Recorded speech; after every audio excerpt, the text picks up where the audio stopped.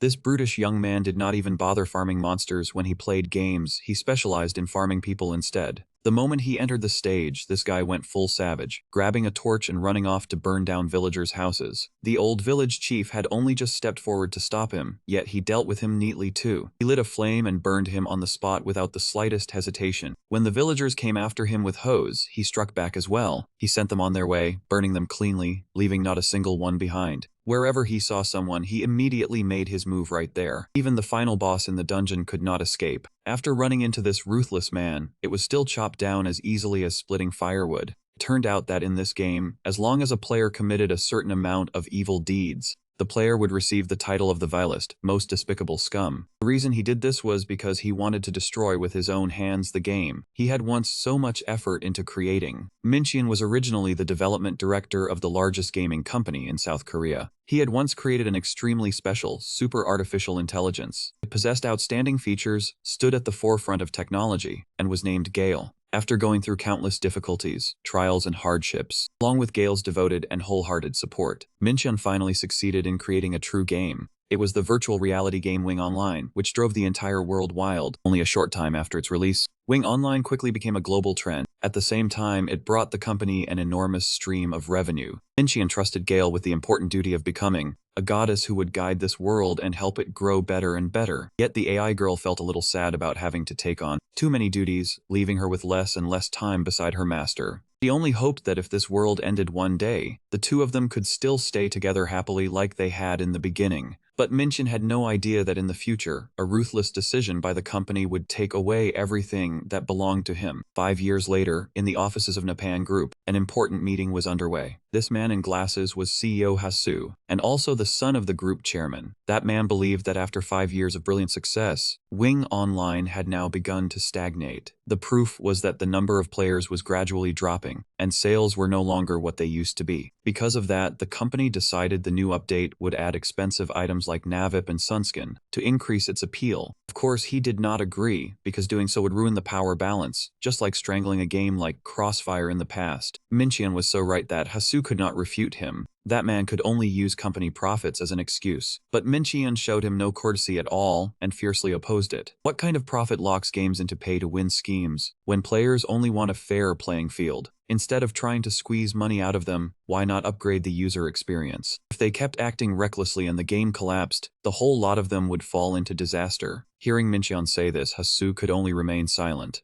He declared one decisive sentence to everyone: "As long as I am still in this company, that will never happen." He thought everything had settled down. However, 3 days later, a shocking incident occurred. It happened inside Wing Online. For some unknown reason, a player had been corroded by a mysterious black smoke. Even when nearby healer class players cast purification spells, that character still failed to survive in the end and had to be abandoned. Team leader Zhang had quickly reported the situation to Minchian. An infectious disease was spreading through the game. What made it terrifying was that if a player died from this disease, their character would vanish completely from the account. Hearing this, Minchian immediately logged in, entering the game to check the situation. When his character arrived, all of them were in utter panic. The crowd was arguing noisily like the chaotic scene gave Minchian a headache. He had no choice but to temporarily lock the system to control everyone. When the surrounding space grew quiet, only then did Minchian breathe a sigh of relief. He finally had time to study this epidemic. He carefully examined the black substance appearing on his hands. He realized this was a type of epidemic that he had inadvertently created during a previous experiment. The goal was to recreate disasters that had occurred in history. At that time, only he and Gale knew about this. And clearly, he had instructed Gale to survive, erase everything immediately after the experiment ended. His eyes sharpened suddenly. Could this be related to Gale? Thinking so, Minchian immediately contacted Gale and reported her condition. However, a long time passed without any response from Gale. At that moment, a shadow behind spoke unexpectedly. No matter how many times he called, there was no answer. Then CEO Hasu appeared slowly with a cold expression. He declared, "From now on, you will no longer access any company data."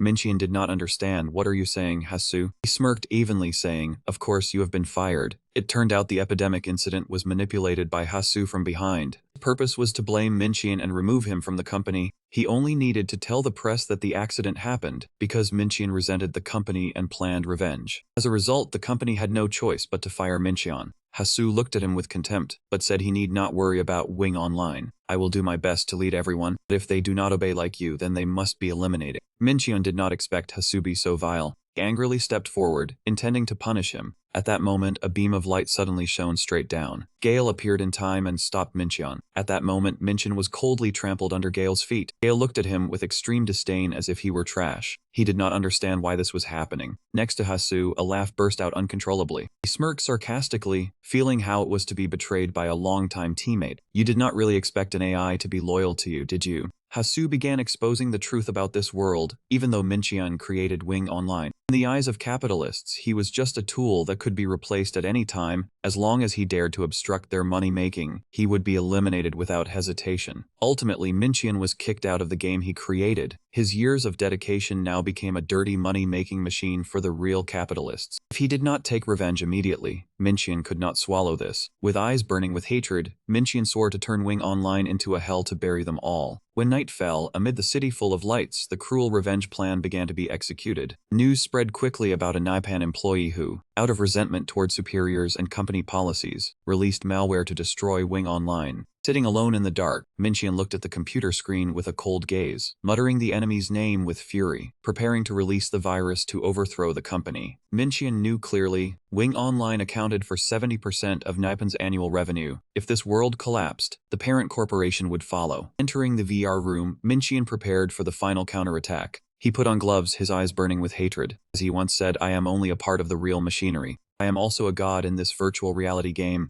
Sitting in the familiar chair, he sneered, declaring, let's see what happens when a god gets angry. A brilliant light flashed from the headset as he began forced login into the system. For Mincheon, the world of Wing Online now had only one path: it must collapse. The moment he appeared in the radiant digital space, a familiar voice rang out anxiously, Master. It was Oasis, the AI with short silver hair, looking at him with teary eyes. He hurriedly asked, I was worried since you did not log in all day. Are you alright? Oasis was originally an AI assigned by Gale to manage operations. Although purchased with company funds, it remained here, Mincheon guessed, because the purchase account belonged to him. Seeing his loyal assistant still here, he smiled wickedly, thinking his insider was still functioning well. To prevent her from worrying further, he replied that he was just busy and asked, is there any message? Oasis immediately displayed the notification panel and reported, yes, you received messages from Nipan about some matters. Oasis froze, eyes wide with astonishment, asking, have you been fired? He realized he had completely lost access to Nipan servers. Seeing her master sinking into resentment, Oasis hurriedly tried to soothe and comfort him.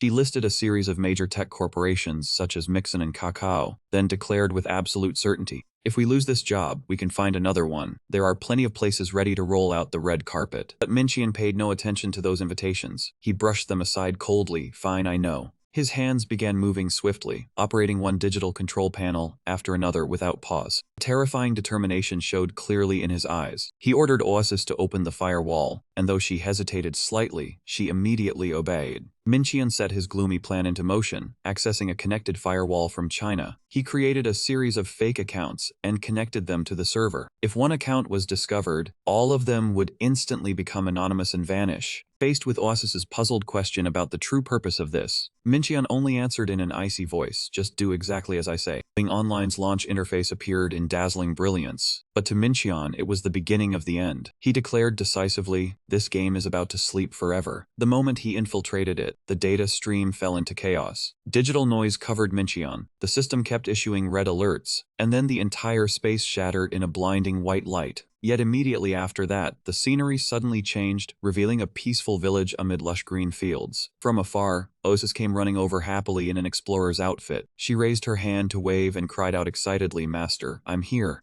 Seeing that Oasis had taken half a day just to create her character, Mincheon could not help grumbling at the delay. She hurriedly explained that girls had to spend a little longer polishing their appearance and adjusting their clothes. Before playing, a character had to look beautiful first. Experiencing it for the first time, Oasis was extremely excited by how realistic the game felt. She kept exclaiming nonstop, feeling that everything around her was far too novel and fascinating. Seeing Mincheon turn away coldly and leave, Oasis immediately panicked and chased after him, calling out loudly, Master, please wait for me. The two stepped into the peaceful Novus village, where all data related to Wing Online had been restarted due to the loss of connection with the company server. Observing the unfamiliar scenery before him, Mincheon silently waited for what was about to happen. Oasis, on the other hand, was filled with happiness. To her, entering this game together with her master was no different from a beautiful dream. She eagerly suggested, "What activity shall we take part in today, master? Or perhaps hunt mice first, since they were both still level 1. Oasis thought simple quests would be the most reasonable start. When Oasis suggested going to meet the village chief to receive the novice quest, he unexpectedly handed the torch to. He handed it to her with an unusually grave look in his eyes. Looking at the stat panel showing that the torch could cause burning, Oasis asked in confusion, "Are you giving me the torch to light up the future?" Faced with that innocence, Minchion coldly ordered, "Burn it, set fire to everything. Do you still need to ask?" Oasis froze in shock on the spot, almost unable to believe what she had just heard. With a dangerous smile clearly showing on his face, Minchion said softly, "We need karma points, after all." Beneath Osis's silent and stunned gaze, the flames quickly swallowed a house. The system immediately displayed a notification, "You have committed arson. Karma points increased by 10. Looking at the burned-out house, Minchion clicked his tongue in disappointment, because each house only gave 10 karma points. He guessed that because this was a novice village, its value was probably that low. While Minchion was still satisfied with the fire, an elderly NPC suddenly rushed over, grabbed his shoulder tightly, and shouted, "Hey you there, what are you doing? How dare you burn?" Before the old man could finish speaking, Minchion had already turned around coldly and used the torch in his hand to attack the pitiful old man. Witnessing that horrific scene, Oasis clutched her head and screamed in panic, "What the hell is this? This isn't an adventure, this is clearly destruction." The system immediately announced, "You have killed 1 NPC, karma points increased by 100. Seeing the number on the control panel shoot up, Minchion curled his lips in satisfaction. So defeating NPCs was the fastest way to farm points. Seeing that Oasis was still stunned, she forced herself to ask. He calmly reassured her, "Don't worry about it. He is only an NPC anyway, he will revive like before." Just as he said, the moment the corpse vanished, the old village chief appeared right behind them, completely intact. As soon as he revived, the old man repeated his program dialogue again. "Welcome, rookie explorers, I am the novice village chief." But before he could even finish speaking, Minchion thrust the torch straight at him again. At this rate, the points would soar in no time. Oasis looked at her master tremblingly, her eyes filled with fear. But Minchion merely gestured coldly, telling her to look ahead. A group of villagers carrying hoes and shovels rushed over angrily, shouting, "Who burned down my house? I'll feed you a shovel right now." Oasis had just begun to kindle hope that someone might be able to stop Minchion's insane actions. But reality was far harsher than she imagined. The flames erupted fiercely, engulfing everyone rushing toward them and plunging the entire village into a blazing sea of crimson fire. Cries for help rang out everywhere, and at the same time a string of NPC defeat notifications appeared one after another on Minchion's screen. Oasis stared at her master in shock, stammering for a long while without forming a complete sentence. "Master, why would you do this?" Looking at the devastated scene before him, Minchion silently affirmed that Wing Online was indeed approaching its end. Just then, a squad of fully equipped guards rushed over in panic. They quickly surrounded the two of them, while pointing their spear tips straight at them in threat. Facing the dense encirclement of soldiers, Minchion still wore a defiant smile when he heard the loud shout. Both of them had been captured. The prisoner carriage clattered through the barren canyon, carrying them deeper into unfamiliar lands. Looking at the status window, his karma points had already risen to 2140. Minchion smiled faintly in satisfaction. It seemed this was enough. In contrast to his calm, Oasis could only cry over being imprisoned as soon as she entered the game, tears falling as she worried about her master. Seeing her panic so badly, Minchion reassured her that since they were beginners, they would not truly be imprisoned. This was only a tutorial feature to help players get used to things. However, his true purpose ran much deeper. Minchion calculated that the karma points would still be preserved, exactly as he wanted.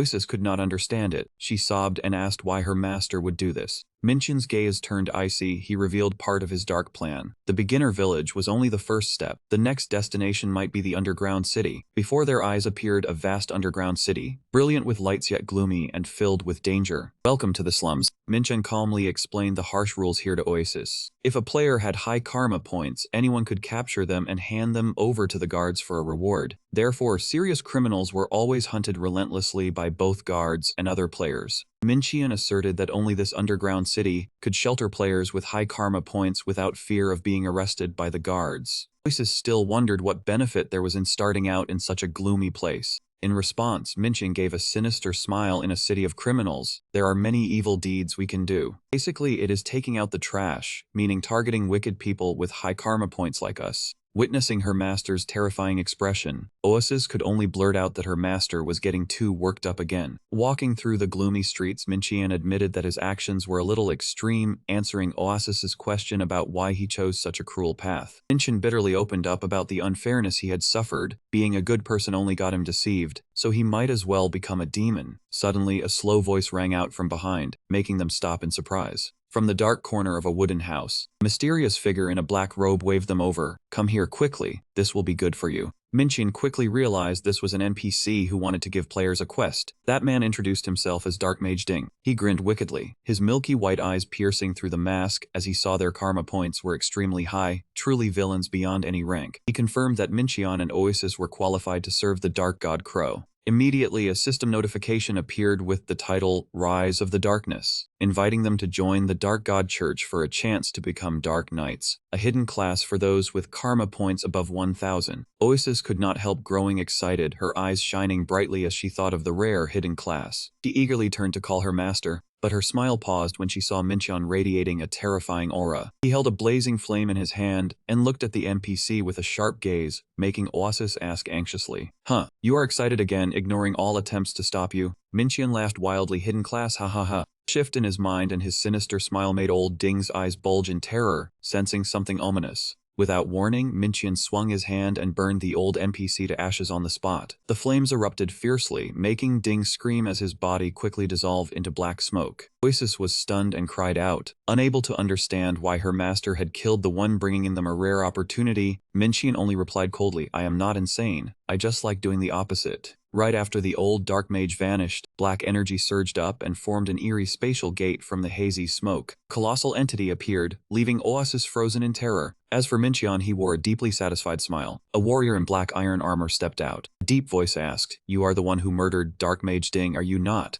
The one who appeared was Terrio, looking at Minchian with admiration and declaring that only kindred spirits could recognize someone more evil than oneself. Terrio believed Minchian was just like him, consumed by obsession with wild ambition and a thirst to commit the utmost evil. Oasis could only groan in resignation. Yet another strange freak. Introducing himself as the leader of the Dark Knight Order, Terrio ordered them to follow him so they could be treated in a manner worthy of their wickedness. Immediately, a radiant system notification appeared, successor of the Demon King. The Dagot Church chose Minchian to receive an extremely rare hidden class, Dark Knight. Minchian revealed to the still dazed Oasis that this was the reason he killed that mage. The leader of the Knight Order was the person they needed to meet. He calmly stepped into the teleportation gate, ignoring Oasis as she ran after him and called out, "Master, wait for me." The two were brought to a magnificent yet gloomy hall. Their blazing torches lined the path leading to the giant magic circle in the middle of the room. Standing before the magic circle, Terrio welcomed them but reminded them that before the class change, he still had a few questions.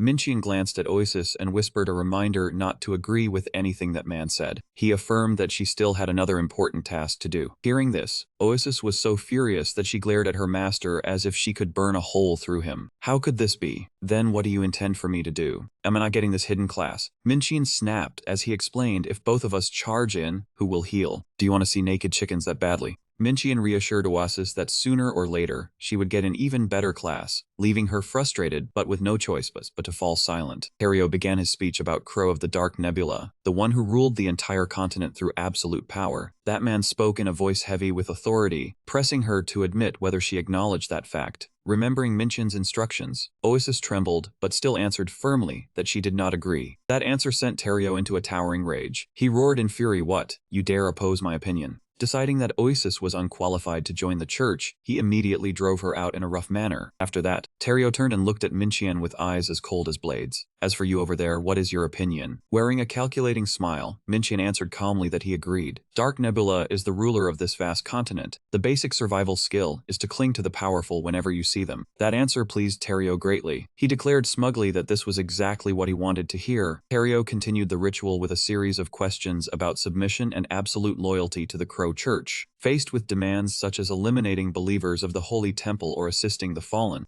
Minchian accepted them all without hesitation and replied that it was what he had to do. When asked his name, he calmly introduced himself as Labo. Terrio reached the final question, his voice grave as if delivering the final seal. This soul and body shall belong to me from now on. The system immediately displayed a notice stating that if he accepted, he would officially receive the hidden class Dark Knight. Without the slightest hesitation, Minchian immediately declared that he agreed. Immediately afterward, the class change process was completed, opening a major turning point as all of his mana was erased and replaced by a mechanism that used vitality to cast skills. In addition to the newly unlocked moves, Minchian also received the exclusive title Demon Lord Level 1. It was a special title whose power and effects increased according to the karma points he accumulated. Minchian understood that the higher his karma points were, the greater his power would become, but if he was unlucky enough to be imprisoned, everything would instantly return to zero. He curled his lips into a sinister smile when he realized this was both the appeal and the greatest challenge of this hidden class. Seeing that expression, Oasis could only sigh helplessly, worrying what earth-shaking scheme her master was about to devise next. Just then, Terrio spoke up to welcome Minchian as an official Dark Knight and gave him a gift. It was the Black Heretic Sword, a level 10 weapon that gave members of the Crow Church 5 additional damage.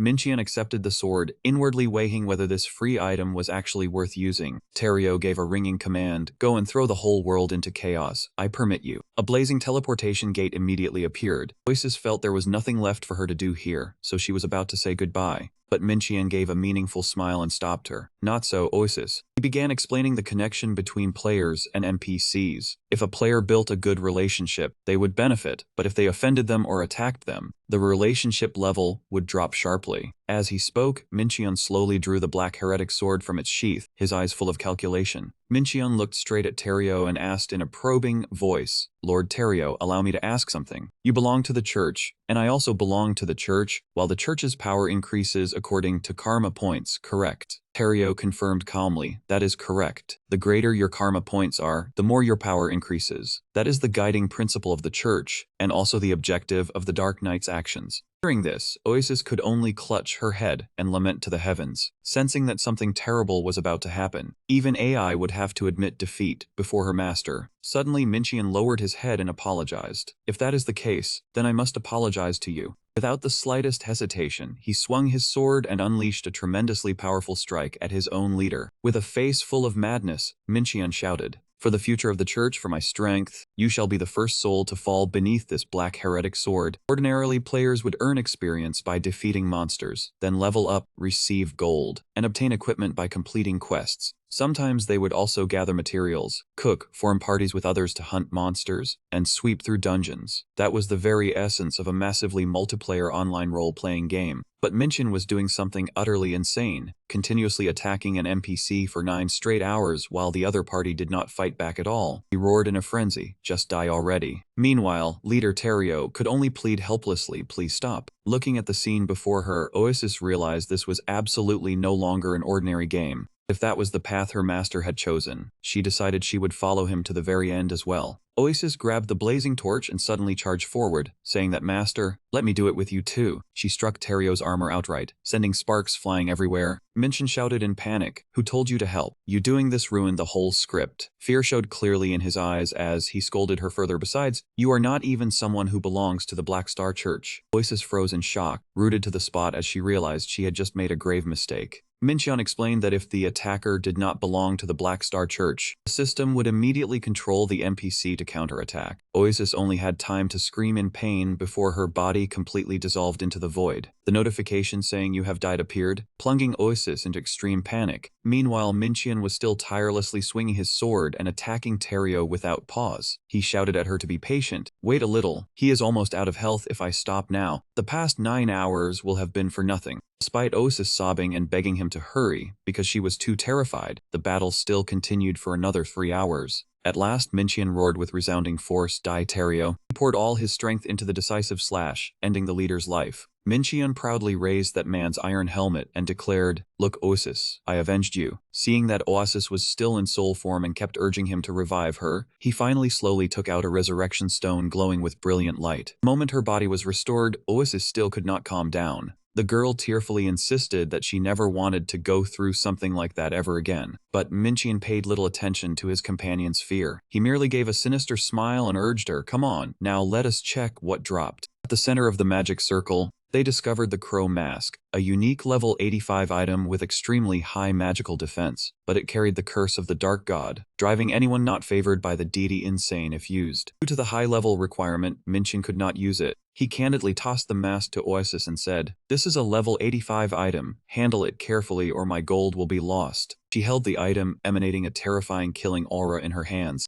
Oasis trembled, her mood hitting rock bottom. Minchin continued harvesting toxins from the basilisk, a potent poison capable of nullifying an opponent's defenses. What thrilled him the most was the mysterious key radiating pure malevolence. In response to Oasis's curiosity, Minchin merely hinted, "You will know later." He raised the key triumphantly and affirmed that now was the moment to use it. Oasis still felt aggrieved, muttering about her master playing the game alone and keeping all information hidden. He could only sigh and asked her not to frown anymore. He signaled both of them to step into the teleportation light to leave the gloomy hall, promising compensation after returning to the village. As soon as they disappeared, at the scene where Terrio had just fallen, the fragments trembled and began a bizarre reconstruction process. The armored entity rose amidst digital interference streaks, solemnly confirming that everything was as the prophecy foretold. Meanwhile, Minchin and Oasis returned to the dimly lit streets of the underground city. Oasis ran cheerfully after him, asking hopefully if they were going to take the mission now, and Minchin confirmed straightforwardly. He stopped and added that they had to visit just one more place first, irritating Oasis due to his roundabout ways. Minchin explained that in a 5-year-old game like Wing Online, playing as a criminal had many disadvantages. When criminals began learning economics, he pointed out that those who stayed in the underground city were madmen capable of destroying anything anywhere. With a serious expression, Minchin revealed the next target he intended to meet. The king of the madmen here, in short, the king of madness. Oasis worried, not understanding why her master wanted to meet that terrifying figure. Minchin explained that to start a grand enterprise many things were needed, but one was essential. Oasis immediately guessed any grand enterprise requires money. In a hidden corner of the city, a mysterious figure named Nim silently observed the exhausted warrior. And Thenlin appeared from behind and mocked, seemingly observing someone struggling against a bounty hunter. To their astonishment, Nim offered the cheapest gold deal in the market, guaranteeing the lowest nationwide price, safe transaction, 100% post-payment, already smelling like a multi-level scam.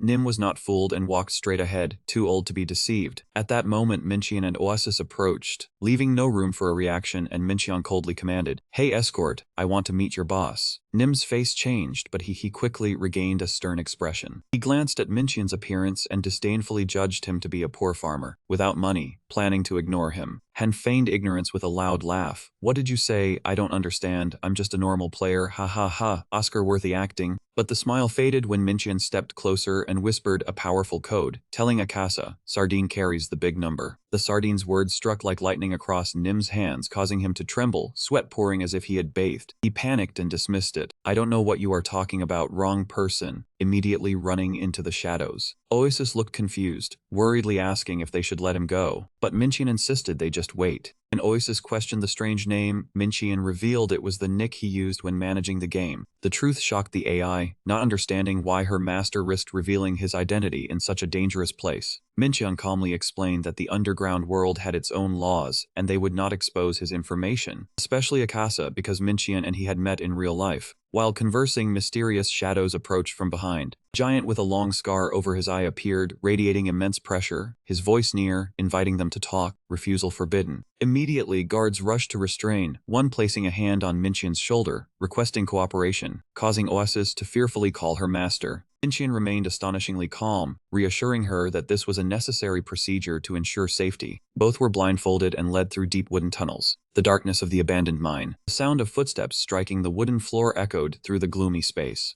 They were led to a secret door, the guard respectfully reporting their arrival. From inside, an authoritative voice said, "Let them in." As soon as the blindfold was removed, Minchin faced the disheveled blue-haired Nim, eyes sharp, with a strange red streak beneath his eyelid. That was Akasa. He froze, looking at Minchin, shifting from surprise to suspicion, saying, "The face looks somewhat familiar, but my sardine isn't this weak." Memories of the real-life meeting surfaced in Minchin's mind. It was a scorching day. Minchin had just stepped out of a cafe with a drink in hand. A timid man, sweating profusely, approached to start a conversation. He shakily called his name correctly, Director Minchin. Before Minchin admired, scratching his head awkwardly, introducing himself as Akasa. He did not yield and warned that he could fully report his actions. causing him to face many more past offenses. Hearing this, Akasa was terrified and lost composure. He explained that this was the only way to meet him. That man pathetically collapsed to his knees in the middle of the street, lowering his head as he begged Minchan to withdraw the complaint. In despair, he swore that if he were spared this once, he would never repeat any mistake again. But Minchan still wore an icy expression. He calmly said everything would be handled according to the law. Crying would not make money appear. He even added a fatal line, saying that even if he had the ability to help, he had absolutely no intention of doing so.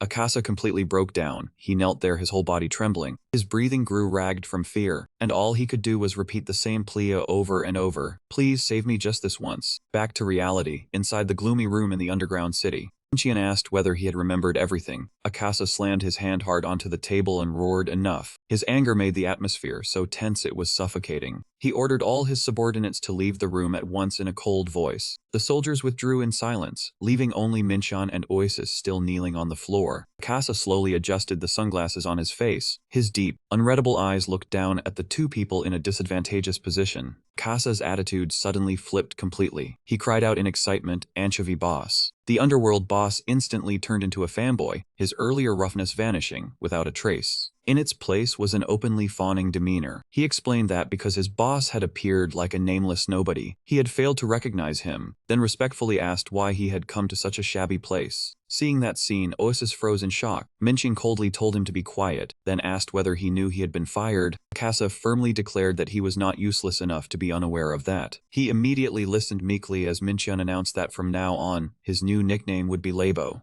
Akasa wondered what the name Labo meant. He calmly replied that it was simply his account name in this game. Akasa fell into thought, guessing whether it was an abbreviation for last boss, meaning the final boss. Those words made Minchan freeze for a few seconds at the unexpected coincidence. He inwardly admitted that it was indeed true. Oasis looked at her master with worried eyes, wondering if he truly intended to become this world's greatest enemy. Not wanting to waste any more time, Minchan demanded that everyone return to the main issue. He declared that he would reveal a top-secret piece of information, and in return, Akasa had to pay in gold. In the dark room, only the flickering lamplight shone down. Akasa listened intently as Minchan laid out the speculation plan. He summarized that his boss wanted him to stockpile as many enhancement stones as possible from now on, then wait for the right moment to sell them for profit. Minchan nodded in confirmation, then explained that it would only be about another month. When the version 6 update appeared, the level cap would be raised, bringing with it a whole wave of new equipment. At that time, demand for enhancement would skyrocket, while the market would suffer a severe shortage of enhancement stones. Minchan stated with certainty that they only needed to wait until prices hit their peak, then dump their stock and throw the entire world into turmoil. Even as a seasoned merchant, Akasa could not help feeling uneasy. He hesitantly asked that if they crashed the server like this, who would he sell goods to tomorrow? He stated that this was only the beginning, and that there would be many more items with even heavier consequences in the future.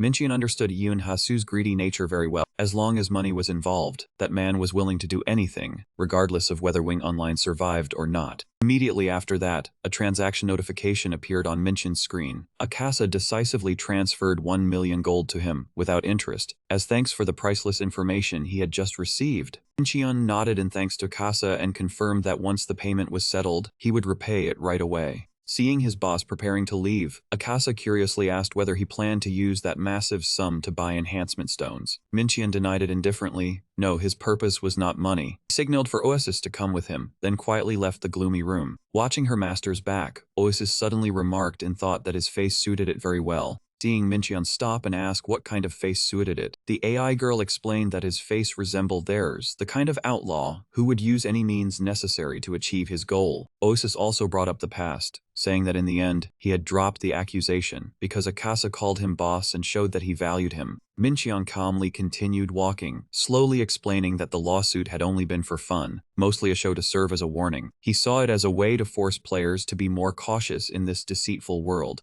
Minchan stated with certainty that even if Akasa had not come to him on his own, sooner or later he would have dropped that lawsuit anyway. Seeing that Minchan had been in the game for 15 hours straight, Oasis worriedly asked whether he was tired. Minchian yawned deeply as he admitted that he was a little tired. Before resting, he told her to open the transaction window so they could check. Oasis was badly shocked, her eyes widening when she saw the figure of 1,000,000 gold appear. She asked in astonishment whether her master intended to hand all of this to her. Minchian told her to use that money to expand the bank and storage, then buy up every iron ore on the market priced under 5 gold. Seeing Oasis stare blankly and ask why iron ore, he only vaguely said that he would explain later. Because he was too tired, he also gave her the task of grinding to level 10 on her own while he was absent. Minchian added that players who had not changed classes could do that from level 12, then said goodbye. He was going to sleep now. She should stay behind and enjoy the game. Right after that, his body vanished as the logout command was carried out. Oasis was left alone, standing there in a daze. However, she was not worried at all.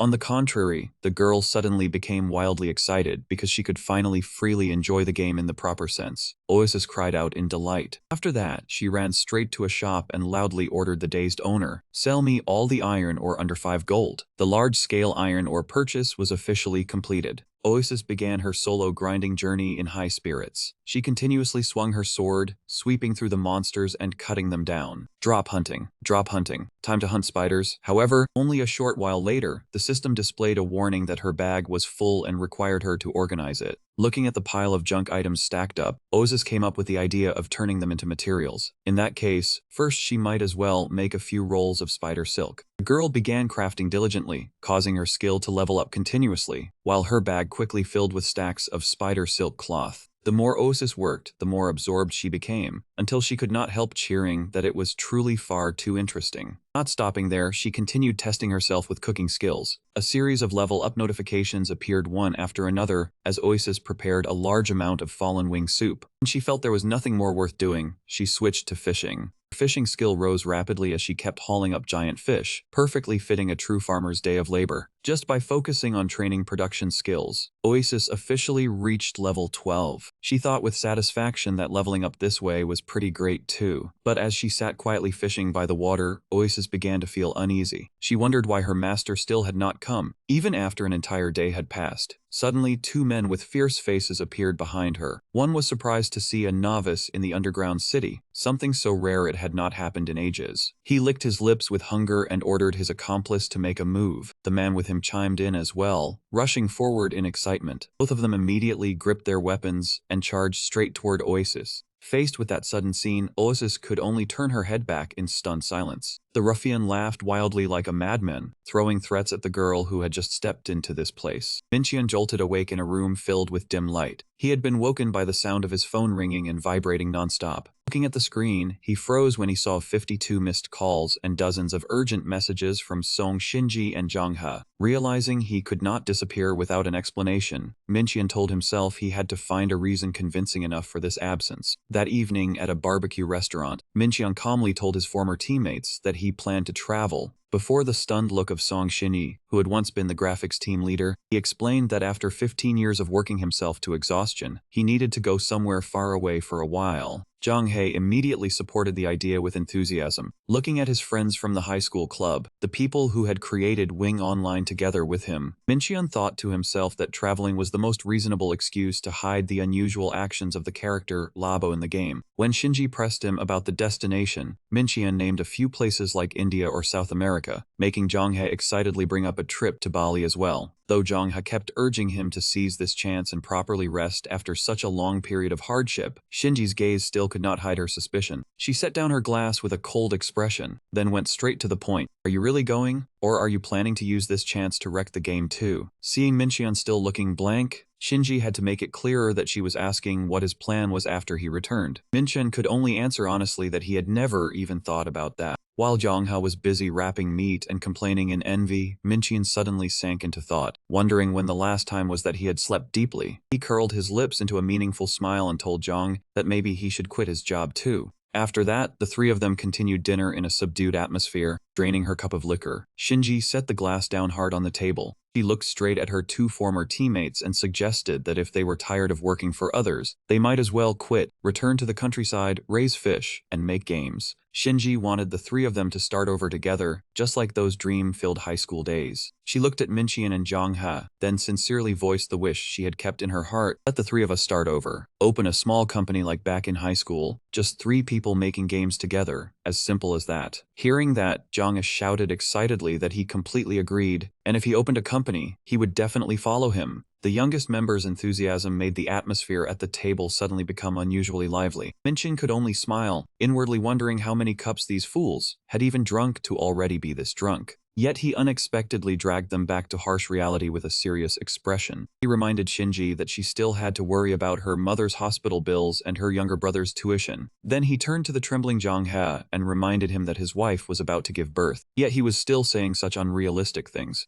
Zhang had just been about to reply when Minqian quickly poured more liquor, trying to soften the tense atmosphere. Alright, you lot, just keep drinking. Looking at the friends before him, he silently wished that one day, the three of them could open a small company and happily make games together. Then he reminded himself that this was not the right time yet, because the most important thing right now was taking revenge on Nipon, the one who had destroyed their game. Minqian silently hardened his resolve. The villain's role was enough for him alone to bear. Late at night, Minqian left the restaurant with his mind still on the virtual world. He wondered whether Oasis was doing all right. At the same time in Wing Online, a fierce attack was underway. A ruffian rushed in at terrifying speed, swinging his weapon straight at Oasis. A violent impact rang out with a piercing sound, causing the ground beneath to crack apart. The large man stared wide-eyed in shock as his thunderous attack was blocked in an instant. Oasis still stood motionless with an innocent expression. She asked in confusion what was going on, and why they had suddenly done that. Two ruffians began to panic, unable to believe that a brand new novice could block their coordinated attack. Thinking it was just some ridiculous technical error, the skinny man shouted that the game must be bugged, then urged his accomplice to charge again. The big man gritted his teeth and agreed. Both of them charged straight toward the petite girl, determined to take down their opponent at once. But right then, Osis's eyes suddenly lit up with a sternness entirely unlike before. Facing the blade and the iron fist bearing down on her, she calmly swung the small dagger in her hand. Crisp collision sounds rang out one after another, while the system kept displaying notifications that weapon defense had succeeded. Both attackers froze in shock as every one of their strikes was blocked perfectly right before their eyes.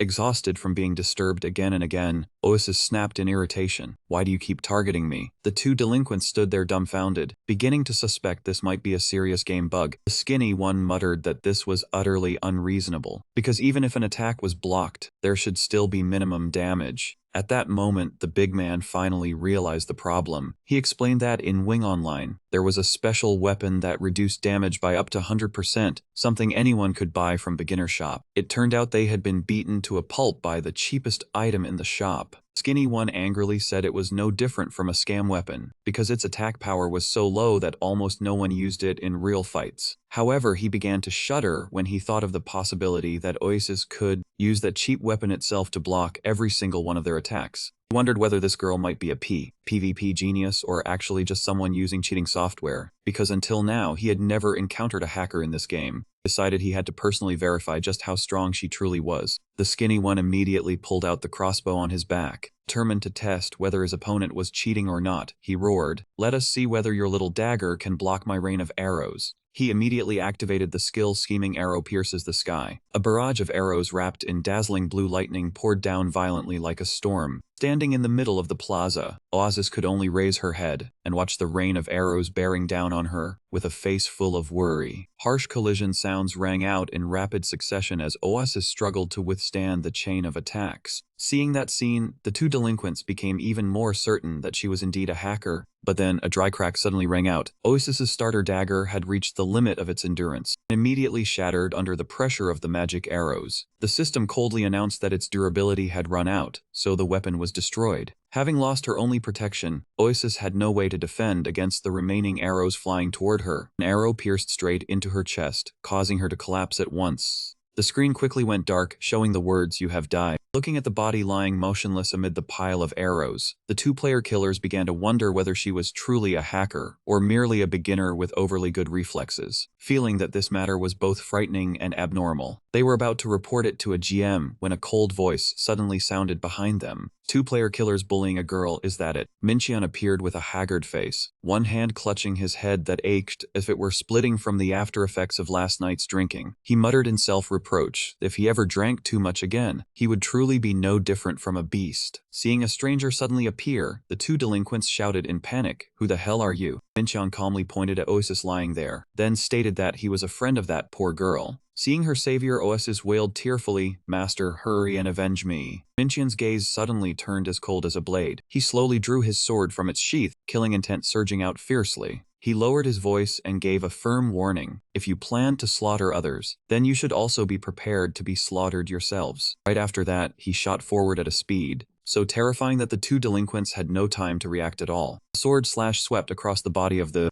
skinny one, leaving him unable to dodge in time. Yet immediately after that, the skinny one suddenly froze. He blankly checked his wound, then burst into mocking laughter. "I thought he was incredibly strong. Good heavens, turns out he is just an empty barrel making noise. Haha." Mincheon gritted his teeth bitterly when the system reported that he could not deal damage because the level gap was too large. Seizing the opportunity, the giant man immediately charged forward, swinging an iron fist as if he wanted to crush him. Then he brought down a thunderous blow, leaving Mincheon only enough time to dodge by a hair's breadth. Mincheon quickly retreated to keep his distance. He took out a porcelain bottle that radiated an eerie aura and told himself, "Using it on these guys is a bit of a waste, but I still have to throw it." He decisively hurled the purple serpent poison bottle toward the opponents. A loud explosion rang out, and green poisonous mist instantly covered the entire area. Two delinquents began coughing violently without end. They realized in panic that this was poison, then hurriedly called to each other to find a way out. "Good heavens, he is using stink bombs. Run, brothers." The violent coughing made them nearly unable to breathe.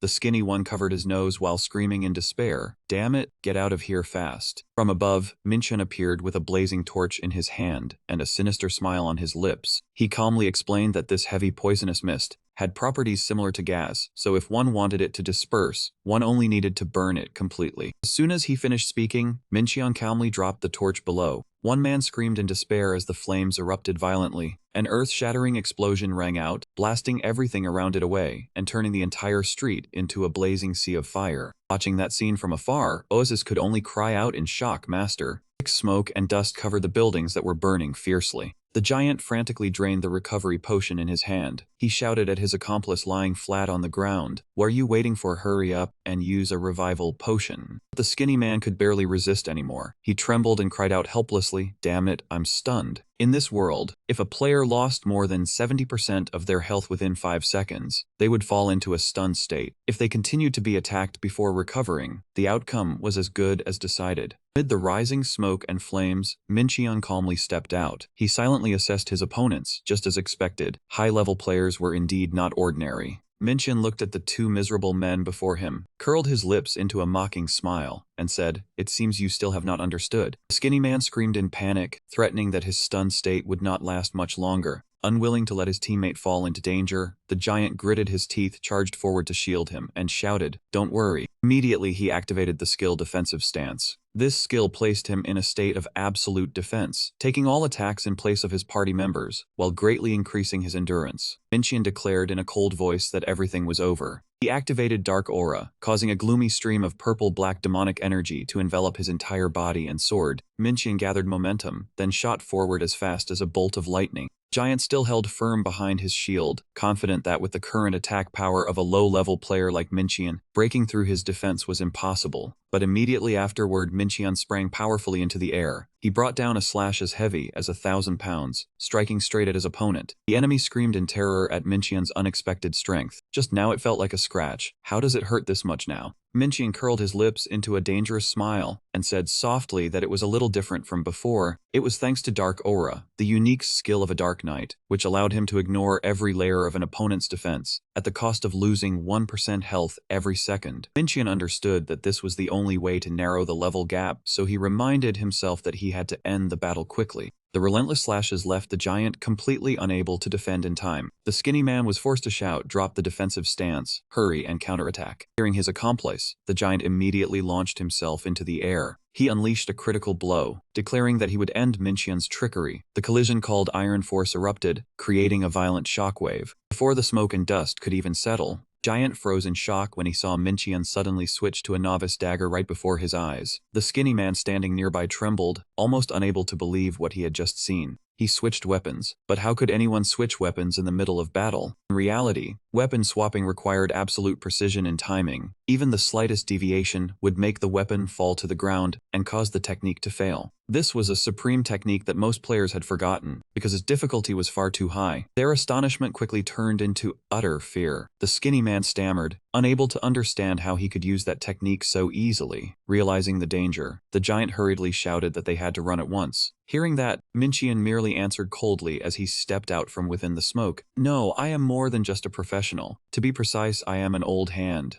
Minchian's eyes blazed with killing intent. Then he swung his sword and charged forward like a tearing gale, leaving the two murderers standing frozen in despair. The giant's eyes widened in shock at Minchian's speed, and he cried out in panic, "What is going on?" Minchian swept past like a ghost, so fast that his opponent could not even see the path of his sword. He realized in shock that Minchian had never been aiming at him. Minchian's true target was the skinny man who was gradually breaking free from the stunned state. Just as the man managed to say that he was no longer stunned, he immediately faced an unavoidable end. A decisive slash made him vanish completely into nothingness. Minchian stood in the middle of the scene, coldly watching the body dissolve, then mocked, "If you are weak yet insist on courting danger, go back to the countryside and rest." The remaining giant panted in pain, fleeing in panic through the gloomy wooden houses of the underground city. He ran while muttering in extreme fear, "What the hell is going on?" When he realized he could not escape this pursuit, the giant hurriedly activated the logout command. Immediately afterward, the system displayed a notification. He held his breath and watched the countdown 5, 4, 3, 2, 1. Right at the third second, an uneasy premonition made him freeze and raise his head. As the number 2 appeared, Minchian had already plunged down from above, wearing an icy sharp smile with his sword covered in black demonic energy. At the final moment, Minchian's blade pierced straight down. The blade pierced through the top of the giant's head, finishing him off just before he could escape the game. The black energy erupted violently, putting an end to the two murderers. Amid the silence that enveloped the underground city, Oasis was still struggling underwater, crying in grievance after being left behind, choking out whether her master had forgotten her. Immediately, Minchian used a resurrection stone to bring Oasis back from death. Within the radiant light, Oasis appeared trembling. Her spirit almost collapsed. She silently lamented that this job was truly miserable, and she could not take it anymore. Seeing that his partner was still panicked, Minchian gently placed a hand on her head and spoke in a comforting voice full of guilt. "Sorry, Oasis, I came too late, didn't I?" But that gentleness quickly disappeared when Minchian casually added one sentence that left Oasis frozen in shock. "Just keep reviving again and again, and you will get used to it," he said as if it were nothing, leaving Oasis standing there with a speechless expression. The system immediately displayed Minchian's new status window, where his infamy points had soared all the way to 4380. Looking at the results after the battle, Minchian showed clear disappointment and muttered that taking down 2 guys had only raised his points a little. What a waste of poison bottles. Seeing that her master was unhappy, Oasis innocently asked whether those 2 had been too weak. Minchian sighed and explained the cruel rules of the underworld. When infamous players fought, the winner would receive half the opponent's infamy, yet he had only gained 2,000 points. At present, his level 2 Demon Lord class was adding quite a few stats based on his infamy points, including both attack power and maximum health. But when he thought of the goal before him, Minchian could only wearily tell himself that the road to becoming the top 1 in infamy was still far away. While walking down the street, Minchian suddenly turned to remind Oasis of something important. Her reaction speed might be suspected as cheating, so from now on, she had to deliberately delay her combat movements a little. Oasis stared blankly, unable to understand why she had to intentionally slow her movements like that. Minchian smiled craftily and explained that this was how to hide one's true strength. They had to leave others away to survive, so they could continue tormenting them later. Her master's sarcastic remark left Oasis speechless, her eyes wide with astonishment. She was still muttering about the word humane when Minchian saw her frozen beneath the steps and turned back to urge her. "What is it? Hurry up and come up." He announced that the 2 of them would now go receive her class change quest, making Oasis cry out in excitement, "Really?" Before them stood a massive structure, with towering rows of stone pillars and brilliant light spilling from within. Oasis realized that this place was a solemn shrine. Suddenly, Minchian stepped forward and gripped both her shoulders tightly, startling her into stunned silence. With a grave expression, he called her name in a low voice and began explaining the fatal weakness of the class he possessed. Every skill of a Dark Knight consumed vitality instead of mana, so Minchian had to keep his health at a safe level in order to continue fighting. He stated that he could not rely only on ordinary recovery potions, and absolutely needed to be healed directly by another skill. Minchian's eyes suddenly became fervent. He roared decisively, "Therefore, you shall become a cleric." Before his assistant's stunned expression, he roughly ordered that she had to keep healing killing him without pause. Oasis froze for several seconds. The girl broke out in cold sweat as she understood the truth. It turned out she was merely a walking first aid kit. Mincheon did not wait another second. He eagerly urged her to hurry and accept the class change quest. "We still have many things to do," he said, then ignored Oasis as she struggled and screamed after being suddenly scooped up. Mincheon charged straight into the shrine at dizzying speed. Though Oasis had always hoped for a useful class to support her master, she had not expected to be pushed into the role of a mobile health potion like this. As Mincheon ran, he shouted loudly over her protests that he had said he would give her a special job. The two rushed straight into the dazzling light at the end of the Great Hall. Oasis trudged out of the shrine, exhaustion written plainly across her face. She quietly announced that everything was done. Now, the AI girl had officially changed class into a cleric, dressed in solemn robes and holding a scepter in her hand. The status window showed that Oasis had reached level 12, possessing outstanding intelligence and magic power, enough to firmly take on the role of backline support. Looking at his companion's new appearance, Mincheon was extremely excited. He rubbed her head while praising her nonstop, saying she looked far too fitting, the very image of a cleric. Mincheon even flattered her by saying that with such a noble appearance, parties would surely line up to invite her to conquer dungeons. Faced with his excessive enthusiasm, Oasis could only cry and beg him to please stop. Seeing Mincheon confidently declare that from now on the two of them were officially in the same boat, Oasis asked suspiciously whether they were going to kill NPCs again. Mincheon shook his head in denial, then decisively revealed the next insane goal: climb to the top of the server in 1 month, and if they failed, quit the game. Oasis was so shocked by the mere 1-month deadline that she nearly froze on the spot. She knew very well that under normal circumstances, a player would have to grind relentlessly for more than half a year to reach max level. But Mincheon understood that there was not much time left, because exactly 1 month later, the largest update so far would open, unleashing the new continent, adding a vast number of new equipment pieces, and raising the level cap to 100. The sinister smile on his face, Mincheon stated that they had to reach max level before then, so they could participate in the update and monopolize all the premium items of the new continent. Their first destination was the Venomous Serpent Cave, a dungeon of normal difficulty, but recommended for level 50. Before the entrance stood the giant head of a stone snake, its mouth open in gloomy menace. Stepping into the pitch-black cave, Oasis anxiously asked whether they had still not reached level 56. Mincheon still walked in calmly and reassured her that he had calculated everything carefully. At worst, they would just die. All of a sudden, a pair of crimson eyes appeared in the darkness. The giant snake rushed out with a fierce roar, leaving Mincheon unable to hide his shock. As for Oasis, she only had time to scream in terror before a powerful impact sent both of them flying. Oasis crashed heavily to the ground. She groaned in pain, struggling to raise her head and look ahead. The monster still stood towering right in front of them. It hissed furiously, preparing to launch its next attack at the tiny intruders. Mincheon gritted his teeth in annoyance at being startled by its sudden charge, then immediately entered a combat stance. He activated the Dark Aura skill, causing a stream of deep purple demonic energy to envelop the sword.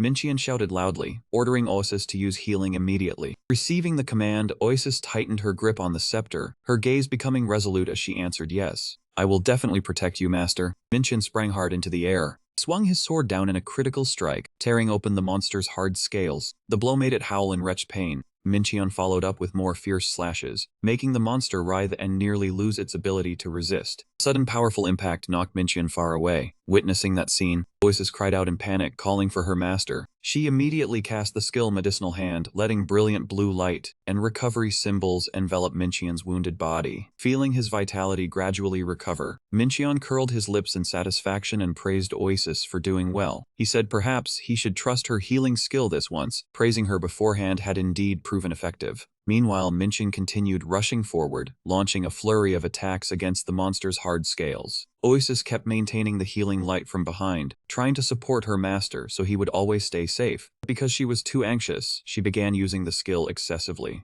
As a result, streams of healing light kept pouring down one after another, with almost no pause. Seeing so much magic being wasted, Mincheon paled and shouted in reproach, "Stop once my health is full. Overusing it will drain your mana. If you do that, the monsters will notice and attack you. How can you be so careless?" The warning had barely ended when it was already too late. The giant snake immediately changed targets. It opened its mouth wide, full of sharp fangs, and lunged straight toward the small girl. A violent collision erupted right where Oasis was standing. Mincheon only had time to cry out in despair, "My God, my blood bag just got blown away." To use the Dark Knight's skill, Minchian had to exchange 1% of his health every second. Without being healed by skills or potions, he could only last a little over a minute. If he died, the experience penalty would be enormous, so Minchian told himself he could not lose, then decisively charged straight at the monster. He reminded himself to stay calm, because he was the one who had designed every attack used by these monsters. This really was his own stick striking his own back, everyone. Right after that, the giant snake unleashed an extremely powerful tail whip. The ground immediately cracked apart where Minchian had just been standing. Next, it switched to a body coil attack. Minchian quickly caught the opening and skillfully slipped past the monster's massive body. He calmly watched its every movement, because he knew the next attack was bound to appear. Just as he had predicted, the snake rushed in with a fatal bite and razor-sharp fangs. Minchian understood this was his only chance to turn the situation around. The moment had come. He poured all his dark magic into the sword, preparing to deliver the decisive blow. The blade, carrying dark magic, drove deep into the monster's head, making it roar violently. However, realizing the attack still was not enough to finish off his opponent, Minchian paled and blurted out, "This is bad." The system immediately reported insufficient damage, and Minchian was sent flying far away, collapsing in pain. In despair, he silently wished someone would heal him right now. Unexpectedly, brilliant blue particles of light began to appear. They covered his hands, his head, and his entire body. Minchian was stunned to realize that the wounds on his body were being miraculously healed. Looking at the glowing stream of recovery magic, he joyfully understood that he was still alive. Ahead of him, the giant snake was still roaring without pause. Minchian immediately charged forward and said firmly, "Wait for me a moment, I will save you right away." After an earth-shaking explosion, the snake finally collapsed and vanished. Minchian hurriedly searched through the monster's remains and discovered Oasis was lying motionless, her body covered in a strange layer of slime. She let out a soft, choked sob, then suddenly opened her eyes wide and woke up.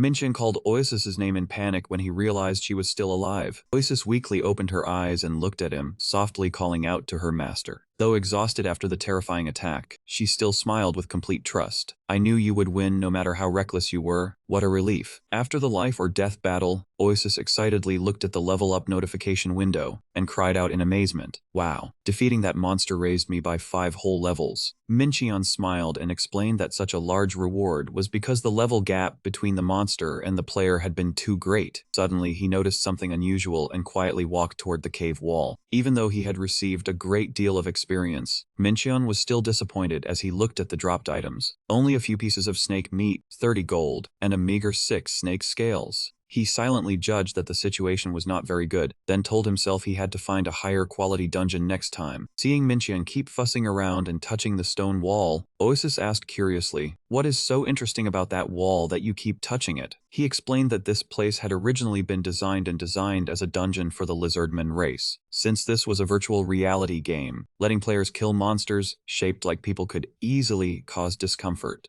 Therefore, the developers had replaced them with other kinds of monsters so players would feel more comfortable fighting. However, Minchian knew very well that the intricate trap designs from the lizardman's earliest version were still hidden in the corners of this place. With cold eyes and a calculating smile, Minchian declared something like this. After saying that, he decisively pressed hard on a hidden stone slab. Immediately, a loud sound rang out. The ground shook violently as a gigantic trap suddenly rose up from below, looking down into the deep pit full of sharp stakes. Oasis shuddered as she realized this was a deadly trap. One fall into it and death would be instant. Minchian calmly explained that this trap was by no means ordinary. Even monsters would find it hard to survive after falling in. He urged her to continue on their way. When Oasis blankly asked where they were going, Minchian finally revealed the plan to gather monsters into this pit. Realizing that she was the one who had to serve as bait, Oasis asked back in shock, "Yes, me." The only answer she received was her master's cold confirmation. "Who else should I go instead? You run fast." After hearing that, Oasis could not stop trembling. Minchian smiled and reassured her that if she was not used to it the first time, she only needed to lure a small number of monsters. That encouragement sounded enough to make one faint, leaving Oasis's face pale and her mood even heavier.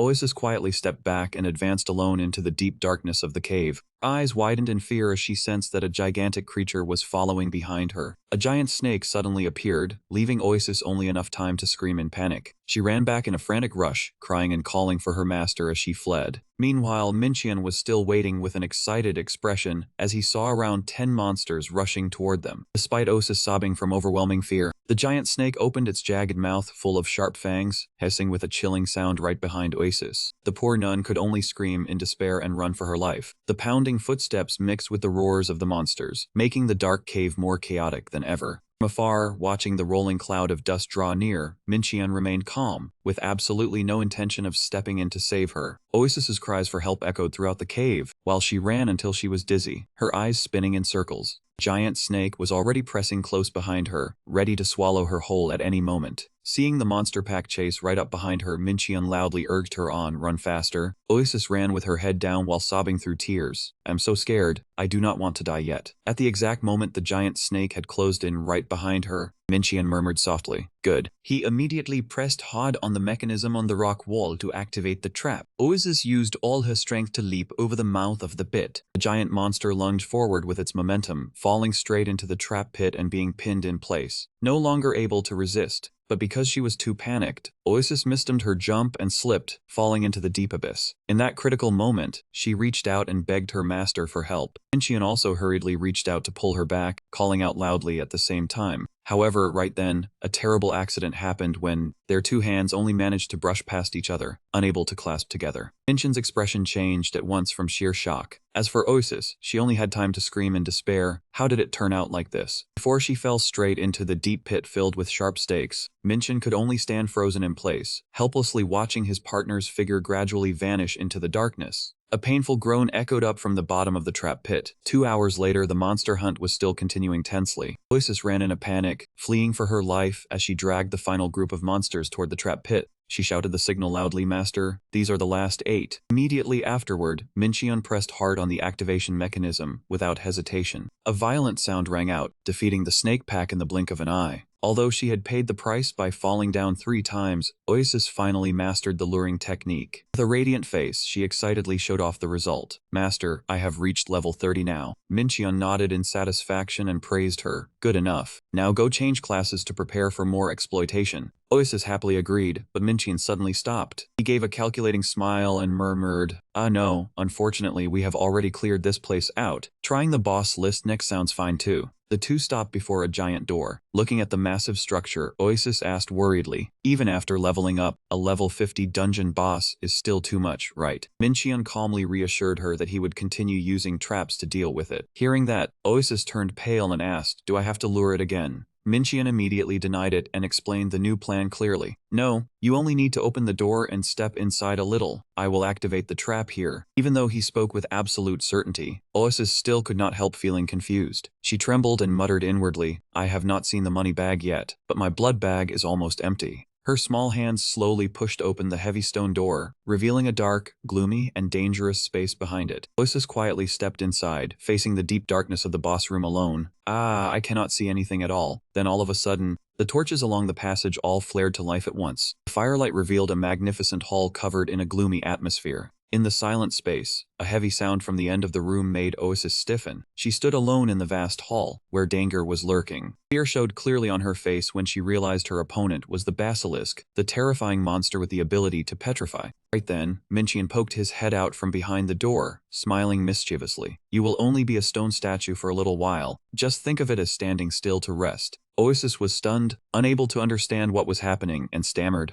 "Why is it like this?" Meanwhile, the monster's crimson eyes had silently closed in from behind. The giant basilisk slowly raised itself, looking extremely terrifying. Dreadful pressure from it spread outward, making the whole space seem tremble. Oasis could clearly feel her body gradually becoming stiff. She trembled and called for her master in despair. Master." Ignoring his partner's panic, Minchian still stood calmly behind the door and reassured her in a very irresponsible way. "Do not worry, I will catch it before it can attack you." Immediately, the monster opened its mouth wide, full of sharp fangs. It rushed straight toward the small girl in front of it. Minchian observed everything with icy eyes. Then he decisively pulled the lever of the hidden mechanism. Sharp stakes suddenly shot up from the ground. They pierced through the basilisk's body all at once, making it writhe in agony right beside Oasis. The giant basilisk was pinned in place by countless iron spikes, its breath ragged amid the wreckage. Mincheon calmly walked up to Oasis, who was still petrified, then reassured her. I told you there is nothing serious. With comfort like this, anyone would quit playing. However, terrifying cracks began spreading across the stone layer encasing Oasis. Before Mincheon's stunned gaze, her petrified body suddenly began to crack apart. Small pieces of stone crumbled away, scattering across the floor. Mincheon stood frozen, silently staring at the pile of broken fragments and the lonely staff left behind by his ill-fated companion. The notification announcing the dungeon's completion appeared in a brilliant glow, but the air around them was heavy enough to suffocate. She gritted her teeth and muttered, "Just you wait, the day I get control of the server, you will be the one who disappears." Looking at his companion, who was furious to the extreme, Mincheon only clicked his tongue and thought that sometimes this game's overly realistic system caused plenty of trouble too. Oasis was still seething with grievance, her face clearly showing her displeasure at being used as bait by her master. Teacher Mincheon spoke up to remind her that it was time for her to do her first-class change quest. She answered only in a sour, sarcastic voice, "Yes, yes, of course I have to go." Oasis was truly both confused and exhausted by Mincheon's insane plans.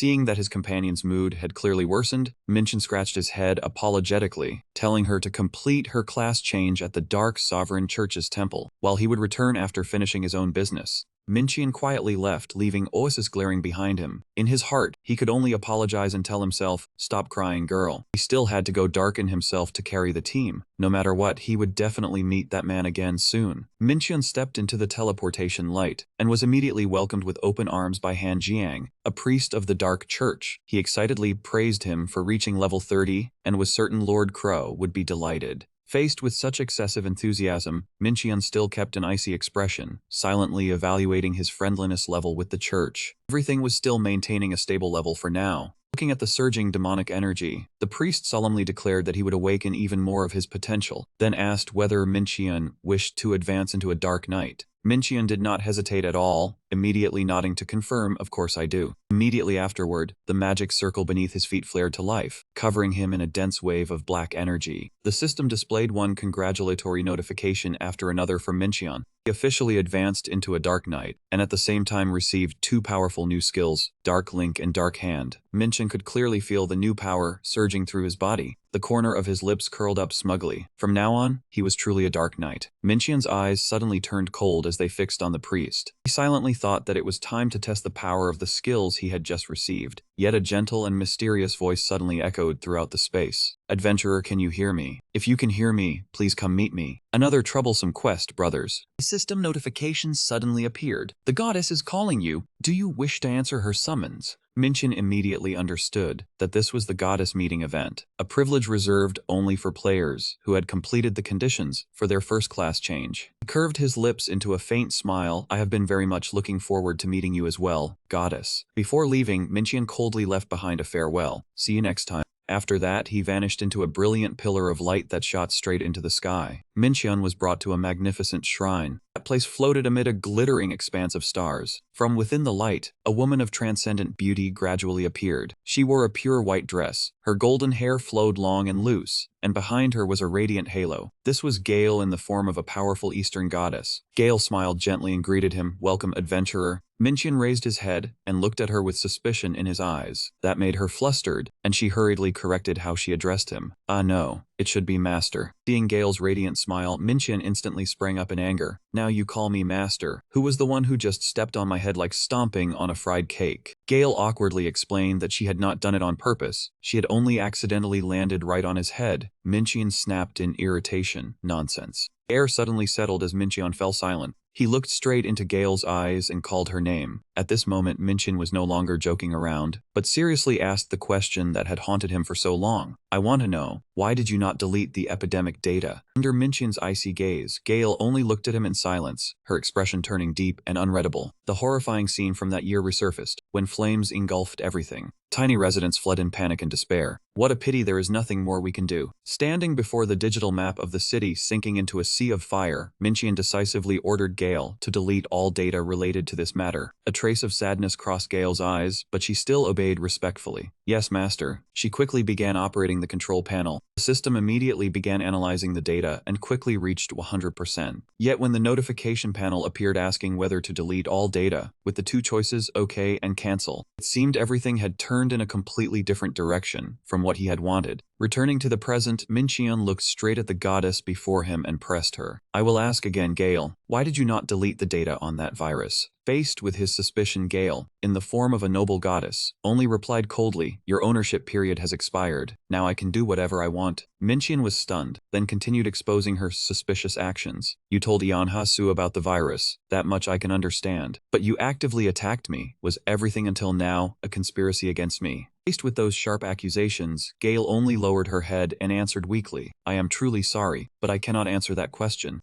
Mincheon froze, bitterness clearly showing in his eyes before the cold silence of the companion who had once been closest to him. Mincheon sighed and spoke bitterly. In the end, you are only a pile of mindless code. Why am I wasting words on you? Before Gale's prolonged silence, Mincheon pointed straight at her and declared war with firm resolve. Just you wait, Gale. You will see how I end you and this entire world. Contrary to his fury, Gale only smiled faintly and said that her master had not changed at all. He believed that although Mincheon could always reach the most rational conclusions, sometimes his actions were foolish and impulsive to a baffling degree. Though she liked that part of his personality very much, Gale still asserted that what she was doing now was the best choice to protect this world. Watching the creators departing back, she gently promised that she did not know how he intended to destroy this world, but if he wanted her to wait, she would wait, master. Mincheon clenched his fist and affirmed in a low voice that I will definitely not disappoint you, Gale. Leaving the magnificent shrine, he silently swore that until the final moment, he would bring this wing online to a terrible end. Faced with that resolve, Gale suddenly snapped her fingers and smiled playfully. How interesting. Why don't we have a friendly match? The moment the goddess's finger snap rang out, Mincheon realized in shock that something was terribly wrong. He stared down at his wrist in a daze, where a strange object had just appeared out of thin air. Mincheon wondered in alarm, what kind of gift looks like handcuffs? Gale smiled and explained that for someone who dared to openly challenge the gods, this bracelet would be a special advantage, one that would be very useful to him on the journey ahead. Looking at the strange item on his wrist, Mincheon asked mockingly whether she was being too arrogant by seeing him as nothing more than an ordinary adventurer. Curled his lips into a challenging smile and raised his voice, Gale, I am truly looking forward to it. Gale calmly replied that she too was looking forward to the day her master's blade rested against her neck. Before sending him away, she left behind a blessing filled with hidden meaning. Then,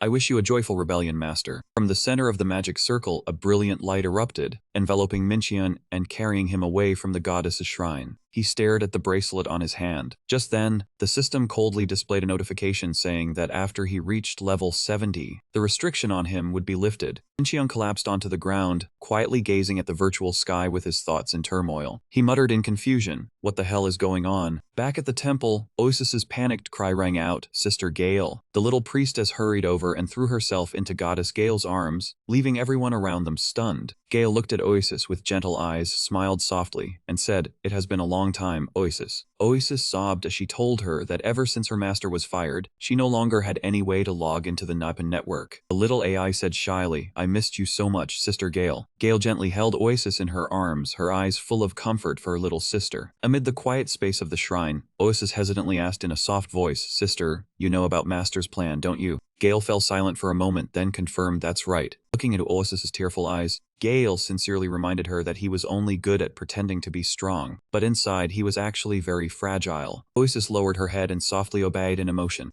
Gale gently reached out her hand and said, I am truly jealous of you. She hugged Oisis again, confessing that she had always wished to explore this entire world together with her master. Gale asked curiously, how does it feel to play this game together with him? In that instant, countless terrifying memories immediately flooded Oisis's mind, from the scene of being swallowed by a giant snake, to the time she fell into a pit at school, then even the moment she was petrified and shattered into pieces. Faced with Gale's question that it was very fun, wasn't it? Oisis could only stare blankly speechless because of those unforgettable experiences. She forced a helpless smile and replied, well, it was indeed fun, in a very special way. Gale smiled and told her to enjoy herself on her behalf as well. Oisis nodded with determination. Yes, I will definitely do my best. Gale smiled and pushed her forward. Now go, Oisis. This is only the beginning of your adventure. Oisis waved goodbye as her body gradually dissolved into the light. Gale silently watched her back, thinking that they would surely meet again. Turning to reality, Mincheon was sitting pensively on the shrine steps, carefully checking the data. From behind a stone pillar, Oasis secretly observed him with a hesitant expression. Gale's words about how she felt jealous because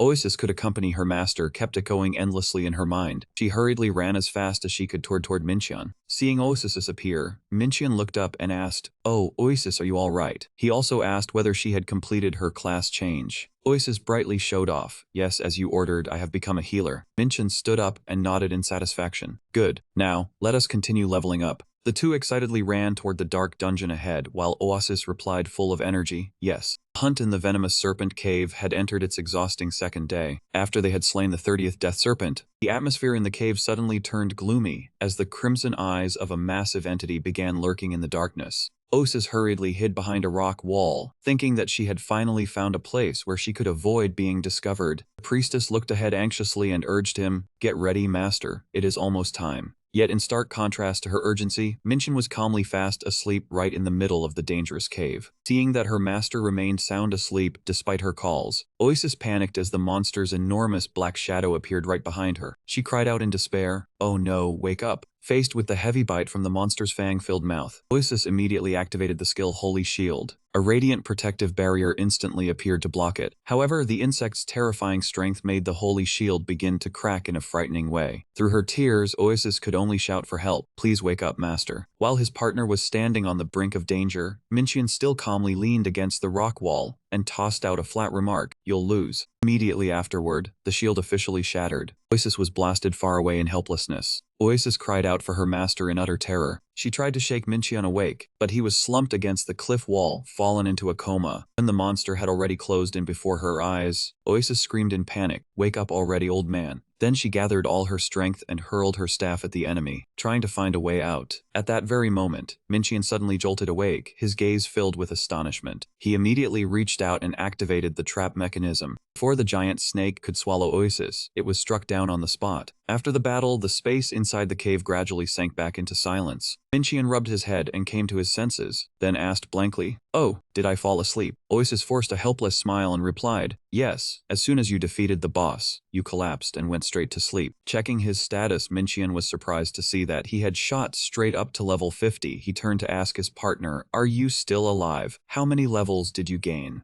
Oasis scratched her head awkwardly and answered, "I am still only level 46. Hearing that, Mincheon yawned again and said calmly, "Then I will sleep a little more. If you level up or learn any new skills, handle it yourself." Oasis hurriedly waved her hands. Yes, please sleep. There is no need to worry." But just as he was about to close his eyes, Mincheon suddenly realized something was wrong. He muttered in confusion, "Why does my head feel so heavy?" Oasis broke into a cold sweat and forced a smile as she explained, "It is probably because you are too tired." He only muttered, "Is that so?" His body seemed to have reached its limit after days of non-stop grinding. He said listlessly, "I am logging out. The staff stuck in my head hurts too much. I cannot take it anymore." Right after that, Mincheon logged out, his body dissolving into a brilliant blue light. Looking at the place where her master had just disappeared, Oasis felt no guilt at all and even broke into a sly smile. She secretly gloated, "Why does this feel so satisfying?" Meanwhile, in the real world, night had fallen over the brightly lit high-rise buildings. In Mincheon's room, the wall-mounted TV suddenly rang with notification chimes, breaking the quiet atmosphere. The screen displayed the word connecting, along with the icon of an incoming caller named Ray Bit. The moment the successful connection notification appeared,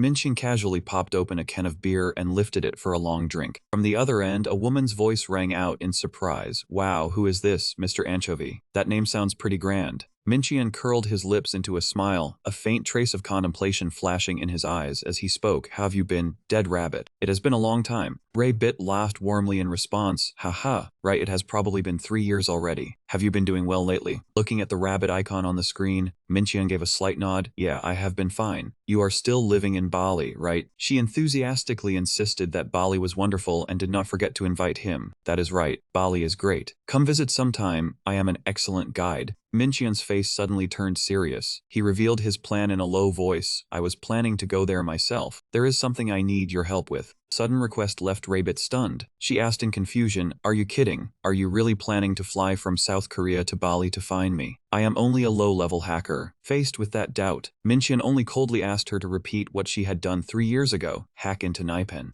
That decisive sentence made her freeze, stunned by the boldness of her old senior. Appearing with a stylish look and a modern VR headset, she could hardly believe her ears and blurted out anxiously, "Are you planning to turn that corporation upside down again?" Meanwhile, in Wing Online, Oasis stood before the corpse of the giant purple serpent that had just been defeated, surrounded by glowing drops of fallen items. Though she thought they were probably just a few odds and ends, she still carefully picked everything up because she did not want to waste any source of income. Suddenly, Oasis froze when she saw a brilliantly glowing egg, a rare item she had never encountered before. The system immediately displayed a congratulatory notification. "You have received a remote summon item." Before Oasis could recover, the egg in her hand cracked open. From inside, a small black snake emerged, winding through the air beneath her astonished gaze. The pitch-black little snake had just escaped its shell when it curled and circled around. It blushed, trying to act cute in front of Oasis. Yet the female priest revealed an unmistakable look of disgust. She silently thought that she was very afraid of snakes and hated them, then said coldly, "Get lost. I will never summon you." Faced with that firm attitude, the poor snake lowered its head sadly and quietly dissolved into nothingness. After sending the troublesome creature away, Oasis smiled and told herself, "Now I should find some fun on my own during this sudden vacation." She walked alone down to the foot of the mountain, where the space was shrouded in the gloomy dust of the underworld. As she walked, she checked the interface with a smug look. "I am almost done." But while lost in thought, what should I do next? Oasis was startled when a hand landed on her shoulder, accompanied by a voice. "Excuse me, could I bother you for a moment?" She turned back blankly and immediately froze when she faced three people. Three men with ominous airs had appeared right behind her. Oasis realized in alarm that they were the ones who specialized in hunting players. Although she trembled with fear, she still tightened her grip on the staff in her hand. In her heart, she wondered whether she could handle them by herself. Contrary to her worry, the brown-haired young man in the lead scratched his head and smiled warmly. "Sorry for talking to you so suddenly, but could you help us with something?" Oasis was stunned, her eyes both shocked and suspicious as she asked back, "What?" Oasis silently followed the three strange men deep into the desolate Rocky Mountains. The brown-haired man explained that because of his side job, he had a dungeon quest that had to be completed. He complained, "Finding a healer is harder than climbing to the sky. Luckily, we met you." Hearing that, Oasis finally breathed out in relief. She scratched her head and laughed awkwardly. "Aha, you scared me to death. I thought you guys were going to kill me." Oasis's words left the brown-haired man stunned, and he asked in surprise, "What kill her?" The long-haired man beside him suddenly curled his lips into a mysterious smile. "Wow, a healer. Huh, you really know nothing." He leaned closer and revealed that at the foot of this mountain, there was an unwritten rule. Oasis thought blankly. An unwritten rule. He calmly explained, "It is the rule forbidding anyone from attacking players in priest-class groups." The group continued deeper into the ruined wasteland. He explained that this place was so chaotic that finding a priest in an ordinary city was already hard, and here it was even harder. That was why there was a rule to keep them here, preventing all the priests from leaving for the city. Hearing that, Oasis faintly understood and murmured that so that was how it was. Just then, the whole group suddenly came to a halt. Oasis was astonished when a massive structure appeared amid the sandstorm. It was the Sand Realm Royal Castle, a legendary grade dungeon with a recommended level as high as 55. Before the enormous wooden gate of the gloomy castle, a deep, hoarse voice filled with rage rang out, demanding how they dared set foot in his palace. From the darkness, a dry skeleton in a dragon robe, wearing a crown, with blazing red eyes, slowly appeared. It was none other than Charlie Khan. Three teammates immediately drew their weapons and quickly entered battle stances. The late king roared, ordering his subordinates to rise. Charlie Khan spread both arms wide, his voice full of authority as if summoning soldiers from sleep, while sneering that someone had brought their own life to be offered up. From the dark dungeon, ranks of undead soldiers with glowing golden eyes began to rise. They roared fiercely, as though wanting to devour the souls of those who dared intrude. The fallen king coldly ordered his subordinates to bring their souls back to him. Before the scene that was both majestic and chilling, Oasis realized in shock that this was the event instance, then unconsciously sank into thought. Because she was lost in thought, she almost forgot that the battle was still ongoing and danger had already closed in. A zombie soldier suddenly rushed in to attack. The teammate holding the shield immediately charged forward to block in front of her and shouted loudly, "Healer sister, please step back a little, leave this to us." He truly was the legendary model of a proper tanker. Oasis awkwardly nodded and obeyed, then hurriedly retreated to the rear. Right after that, the tanker activated the harassment skill, hurling mocking words to provoke enemies across a wide area. He drew all the attention of the undead horde toward himself. The monsters swarmed in madly, but they were all stopped by the sturdy shield. Seizing the chance, he continued using thorn armor, causing sharp spikes to spring out and pierce through the monsters surrounding him. Behind them, Oasis did not stand idle either. She poured magic into her staff, forming a radiant magic circle. The Ice Rage skill was unleashed, bringing a powerful wave of cold air sweeping across the battlefield, freezing, and then crushing the zombie soldiers before her. Archer smiled with confidence, declaring that it was his turn to act. He immediately activated the arrow rain skill. Arrows drove straight into the heads and bodies of the zombies, making them rapidly fall apart. Stepping over the dry bones of the undead horde, the whole group was excited because everything had gone more smoothly than expected.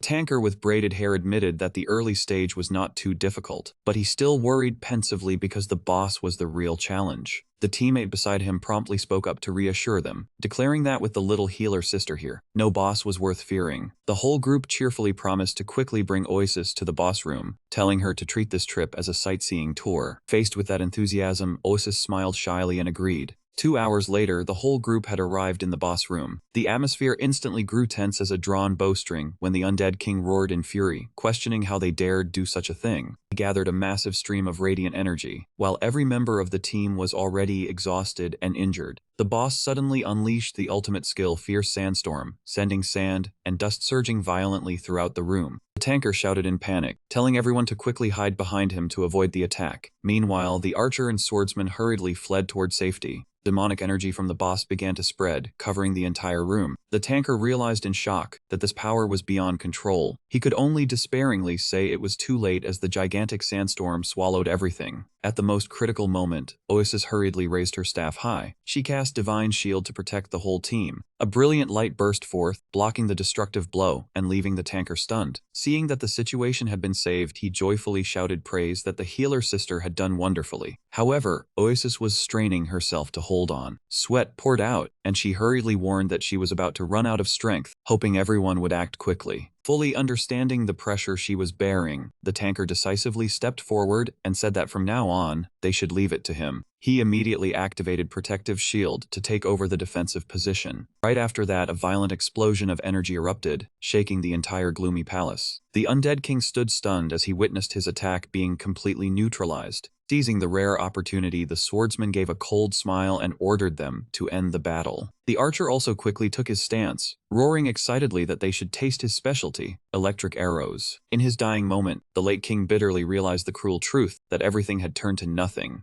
Fragments of dry bone began to crumble and dissolve into the darkness, carrying away both his final pride and his glory. Death King Khan collapsed completely, turning to ash amid the silent palace. The system notification lit up, confirming that the Desert King boss Charlie Khan had been defeated. All 3 members of the team burst into joy at their victory. They jumped up, hugging one another to celebrate their glorious victory after the life or death battle. Watching that scene from afar, Oasis could not help being astonished by the passionate atmosphere and the bond between her new teammates. Looking at their radiant faces and the thumbs they proudly raised, Oasis smiled faintly and suddenly understood why the game was so interesting. She enjoyed the warm feeling of a true adventure, something she had never experienced while by her master's side. But a strange sound rang out, making her smile vanish. A notification window appeared with a message from Minchian that reeked of gunpowder, asking where she was and why she still had not come running. While her 3 new friends were still happily chatting behind her, Oasis bitterly realized that this happy time probably could not last. As soon as he saw Oasis return, Minchian sternly pressed her about where exactly she had gone. Oasis scratched her head in confusion and honestly confessed that she had just joined another party to conquer a dungeon. Contrary to her worries, Minchian merely replied calmly, "So you went out to do a side job," then gently reached out and patted his partner on the head. That reaction made Oasis unable to help feeling suspicious. She wondered why her master kept praising them with good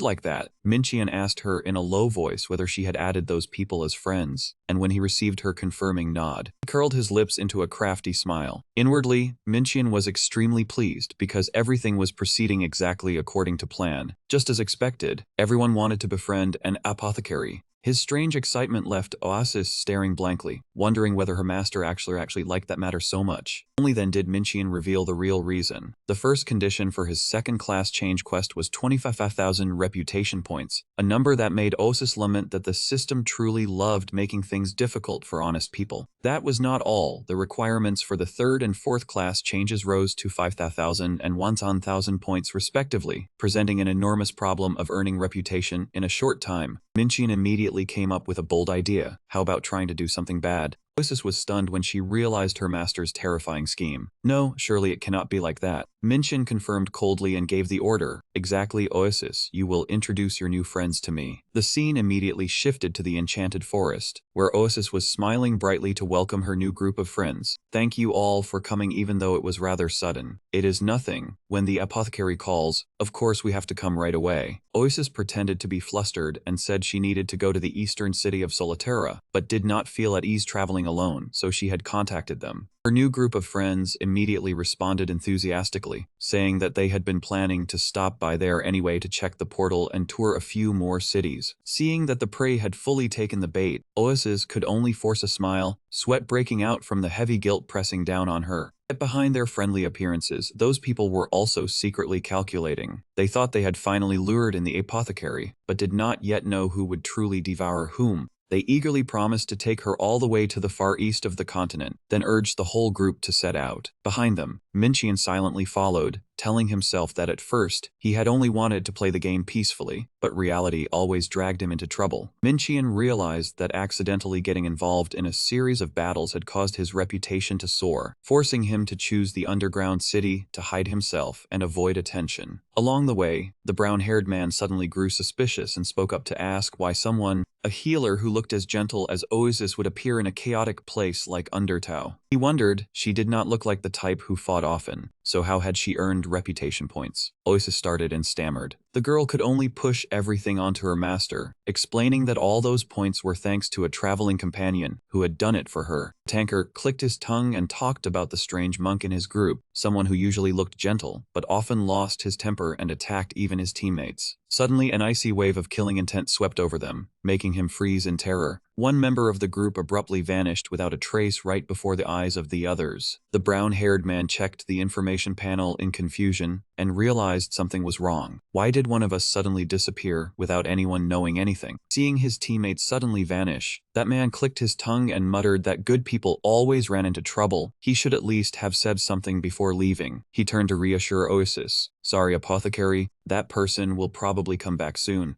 Oasis could only lower her head and answer stiffly, ah yes. Inside her heart, guilt was now surging fiercely. The tanker began to grow impatient, looking around as he muttered where that guy had gone. Where did he disappear to? The person beside him hurriedly reminded him to keep his voice down, while checking the system notification panel, yet still found no message. He wondered suspiciously whether their teammate had secretly logged out, but the status panel clearly showed that the person was still online. He guessed that perhaps the person had been attacked by a monster, but looking around this quiet forest, he could not see a single monster. To ease the tense atmosphere, he began fooling around by trying to scare them, saying perhaps the other person had been taken by a ghost, acting dramatically and making everything even creepier. He made a twisted face to tease the tanker, completely unaware that a massive black shadow and a dense stream of purple demonic energy had appeared right behind him. The tanker froze, sweat pouring down as he saw that terrifying entity. He pointed with a trembling hand and asked what that thing behind him was. Ignoring the warning, the brown-haired man still laughed carelessly, asking what nonsense the other was talking about. He thought his teammate was playing along with the joke, so he laughed even more smugly, praising the other for being impressive and even daring to scare him. At that very moment, a gigantic dark hand slowly reached out from the void. Agonized screams echoed through the forest as that man was dragged away by something,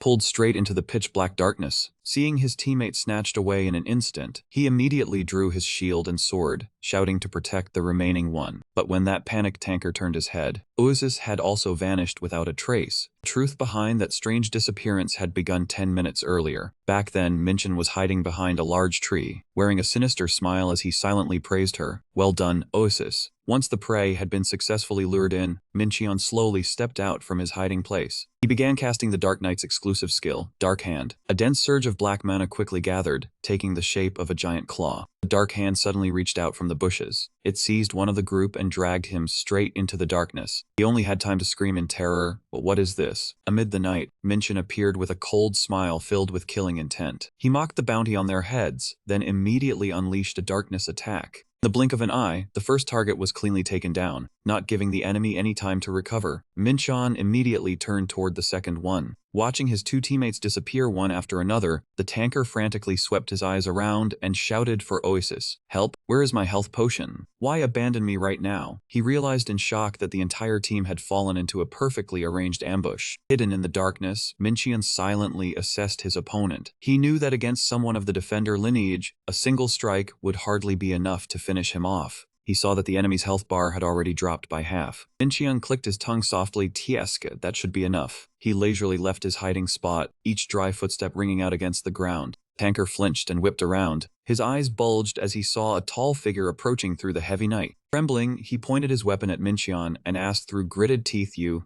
are the one who ambushed us, aren't you?" The only answer he received was Minchin's deeply ominous smile. Before his opponent could regain his composure, Minchin rushed forward at a terrifying speed, leaving the tanker stunned. He gritted his teeth and wondered, what kind of skill is this? That speed really is insane. Sensing danger, the tanker hurriedly activated a defensive stance, hoping the shield of light could protect him. But Minchin declared coldly, "Before the Demon King's darkness, every defensive skill is meaningless." A slash wrapped in dark magic descended, piercing through the defense and leaving the tanker reeling. What exactly is this guy? How is he still dealing damage while I'm defending? Watching his health bar continue to plunge, he understood that the situation had become critical and was forced to change tactics. He immediately counterattacked with the skill-charged shield, charging straight in with fierce destructive force. Even so, Minchin managed to twist aside and evade the frontal attack. While the tanker was still struggling to figure out how to avoid the next attacks, Minchin had already closed in and delivered a vicious slash to his flank. He immediately realized his move had been read, but the very next moment, he curled his lips into a cunning smile.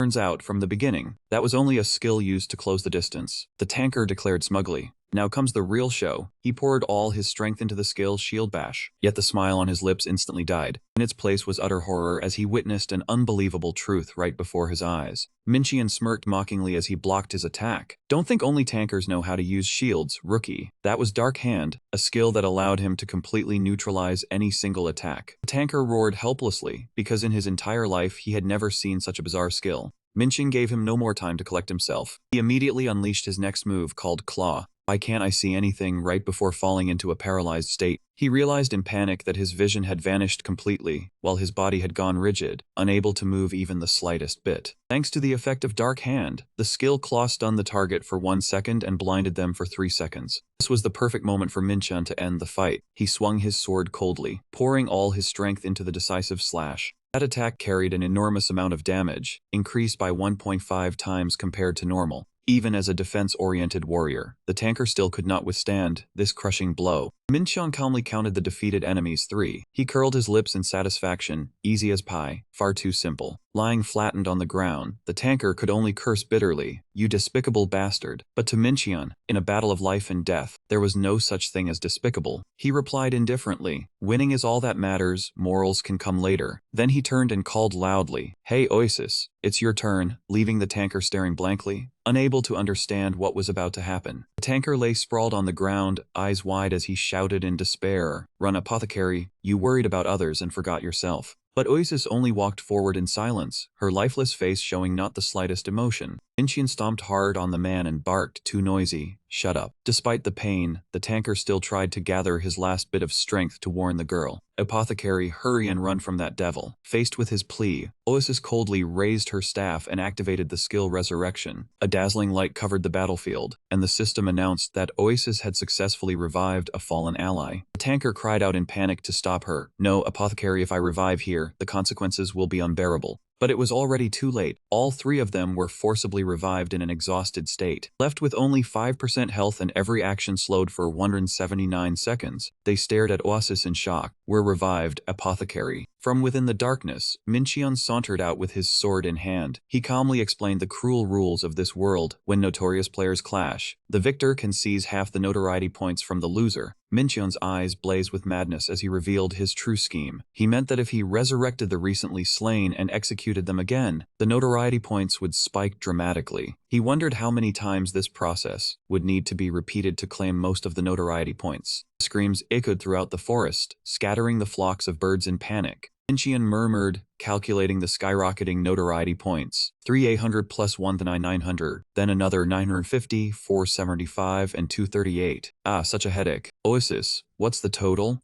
Oasis, looking exhausted, replied that the total was 7,363. Seeing the status board glow brightly before him, Mincheon grinned with satisfaction, truly an effortless gain for a villain. Mincheon stood among 3 slain assassins, calmly thanking them for making his accumulation of notoriety points so easy. One of them gasped, asking why he had to be so ruthlessly cruel. Mincheon coldly replied that he bore no grudge against them. He simply needed notoriety points. As he patted Ois's head, he taunted that this was a costly lesson for those who had lost. Mincheon pointed a warning at the assassins, instructing them never to covet another's healer again. Oisis could only bow her head, choking out apologies to everyone for deceiving them. Seeing her gentle demeanor, the defeated realized they had fallen into a perfect trap, which also explained why she never operated in undertow. Mincheon waved goodbye to the unfortunate prey, declaring he would return whenever he needed more notoriety points. The assassins could only watch their backs in hate as the 2 who had haunted them departed. The braided hair tanker, disheartened, suggested the group leave Underthouse immediately and return to the countryside to raise fish. There were too many demons here. He silently cursed Mincheon as a true demon, watching him stroll away through the dark forest. Immediately after, a system notification confirmed that the Level 3 Demon Lord's request had been completed. Level 3 Demon Lord skill officially unlocked, granting Mincheon massive bonus stats. Level 1 increased attack, Level 2 increased health, and Level 3 boosted magic defense based on the notoriety points he had acquired.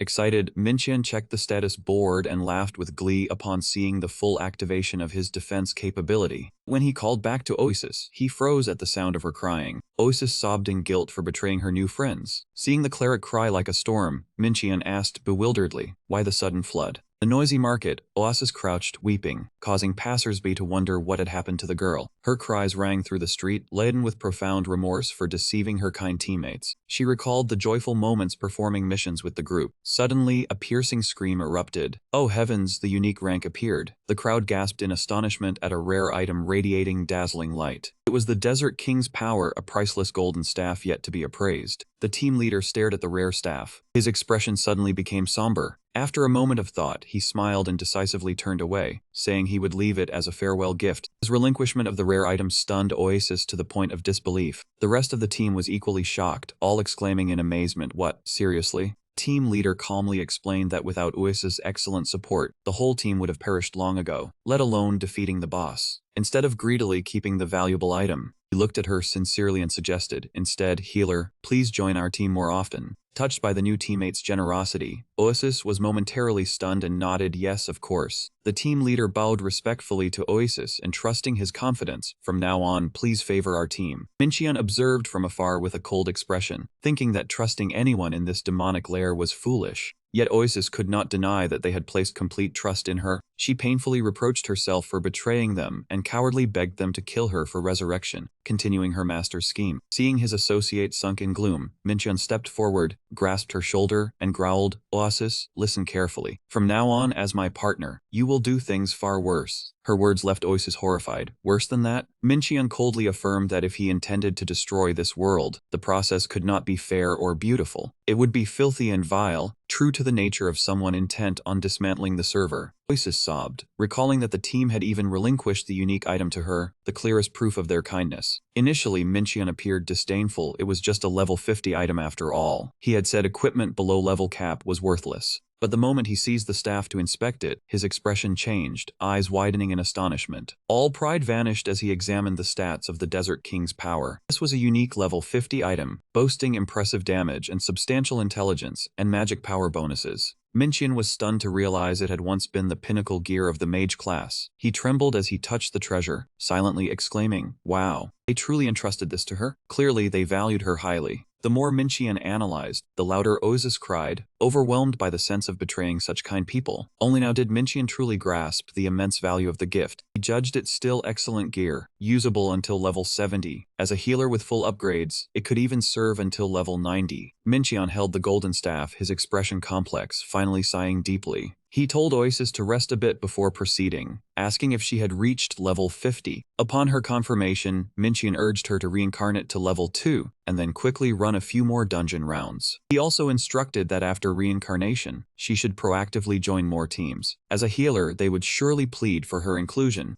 Oasis was shocked to realize her master's plan, tremblingly asking, would those teams also? Minqian smirked maliciously, affirming to simply repeat the old script, resurrect, and continue. He reminded her that during his absence, she should form a few additional teams. Then Minqian's body gradually vanished as he logged out. Left behind in solitude, Oasis wearily sank to the ground. Heart aching, she wondered if her master had truly abandoned his humanity. She reminded herself to stay calm, then quietly took out her fishing rod to find a little peace. Fishing, a side profession that soothed a soul on the verge of breaking. Amid the gloomy scenery of the underground city, Oasis silently sat fishing beside the murky water. She sobbed while trying to reassure herself. Yes, this was only a game, just a game. She found a reason for herself, telling herself she was only helping her master. Just then, a group of unfamiliar players came over to start a conversation. Hello, are you a healer, sir? They said excitedly that their whole party was about to enter the second-class transfer dungeon. One member scratched his head and explained that their party was desperately short on healers, then pleaded earnestly, Savior, our party really needs healing. Oasis's expression instantly darkened. Obsession and inner conflict showed clearly in her eyes. The intense psychological pressure radiating from her left the other party flustered as well. Seeing her stay silent for too long, he awkwardly tried to withdraw. If you are busy right now, could we meet another time?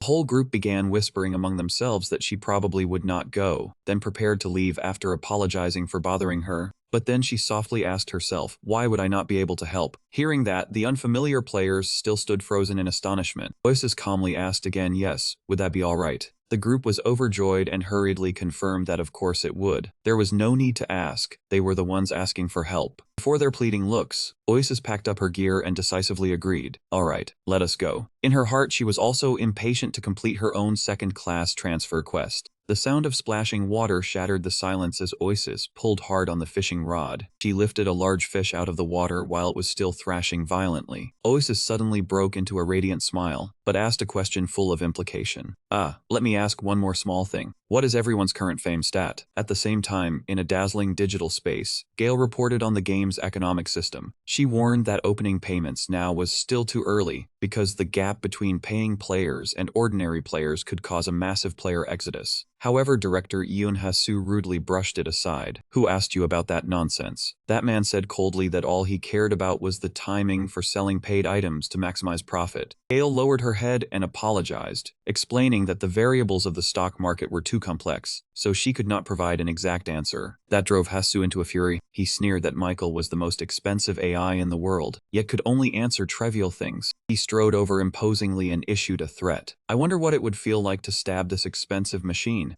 Gale still kept her graceful smile and answered calmly, no sir. If using violence helps you ease your anger, please feel free. Hasu laughed with delight at that answer. He drew his hand back and said he was only joking, and was not the kind of trash who used violence against machines. He took off the VR device. The scenery around him returned to his office. With malice in his eyes, he coldly ordered his subordinate to call every team leader here. Naipan headquarters, the atmosphere instantly grew taut as an emergency meeting was abruptly convened. As soon as he caught up with Sung Shinji, Jongha asked in a panic, Sis, why is there suddenly a team leader meeting that was not on the schedule? Shinji answered irritably, I do not know either. Ever since he became director, that man suddenly started talking a lot more. This time, who knows what he is planning to do again? Knows what nonsense that man is about to spew this time. Entering the meeting room, Yoon-hasu stood at the head seat and declared loudly, starting next Monday, we will change the service package and launch paid items, a deadline that dropped out of nowhere. That announcement threw the entire room into an uproar. Next week, is this a joke? Jonghae anxiously warned that it was far too sudden, and users would definitely react fiercely. Faced with his subordinate's objection, Hasu merely smirked calmly. User reaction, you say? He slowly asked in return, how did Minchian treat users before? It seems all of you were influenced by his way of thinking. Hasu continued pressing them about the former director's view of players. Zhang He hesitantly recalled that Director Minchian often called users adventurers. They were people who stepped into adventures in the world we created, while we were always regarded as supporters of that journey. The moment he heard the word adventurers, Hasu immediately burst into mocking laughter. He laughed so loudly that the whole room seemed to shake. Boo-ha-ha.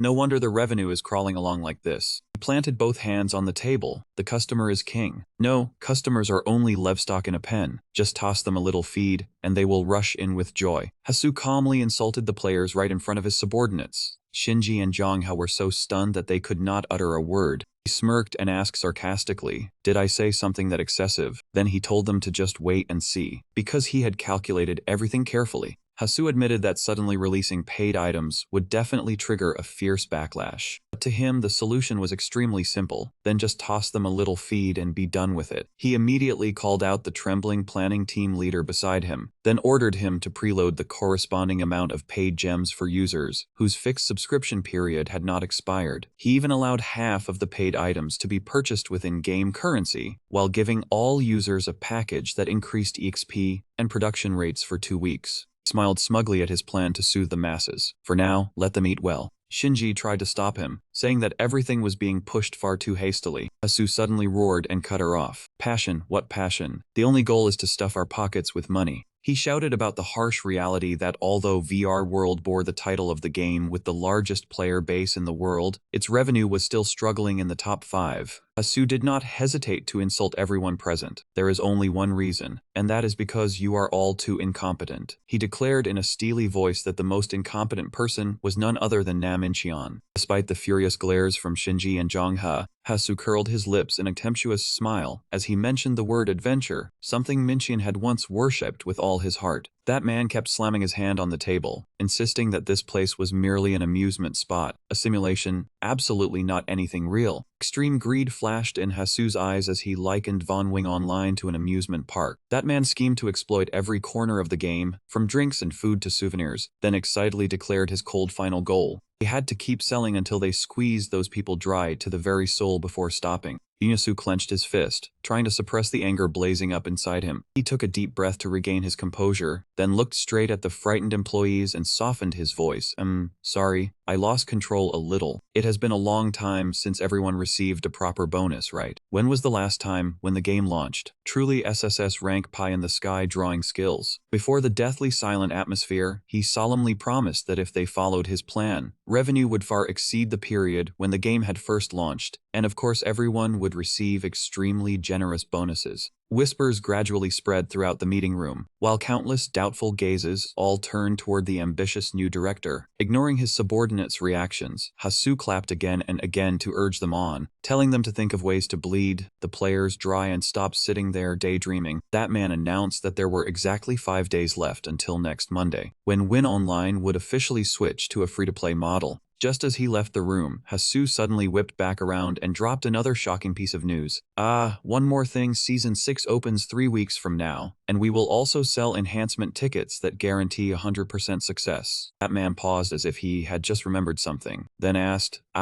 this item still does not have a name yet, does it? Before him were the weary, dispirited faces of the development team. Hasu immediately made the decision himself. Alright, since this game is called Radiant House, how about Goddess Dance? That man swept out his arm and struck a pose with immense smugness. That left the employees with no choice but to cheer reluctantly. Yes, sir, it is wonderful. A few even raised their thumbs in praise, but their eyes could not hide their resignation. Satisfied, Hasu ordered everyone to divide up the work themselves, then excused himself to meet the board of directors, leaving the meeting room submerged in a heavy atmosphere. As soon as Hasu disappeared from sight, talk about bonuses flared up again. As long as the bonus is big, what does shame even matter now? Really, he said he would give even more than that. Sung Shinji and Zhang He could only grit their teeth in silence. They felt their hearts choke with grief as trampling and greed gradually swallowed the passion they had poured into their work. Meanwhile, in another space, Nam Minchian had just awakened from a long sleep. He stretched in pure comfort after 10 hours of rest. He steeled himself to continue the journey of destroying the very world he had created. As soon as Oasis saw that familiar figure, she happily ran over. Master, you have returned. Minchian calmly replied, yes, I am back. Nothing happened, right? With an extremely serious expression, Oasis leaned close to his ear and whispered, "No, it is a very big matter. Master, have you heard the news? Starting next Monday, the game will switch to free-to-play and begin selling paid items." She also added the rumor that Unyasu had taken the seat as the new director. Mincheon gazed pensively at the notice. "It has been officially posted already." Clicked his tongue softly. "Huh, is that so? Faster than I expected." Seeing her master fall silent, Oasis said sadly that he had once fiercely opposed paid items, so he must surely be heartbroken now. However, Mincheon calmly replied, "That is great." Before Osis's stunned look, he explained that from level 70 onward, leveling up was extremely difficult. But with the event commemorating the switch to F2P, EXP and crafting rates would increase for 2 weeks and the situation would become completely different. Mincheon calculated with delight, "I can just pay money to get stronger, then break the game to my heart's content. There are also lots of paid items to support growth. It is truly convenient." Oasis was struck speechless. She could hardly believe her own ears. Looking at Mincheon's cold back, she silently realized that her master now not only was not sad, but even intended to make full use of the things he had once hated to the bone. To him right now, everything was merely a tool for reaching his final goal. Suddenly, Mincheon turned back and asked, "Then what did you do while I was away?" Oasis flinched, briefly flustered, but then she quickly reported that she had switched to System 2 and reached level 55, thanks to befriending 3 more groups of players. Hearing the number 55, Mincheon smiled in satisfaction and praised her while patting her head. "Good job." He slowly drew his sword from its sheath. "It is time to harvest the crop. Are you ready, little one?" Miserable screams and the heavy sounds of collisions echoed throughout the enchanted forest. Mincheon was carrying out a cold harvest with the groups of players Oasis had skillfully lured over. While the victims writhed in pain, Oasis looked quite relaxed. She sat beneath a tree, attentively weaving a piece of yellow cloth. Looking at the scene before her, she let out a bored sigh. "Ah, how dull." Suddenly, Mincheon's roar rang out, breaking the silence. "Oasis, it is your turn." Startled by her master's command,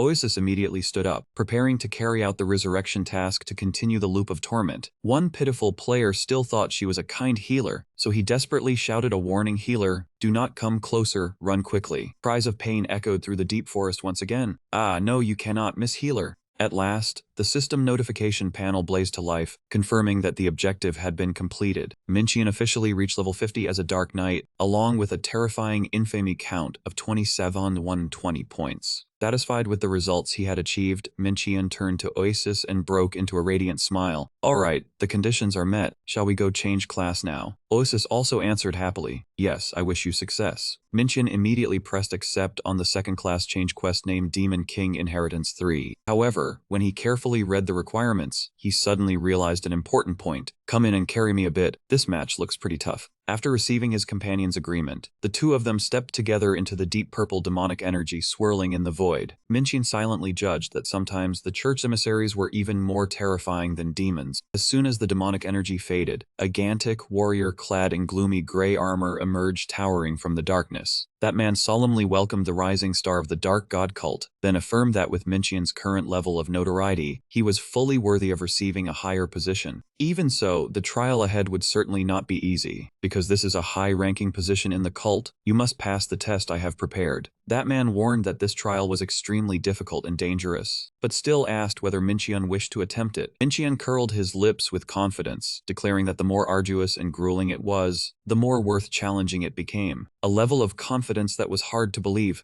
That answer made the priest extremely satisfied. Fully pleased, the old man burst into delighted laughter. "Ka ka ka, you truly are the new star of our cult." Immediately afterward, a surge of magical power erupted, and the ground shook violently as a blazing red magic circle began to activate. "Good, then let the trial begin." Following the priest's declaration, a notification panel about the challenge dungeon event suddenly appeared, accompanied by blazing red warnings about its extremely high difficulty, requiring players to have strong equipment and a party of 2 or more just to have a chance of survival. The door flew open, leading them into a magnificent yet gloomy grand hall submerged beneath the lavish glow of chandeliers. Oasis looked around blankly and muttered that this place did not seem like a dungeon at all, but only an ordinary room. All of a sudden, from the darkness behind them, a gigantic figure clad in iron armor loomed into view, startling her so badly that she jolted. Oasis trembled, panicked, and clutched tightly at Mincheon's cloak, calling out to her master. Before them stood a warrior with eerily glowing eyes, holding a sword that radiated a chilling, spine-crawling aura. Mincheon explained the opponent's formidable origins in a low voice. 100 years ago, that man had once been one of the 3 legendary knights who defeated the Dark God cult, the Sword King Kamos Gagantur.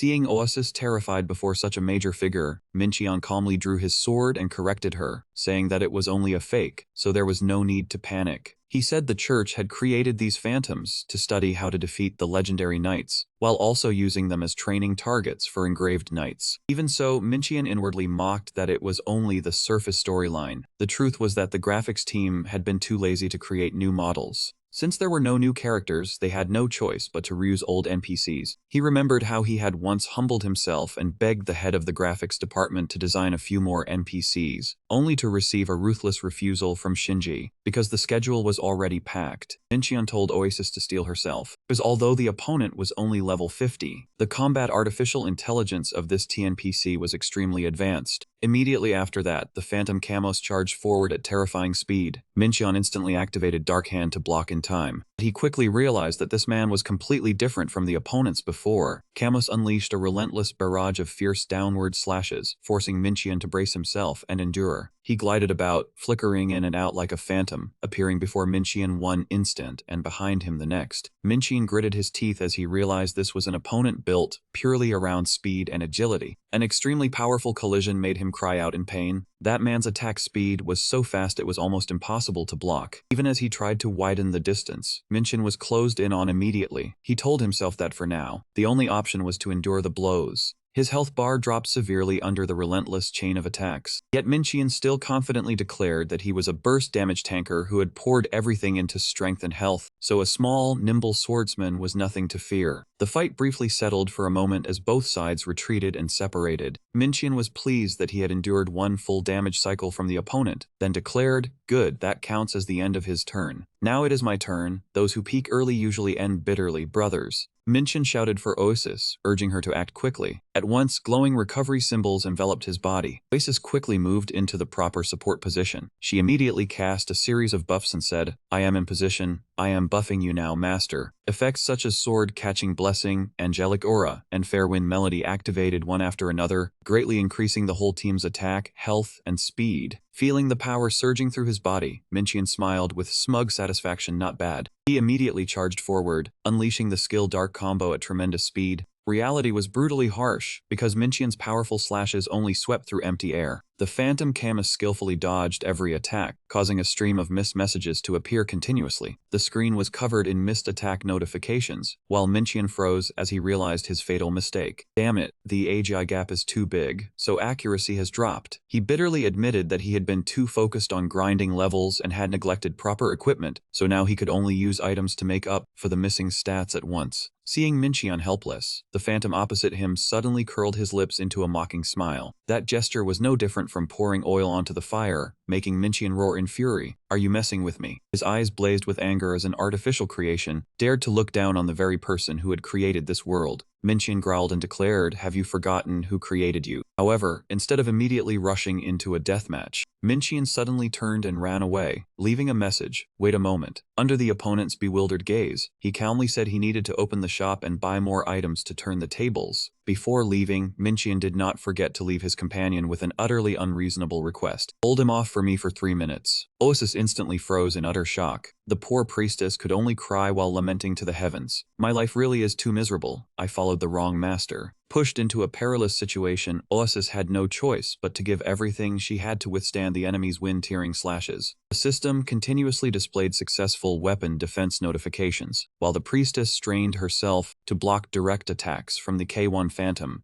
However, the defense rate was only 40%, meaning Oasis still had to take 60% of the damage, leaving her body increasingly exhausted. She understood that if she only tried to hold out like this, she would not be able to last much longer. Oasis quickly cast Healing Wave, taking the chance to restore as much life force as possible in the little time she had left. Seeing Mincheon still lurking in the back, Oasis cried out in despair, "Master, I am really about to die." Faced with that plea for help, Mincheon still calmly told her to wait a little longer, making Oasis shout in both grievance and frustration as she urged him to save her quickly. At that very moment, the phantom Camus launched an attack as swift as lightning. The blow sent Oasis flying far away, leaving her in so much pain that she could barely breathe. Seeing the opponent raise his sword high, preparing to unleash the finishing strike, Oasis fell into complete despair, thinking that she had reached her absolute limit. Yet at the very moment when death seemed to be right beside her, an earth-shattering surge of energy suddenly descended, crushing the ground, and the classic comeback officially began. Brothers, Oasis decided to bet once more on the absolute defense technique. She declared boldly that the 100% damage reduction effect of the beginner's dagger was being activated. However, the ghost of Camus hesitated for a suspicious beat before swinging his sword. A dry crack echoed, signaling the coldly efficient system's appearance. The sidearm and equipment were destroyed. He held the broken dagger hilt in his hand. Oasis froze in shock. She witnessed the creature lose its only protective artifact. Camus grinned maliciously and charged like a whirlwind. Oasis could only gasp, desperate as the divine blade neared her eyes. At the critical moment, a surge of dark energy erupted violently with a roaring sound. A warrior clad in black iron armor with blazing red patterns appeared suddenly, stopping the destructive attack to everyone's astonishment. Oasis looked up at the imposing figure radiating terrifying pressure, trembling as she whispered, "Master." Recognizing the loyalty, Minchian in his new powerful form turned his head to reassure her. "Rest, I'll show you the master's performance now." He strode forward, pointing his sword at the ghost of Camus, taunting, "Come on, keep laughing, imposter." Camus rushed forward in a furious, terrifying speed. Yet Minchian maintained astonishing composure. He infused all his dark magic into the sword and coldly declared, "This will hurt a lot this time." Immediately, Minchian unleashed his decisive move, Hat Siang. The overwhelming power of the strike suppressed and disintegrated the enemy instantly. Witnessing this, Oasis could only exclaim in astonishment, "I can't believe you defeated him in one strike, master. That was amazing." Minchian asked smugly, "See that?" Yet, a ghost of blazing blue energy erupted eerily, causing Oasis concern. "Master, that is," Minchian seriously explained, "the second of the three warriors. The shadow of the legendary Grand Mage Kyrie Ellison confirmed. His mission objective is to defeat all shadows of the three legendary warriors." Kyrie began accumulating a gigantic fireball radiating terrifying pressure. Causing Oasis to worry, she asked, "But master, is that really the objective?" Minchian confirmed it was a chain explosion, so it cannot be blocked conventionally, he coldly stated. Therefore the secret weapon must be used. Oasis stared in awe, wondering about the secret weapon. She silently admired the master's genius plan. Just as the spell descended, Minchian suddenly said sorry and grabbed Oasis tightly. In her stunned state, Minchian shouted, "The secret technique makes teammates." Oasis screamed in tears, "Master, you really are awful." Firepower targeted Oasis, turning her into a living shield for Minchian. Exploiting the link, Minchian used Oasis through the devastating explosion. Kyrie still watched coldly from above, but Minchian quickly activated the Dark Hand skill, sliding like a black flash through the skeletal magic to reach the target. Minchian reminded himself that he was a character centered on a single skill. As long as he dodged the fireball, he could defeat the opponent in one strike. Watching Oasis gradually suffer, he casually said after death, "Remember early, I still need a few more shields." Seeing the comrade's distressed expression, he asked, "Are you angry?" Oasis resentfully replied, "This isn't the first or second time." She needed time to prepare to return. Suddenly, footsteps pounded the great hall floor, causing Minchian to exclaim in surprise. Oasis looked in shock at the pale figure and softly called, "Master." Minchian's face changed color, tension evident. "Damn, here it comes. This is the final shadow among the three legendary warriors, Identia Chronosi." Seeing the pristine white outfit, Oasis innocently asked,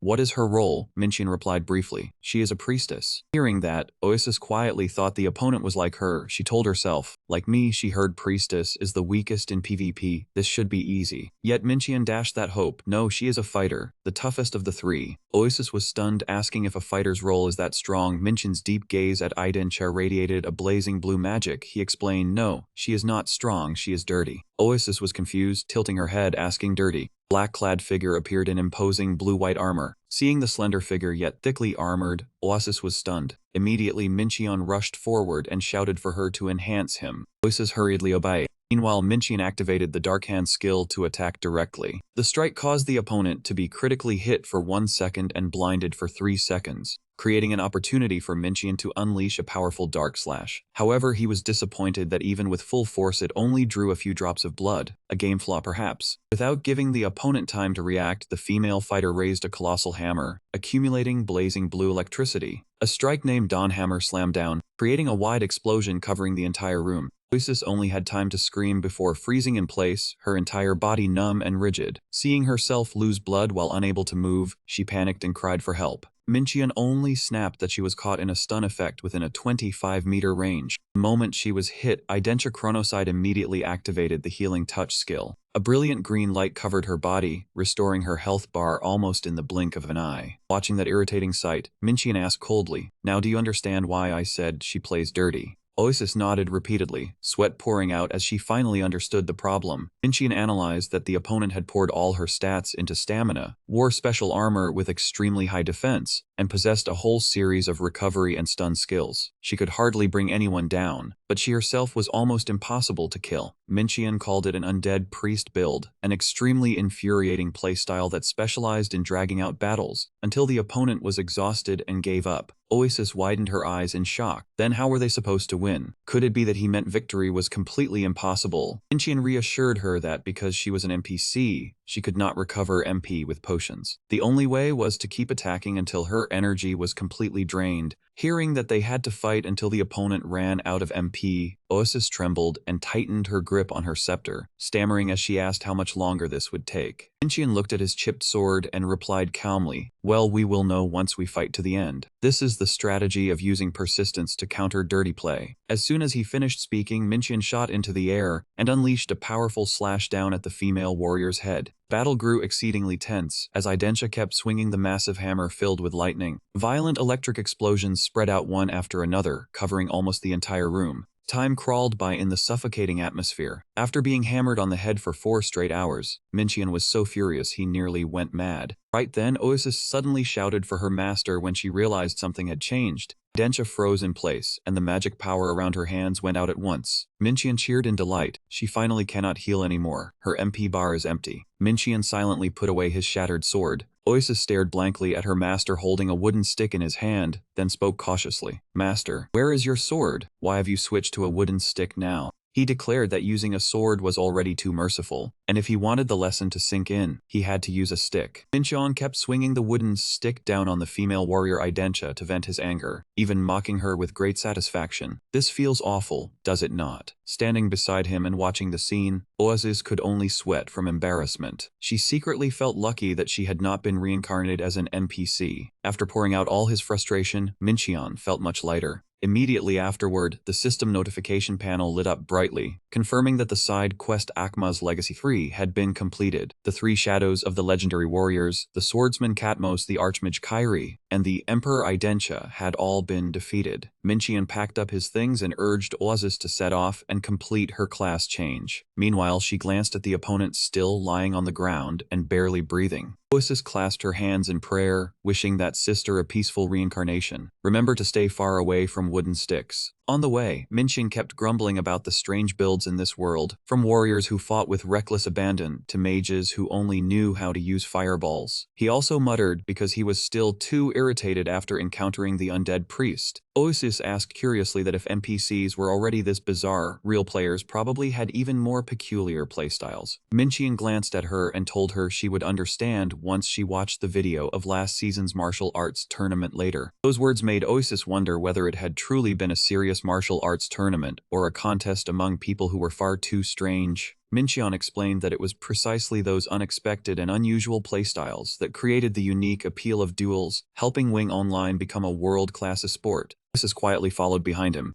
Looking at her master's back, she secretly thought the two of them really were tearing this game apart. She also wondered in her heart whether he truly found it fun. The two returned to the magic circle, where the priest of the Dark Faith Church was already waiting. The old man laughed smugly. "Congratulations on passing the trial. I knew you would be able to do it." Mincheon crossed his arms with smug confidence and said it was a piece of cake. Oasis could only fall silent, speechless, secretly thinking that fighting for 4 straight hours and still calling it easy was absurd. The priest solemnly declared that from this moment onward, Mincheon would lead the forces of the Dark Faith Church with the title of Legion Commander. The system repeatedly displayed notifications congratulating him on completing the faith conversion quest. From this moment, he officially unlocked a series of new content, including base development and building his own legion for the Dark Faith Church. Mincheon also received the right to fast travel from Lower City to the Dark Faith Church base. He needed to go there immediately to receive the next instructions. Mincheon calmly explained to Oasis that this was a new feature after the second-class change. Faced with her question about what gloomy headquarters had been added this time, he merely smiled mysteriously and said she would know when they arrived. After the priest urged him to spread his reputation across the continent, the two immediately set off. When they returned to Lower City, Minchian suddenly called out loudly, "Hey, Dean!" The man in a black cloak who was strolling along suddenly stopped in his tracks. That man growled in irritation because someone had dared to call his name directly. However, the moment that man recognized Minchian waving as though greeting an old acquaintance, that man immediately heard him ask whether he still remembered the feeling of getting beaten down. The Dark Mage Dean was so stunned that his limbs nearly gave out. The old man immediately dropped to his knees and shouted respectfully, "Greetings, Legion Commander." Seeing that scene, Oasis could only break out in a cold sweat, secretly thinking the old man was probably still traumatized by his crushing defeat before. Not wanting to waste time, Minchian went straight to the point and ordered Dean to lead the way to the Dark Faith Church base. The Dark Mage hurriedly confirmed that Boss had come to the right place, then respectfully invited the two to follow him. Dean led them to the front of an old wooden structure. Oasis began to feel that something was wrong. She nervously wondered what kind of place this was. Dean calmly reached out and opened the secret wooden door right before their eyes. As soon as the door opened, a scene both ridiculous and horrifying appeared, making Oasis scream in terror. It turned out to be a secret toilet. The system's choice of location was truly too cruelly ironic. Inside, a man who was relieving himself suddenly jumped in shock and roared that his privacy had been violated. Minchian could only cover his face, so embarrassed that he wanted to crawl into a hole.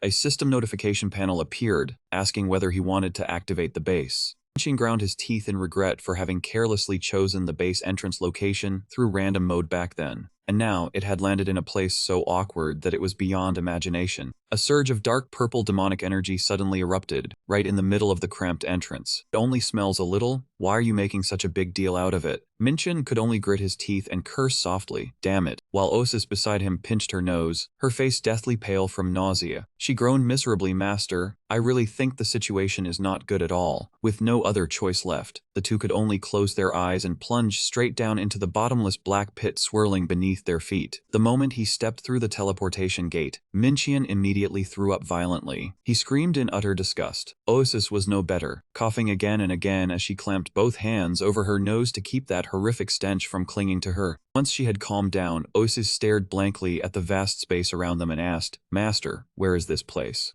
Minchian quickly regained his stern expression, his crimson eyes gleaming with profound depth as he introduced it. "This is the base where the Black Faith Cult Legion is stationed. This is the Lower City branch of the Black Faith Cult base." Before them stood a massive wooden fortress, distinguished by its towering watchtowers. Suddenly hurried footsteps rang out, followed by a reverent greeting. "Welcome, Master of the Legion." Two girls with striking pink hair stepped out and introduced themselves as Alpha and Beta, the ones responsible for managing this place. They expressed their desire to guide the new master on how to operate the entire base. He knew full well he had forgotten almost everything he had once created. Minchian still nodded calmly. "Fine. Nod first, then see how things go." At Beta's invitation, the two began heading deeper inside to grasp the most basic information. Beta explained that this base was only one of the cult's many encampments spread across the land, and the restoration of this ruined region would depend entirely on Minchian. She spoke of the golems, loyal creatures specialized in gathering wood, stone, and iron ore to expand the base. At present, there was only one golem, but Minchian could invest to increase their number as much as he wanted. When she heard the word invest, Oasis still did not truly understand. Beta further explained that Minchian had to accumulate a great deal of gold, especially infamy points, to upgrade the facilities and build an army. At this point, Minchian smugly asked his companion, "Now you understand why I need such a high infamy score, don't you?" Oasis immediately realized the truth, excited to learn that infamy could also be used like money to buy things. This is where you may recruit forces for the Dark Cult. However, besides gathering enough infamy points and gold to build an army, you must also wait a certain amount of time for them to assemble. Looking at the tiny creatures before him, Minchian silently judged. So at level 1 there are only goblins. Though small in stature, they are still very useful lackeys, and you can send your army out on conquests. You can order them to wipe out monster packs, or even command them to plunder players and destroy villages. Fighting monsters will bring you gold, while attacking other players is an important way to increase infamy points.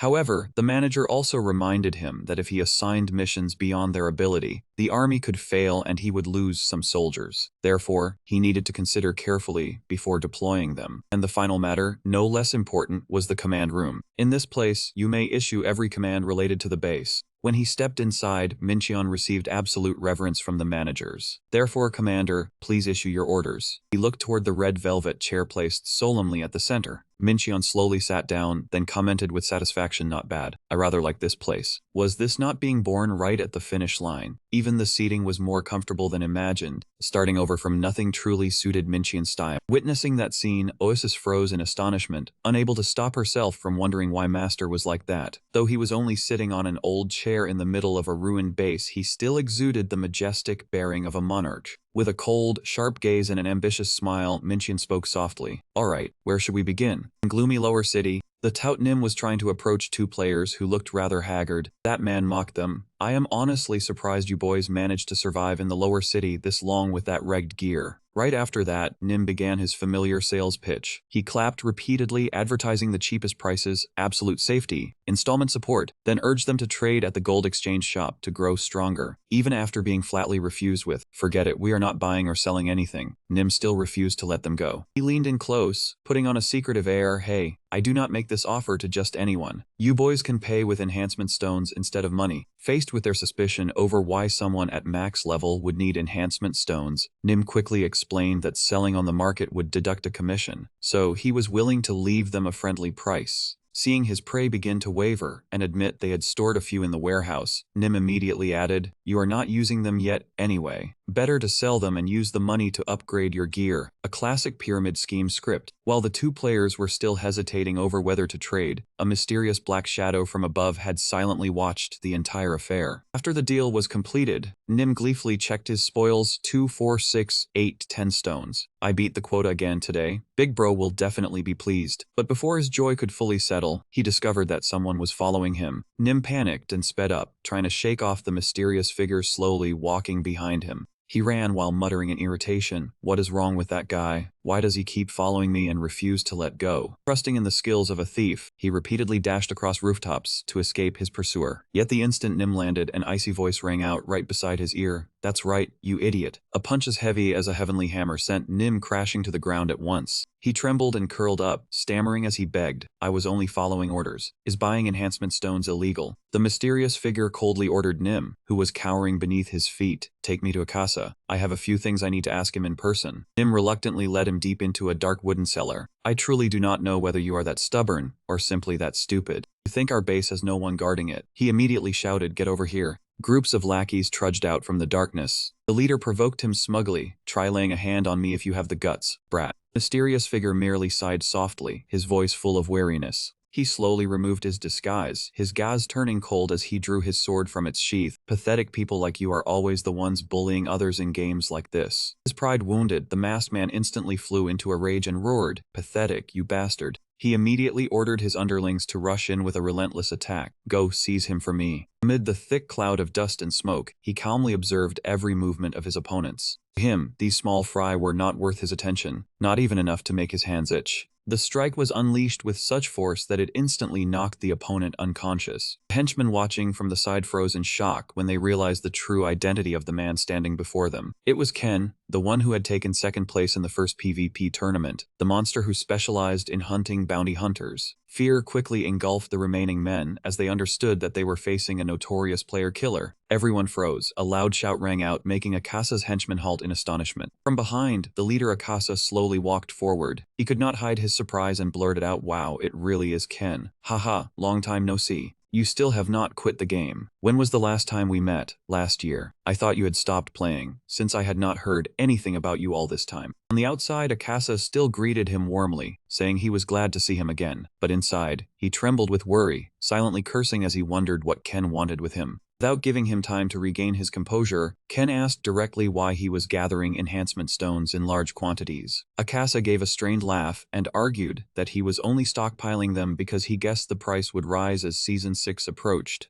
He casually insisted that it was all thanks to his sixth sense. But Ken suddenly threw out a shocking piece of information, instantly making the atmosphere grow heavy. "Have you heard the news? Dream has been fired. Hearing that, Akasa clicked his tongue and said he naturally already knew. He even mocked Dream, saying such a miserable end came from not knowing how to run a game. Then, as if suddenly remembering something, he pressed curiously, "You really hate Dream, do you not, Ken?" Ken's eyes suddenly darkened. His face became terrifying as he curled his lips into a smile. "I do not hate him, I despise him. If I could, I would finish him with my own hands." The fierce hatred radiating from Ken made Akasa and his underlings stiffen, cold sweat pouring out in terror. Ken slowly placed his hand on the hilt of his sword, then asked Akasa in a cold voice, "You were quite close to him, were you not?" The question made Akasa jump in shock. He shouted in panic and denied it. "Me, close to Dream? What the hell are you talking about?" Ken advanced imposingly, each step striking the ground with crushing pressure. He pointed out clearly that among the villains monitored by the GM, Akasa had the most connections with Dream. Only then did Akasa's expression change. He gritted his teeth in irritation and admitted, "Wait, are you talking about that lawsuit? Fine, call it a connection if you want. Damn it." Ken coldly exposed the truth behind the former director's unusual tolerance. "He withdrew every charge against you. Why do you think he did that?" He looked straight into Akasa's wavering eyes, analyzing that Dream had missed a rare chance to wipe out the thieves in Lower City and make an example of them. Akasa awkwardly dragged out his past to justify himself, saying he had gone to Nippon Korea and begged Dream to withdraw the charges. Then he asked Ken irritably if he had come here just to dig up old matters.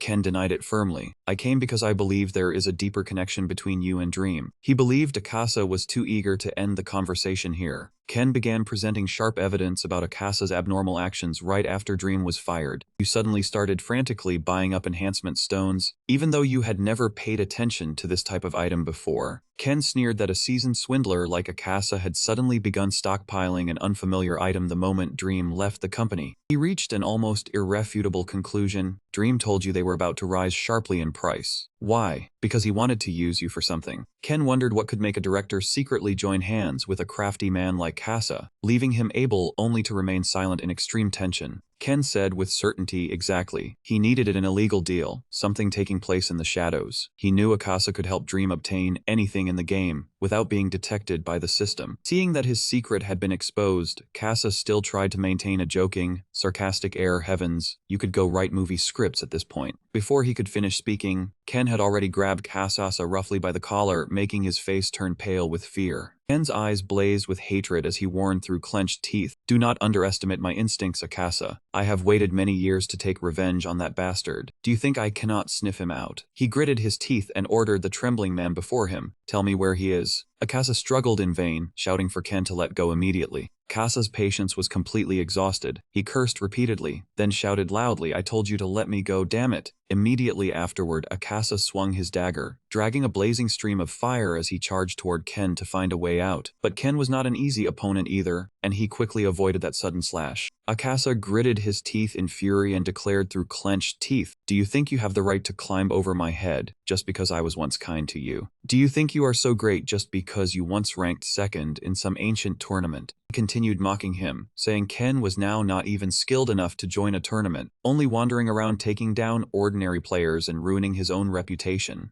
Kasa lowered his voice in annoyance and said, "Honestly, Ken, this look does not suit you at all. You are getting on my nerves." He pointed his weapon straight at Ken, declaring that his current position had not come to him by chance. Before those words, Ken remained as cold as ever and answered calmly, "I am not the runner-up." That statement left Akasa stunned. "What?" Ken firmly declared that he was the true champion of the Season 1 tournament. Akasa gritted his teeth and shouted that he was talking nonsense, because he had clearly only placed second. Ken slowly explained that his opponent back then had used vile, dirty tricks and should have been disqualified immediately. Yet Dream had stood by and watched, without issuing any fair ruling at all. Akasa was shocked as he understood the truth. "So the reason you are so obsessed with finding Dream is because of that tournament ruling." Ken slowly drew his sword, his eyes shrouded in darkness. "I will ask you one last time. Where is Game Master Dream?" He coldly threatened that if there was no answer, everyone would pay the price. Akasa was so frightened that sweat poured from him like rain. He panicked and tried to argue, "Come on, you do not need to make everything so serious, buddy. You outdated old relic." Ken curled his lips into a crazed smile. "So that is your refusal. Fine by me." He declared that the only joy in this rotten game was taking down players. Akasa charged forward in a rage, shouting that Ken was only good at talking big. Grab him. A chaotic battle immediately erupted in the dark basement. Akasa laughed loudly in delight, but immediately afterward, reality turned utterly wretched. Akasa collapsed to the ground, his body beginning to distort with digital noise before gradually dissolving. He gritted his teeth and muttered, "You really are a damn monster." Looking at the devastated scene around him and the players who had lost the ability to resist, he trembled as he uttered his final words, "Are you even human?" Ken stood imposingly before Akasa, his voice cold as ice, forcing him to reveal where Dream was. He threatened that if the other man refused to talk, he would hunt him to the end, taking him down again and again, countless times without stopping. "Every time you set up a shop, I will come and smash it apart. Every time you build a new base, I will find you." Ken coldly declared that he would make Akasa unable to do anything in the game anymore. He lowered his gaze again at the loser, his eyes filled with crushing pressure. "This is your last chance. Where is that streamer Dream?" Right after that, the scene shifted back to the VR World lobby, where Minchian stood amid streams of digital data, glowing brilliantly. Looking at the data fragments swirling around him, he silently realized that everything was still progressing according to plan. Minchian knew clearly the danger that was about to descend, because as soon as Wing began collapsing, the people at Naipan would surely start suspecting him. To avoid being traced, he reminded himself that he had to ensure no one could link his real identity to the character Fimbo. The first step was changing the IP address. Minchian worked on the virtual control panel, telling himself he had to make everything look as if he had gone home exactly as he had told Shinji and Dongha. He planned to connect wirelessly to the computer at home, so his main account and Fimbo could appear online at the same time. As long as he could create an access history showing both accounts online simultaneously, Minchian would have an almost perfect alibi. But Naipan had locked all remote access permissions and blocked multiple accounts from running at once, causing the system to immediately display an access denied error. To do that, he would have to break through the company's security layer. Even though he knew the vulnerabilities well, this would normally take several weeks. Minchian curled his lips in a confident smile, treating it as nothing worth worrying about. After all, he had one of the strongest AI systems in the world as his assistant. Immediately, Oasis appeared in AI form, ready to assist him in infiltrating the system.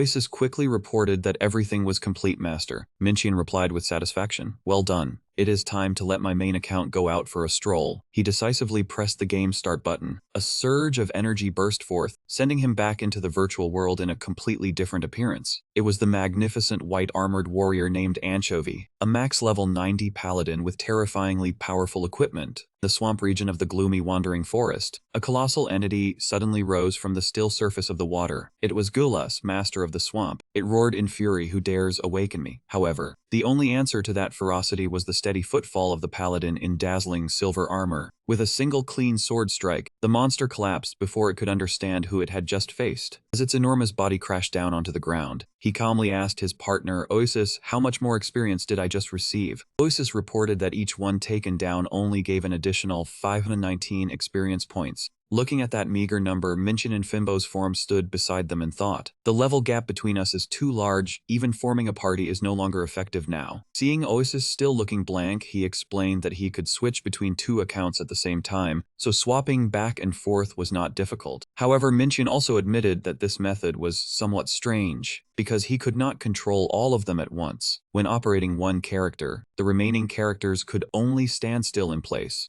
Even so, Minchian affirmed that as long as the login history recorded both accounts online at the same time, Naipan would at least not suspect Fimbo was him for the near future. He said smugly that this was indeed the perfect alibi. Then, suddenly turning to Oasis, Minchian told her to buy him a plane ticket. Yet she still could not hide her confusion. "A plane ticket? Where are you going?" Minchian told Oasis to prepare for a trip to Bali 3 weeks later, right before the season's update launched, while also reminding her to buy the rest as well. Watching her master constantly switch characters back and forth, Oasis could only shout helplessly, "Please just pick any character and play." When she asked why he was suddenly going to Bali, he casually said he only had a small matter to handle and would meet someone along the way. After finishing the multi-account system test, Minchian ordered the knight character to stand still in place, then turned to ask Oasis, "Want to grind a few more levels?" She immediately agreed with enthusiasm, of course. Just as the two of them were about to continue, a message notification suddenly flashed, making Minchian pause. It was a message from Akasa asking whether Fimbo was online. Minchian replied coldly, "What do you want me to return the money?" Akasa's answer was completely beyond his expectations. "No, that is not it. Ken came looking for me." Hearing that name, Minxian's expression changed at once. Ken, that hunter. Akasa reported in panic that the situation was extremely urgent because something major had happened. Ken now knew his account ID. Minxian curled his lips in suspicion and pressed him. Did you tell him? Akasa swallowed fearfully, admitting it and apologizing, because Ken had completely destroyed their base. Contrary to the other man's panic, Minxian remained rather calm. Forget it, it is fine. I will handle him. Even so, Akasa did not forget to leave behind a haunting warning. Thinking of that terrifying hunter's eyes, he hurriedly warned him, "Be careful, Finbo." At that reminder, Minxian merely let out a soft laugh. Looks like this guy is also quite confident when mentioning his formidable opponent. Minxian silently assessed him. Ken was still exactly like before, unchanged in the slightest. A calculating glint flashed in his eyes as he realized this matter might once again benefit him. The scene shifted to the wandering forest, where a caravan was slowly crossing through the night. Deep in the forest, a mysterious merchant appeared and greeted everyone warmly. "Allow me to introduce myself. This is my 3rd season operating as a merchant. Let me guide you." Seeing that they had a max-level player guiding them, the merchant group became extremely excited. "Then we are sure to arrive safely. Today really is lucky." Looking at the large crowd, Oasis asked curiously what they were doing. Minxian calmly explained that they were all merchants, specializing in making profit by buying local specialties and reselling them between cities. Because local specialties could not be placed into the inventory, could only be transported by carriage, and could not use teleportation gates, they were forced to drive long distances themselves. Earning money truly was not easy. Minxian added that this journey was full of dangers, from plain monsters and NPC bandits specializing in ambushing precious cargo, to bosses wandering across the fields. Therefore, merchants usually gathered once every hour to travel together for safety, and the person with the highest level or most experience would be chosen to lead. The leader clearly announced, "Alright, we will head east of Letera City." To reach that place, the entire group had to cut straight through the wandering forest. He reminded everyone not to panic if they got lost in the thick fog. They only needed to send him a private message. There are 5 field bosses in the wandering forest. They are very strong but will not attack on their own unless provoked, so absolutely do not touch them. After the clear, unified shout of the entire group, Oasis was still utterly confused.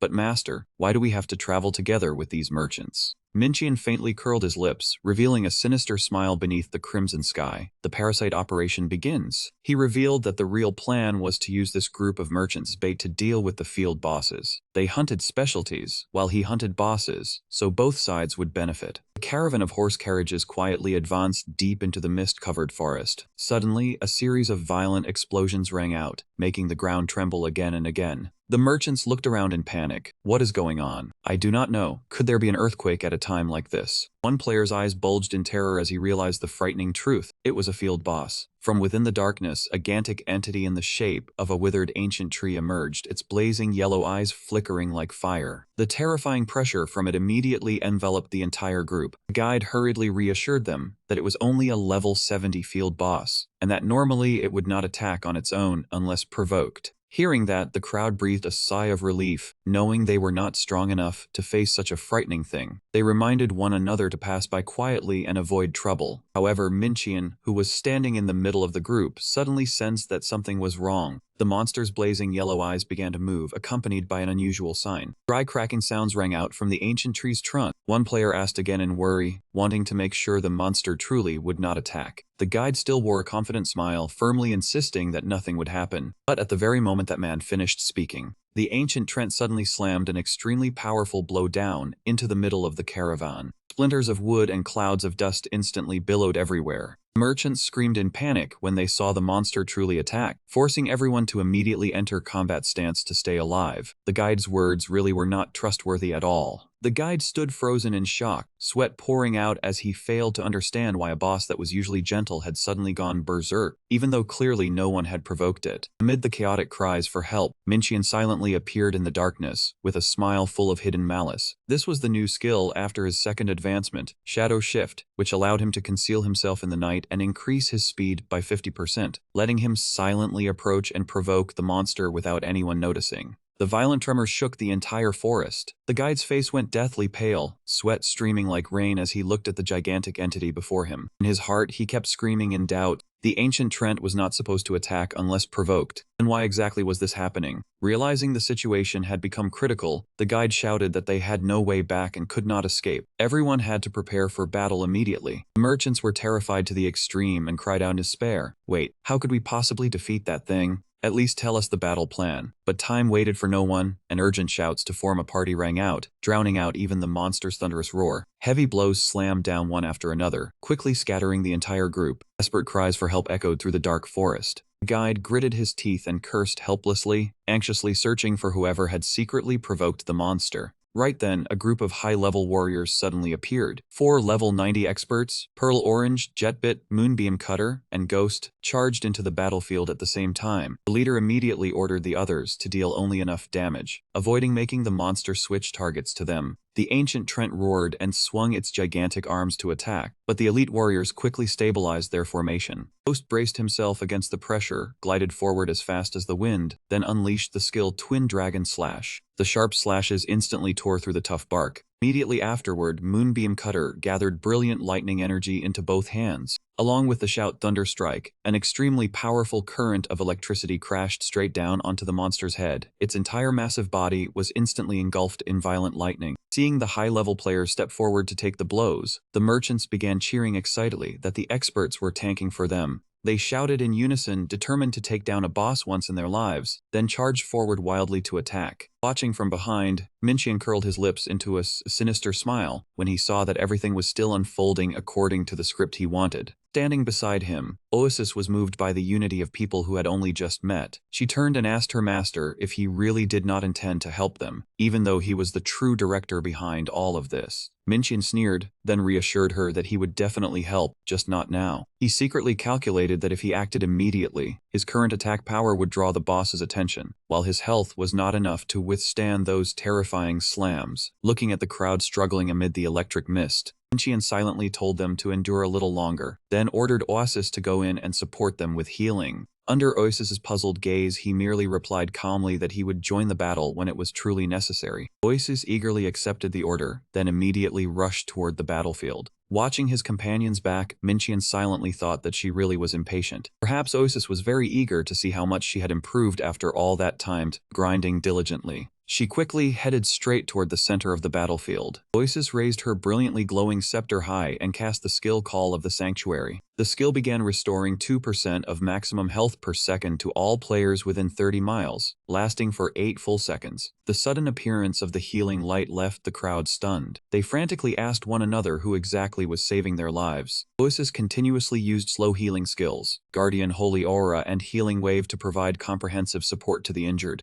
Seeing their savior, the exhausted players burst with joy. They shouted their thanks and scrambled to ask her to heal them, truly the type who wanted endless favors after just getting acquainted. Oasis suddenly stopped and said softly, "I am sorry, this is enough." Seeing this, Minchian silently praised her for knowing when to stop, right before the boss discovered her. To him, an outstanding healer was not defined by using skills at the right moment or pulling off a spectacular rescue, but by surviving to ensure the entire party still had a chance to move forward. Realizing the moment had come, Minchian stepped forward coldly, thinking to himself that it was time for him to make a move. He immediately used the level 1 skill Shadow Movement, letting darkness envelop his body, entering stealth, and increasing his movement speed by 50% for 10 seconds. At that moment, the ancient Trent was still roaring violently, leaving the entire merchant caravan bewildered, unable to understand what was happening. The caravan leader kept shouting to raise everyone's spirits. "We are almost there, keep going." At the same time, Minchian quietly circled behind the monster. He told himself that damage no longer mattered now, since his contribution points were insignificant anyway. But if he could land the finishing blow, he would take the entire massive reward. A classic sly move, waiting until others had nearly drained the boss before stealing the kill. Minchian suddenly cast Shadow Combo, unleashing a chain of consecutive strikes wrapped in magic power. Dark purple streaks of magic slammed straight into the ancient tree's body, leaving the monster unable to hide its shock. Seizing that opening, Minchian shot forward like a black bolt of lightning amid the dust and smoke. His eyes flared with determination as Minchion poured all his strength into the final slash. Taking advantage of the opportunity, Minchion immediately unleashed the Dark Knight's exclusive ultimate skill, Darkness and Reverse Light, allowing him to teleport behind the target and spin his weapon at extreme speed. The first strike dealt 150% damage, while also adding 10% of the opponent's current health. As for the second strike, it added up to 300% more damage. Immediately afterward, the system announced that you had slain the boss-level monster, Ancient Trent. The merchants stood frozen in shock, stammering in disbelief at what they had seen. Good heavens, is it over? The entire caravan still has enough people participating. Right after that, the reward window appeared, along with 3 lucky excellence stones. Oasis stared blankly at the 3 excellence stones in her hand, unsure whether that number was a lot or a little. Hey, I will pick up the items the boss just dropped. There are a few decent things here. Anyone who wants them can use excellence stones to roll for them. Oasis turned to ask curiously, Master, how many excellence stones did you receive? Minchion replied with a bored expression, no idea, I could not be bothered to check. He silently remarked that, in any case, this was only a level 70 boss, so the equipment that dropped was surely no different from trash. What Minchion truly cared about now was the 20 Wandering Forest boss coins he had just received. They were proof of defeating a boss-level monster, and could be exchanged for precious items at the Adventurers Guild. Minchion calculated quietly, I probably need 100 boss coins to buy what I want. That means I have to repeat this 4 more times. On the other side, the caravan leader was draining a recovery potion. He wiped his mouth and muttered, this really is luck falling from the sky, but at least we brought it down. He still did not know who had started this play, and who had ended it. The leader began to grow suspicious of the one who had delivered the finishing blow. Who exactly was the person who attacked that boss? Was it someone from our caravan, or just some troublemaker who happened to pass by? Knowing he could not find the answer, he immediately ordered, all right, keep moving. I want to reach the campsite on time. He sternly warned that if another boss attacked while the entire caravan was already exhausted, they definitely would not be able to withstand it. A merchant laughed it off and reassured him, come on, do you really think we will run into another boss? He said he had crossed this forest many times, but had never encountered more than one boss. However, the caravan leader remained serious. Better to be careful. In truth, their guess was not wrong, because it was nearly impossible to encounter 2 field bosses in a row in this area. Yet amid the gloomy night, blazing red hexagonal blocks like a honeycomb suddenly appeared and began to glow. From that light, a female entity with red eyes and thin wings emerged, hovering in the air. The system coldly announced Field Boss Queen Bee. Surprised, old man. Encountering 2 field bosses in succession was almost unthinkable. This time it had truly happened. The cruel truth was unfolding right before their eyes. Facing that terrifying entity, the players could only cry out in despair. Impossible. The caravan leader quickly regained his composure. Seeing that the opponent looked easier to handle than the previous boss, he immediately ordered the archers to open fire. A barrage of arrows and blazing streams of magic rained down on the target all at once. He roared in a frenzy, attack that woman, tear her apart for me. Consecutive explosions engulfed the queen bee, but instead of collapsing, she only grew even more furious. Realizing that magic damage was almost completely countered, the leader panicked and demanded everyone immediately switch to physical attacks. The female archer quickly took position, gathered all her focus, then decisively launched her strike. Yet the queen bee immediately displayed terrifying speed, darting swiftly through the rain of arrows and bullets. She dodged every attack with incredible skill, leaving the crowd stunned and unable to react in time. She suddenly closed in and unleashed a violent collision, instantly shattering the merchant's formation. The queen bee wore a sinister smile, violently restraining a player and leaving him heavily wounded. Seeing that scene, a warrior trembled and shouted through tears, God, attack. However, the monster quickly used her razor-sharp legs to counterattack. She struck in a flash, then sprang high into the air. We have to force her down right now. The leader screamed in despair, but the crowd only asked back in panic, how are we supposed to do that? A mage tried to use immortal arts to destroy her wings, but was immediately drenched in cold reality when he saw the archer on his side, taken by her in the blink of an eye. The queen bee flipped upside down in midair, beginning to gather a gigantic fireball that radiated terrifying pressure. Witnessing that scene, the mage turned deathly pale. She can cast magic, even while airborne. The situation was hanging by a thread, and even an expert in immortal arts would struggle to turn it around. With their current exhaustion, the caravan's hope had all but gone out. Yet before the queen bee could make her move, her target was interrupted. Cannon shell flew in from nowhere, striking her and wounding her. The terrifying heat from the firepower burned away one side of her wings. The crowd was stunned. Something just hit her wing. Everyone looked up in astonishment. There, look, someone is standing on the tower. Their savior had appeared in truly spectacular fashion. At the top of the towering watchtower, a mysterious figure was operating a gigantic cannon. That person decisively loaded the ammunition, then activated the entire magic system of the war machine. A dazzling surge of energy erupted violently from the cannon barrel. A beam of light carried destructive power as it shot through the air, aimed straight at the queen bee flying high above. The direct shot created a violent explosion, knocking the bee queen straight down to the ground. The merchants stared in disbelief, only able to cry out in utter shock. The bee queen lay motionless, her body trembling after taking a critical hit. Immediately afterward, shouts rang through the forest. She fell, she fell. The leader swung his sword and ordered the whole team to charge. Everyone attack, finish her off. The crowd frantically surrounded the dying boss, driving in the final blows.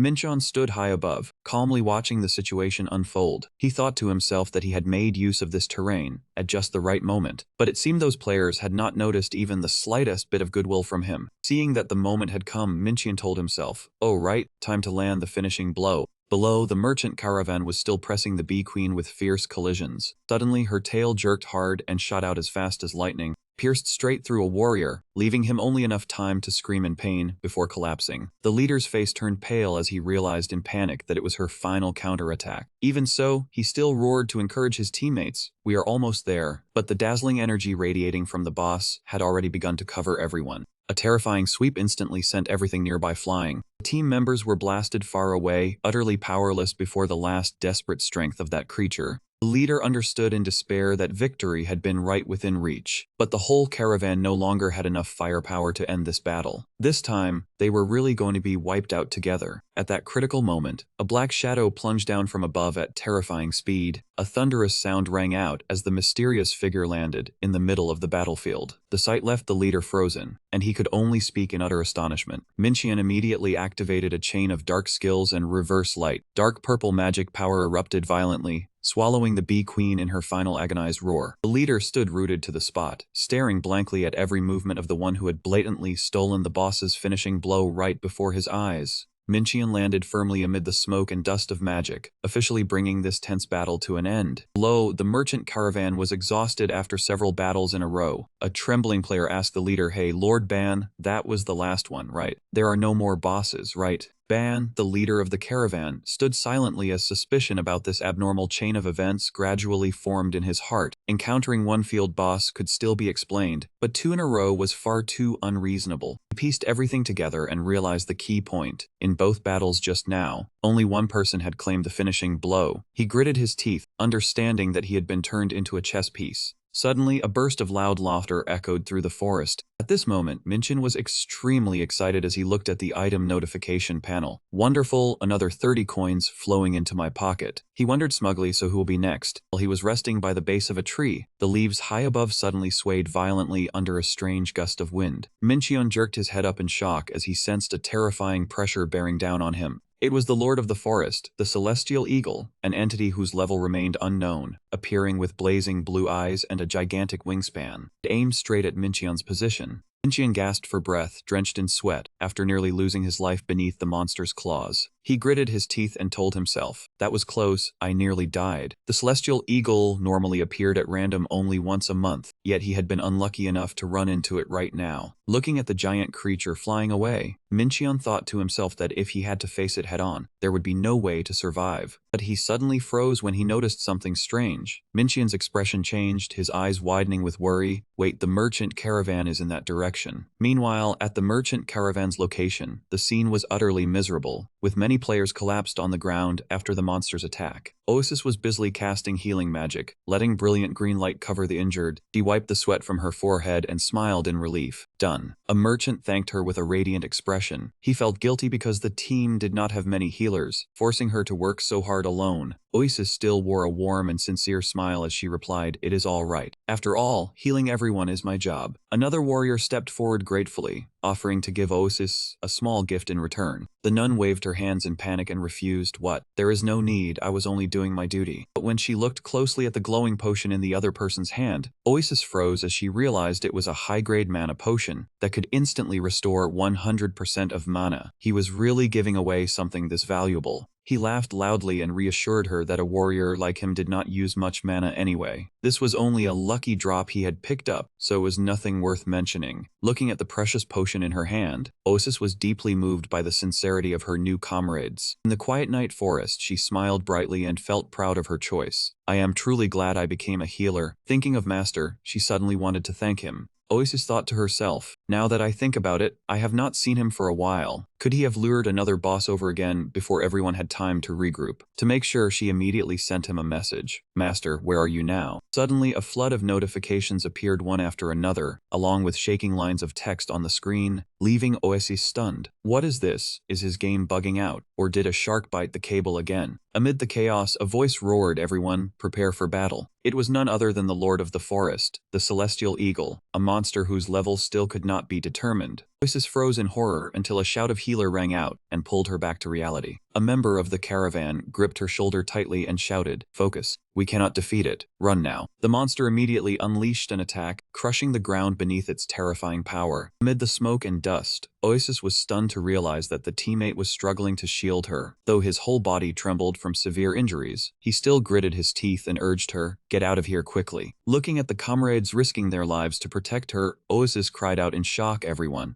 Female warrior decisively rushed off at astonishing speed, deliberately distracting the boss. Behind them, the musician gave a slight nod as a signal. Hands began to glide rapidly across the strings, creating a surge of urgent sounds. The skill Melody of Vitality was activated, increasing the entire party's movement speed and attack speed by 30% for 10 seconds. Thanks to receiving support magic, another blonde female warrior immediately stepped forward with eyes full of determination. A sharp fighting spirit erupted, and she quickly charged straight ahead to engage the monster in close combat. Seizing that chance, the team leader shouted loudly to encourage them, "The time has come, everyone attack. Only by giving it your all will you have a path to survive." The entire team immediately threw in all their strength, spears thrusting straight into the monster's body, while the archers also swiftly moved into position. Everyone drew their bowstrings taut at once, ready to unleash a volley. Countless arrows poured down densely like a violent rainstorm. Arrows pierced the sky eagle's body in clusters, making it roar in agony and rage. Yet instead of collapsing, the monster suddenly released a terrifying pressure. It began spinning its body at a dizzying speed. A massive tornado formed, sweeping away everything around it. The violent sandstorm lifted the entire group into midair. They were swept into the deadly vortex, the warriors able only to scream helplessly as their bodies spun through empty air. The Sky Eagle continued madly tearing the battlefield apart at the eye of the storm, turning it into a living hell and giving no one a chance to escape. When the tornado gradually dispersed, only ruins remained at the scene, along with players sprawled everywhere, completely unable to fight back. Oasis struggled to crawl up among her fallen comrades. Trembling, she raised her staff high and tried to use her last bit of strength to revive them, but the system coldly reported that she had run out of mana. Oasis was as exhausted, her breathing broken by utter helplessness. She choked up with belated guilt. "I am sorry, Master, I cannot do anything more." However, Minchian only gently placed his hand on her head and reassured her. "What are you saying, you fool? It is thanks to you that they lasted until now."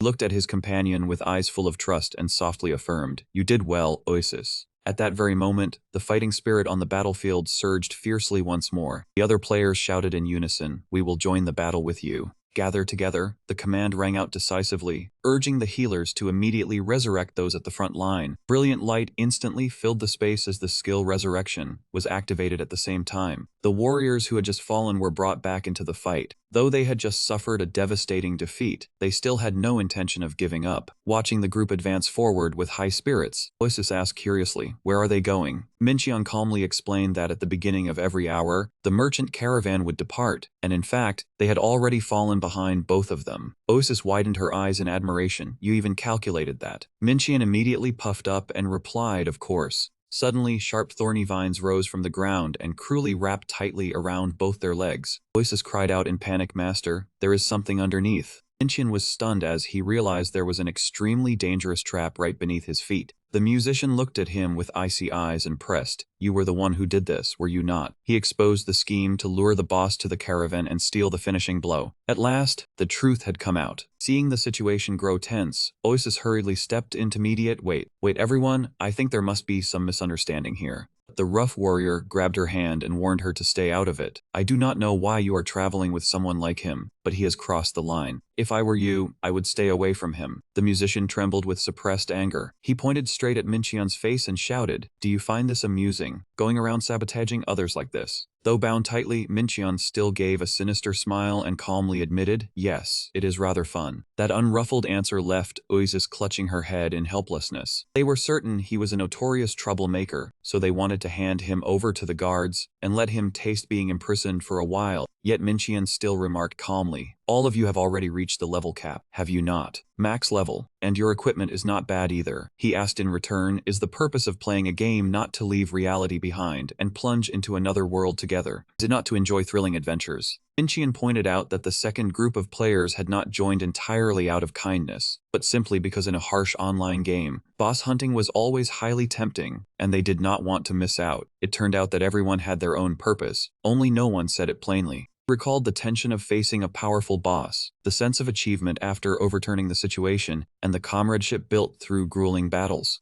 Mincheon asserted that he was only trying to awaken the excitement for the game again, something everyone had unknowingly forgotten. Right then, the Sky Eagle roared violently, making the team leader jolt in shock. He immediately shouted, urging everyone to pour all their strength into the final attack. Realizing the situation had become far too urgent, the musician gritted his teeth and decided he had to rush into the battle. He growled for Mincheon not to use that garbage talk to justify his ridiculous actions, but he also had to admit that for now the boss was the highest priority. The thorny vines abruptly vanished, causing Mincheon to lose his support. He crashed to the ground amid Oasis's startled cry. The musician turned his eyes toward the battlefield, admitting it had been a very long time since he had encountered such a thrilling battle. Oasis hurriedly cast Healing Hand to heal Mincheon. "Why does he need recovery? Could we not just leave him like that so he causes less trouble?" As soon as the Sky Eagle collapsed, cheers for collecting items immediately echoed throughout the forest. The system announced that Mincheon had received 3 excellent rewards thanks to his contribution level.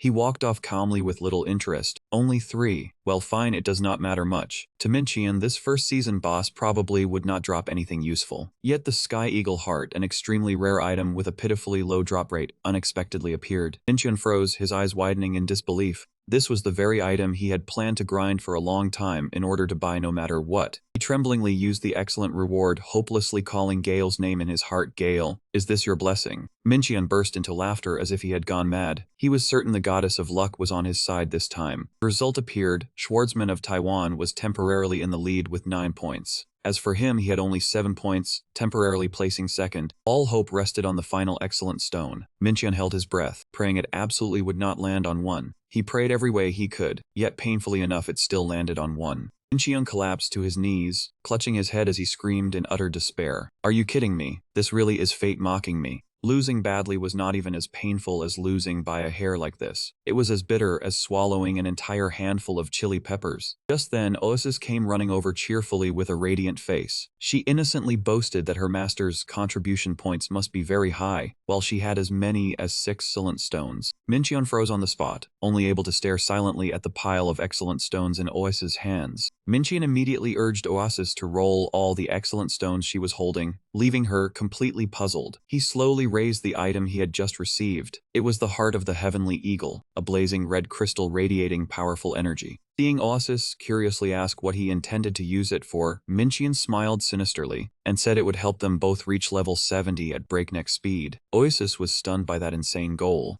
Meanwhile, the merchant carriage procession had reached the edge of the forest as dusk fell. The musician leading the group cried out excitedly that they had arrived, making the whole procession breathe a sigh of relief after the difficult journey. Looking at the magnificent castle glowing beneath the sunset, everyone could not help but marvel. Though the journey had not been smooth, they had finally reached their destination. Oasis was completely captivated by the castle's splendor. She could not hold back her admiration and exclaimed, "It is so beautiful." The atmosphere grew lively as everyone took turns saying farewell. The musician smiled and sincerely thanked Oasis. "It was all thanks to you truly, thank you very much." While everyone began filing into the city and wishing one another a fun time in the game, Oasis suddenly grew curious about what Solitaire was like inside. Excited, she was about to run straight in to explore, saying she wanted to go in and look around. But Mincheon coldly stopped her. "Alright, that is enough." After saying that, he hoisted Oasis into the air. Oasis struggled and cried out, "Why not let me satisfy my curiosity a little?" Mincheon explained sternly that they could not enter Solitaire because their current reputation was too terrible. He pointed toward the guards standing imposingly before the city gate, making the truth clear that the moment they set foot inside, they would be arrested and thrown into prison. Oasis completely broke down, tears welling up in regret. So we have to go back without even stepping into that splendid city. Mincheon calmly confirmed the harsh truth that as long as they bore the name of villains, they could not enter any city except the gloomy lower city. Oasis cried miserably, begging Mincheon to wait so she could register the teleport gate in time, but it was useless. She could only struggle desperately as her master dragged her away. Wait, master, at least let me register the teleport gate first. What kind of adventure is this? Are we really giving up food right when it reaches our mouths? 2 miles from Solitera, at a roadside tavern, the originally peaceful atmosphere was abruptly shattered by a sharp slam on the table. A burly bald man roared in anger because the beer was too awful. This stuff tastes disgusting. What did you pour into the mug? The trembling old tavern keeper tried to soothe him by introducing a fine rum, but the old man was immediately grabbed roughly by the throat. Who do you think you can fool, old man? You ruined my mood and still want to sell me more garbage. Amid the tension, a cold voice rang out from a dark corner, making the bald man freeze. Hey, shut that foul mouth of yours. A girl draped in an imposing wolf pelt appeared, her sharp, icy eyes fixed on the one who had ruined her afternoon nap. Immediately afterward, a man dressed in a panda outfit named Grizzly appeared. He suddenly grabbed the bald man and lifted him upside down into the air like a toy, ignoring the man's sobbing pleas. Grizzly casually threw that man to the ground, scorning those who only knew how to bully weak NPCs. A thick orange peel really does meet a sharp fingernail. You deserve a beating. The girl draped in wolf pelt suggested a notorious prey lingering nearby. Not a pathetic sort like the man just now. Grizzly immediately grew interested and asked how high that person's infamy was. When he heard the target had more than 20,000 infamy points, Grizzly accepted the pursuit mission at once, without the slightest hesitation. Though the girl draped in wolf pelt believed tracking this person down would take time and was not worth the effort,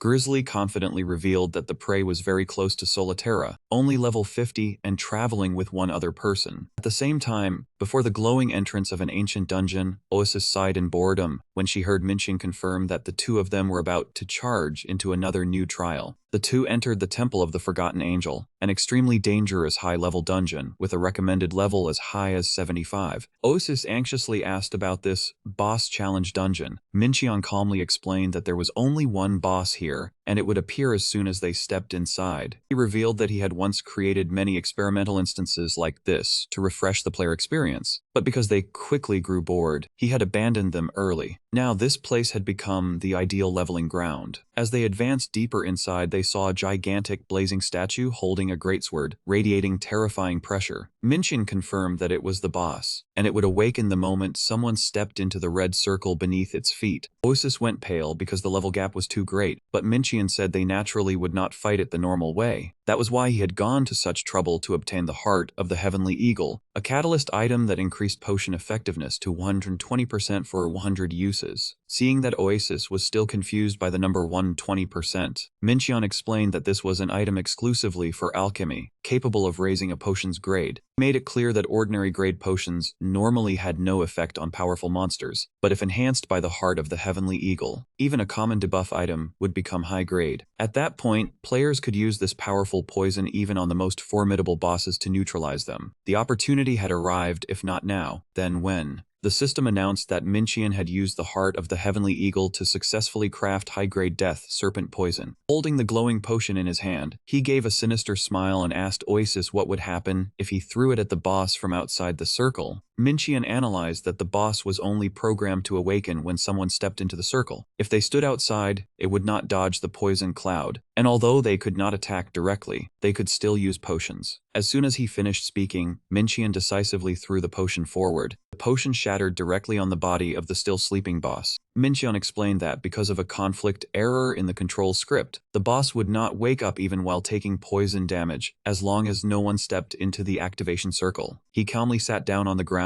telling Oasis to rest with him and wait for the experience points to flow in. Before his companion's worried look as she asked whether this was a game bug, Mincheon merely smiled meaningfully and told her to start praying, then revealed that sometimes this boss would drop a level 70 legendary item. Those words made Oasis's eyes instantly shine with excitement. When treasure was mentioned, who would not light up like a searchlight? However, the reality that followed was brutally harsh. After 10 straight hours of grinding and still coming up empty-handed, Minqian wearily dragged the bitterly crying Osis out of the dungeon. Even though she begged to go one more round because she felt the item was about to drop, Minqian still firmly refused. He declared that both of them had reached level 70, so now they had to do the third advancement quest. Seeing Oasis sulking because her master had a legendary item while she had none, Minqian calmly blamed the magic staff for being too stubborn and refusing to drop. Suddenly, a heavy pressure descended as Grizzly and the half-wolf girl appeared imposingly blocking their path. "Found you." The half-wolf girl revealed a dangerous smile, her gaze locking tightly onto the two of them. Grizzly, dressed in a panda suit, burst into loud laughter, mocking that a notorious figure like Minqian would never be welcome in Solitaria. He also said he had been bored, so Minqian's appearance was truly an amusing gift. The moment he sensed the thick killing intent, before Oasis could even understand what was happening,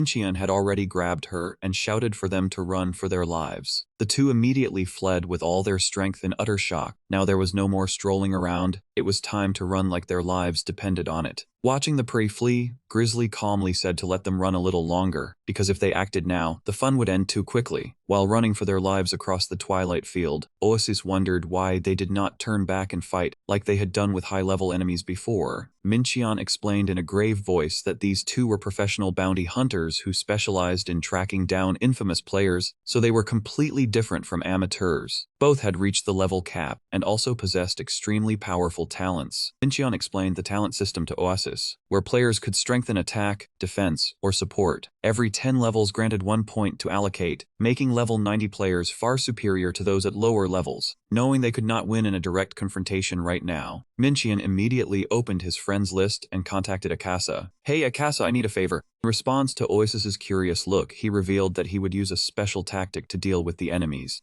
Minqian curled his lips into a sinister smile and called it fighting poison with poison. Meanwhile, the hunter pair was still frantically searching the grassland beneath the twilight. Grizzly was still hesitating over the pre's direction, but the half-wolf girl insisted they had nowhere left to hide. Or could they hide in the middle of an open field? Just as Grizzly was still complaining about having to search such a vast land, a sudden attack came rushing in, forcing him to hurriedly turn and defend. Minqian executed a perfect parry, but was still violently shaken. The force of the collision was so great that it sent him skidding across the ground. He realized that even after reducing the damage, the opponent's blow was still extremely heavy because she had poured all her points into attack talents. Before he could steady himself, Grizzly had already closed in and thrown a punch as fast as thunder, knocking him down and sending him flying. Oasis only had time to scream in terror, "Master." Oasis immediately cast Healing Hand to restore her master. That action made the half-wolf girl fly into a rage and roar. "How many more times do I have to say it? Kill the healer first." Eta spun his weapon madly, forming a deathly vortex before charging straight at Oasis, determined to deliver the finishing blow. At that very instant, Minqian activated his exclusive skill of darkness and light warding. He instantly teleported behind the enemy, swinging his weapon to inflict a massive amount of damage. But she had already been on guard, so his seemingly deadly ambush failed completely. Watching from behind, Grizzly began to grow interested. He admitted he had never seen a skill so flashy yet so strange, since he had always been the one hunting and was rarely counterattacked like this. Seeing her master surrounded, Oasis panicked and rushed forward to save him.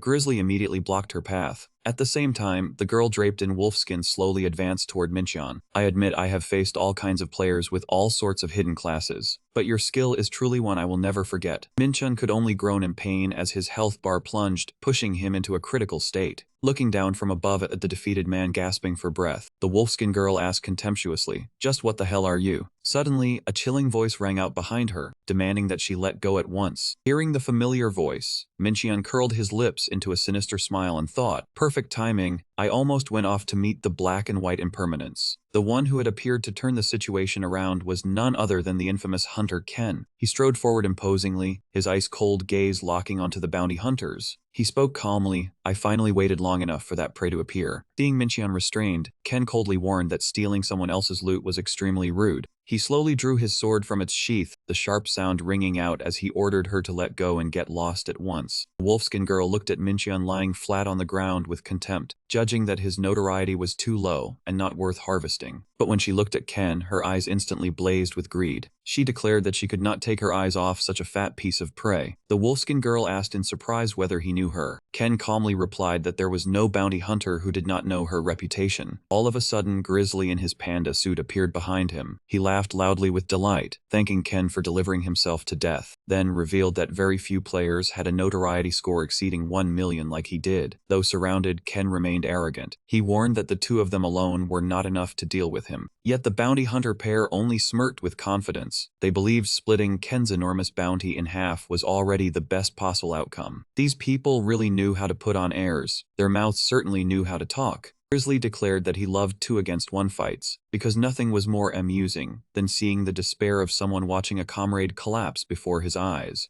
The moment he finished speaking, Grizzly charged forward like a savage whirlwind. Ken glided lightly to the side, calmly dodging every attack by a hair's breadth. At that instant, the wolfskin girl descended from above, swinging her weapon down in a lethal blow. A crisp clash rang out as Ken raised his sword in time to block. Immediately after that, Grizzly followed up with a powerful punch. The chaotic battle erupted violently, attacks answering one another in the blink of an eye. Thunderous explosions rang out one after another, making the entire battlefield seem to sway. Ken was sent flying far away by an overwhelming force. His body slammed hard into the ground several times before lying motionless among the ruins. He looked up at the sunset sky, breathing heavily, his face covered in dirt and blood. Scratches were clearly etched across him after the two enemies' brutal, coordinated strike. They attacked without the slightest mercy, leaving him almost no chance to counter. Grizzly realized the opponent before him was far from simple, and blurted out, "You people truly are no ordinary players on this blazing battlefield." Ken broke into a crazed smile, declaring that the most interesting thing in the game was taking down other players. Seeing that, Oasis anxiously asked whether her master knew that terrifying man. Mincheon calmly admitted that Ken was madly hunting him down, so he had asked Akasa to reveal his location and lure him here. Oasis was still doubtful. She did not believe Ken could fight two high-level bounty hunters alone at the same time. Mincheon simply told her to focus on watching and take careful notes, because this was a rare chance to witness the real combat skills of the world's top masters with her own eyes.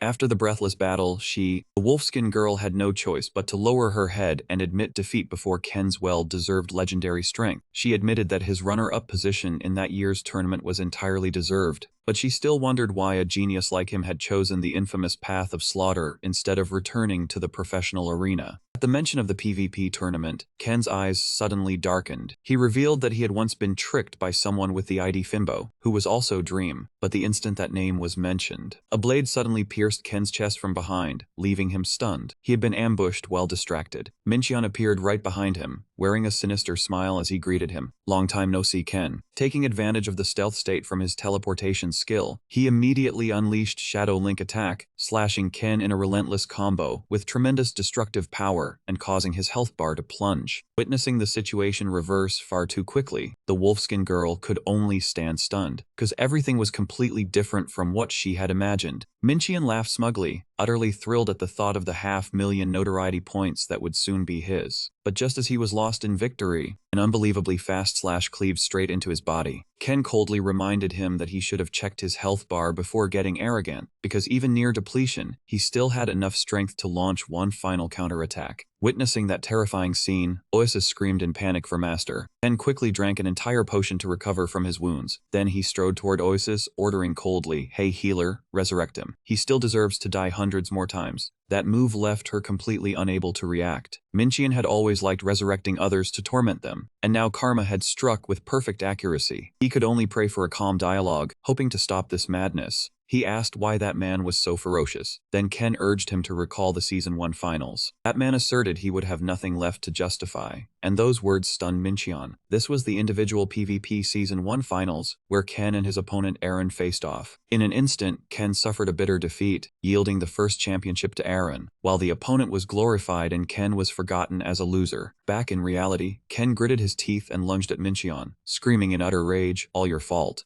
No, time passed, but what Ken endured remained vivid. He roared in fury. "You knew Aaron cheated in the finals." Painful memories surged as he was attacked from behind irrationally. Ken noticed the anomaly. That man could not have dealt such damage. He stared at Mincheon, confirming this was no ordinary match, and he understood it best. All Ken's protests had been dismissed. That man was restrained by guards and dragged away, then suffered cruel ridicule from the community. Vicious comments repeatedly highlighting his weakness, blaming others for not admitting he was inferior to Aaron. In this world, the winner was everything. Ken was humiliatingly eliminated. Ken bitterly admitted he was shamed, deemed unsportsmanlike, unable to accept defeat. He pointed his sword at Mincheon, exposing the opponent's truth. "You operate this game. You are the developer and PvP referee." Ken screamed in resentment, believing if Mincheon had declared Aaron cheated needed to protect his honor. His life would not be ruined as it was. Seeing the other trembling with anger, Minchian asked slowly, "So that's why you went mad?" Ken confirmed his desire to destroy this trash game and would not hesitate to kill anyone in his way. "If you can't eat it, destroy it, friend. This playstyle isn't fair." Faced with the hateful challenge, Minchian grinned wickedly and nodded. "Fine, I accept your challenge, Ken."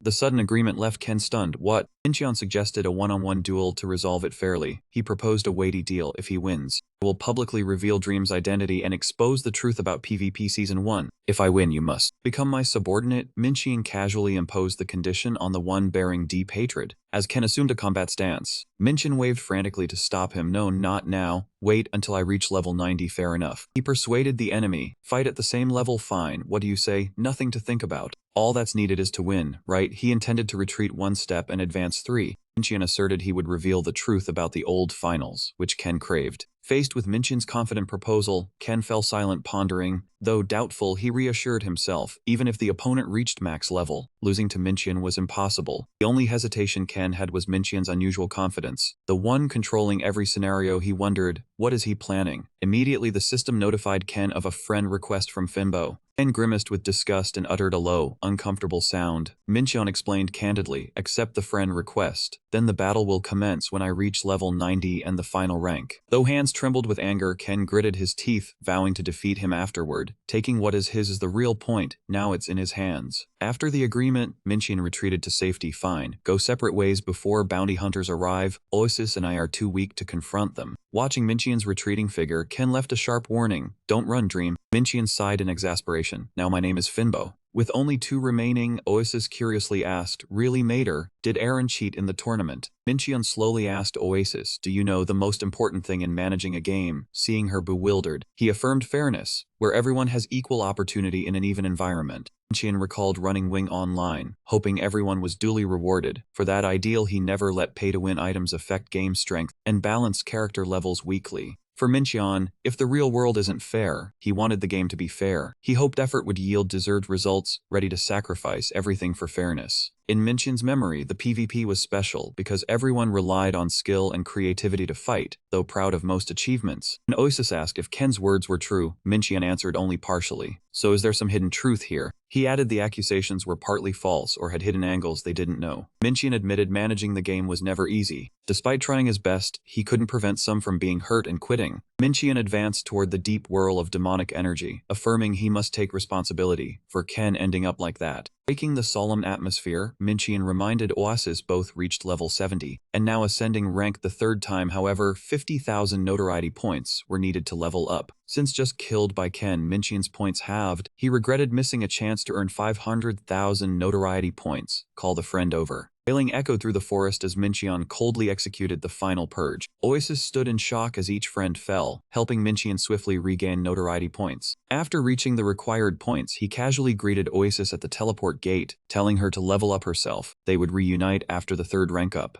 As soon as the leveling process began, Minchian noticed the bracelet gifted by Gale glowed strangely. He froze, recalling the instruction that the item was only to be used after level 70. It then vibrated strongly with brilliant magical electricity. A stream of digital bones surrounded Minchian, forcibly teleporting him out of the dark base. When the light dissipated, Minchian was dazed to find himself on a sunlit shore with rows of green palm trees. A scene completely different from the usual gloom. Before him, a woman with gleaming golden hair was silently gazing out at the sea. Recognizing the familiar figure of the goddess, Minchian unconsciously called Gale's name. She turned around, gave him a radiant smile, then slowly stirred up memories that belonged to long ago. It was when Minchian had just begun developing the game, personally refining and creating every wave. Gale murmured that he had once stubbornly done everything just so his touch would be present throughout Wing Online. She even took the chance to tease him about the time he accidentally created a massive tsunami, forcing Gale herself to clean up the aftermath that year. Irritation showed clearly on Minchian's face. He immediately cut the goddess off and said bluntly that he had no time to sit around reminiscing about the past. Gale looked at him with a deep gaze, admitting that she now understood why he had been so passionate back then. Because creating something truly was an effort worthy of being cherished.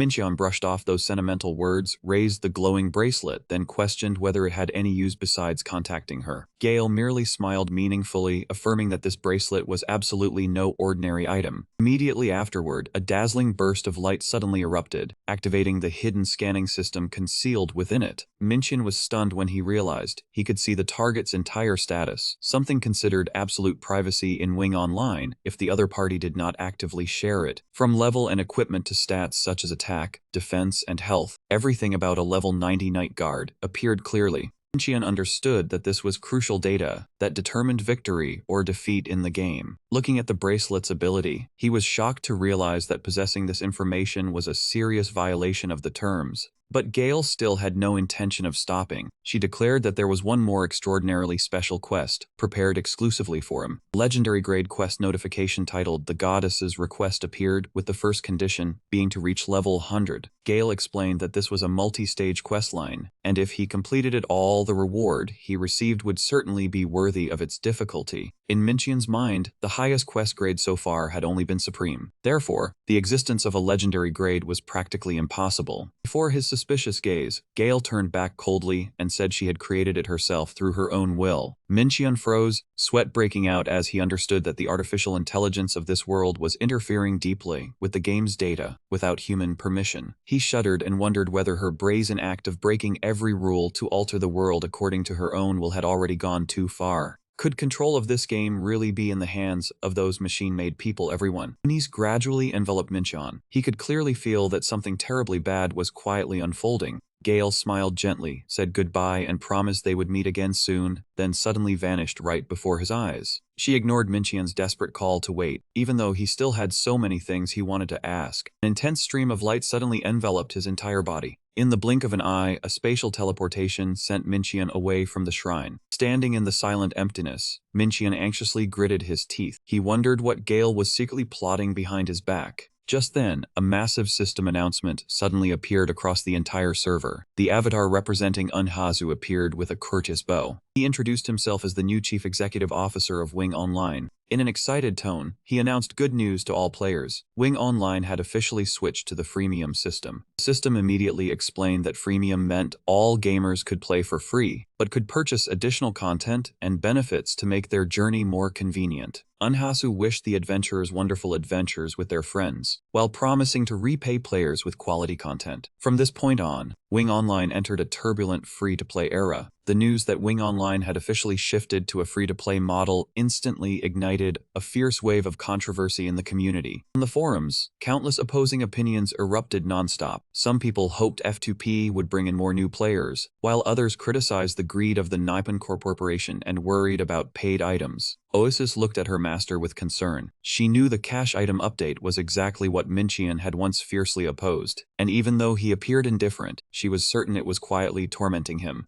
Contrary to that guess, Mincheon suddenly turned back with an excited expression. He eagerly urged Oasis to claim the free 25% EXP boost item at once, then calculated that if they bought an additional support package, the two of them could quickly reach the level cap. Oasis was completely stunned to see him voluntarily use the very thing that had once gotten him fired. Mincheon almost went mad, carrying out one transaction after another without stopping. He bought the experimental time contract one after another, which reduced equipment level requirements by 10 levels, along with the contract of Oblivion that allowed unlimited stat resets for 30 days. Thanks to that, they could optimize stats such as strength, mobility, or intelligence at any time to serve monster hunting or PvP combat. However, the most noteworthy item among this lineup was the Contract of Immunity, a special item meant for infamous players. That notorious item allowed its user to avoid all reputation penalties for 1 full week each month. With these treasures in hand, Mincheon smugly declared that they could finally begin Wing Line's main quest, then explained things to the puzzled Oasis. He asserted that following the main story was the most efficient way to earn experience, but they had been unable to do so before, because they still bore the name of infamous players. Looking at the special legendary grade quest, the Goddess's Request with its requirement to reach level 100, Mincheon revealed a calculating smile. Although he still did not know Gale's true purpose, he decided to play along with her game for the time being.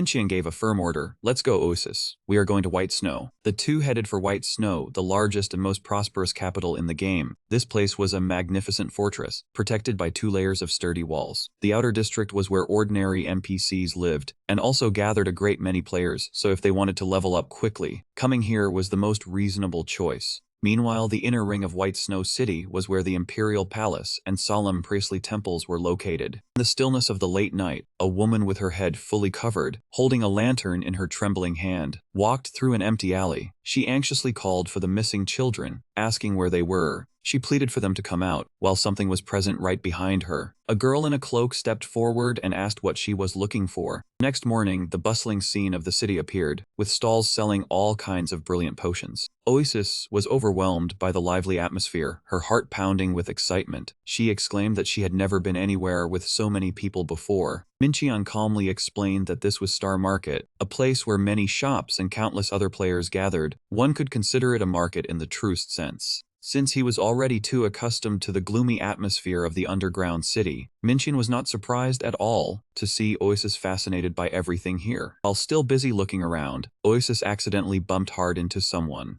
She immediately froze when before her stood a tall guard in iron armor, his blazing orange eyes radiating a terrifying authority. Oasis trembled, her whole body going weak from fear of being arrested. Her smile vanished, tears threatening to spill, clearly frightened out of her wits. The guard bent down to look at Oasis and asked whether she was an adventurer. While she was still dazed, he suddenly cried out in excitement, "Absolutely perfect. I need to find someone who can help me with a few things." Minchian quickly reassured Oasis that thanks to the special item, they now looked no different from ordinary players. This guard would give them their first quest in the main quest line. The guard began recounting what had happened. A few children in town had gone down into the sewers to play several days ago, but they still had not returned. We also lack the manpower to form a search party. Could you two help us rescue the children? The moment the guard's plea ended, a system notification window immediately appeared. The first scenario quest was officially activated, requiring them to enter the sewer rat cave dungeon to find the missing children. Oasis nodded excitedly and accepted the quest. Yes, leave it to us. Being seen as a normal person clearly made her far more enthusiastic. As soon as they reached the entrance to the tunnel, the two saw an old woman sobbing in terrible grief.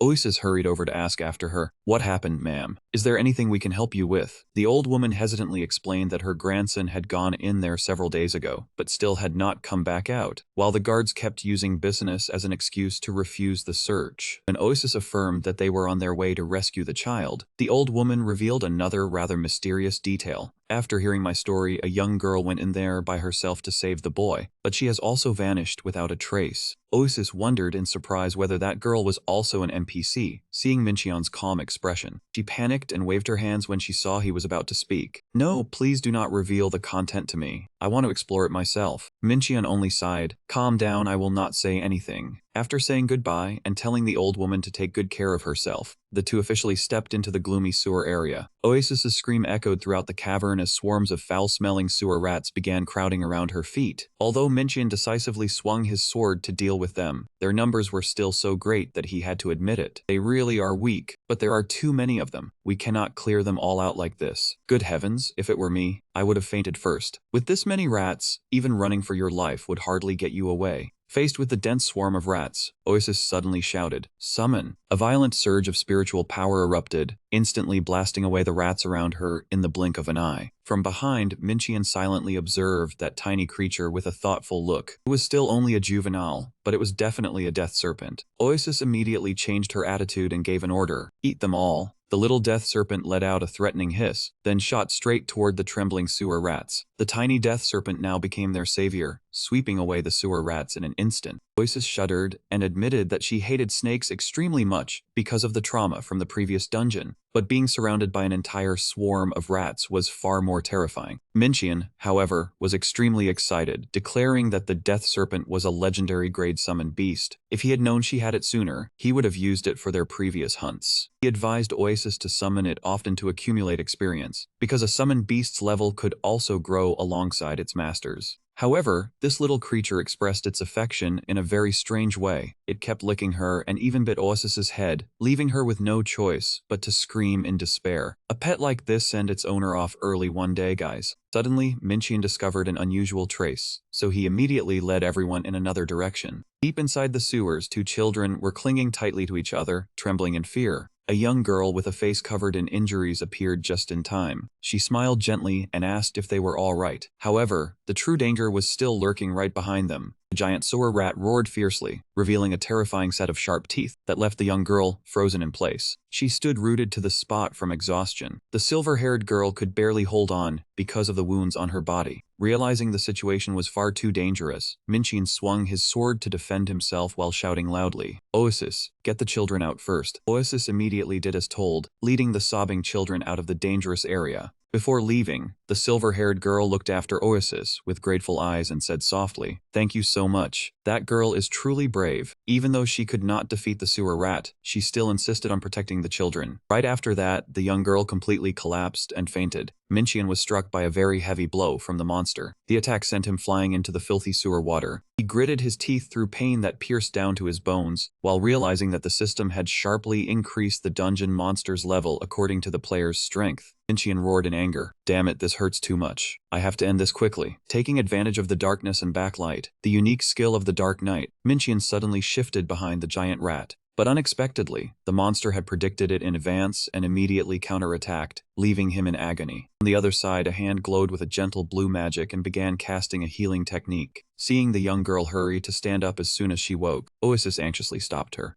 You should not be standing yet." In response to that concern, the girl lightly tightened her grip on the bow in her hand and sincerely thanked them for helping her. She introduced herself as Elaine, then firmly declared, "I will join you in this battle." Immediately, the system announced that Elaine had joined the party as a level 70 NPC archer. Without delay, Elaine raised her bow. She used the powerful lightning arrow skill, aiming straight at the target. However, instead of hitting the monster, the arrow embedded itself straight into Minchian's head, leaving him stunned. What the hell? This was just a minor technical error, not intentional friendly fire. Fortunately, the system did not calculate damage against party members. But Minchian still snapped angrily. "Hey, what kind of archer are you?" Elaine apologized in confusion, explaining that she had not recovered as fully as she had thought. Seeing that clumsy scene, Oasis was left utterly speechless. Meanwhile, Minchian began to feel uneasy when he realized the monster just now had truly dodged darkness and backlight. He pondered in silence, knowing full well he had not created AI smart enough for this, unless it was evolving. But he immediately dismissed that idea because their structure was completely different from human AI. The monster suddenly rushed forward to attack, and Minchian hurriedly raised his sword to block. At that very moment, Gale's mysterious assertion echoed again in his mind. "I already told you I created it according to my own will."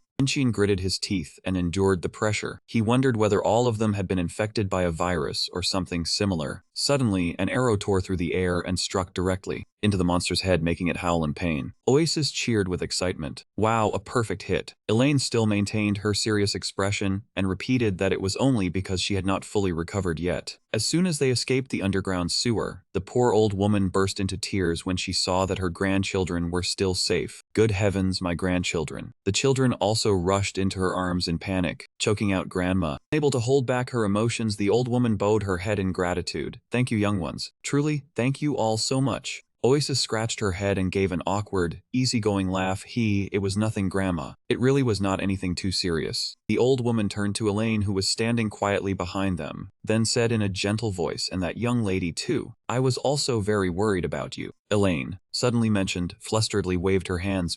But I only made everything more chaotic. These two adventurers here are the real heroes." Elaine bowed respectfully to them both. "You saved me and the children. I am truly grateful." Realizing Elaine was still blaming herself, Oasis hurriedly spoke up to encourage her. "Stop feeling so terrible about it, Elaine." Elaine smiled faintly, though her eyes still held a thoughtful look. "Thank you. This has made me understand that good intentions alone are not enough. If you do not have the power to protect them, you may only cause more trouble." She promised she would be more careful, then quietly asked to take her leave. Watching Elaine's figure, Oasis asked curiously whether that girl had an important role in the storyline. She had almost fired an arrow and turned Minchian into a side character. Minchian calmly explained that what he meant was that Elaine belonged to the main cast of this storyline. He said most new players realized she was important from their very first meeting. Seeing that Oasis was still confused, Minchian revealed a little more, saying that the company had once invited real actors to record motion capture for the key NPCs. When the game became famous, those actors also attracted attention, especially the actress currently playing Elaine. Now she was a real star. Minchian added casually anyway, after the quest ends you will be sick of seeing her. Immediately after that, the system displayed a notification congratulating them both for clearing out the sewer rat nest and completing the quest according to the script. Oasis opened her status window to check, then exclaimed in surprise, "Oh, I leveled up, but I clearly still needed a lot more experience before the next level."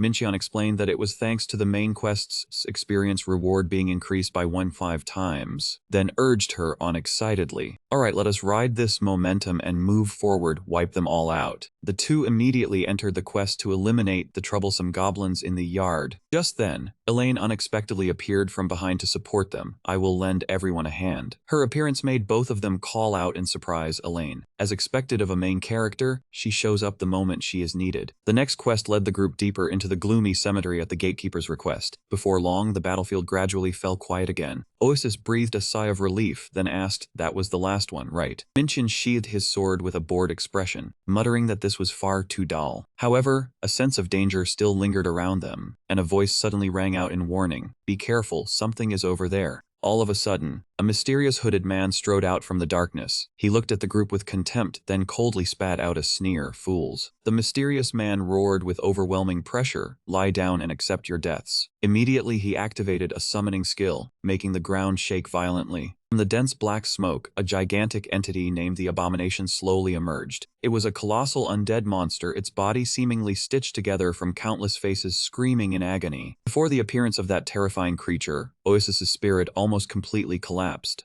Oasis trembled as she hid behind her master, crying and pleading, "Ugh, it is so disgusting, master, I am scared, hurry and kill it." Yet Minchian calmly made a suggestion that left her frozen. "No, you handle it yourself." Faced with his companion's stunned look, Minchian began explaining the game's basic knowledge. What is the weakness of the undead? And Oasis was still flustered. He continued, "I mean holy magic and most healing priest spells." Oasis realized the problem in shock. Holy magic. Minchian gave a somewhat sinister smile, then ordered, "Then go heal him again." Oasis stood rooted to the spot, unable to move. Her legs trembled non-stop as the monster's massive shadow closed in step by step. Oasis looked at the staff in her hand, secretly doubting whether healing magic would truly work against something this horrifying. Oasis poured all her mana into the staff, making it blaze with brilliant blue light. She decisively cast the skill Healing Breath, but instead of recovering, that light made the undead monster roar violently in pain. Seeing the enemy's health bar drop, Oasis cried out in astonishment. It worked. From behind, Minchian smiled faintly and explained that undead monsters were the very opponents healing priests countered most strongly. This was a rare chance for her to eliminate them with her own hands. True enough, what demon does not fear the divine, right? Minchian urged her excitedly, "Hurry and enjoy the feeling of being a merchant, Oasis." Thanks to her master's encouragement, Oasis gradually pushed all her fear aside. She charged straight forward and declared in a ringing voice, "Come at me, take the full force of all my holy magic." The monster's body began to smoke, then crumble under the pressure of holy magic, giving it no chance to resist. Oasis kept pressing it with a series of skills one after another.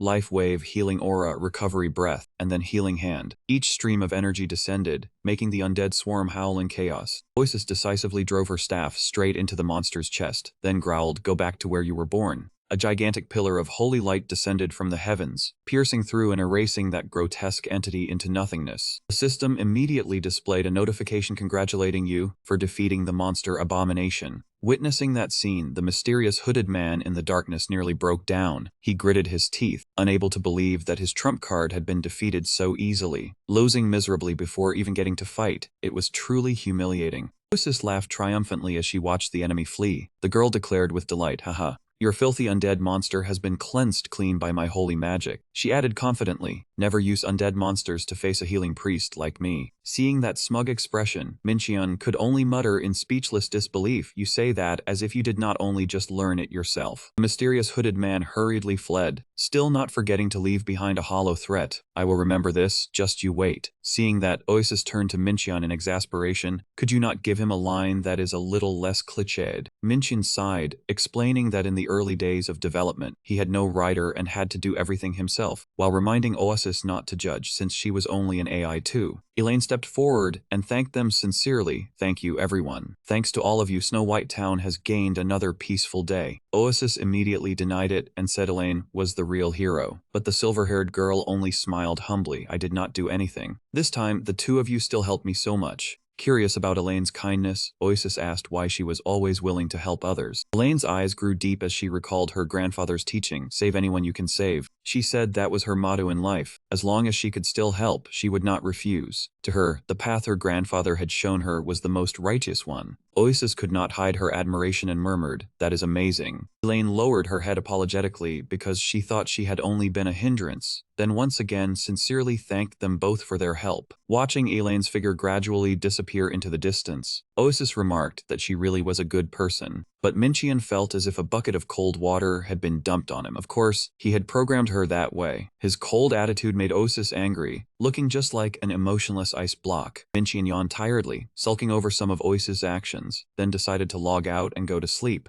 Oasis cheerfully said goodbye, understood, sleep well. As Minchian vanished in a beam of light, Oasis stood alone in the night. The system announced the temporary suspension of immunity contracts and rebooted. Immediately, a teleport gate was created to return her to the underground city. Walking through the dark streets and the sound of waterfalls, Oasis became unusually quiet. She recalled the moment Minchian had to strain himself to fight in order to protect her. She blamed herself for not being strong enough. Oasis's eyes blazed determination, vowing not to let the same thing happen again. Determined to become stronger, Oasis realized that the most important factor for excelling in PvP was experience. As a healing priest, she was always at a disadvantage in direct confrontations, but had found a way to compensate for this weakness. Thanks to the forgetting contract allowing unlimited stat resets within 30 days, Oasis resolved to become stronger by challenging anyone she encountered on the road. However, when she saw strangers with heavy weapons in the underground city, she immediately panicked, intending to sneak away, telling herself she was just a passerby. But Oasis quickly regained her confidence. Seeing the group of players standing around chatting, she silently assessed them as looking very strong.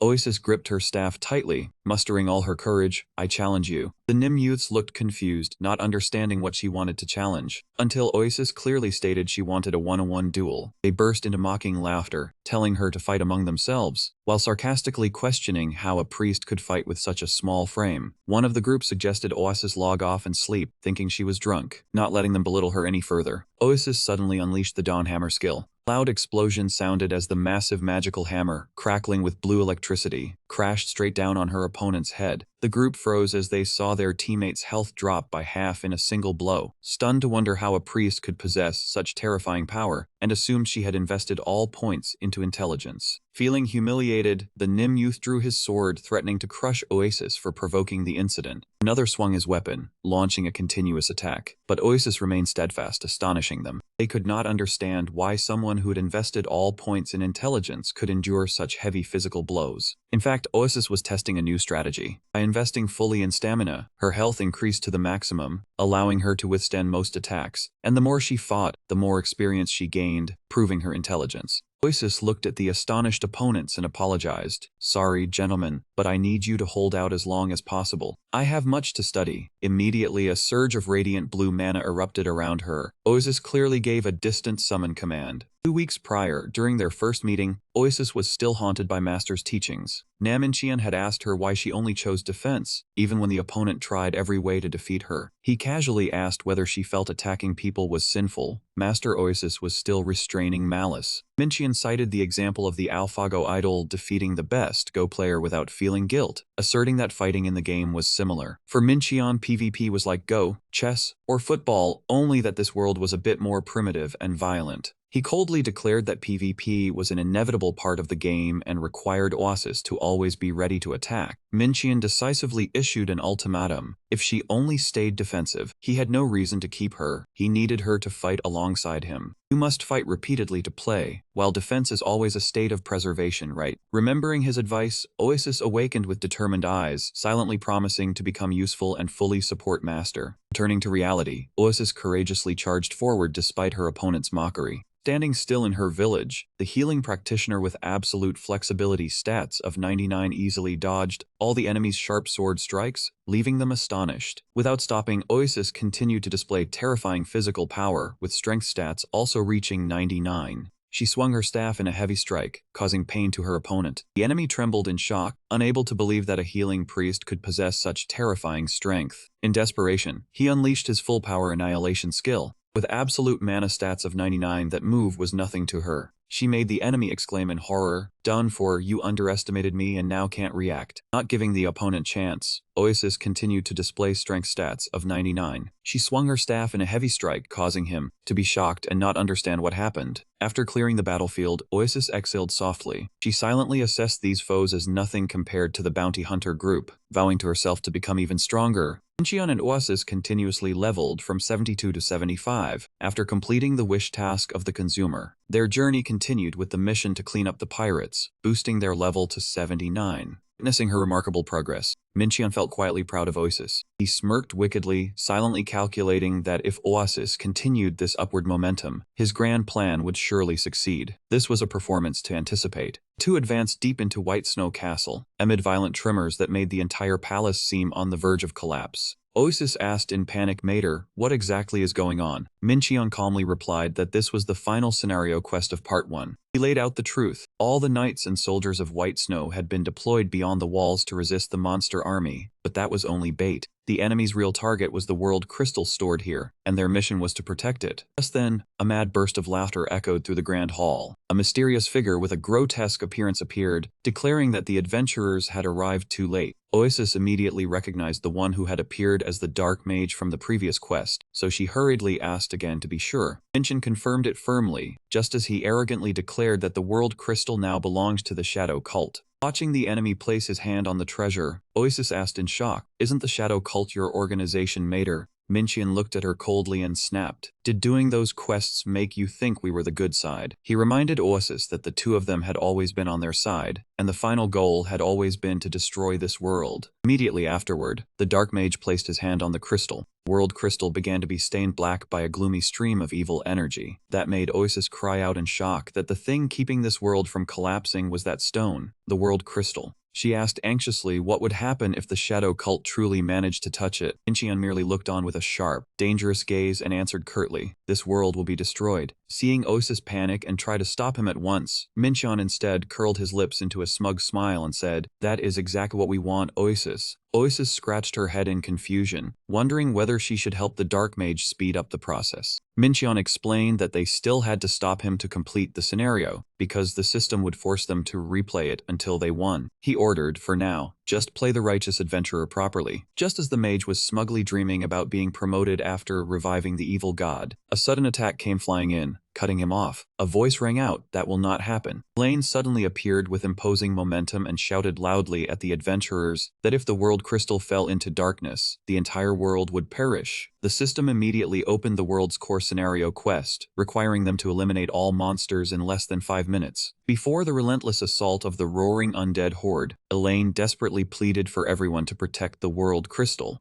Mincheon turned to Oasis, wearing a confident smile. "Oasis, you know what you have to do, don't you?" The girl replied excitedly that he did not need to remind her again. Oasis immediately unleashed a chain of holy skills, from Awakening Wave Healing Aura to Breath of Recovery. Next came Healing Hand. The streams of sacred energy made the skeleton horde shriek in agony before vanishing right before their eyes. The feeling of acting like a true killer left Oasis incredibly excited. She cried out, "This feels amazing. No wonder everyone wants to be DPS." Witnessing that scene, the Dark Mage froze, almost unable to believe his own eyes. Oasis curled her lips in mockery, telling him to taste the power of a priest and surrender at once. Yet he still stubbornly completed the final ritual, calling upon the authority of the Shadow Guardians to borrow their great power. The ground shook violently as a terrifying entity was summoned from the void. It was the Hollow Knight, one of the 4 legendary guardians of the Black Crow evil god. The mage smugly declared that mortals could not resist it, but immediately afterward he was seized by the throat by his own summon. The old man was terrified, completely unable to understand why the Great Knight had suddenly betrayed him. The Hollow Knight's iron helmet began to crack apart piece by piece. From within the darkness, terrifying sharp teeth were revealed. A miserable scream rang out as the mage was completely swallowed by the violent black energy. Before the suffocating, overwhelming presence of the Hollow Knight, Mincheon and Elaine could only grip their weapons tightly, while Osis trembled in fear. A cold system notification appeared, along with a new objective. The brutal survival quest began. They had to survive the monster's attacks for the next 5 minutes. In other words, they were forced to stall for time. The Black Crow evil god and the 4 knights were divine entities by nature, designed as an invincible wall against players. Yet Mincheon understood that the true hidden objective was to kill this being. Before Osis's astonished expression, he declared that although he had personally created this boss in an almost unbeatable state, in theory players still had a way to bring it down. Even so, not even the most seasoned experts had ever uncovered that secret. Mincheon still stepped forward, carrying the confidence of someone who held every rule in his hands. Mincheon immediately activated Shadow Hand, raising a shield to resist the terrifying power crashing down. Amid the haze of magical dust, he turned to his partner with a provocative smile and asked, "Are you ready to take down an enemy that cannot be defeated?" Osis declared loudly that ready was her middle name, then raised her staff high. Yet reality was crueler than imagined. The opponent was far too superior, leaving both of them knocked down and sprawled on the floor of the gloomy hall. Oasis still persistently tried to encourage Mater, saying they should try again on the next attempt. Meanwhile, Mincheon silently realized that the 5 minutes of survival had ended. He looked at the Hollow Knight's health bar in amazement, because 2 players and 1 NPC had shaved off so much health. If he wanted to speed up the health drain, he now had a direction.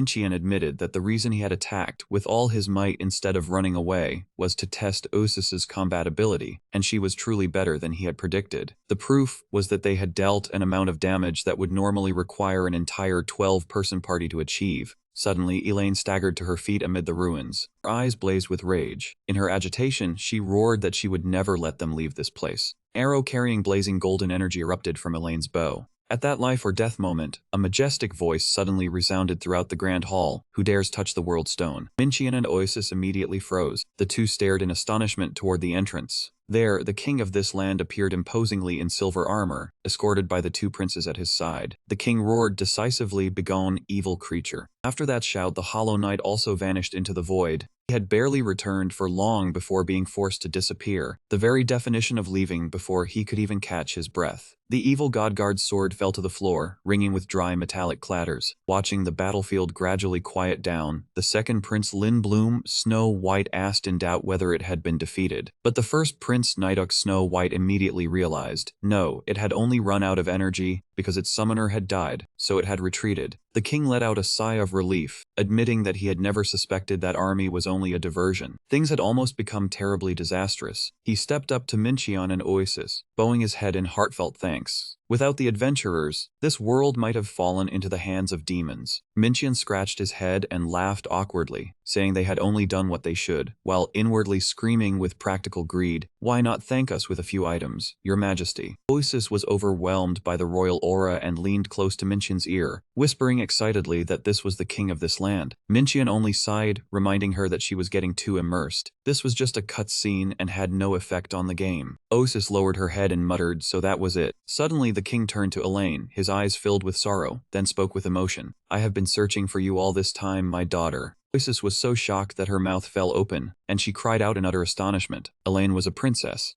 Mincheon calmly explained as if it were obvious, if not for the responsibility of a royal family member. Why would an adventurer devote herself so wholeheartedly to helping others? Only then did Oasis understand, and she gazed after Elaine with eyes full of admiration. Oh, truly a noble aristocrat. Elaine trembled as she bowed her head before His Majesty, choking out that it had been a long time, yet she still felt ashamed of her identity. She believed she was merely the child of a concubine, and if she were acknowledged as his daughter, she would stain the royal family. Before Elaine could finish speaking, the king firmly took her hand, leaving her both stunned and moved. The king wrapped an arm around Elaine's shoulders and gently told her not to say such things, because she was his daughter, and no one had the right to doubt that. He acknowledged all the efforts Elaine had devoted to the kingdom, regardless of what had happened to her mother, then ordered her to return to the palace at once. Though Elaine tried to object, the king still declared that this was a royal decree and absolutely could not be refused. While the world was falling into chaos and evil forces were beginning to rise everywhere, kingdom needed as many people as possible to step forward and protect it. He clearly proclaimed that Princess Elaine, as a member of the Snow White royal family, must also shoulder the duty of a guardian. Faced with that firm command, Elaine could only bow her head and obey His Majesty's will. The king turned to Mincheon and Oasis, sincerely thanking them for helping Elaine all this time. He explained that the Snow White royal family bore the mission of protecting the world crystal to preserve balance, and they called themselves guardians. So it turned out he dragged her back only to preserve his own family's power, old man. The king admitted that without the help of two experienced adventurers, they would not have been able to fulfill their duty. He sincerely hoped the two of them would continue accompanying them to protect the world crystal. Immediately afterward, the system announced that the World Pillar Scenario quest had been completed and granted the title Guardian. At the same time, Mincheon's affinity with King Grant Snow White, the first Prince Nidok, the second Prince Limblum, and the fifth Princess Elaine all increased by 10 points.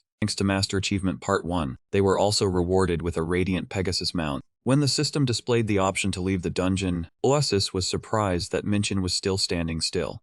Master was not planning to exit. Instead of pressing the leave button, Mincheon quietly walked toward the world crystal, holding the glowing sword in his hand. Oasis could not help being stunned when she learned this item was originally immortal. Mincheon still swung the sword decisively, cleaving straight into the crystal before him. Staring at the glowing crystal, Mincheon coldly confirmed that this thing really was immortal, making Oasis even more astonished. He explained that not only in this dungeon, but even in the real palace on the server, the world crystal was also an inviolable object. With a sinister smile, Mincheon revealed a terrifying truth. If anyone could destroy it, this world would truly perish. Oasis was so stunned that she could hardly believe what she had heard, stammering as she asked whether the entire world would really disappear. Mincheon confirmed decisively, more precisely, it was the spark for the extinction event. Mincheon looked around the magnificent palace, then asked Oasis whether she understood. He stated that their final objective was to seize the world crystal, because it was the starting point for the worst ending. Mincheon placed a hand on Oasis's shoulder, reminding her to observe carefully and remember this moment. He coldly declared that the royal NPCs they had just helped were actually the enemies, while the world crystal was the true target. Oasis stood frozen, her eyes wide with shock at her master's duplicity. Thinking of Princess Elaine's gentle smile, Oasis silently regretted the brief time when they had been ordinary adventurers. That was when she had felt happiest and most free.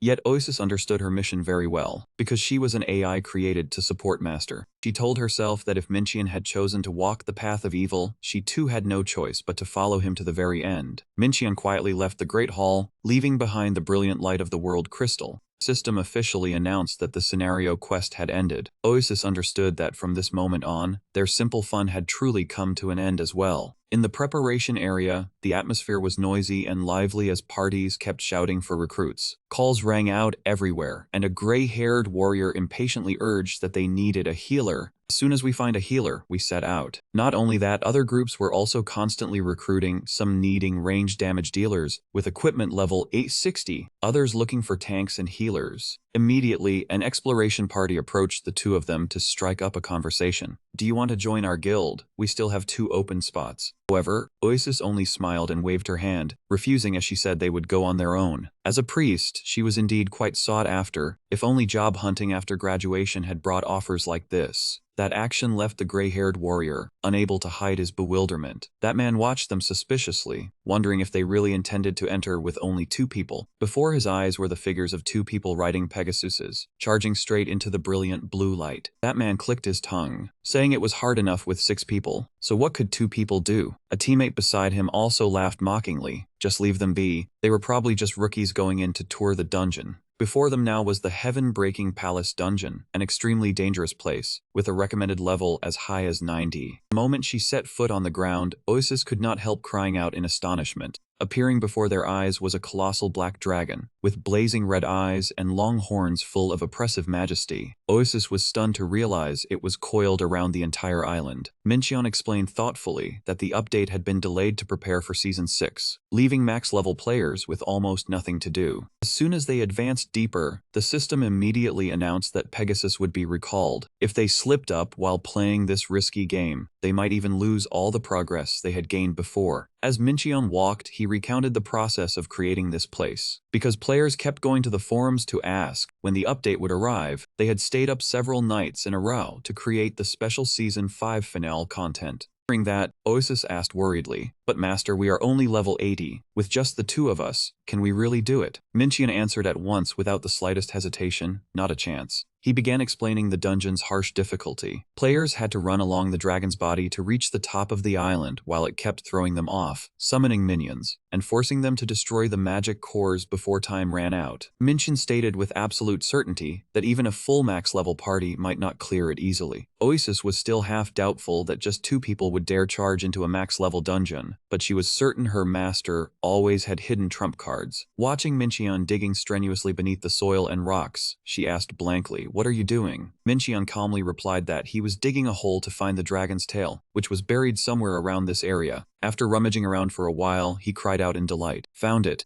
A patch of grayish-purple scales named the King's Wrath gradually appeared. What would anyone need a dragon-tail sword for? Planning to have it whip you straight to the top or cook it into soup? Under Osis's stunned gaze, Minchian revealed a terrifying technical secret. Every dragon he created had a hidden self-destruct mechanism in its tail, because if the tail was cut off, players would no longer be able to climb onto the boss's back to fight, so Minchian had once patched it temporarily by burying it deep underground. Without the slightest hesitation, Minchian swung his sword and stabbed straight into the buried tail. Dry crack rang out, making Oasis stammer in panic as she asked whether that method would really work. Immediately afterward, the ground shook violently. The sky-rending dragon began writhing in agony, its enormous health bar dropping at a dizzying speed right before their eyes. Oasis shouted, unable to believe what she was seeing. "What is happening to it?" Minchian calmly explained that with a normal boss, destroying a body part would inflict damage proportional to its maximum health. But because of the staff's sloppy programming error, this body part that should not have existed in the first place sent the boss into a loop of continuous damage when destroyed. He mocked that whoever coded this dragon must have been asleep or working with their feet, and just like that, the mighty great dragon collapsed on the spot. Oasis stood frozen in place, still stunned after witnessing the ultimate boss being defeated with unbelievable ease. Looking at the wreckage, Minchian recalled his fury years ago when he discovered this idiotic bug. He had once scolded the programming team harshly for their lack of professionalism, causing them to nickname the bug Director Shrimp's Wrath. Only then did Oasis understand that the mighty King Minchian had mentioned was him. Although they had defeated the dragon boss, Minchian reminded her that the dungeon was not over yet, because there was still a second stage. He decisively jumped onto the fallen monster's back and ordered, "Let's go, Oasis." Minchian warned in a low voice, "The true boss is still waiting for us." The dungeon scenery suddenly transformed into an ancient temple submerged beneath a torrential downpour. Among the sharply curved roof tiles, the figure of a colossal blue dragon emerged with crushing pressure. From behind, a deep, weak voice rang out, "My brother, what in the end happened to you?" The level 90 Skybane swordsman appeared imposingly, his purple hair and long horns making him look extremely sinister. The moment he recognized the intruders, he immediately roared in fury, "It is you." Oasis anxiously asked how they could defeat this ultimate boss now that there was no BUG left to exploit. Minchian said solemnly that they had to defeat him themselves, just treat it like a PvP match. Not every fight has a bug. If bugs kept happening forever, the staff would all quit and the company would dissolve too. He began analyzing the opponent based on his own design. He was an extremely powerful close combat warrior with very high speed, but his weakness lay in his defense. Minchian pointed out that his two most dangerous skills were Faraway Wind for escaping and Asura for counterattacking. He believed that as long as they dodged those two moves, they would quickly find an opening to end the battle. Oasis shouted decisively, "Summon Basilisk." The black serpent hissed chillingly, ready to charge into battle. When Minchian teased her about once being afraid of snakes, Oasis firmly said that as long as they could win, she was willing to do anything.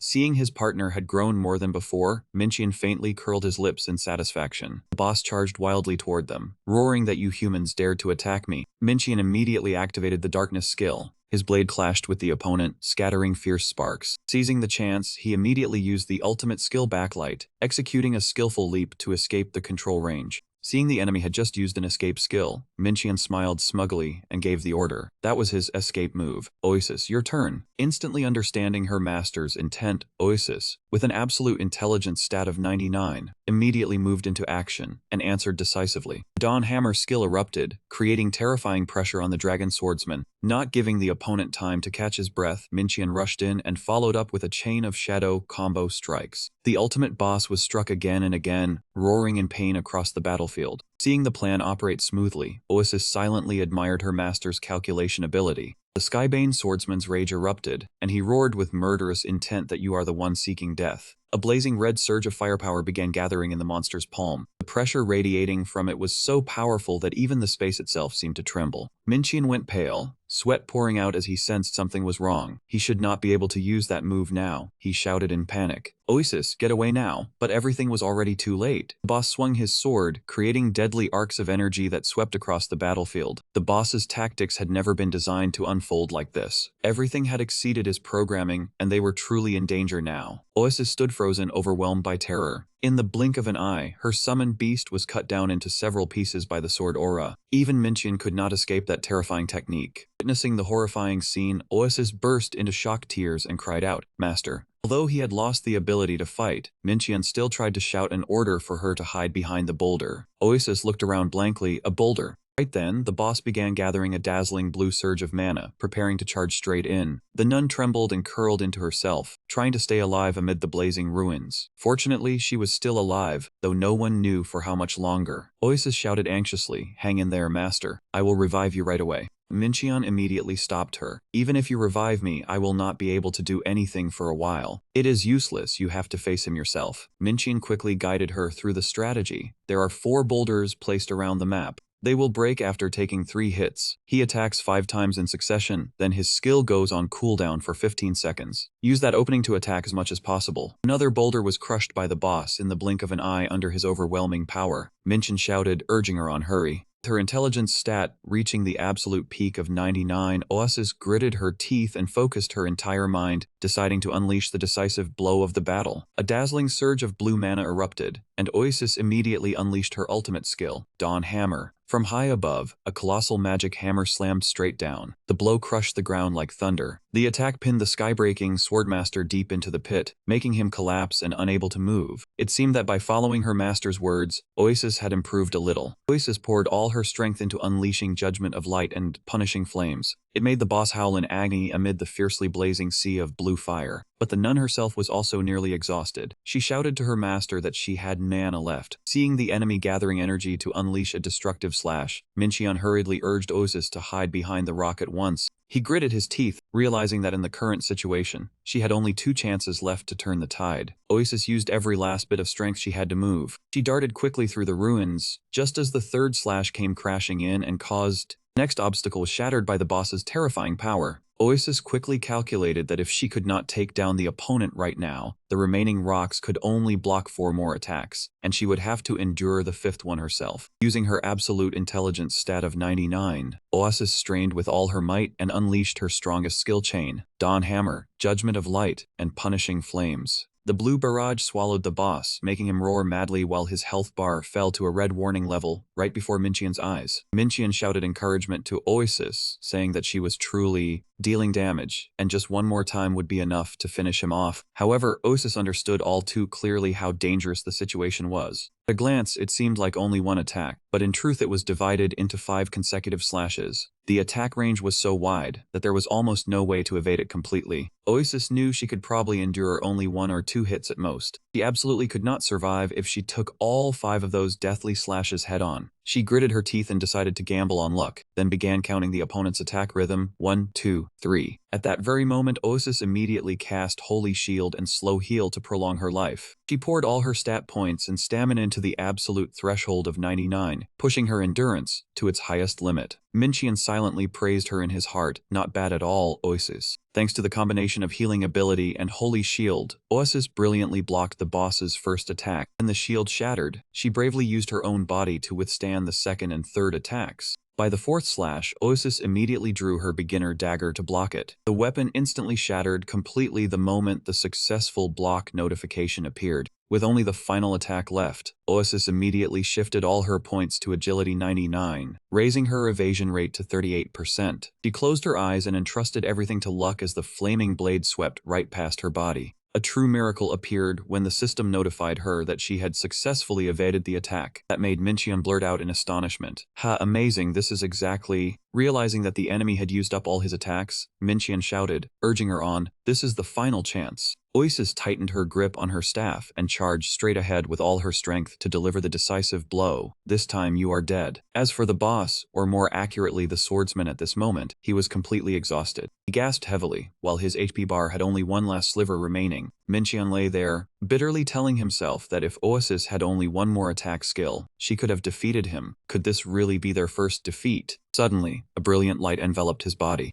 Minqian realized it in shock and blurted out, "Did you just resurrect me?" Oasis smiled with confidence and declared that he had rested enough. Even with the side effects, he could still take him down in one move, could he not? The nun resolutely ordered him, "Take him down, master." Even so, she still smiled and accepted her sacrifice to open the final opportunity. Minqian curled his lips into a satisfied smile. "You really have grown, Oasis." He swung the sword blazing with deep purple mana. "I finally caught this big fish." The system continuously displayed congratulations, confirming that the two of them had defeated the Skybreaking Swordmaster and completed the Skybreaking Palace dungeon. Minqian immediately used a resurrection stone to bring Oasis back from death. The moment she appeared in the light, Oasis excitedly struck a pose and smugly asked her master what he thought, saying she believed she had carried that fight. Minqian could only sigh and admit it, but right after that, both of them froze when they saw a strange light shining in the distance. Minqian's eyes widened as he exclaimed in shock. It was a legendary staff. Looking at the priceless treasure before her eyes, Oasis was so happy she nearly went mad. She cried and shouted that good fortune had truly come from misfortune. Oasis hugged the staff she had just picked up with an utterly satisfied expression. It was Skybreaking Dragon Wrath, a top-tier level 90 piece of equipment with a Dream-like magic stat and an extremely powerful dual skill casting rate. Meanwhile, Minqian was holding the horn of the Skybreaking line, a limited fashion item with an extremely eye-catching design.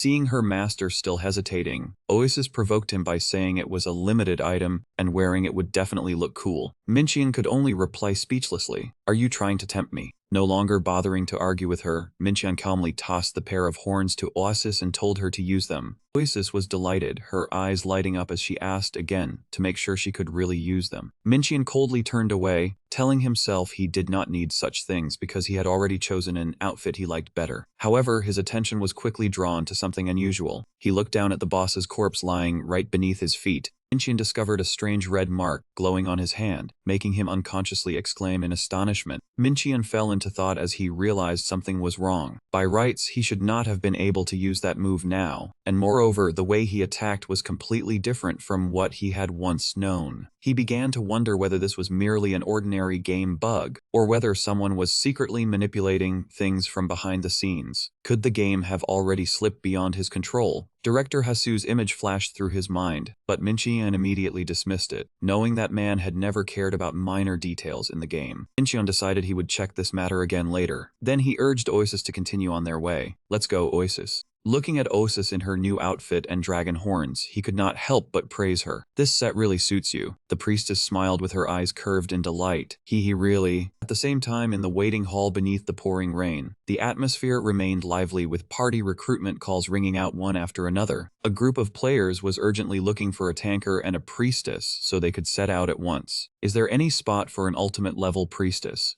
Watching two figures on a Pegasus charge away through the rain, the players in the distance discussed how stubborn they were. They had spent days trying to clear the dungeon, and if they had agreed to go with a full party, they might have finished long ago, yet they kept throwing themselves into danger. But when he looked closely at the equipment of the priestess accompanying him, that man instantly changed expression and cried out to his teammates, "Wait, look at that woman's staff. You can tell it is no ordinary thing, so open your eyes wide and take a good look now." He was shocked to realize that it was the legendary treasure dragon Wrath Heavenbreaker. Not only that, she also had an extremely rare pair of limited dragon horns. He could hardly believe that those two lone players had personally defeated the ultimate boss of the Heavenbreaker Palace dungeon. After returning, a radiant achievement panel appeared, confirming that he had reached the final limit and officially attained the maximum level of 90. Oasis smiled radiantly, immensely proud that the two of them had reached this peak in just 4 short weeks. Minqian nodded slightly in praise. "Well done." But before he could finish speaking, he collapsed from exhaustion. Oasis rushed over in panic to support her master, then realized he had fallen sound asleep right in the middle of the VR World Hall. She cried out helplessly, inwardly lamenting the consequences of him staying awake for 3 days and 3 nights straight to grind levels. "Ah, master, you cannot sleep here. Please go rest in bed." Oasis sat down, gently placed Minqian's head on her lap, and softly stroked his hair. Gazing at her sleeping master's face, she softly wished him good night. Oasis silently hoped that in that dream, he could briefly forget the burden of revenge and the tragic endings that had always haunted him. At this moment, she only hoped he could rest in true peace. Suddenly, a bell rang out, shattering the quiet stillness. Oasis startled and looked at the system notification that had just appeared. "Would you like to activate the 4th advancement quest?" The goddess's warning. After a moment of hesitation, Oasis looked at her sleeping master and made her decision. "Then I will advance before master wakes up." The moment Oasis activated the advancement quest, a dazzling blue light immediately enveloped her. When she opened her eyes, Oasis was stunned to find herself standing in the middle of a vast sea of fire. More terrifying still, before her stood the vast city of Snow White, now reduced to ruins swallowed by raging flames. She cried out in shock. "Impossible, is this not Snow White?"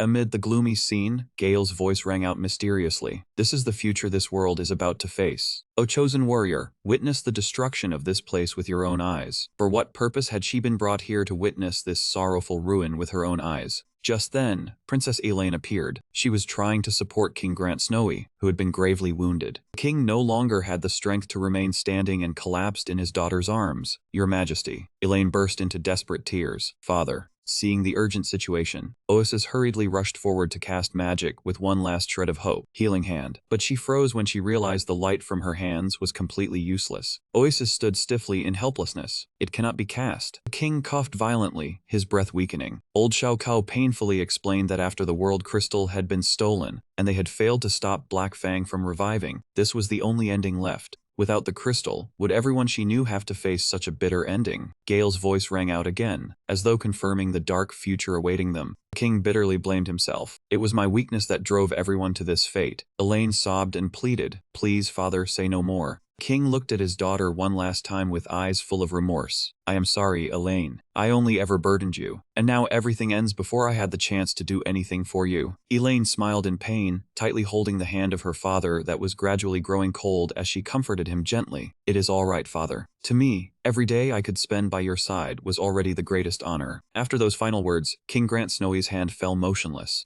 The ground suddenly shook violently. Oasis stood frozen in the middle of the city being destroyed. Before the sight of living beings buried in chaos, she could not help but be shaken. Meanwhile, Elaine quietly reached out and closed the eyes of the deceased king. She silently promised that she would soon go to her father's side. Elaine looked at Oasis, wistfully recalling the past. "I miss those days, adventurer, when we innocently began our journey together." Oasis softly called Elaine's name, but she seemed to have sunk deep into regret. Elaine wondered that if she could return to the starting point, could she become stronger? She burst into tears and said through sobs that if she had enough power, she could at least have saved one more person. Wiping away her tears, Elaine resolutely raised her bow and declared with unwavering resolve, "I will fight to the end until my final breath." However, a surge of pitch-black evil energy suddenly pierced Elaine's chest from behind. The pitiful girl immediately collapsed before Oas's horrified gaze. Oasis screamed in despair. "Elaine." From the darkness, a warrior clad in jet-black armor, with blazing red eyes and a pair of demon horns, strode imposingly out of the smoke. Seeing that terrifying entity approach, Oasis trembled and cried out, "Master," she realized in shock. "No, that is not Master. Then it can only be..." Demon god Black Fang was striding imposingly through the ruins submerged in a sea of fire. Though gravely wounded, Elaine still struggled to raise her bow, protecting the last faint hope that remained. She shouted with pride, "Long live Snow White!" An arrow tore through the wind and flew straight toward the demon god. He merely swung his sword calmly, cutting it apart in an instant. Immediately afterward, she too collapsed because her wound was too severe. Witnessing that brutal scene, Oasis could only scream in despair. "Elaine, no, no!" Oasis frantically cast magic, crying as she screamed in despair, "Revive, please revive. Please come back, please revive." But everything she did brought no result. She realized in shock that her skill was completely ineffective. Why did it have no effect at all? The demon god coldly swung his sword, delivering a decisive blow that ended Oasis as well. As she collapsed onto the cold stone floor, Gale's voice rang out in sorrow. "I am sorry for making you witness such a painful future." Oasis woke with a start amid a space filled with stars, tears still clinging to the corners of her eyes. She stared in shock when she saw Gale standing right before her. Gale gently reassured her, but her warning felt terribly heavy. "My chosen warrior, you must remember this moment of the future. Only you can change it." Oasis choked out Gale's name through her tears, but the entity before her merely stated coldly that the resurrection of the Black God was very near, and that it would certainly happen, no matter what form he appeared in. Oasis was shaken as she realized this was not the real Gale, but only a copy created for this cutscene. The goddess's copy promised to grant her a terrifying source of power, to prepare for the approaching day of destiny. A dazzling light enveloped Oasis, while at the same time the system displayed a notification that a new feature had been unlocked: talents. Thanks to this feature, players could use points gained every 10 levels to strengthen offensive, defensive, or support talents according to their own combat style. O chosen warrior, please protect this world from the day of destruction. Her eyes were filled with sorrow as she pleaded with Oasis to save the world from the disaster drawing near. Meanwhile, in another corner of the game, Mincheon also gradually woke up. He wondered hazily how many hours he had slept. Looking around the silent, ruined scene, he called for Oasis, but received only the message she had left earlier. Master, once I finish leveling up, I will come back. Not wanting to be left behind, Mincheon immediately stood up. At that moment, a notification panel appeared, asking whether he wanted to activate the 4th rank advancement quest, Dark Star. He chose yes without hesitation, then stepped straight into the dark purple magic vortex waiting ahead. Both of them chose to advance to the 4th rank, but no one yet knew under what circumstances they would meet again. Mincheon appeared in a gloomy great hall, silently walking toward the mysterious figure seated on the throne at the end of the path. A deep, muffled voice rang out, reminding him to show some respect, while an iron-armored guardian appeared imposingly behind him. The guide introduced the being on the throne as the Dark Star, Black Crow Supreme Beloved. He said that although his power had weakened for now, as long as they recovered the World Crystal, his master would fully recover. To begin the quest, Mincheon silently knelt before the Master of Darkness. Mincheon shuddered faintly as he realized this cutscene was far darker and more chilling than anything he had ever known. Amid the thick blackness, a skeleton cloaked in black robes, its empty eye sockets dark, slowly emerged and spoke in a deep, haunting voice. Obsession, the time has come, it has finally come. A pale, bony hand suddenly reached out from the darkness. That cold hand tightened around Mincheon's face. As blue flames flared in the skeleton's eye sockets, it growled, repeating the old oath. You promised me, your body and soul, now give them to me. Hand everything over to me, then feel the fate awaiting this world. Immediately, a cruel vision appeared before Mincheon's eyes. The entire kingdom of Snow White sank to a sea of towering flames, its magnificent towers burning down one after another. Amid the collapsing city, the harsh clash of weapons rang out without end. Crown Prince Nidok, covered in wounds with armor soaked in blood, still forced himself to swing his sword and drive back the monsters. He roared proudly, bastards, you will not step over my corpse. Suddenly, heavy footsteps thundered violently. Sound pounding against the stone floor made Nidok freeze at once.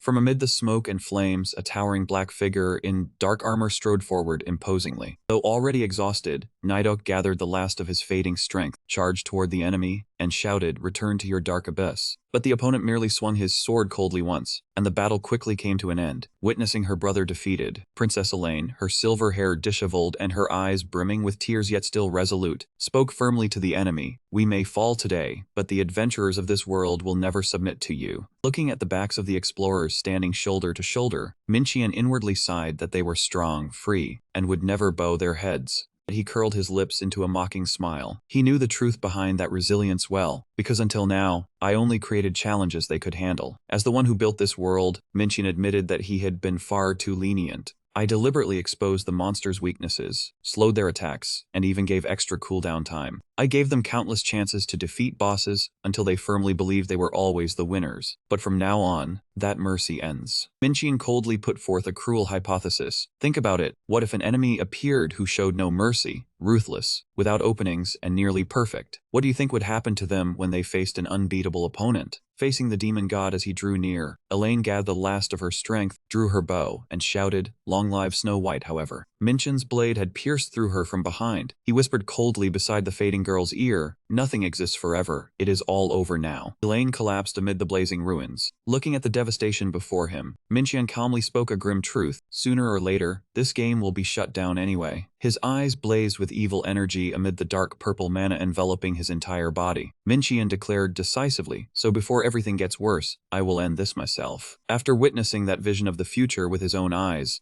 a radiant notification appeared, confirming that he had received a hidden skill. Mincheon wondered in confusion. A hidden skill. Before his eyes was the detailed description of the skill Demon God's Descent. According to the displayed information, each time he killed an enemy, the skill gauge would charge. When it reached 100%, he could use the power of the Black Crow Demon God for 3 minutes. Reading those lines of script, Mincheon froze as he realized something absurd. I never installed this. He suspected the management team had interfered, because right now, only he possessed the Dark Knight class. There was no way they would update something separately for a single player like that. The more he observed the game's strange operation, the more Mincheon felt that something was very abnormal. Suddenly, Theriot, commander of the Dark Knights, strode over imposingly and dropped to one knee before him. He solemnly swore that he, commander of the Dark Knights Theriot, together with all the followers of the Dark Cult under his command, pledged absolute loyalty to you. His eyes blazed behind the iron mask as he begged he to ascend the throne of the Demon King and lead the cult for the resurrection of Black Crow and eternal darkness. He roared in fanatic fervor, "Please turn this world into ruins, my king." So he was the Demon King after all. That sounded rather impressive. Faced with that grave plea, Mincheon merely curled his lips into a sinister smile. He accepted calmly, "Whatever, fine. In any case, I have already gone this far. That throne I accept." Decisive answer left Theriot utterly satisfied. He cried out respectfully, "May eternal darkness forever accompany the new Demon King." The system continuously displayed notifications congratulating Mincheon for completing the 4th advancement quest, Dark Star. A surge of deep purple demonic energy enveloped his entire body. New skills unlocked one after another, confirming that he had officially reached level 90 with the Demon King rank, along with monstrous strength and stamina stats. Do not worry, Theriot. Dark sorcery will soon reach an unprecedented and terrifying power, and this entire world will be swallowed by night. That is precisely why I am here, Mincheon said firmly to the commander. Meanwhile, deep within the silent forest, Oasis was curled up and sobbing bitterly. Although she told herself this was only a storyline in the game, the images of the end were still far too real, leaving her unable to stop trembling in fear. Oasis silently reminded herself that no matter what, she had to stop that from happening. But immediately afterward, she suddenly remembered that her and her master's original goal had been to destroy this world. Looking at the Demon King's figure in the illusion, both regal and heavy with evil aura, she wondered in shock whether that was her master's future. Suddenly, a blaze of purple demonic energy erupted violently. Mincheon stepped out of the portal with a radiant smile, excitedly announcing that the Demon King had arrived. Could it be that he found the titles so pleasing to the ear that he had to show it off like this? Overcome with emotion, Oasis immediately rushed over and hugged him tightly. Mincheon called his companion's name in confusion. While she choked up, unable to speak, she earnestly asked him to promise that he would not let everything end as horribly as it had in that cutscene. Mincheon fell silent for a moment, then suddenly burst into laughter. He gently patted her shoulder and explained that it was only a trick to encourage players to grind harder by showing them a bleak future so they would have the motivation to fight, was it not? Hearing that, Oasis lightly wiped away her tears and smiled, thinking that her master had merely been putting on a bit too much of an act. Mincheon calmly nodded in confirmation, but inwardly apologized, since he was not certain he could keep that promise. Depending on the situation, reality might even turn out far worse than that. He opened a portal and urged her to set out, while Oasis was still wondering where their next destination was. Mincheon curled his lips into a murderous smile and declared that it was time to go deal with Ken. After that, the two met Ken to officially finalize the appointment. Ken looked straight at Mincheon and demanded that they review the terms of the wager. The format would be an unrestricted duel, and if Ken won, Mincheon had to issue an official announcement clarifying the truth of the Season 1 PvP finals and restore his honor. Mincheon curled his lips and agreed, but also set the condition that if he won, Ken had to become his underling. Ken decisively drew his sword. "Done. I am not waiting any longer. Let us start the match now." However, Mincheon suddenly raised his hand to stop him. "Ah, wait. Hold on," he declared that before they began, he wanted to change one thing. Ken gritted his teeth in anger, thinking that the other party was about to pull another trick, but Mincheon only laughed easily, insisting that this matter was entirely to his benefit. Mincheon pointed toward Oasis and suggested, "Instead of fighting me, why not fight her?" Ken shouted furiously, "You want me to duel that little healing priestess? Do not drag someone else into your joke." Mincheon kept his sinister expression and insisted that despite appearances, Oasis was truly very strong. He struck directly at Ken's psychology. "Your goal is not merely to defeat me, is it? You want everyone to know the truth and reclaim your honor, do you not? If so, this method is what truly benefits you." Ken pondered silently, telling himself that although he did not know what Mincheon was plotting, still it was obvious that fighting a priestess would be far easier to win than facing someone with a hidden rank like him. Looking at the trembling Oasis, Ken decisively accepted. "Enough with this troublesome nonsense. I accept your condition." Oasis nearly collapsed, asking her master in panic what on earth this was about. How did she get caught in the crossfire while doing nothing? Mincheon calmly stroked her head to comfort her. "It is all right, Oasis. You will be fine. He ignored the fact that Oasis was panicking over having to face a world-class PvP expert. Mincheon continued praising her. That is exactly why only you have enough strength to fight him fairly. Your current level has already reached the world stage. He urged her on excitedly. Alright, Oasis. It is time to step onto the world-class stage. Let us fight. Oasis backed step by step onto the arena, her face clearly showing tension and unease. Ken slowly drew his sword, his cold gaze giving a final warning. I will say this first. I will not go easy on you just because you are a priestess. Under the terrifying pressure from her opponent, Oasis's attitude suddenly changed. She raised the legendary staff shining brilliantly in her hand, and answered loudly. Same goes for me. Just as the battle atmosphere reached its peak, Mincheon suddenly called loudly toward dark corner, Come out, Akasa. Stop hiding, come watch. Discovered, Akasa awkwardly revealed herself from behind the wooden crate, sweat breaking out as she secretly wondered whether Mincheon had a sixth sense to notice her so quickly.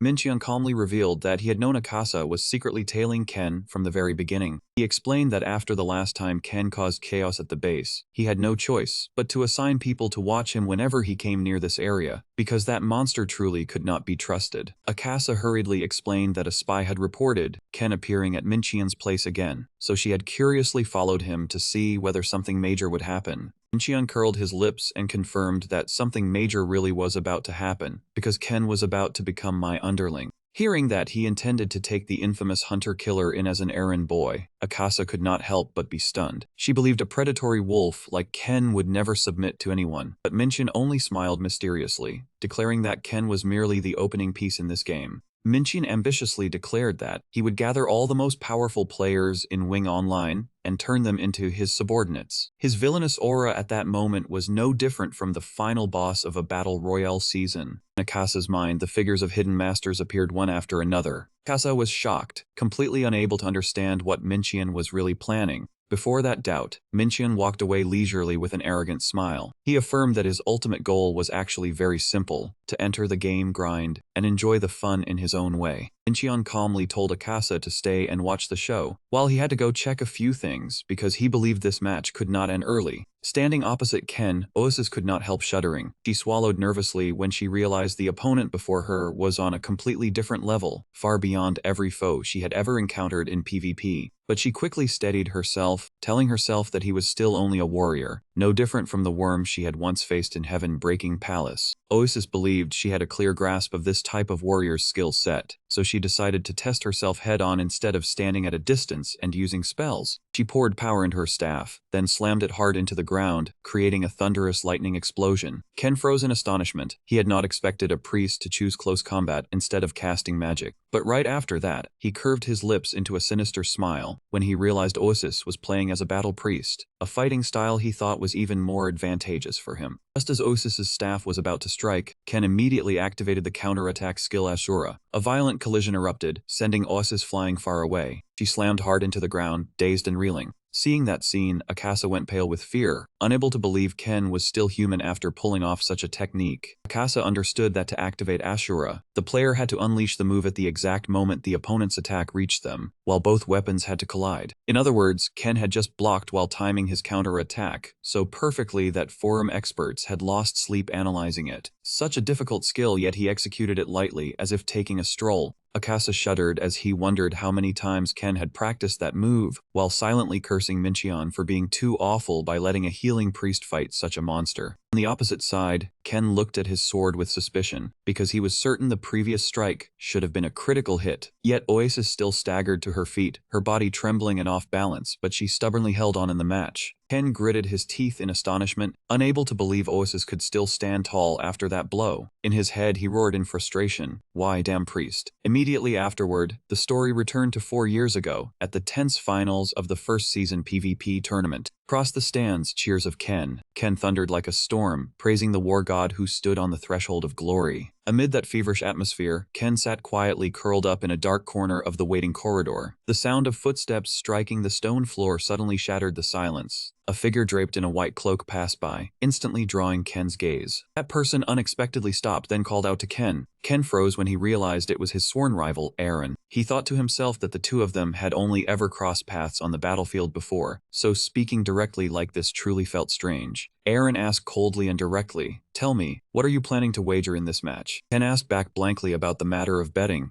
Aaron declared firmly that he would wager something extremely important. His gaze darkened as he spoke my life. Ken grew so tense that sweat broke out, thinking that if they were talking about life in a gamer's sense, then he was also wagering the same thing. But Aaron immediately clarified what he meant. I am talking about my real life. If I do not win this match, my life is over. Ken was stunned, unable to understand what real-world nonsense the other man was rambling about. Aaron quietly walked away, leaving behind a steel-hard declaration that he had to win at any cost. Ken sat behind him with contempt, silently cursing the other man for just putting on an act, because there was nothing he did not know. Ken was confident he surpassed Aaron in every aspect, from class matchup to combat instinct and reflexes. He firmly believed his opponent could not defeat him. Back in the present, Oasis was still bracing herself against a storm of attacks, making Ken cry out in shock why. Ken gritted his teeth in fury, roaring in madness. Why the hell have you still not fallen? Giving his opponent no time to breathe, he immediately shot forward, attacking head-on. A sharp collision rang out as Oasis used her staff to block Ken's blade right before her eyes. Ken was like a savage beast that had lost control, roaring violently again and again. Witnessing that scene, Akasa broke into a sweat from shock. He could not believe Oasis was able to withstand that enormous amount of damage, while inwardly marveling that this priest was far too overpowered. He wondered why there was such a huge gap between characters of the same class. Just then, Minchian returned, making Akasa flinch and ask if he was back already. Minchian calmly replied that in this game, the most important factor was still the person controlling the character. Minchian judged that some players were so good they seemed like hacks, while others fought terribly, and the way Oasis was operating Halo was making her nearly invincible. Looking toward the battlefield, Minchian coldly stated that this match was about to be decided. Ken began to tremble. Memories of his bitter defeat from years ago suddenly came flooding back, making the scene before his eyes feel exactly like that day. Rage flared up, and Ken growled mockingly at this garbage game, thinking Minchian had brought in yet another hacker to deal with him. He shouted loudly, "Let me show you. No matter what kind of hack you use, there are still walls you will never be able to overcome." But just as death closed in, Oasis suddenly focused to the extreme and inwardly cried out, "I see it." No matter how outstanding the opponent's skill was, as long as he was still human,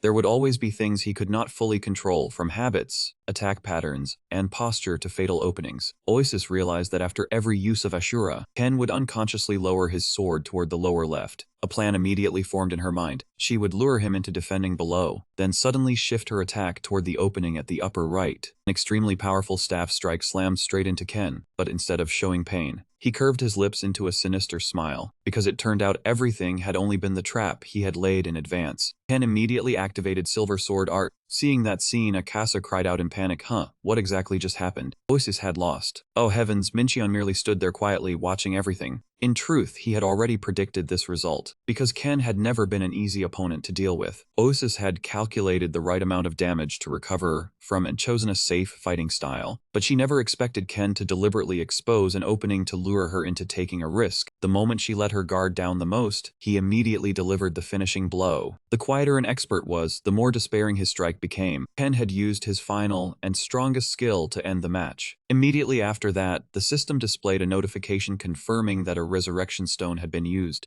Oasis appeared within the light, the low-health nun with tears in her eyes, clutching her staff tightly as she burst into sobs and said that she had lost. Minchian slowly walked closer, gently comforting her and saying she had done very well. Oasis cried as she apologized to her master for believing too strongly that she would definitely win. Minchian gave a faint smile and said it was all right, Oasis, you really did very well. But in his heart, he rated her far beyond his expectations. If Oasis had kept calm just a little longer, she could absolutely have prolonged the battle and found a chance to turn the situation around. Minchian turned to his opponent and declared clearly that Ken had won, and he acknowledged that he had real strength. He also affirmed that he would keep his promise and announced the notice about the Season 1 PvP tournament as agreed. However, Ken unexpectedly drew his sword again. Minchian shouted in shock, "What the hell is this? You already won." Ken gritted his teeth in fury, roaring that the announcement no longer held any meaning. The battle with Oasis just now had convinced him that this game was nothing more than a place that indulged cheaters. Ken trembled with rage, pointing the tip of his sword straight at Minchian as he insulted him as a garbage developer, the one covering for them. Minchian froze, silently understanding that this brat thought Oasis had used a cheat version to fight him. His gaze grew heavy, and he realized this was exactly why he had needed to go hunt monsters alone earlier. Minchian calmly told Akasa to stay and keep watching, while he had something to deal with for a moment. While Akasa was still dazed, the image of Minchian, madly slaughtering the wolves in the forest suddenly flashed back.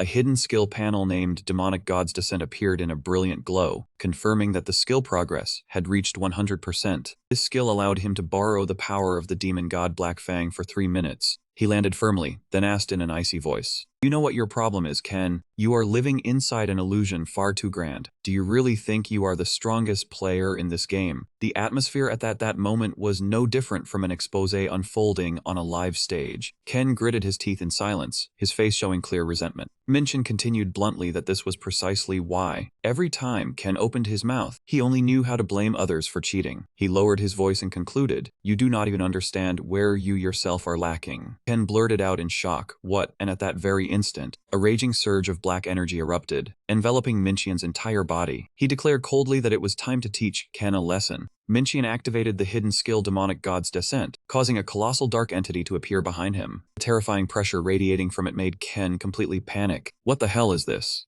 The story suddenly shifted back to the past, inside the GM's private space. There, Aaron calmly admitted to Minchin that yes, he knew about that game bug. He shamelessly challenged him, saying so what? He had taken advantage of it. What was Minchin going to do to him? Confiscate the prize. Aaron continued mocking him, asking whether Minchin truly thought he could cancel the tournament results after it had become such a roaring success. As for him, he certainly did not believe that. He said confidently that Minchin must have checked the data history, then suddenly turned the situation around by bringing up Ken. Even the counterattack stat of the Asura skill had a bug. Minchin went deathly still when he heard Aaron threaten that if he wanted to expose his bug, he would also have to expose the bug related to Ken. Aaron added sinisterly that in the end, Ken had made it that far thanks to the Asura skill too. He sneered as he asked whether Minchin planned to revoke both his prize money and his qualification as a professional player. Aaron explained that both character classes that reached the finals were affected by damage bugs, from the Sword Mage's Heaven-Severing Nim technique that he used to the Asura skill of Ken's warrior class. He mocked that it seemed Ken did not even know his skill was bugged. If the truth came out, Ken would be criticized far more harshly, because Asura's bug was far stronger. Aaron stared into Minchin with a wicked smile, then concluded that more importantly, who was the one who had to bear the main responsibility for this? According to him, Minchin was the one at fault for letting those small mistakes slip through from the very beginning. He confidently asked whom the public would target, a negligent director, a Ken who used an even more overpowered bug, or Aaron, the man who had done his utmost for a glorious victory. Seeing Minchin merely lower his head in silence, Aaron coldly turned and walked away, as if there was nothing left to say. He asserted that he had no other choice, and from now on, he would continue winning even more victories. The scene shifted to meeting room number 2 of the Nippon Development Tower at 7:45 in the evening. In the middle of the tense meeting, Minchin decisively raised his hand and proposed making the entire matter public. However, Public Relations Director Huili immediately objected. She believed that if both of them had used game bugs, then it could be considered a draw. That crisis management approach sounded no different from patching a server with transparent tape. Minchin sharply explained that Aaron knew perfectly well about that bug, while Ken had no idea at all. No matter what, the players still had the right to know the truth.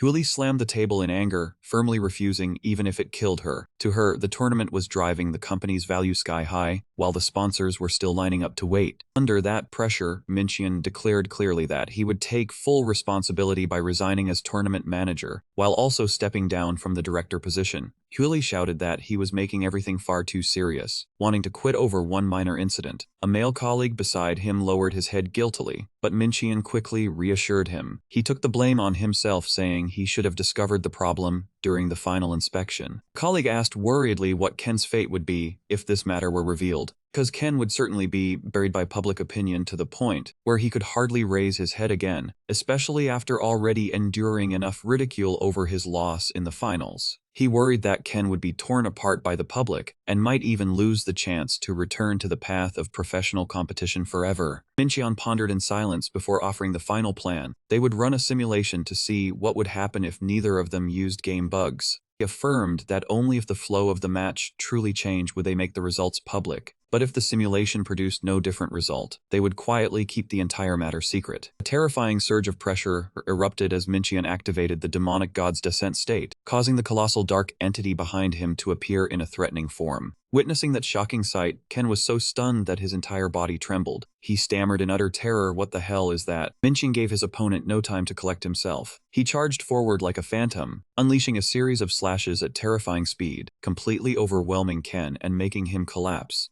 Ken lay gasping on the ground, looking up at Minchion as he slowly approached and weakly rasped in despair. "What the hell is this? How can you?" Minchion looked coldly down at the defeated man and slowly laid bare the truth. "I understand why you think she cheated. Oasis is not human, she is an AI. He explained that because Oasis was an artificial intelligence, her reflexes naturally far surpassed those of humans, but every action was still restricted within the Wind system. Minchion emphasized that if Oasis had not been bound by the system, Ken would not even have had a chance to touch her. Looking at Ken lying motionless, Minchion coldly declared that no matter what, he had won this bet. Keeping his promise, he began to reveal the truth hidden behind the first season tournament that had sparked fierce controversy back then. His memory returned to the moment Gale announced the final simulation results, his blue eyes blazing. "I have the results. With a 95% win rate, Aaron is the winner." In Naipan's meeting room, Huli clapped smugly at that result. She gave a sinister smile and said it was excellent. Everything had been resolved.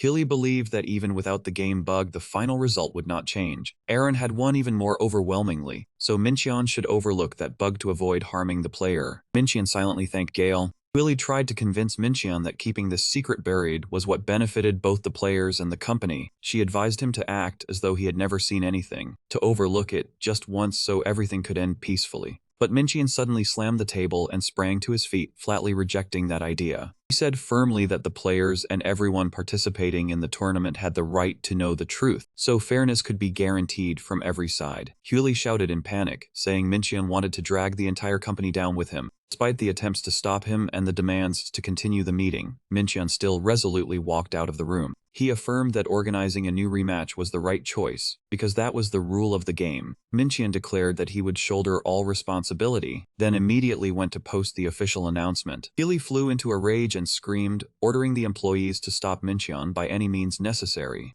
A scuffle erupted right inside the company meeting room as the employees rushed forward to restrain Minchion. The scene shifted to the lie-filled conversation between the company and Ken. The wary employee calmly told Ken that absolutely no game bug had occurred. Ken froze, unable to believe his ears. He was certain he had sent all the evidence to Dream, but Naipan coldly replied that they had carefully checked the files and found no game bug. Ken tried to refute it by bringing up the anomaly in the damage counter, but was immediately silenced by the company's official stance. The employee even calmly said that hiding the truth was meant to protect Ken from the wave of criticism that would come if everything were exposed. It was a smooth denial straight out of a media crisis response manual. The Nippon employee tried to placate Ken by mentioning the second PvP season that was about to begin. "The second season is about to start, and there will be another PvP tournament. If you win this time, everything will be different." Ken immediately roared and cut him off. Enough with the nonsense. He asserted with absolute certainty that Aaron had cheated. That was the truth, so why was he trying to cover it up? Ken Dennis-Shui grabbed the man tightly by the collar. The resentment he had suppressed for so long finally erupted, like a pressure cooker gone out of control. Ken shouted in fury, "Where is Dream? Bring that man here right now." Without receiving a satisfactory answer, Ken decided to act on his own.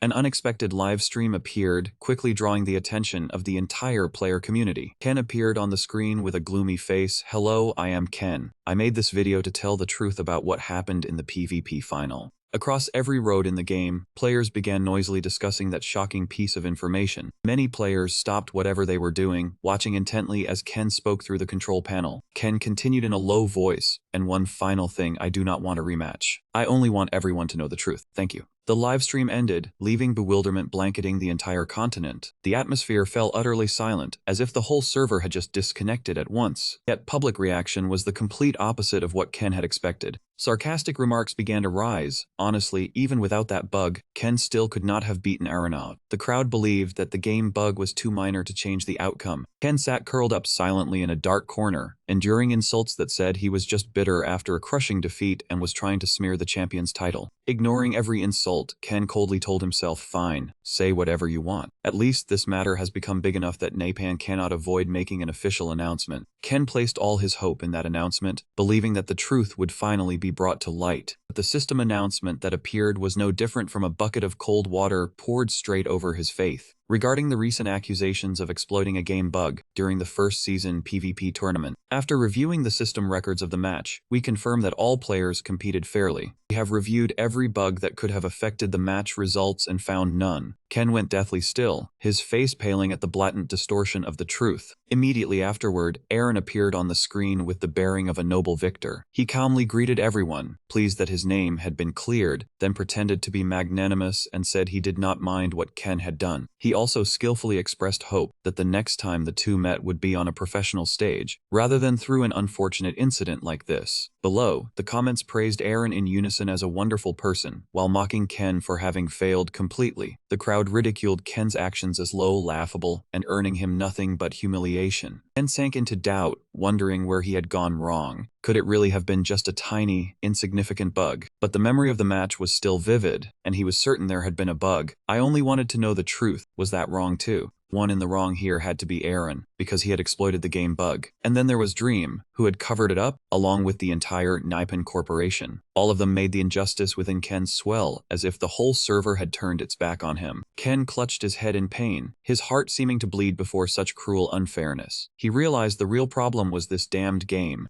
In the middle of white snow Russian Plain City, Ken stood silently beneath the sunset. Ken quietly withdrew into a hidden corner. Footsteps approached, accompanied by a mocking, provocative voice. "Oh, who do we have here? Is this not the famous warrior Ken?" Passerby laughed loudly, contemptuously calling him a professional troublemaker. That man continued jeering that Ken was the hottest topic lately, then asked if he was really that jealous of Aaron. He said it was hard to blame Ken, since he used to strut around bragging that he was a top fighter, only be miserably beaten in the end by someone from the weakest class. He leaned close to Ken's face, laughing with mockery. "How does it feel? You are furious, are you not?" But still, a lethal strike flashed past in the blink of an eye, making the insulter collapse on the spot before he could even understand what was happening. The people around them cried out in alarm. "What the hell is going on? You just took him down right in the middle of white snow." They questioned Ken about why a professional gamer would attack a random player like that. Ken raised his head with a cold, deranged smile. "A professional gamer. Forget it. From now on I retire. Starting today, I will destroy this damned game." Ken was stunned to realize that he himself had also inadvertently benefited from a system loophole. It turned out that the warrior's skill was bugged too, while he had always thought it was part of the tournament rules. He lowered his head and wondered whether he was truly the one who had gained an advantage from that bug. Minchion approached, reassuring that he was not at fault. All responsibility lay with them for failing to correct it in time. He admitted that if the rules had been fully followed, all players should have recompeted or even been completely eliminated.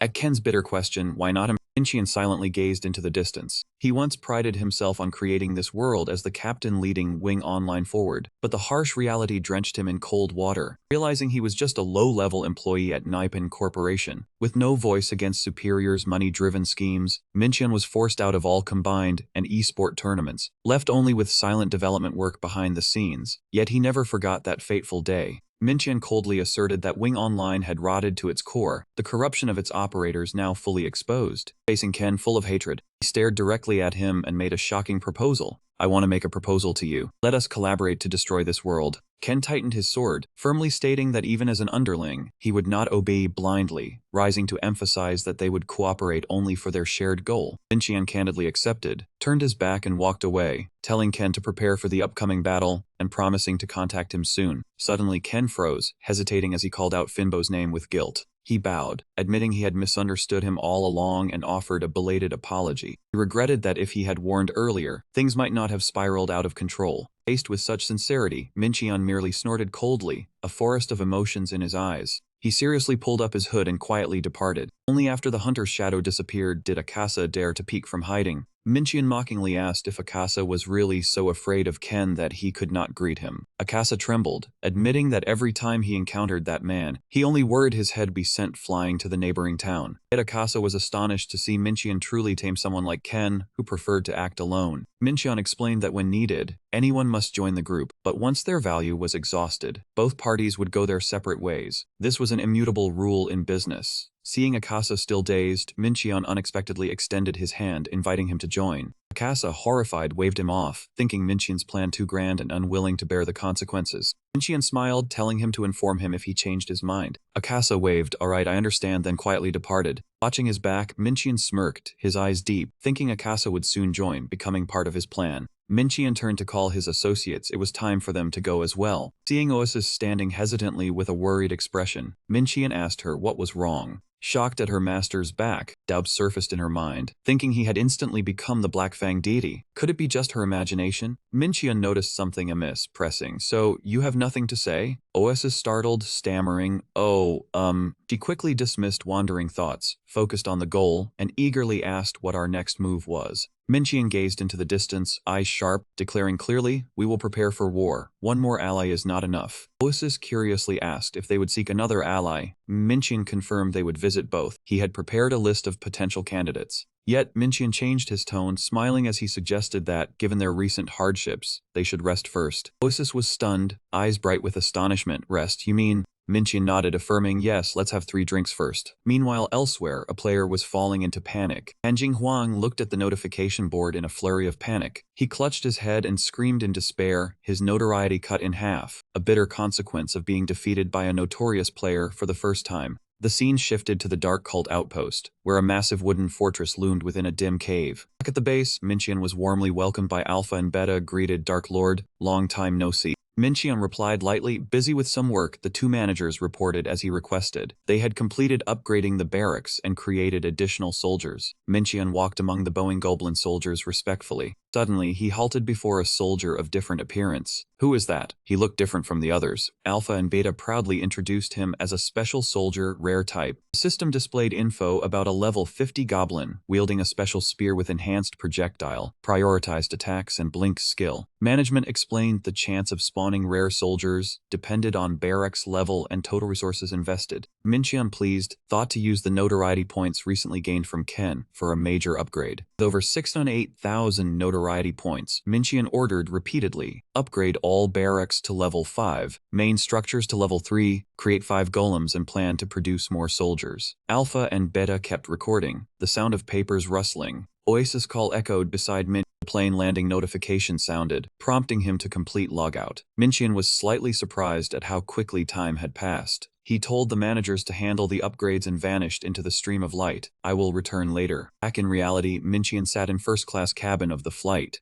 The flight attendant's voice announced, "Ladies and gentlemen, we are about to land. Please fasten your seatbelts." Minchian removed his VR device, quietly held his familiar glasses and put them on. Immediately, the announcement sounded and the image warmed. Oasis, in her bright beach outfit, appeared on the A-glasses. Excitedly said, "Master, look outside, we have arrived." The plane glided through the deep blue sky toward beautiful Bali Island, green coconut trees clearly visible below. The moment he set foot on Bali, the island known as Paradise, Minchian leisurely left the airport with a calm expression. Just then, a clear voice suddenly rang out, shattering the quiet atmosphere. "Hey, Dream," Minchian startled and turned his head to look back. He stopped short when he saw a young girl with blonde hair tied in twin tails waving from afar. She cried out cheerfully, "You finally made it." Recognizing an old acquaintance, Minchian answered a little awkwardly, "Ah, hello Ray-bit. Long time no see, how have you been lately?" Through the AR glasses, Oasis watched the entire meeting with a displeased expression. She crossed her arms and curled her lips in disdain. "Humph, how ordinary." Minchian looked Ray-bit over from head to toe, then hesitantly offered his comment. You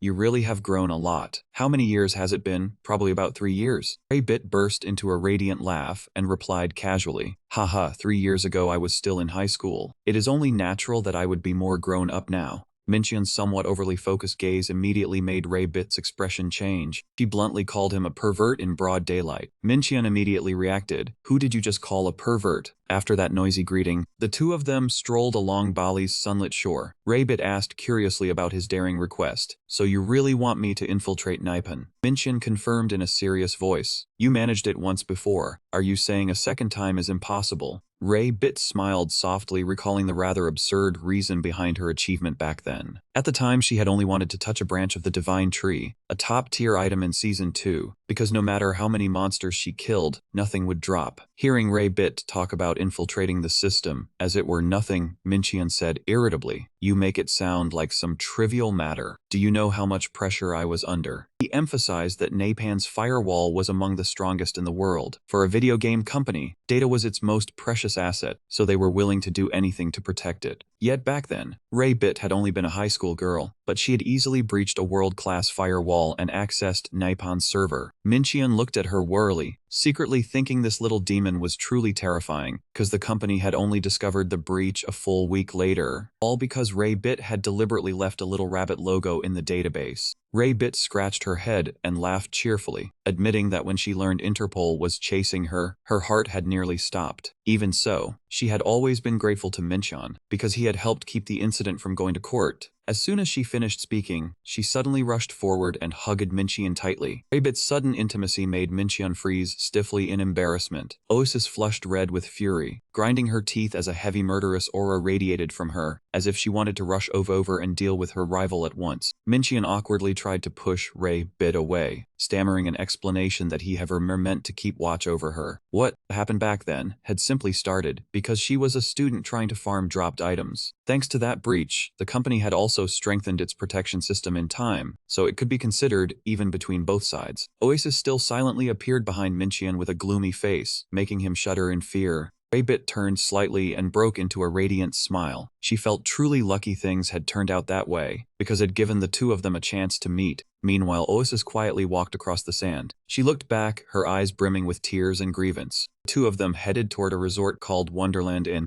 Mincheon looked around the silent building and did not see a single guest. He could not help feeling suspicious, and asked why there were no other guests here, and whether she could really keep going with business like this. Ray-Bit smiled confidently and said she was the owner of the place, and that was exactly why her friend had such a private place to stay. Mincheon silently followed Ray-Bit down a dark staircase that led deep underground. Ray-Bit proudly introduced the security system here as excellent. This is where I actually make money, so of course I have to protect it properly. The door opened with a creak. Behind it was a high-tech room filled with screens and advanced equipment glowing in the dark. Suddenly, the face of a beautiful woman appeared on the large screen with a greeting. "Welcome, Ray-Bit. I have been waiting for you." Ray-Bit smiled and introduced her to Mincheon. "Let me introduce you too. This is my AI assistant, Alice." Mincheon asked in surprise. "A hacker like you needs an assistant too." Ray-Bit confirmed that Alice supported her work a great deal. From another perspective through the AR glasses, Oasis was throwing a murderous glare toward Alice. She thought resentfully, "Oh, so you notice me because you are an AI too." The internal AI rivalry suddenly grew tenser than a world boss battle. Oasis continued her assessment with open hostility. "She looks no different from some coquettish girl. Like master, like servant." Seeing Alice's lips curve faintly in a provocative smile, Oasis shouted furiously in her mind, "What is with that smirk? I am an even newer version than she is." Setting aside the invisible commotion between the two AIs, Ray-Bit turned to him and went straight to the point. "All right, let us see what you want me to do, Dream." Mincheon looked straight at her and said decisively, "I want you to infiltrate Wing Online's data, then erase all the data from the Season 5 finals. Can you do it?" Ray-Bit leisurely put on her headset and began operating. She said the volume of data was too large, so it would take quite some time. The good news was that the entrance she had left 3 years ago was still intact. Ray-Bit winked mischievously, making Mincheon laugh as well. "See, I should have guessed you left something behind." Ray-Bit giggled, feeling happy that she could finally be useful because of him. Ray-Bit gently bit her finger and asked curiously what Mincheon planned to do with such a huge amount of data. He calmly replied that he only needed to back it up, to preserve a trace of the game in its most original state before everything became tainted.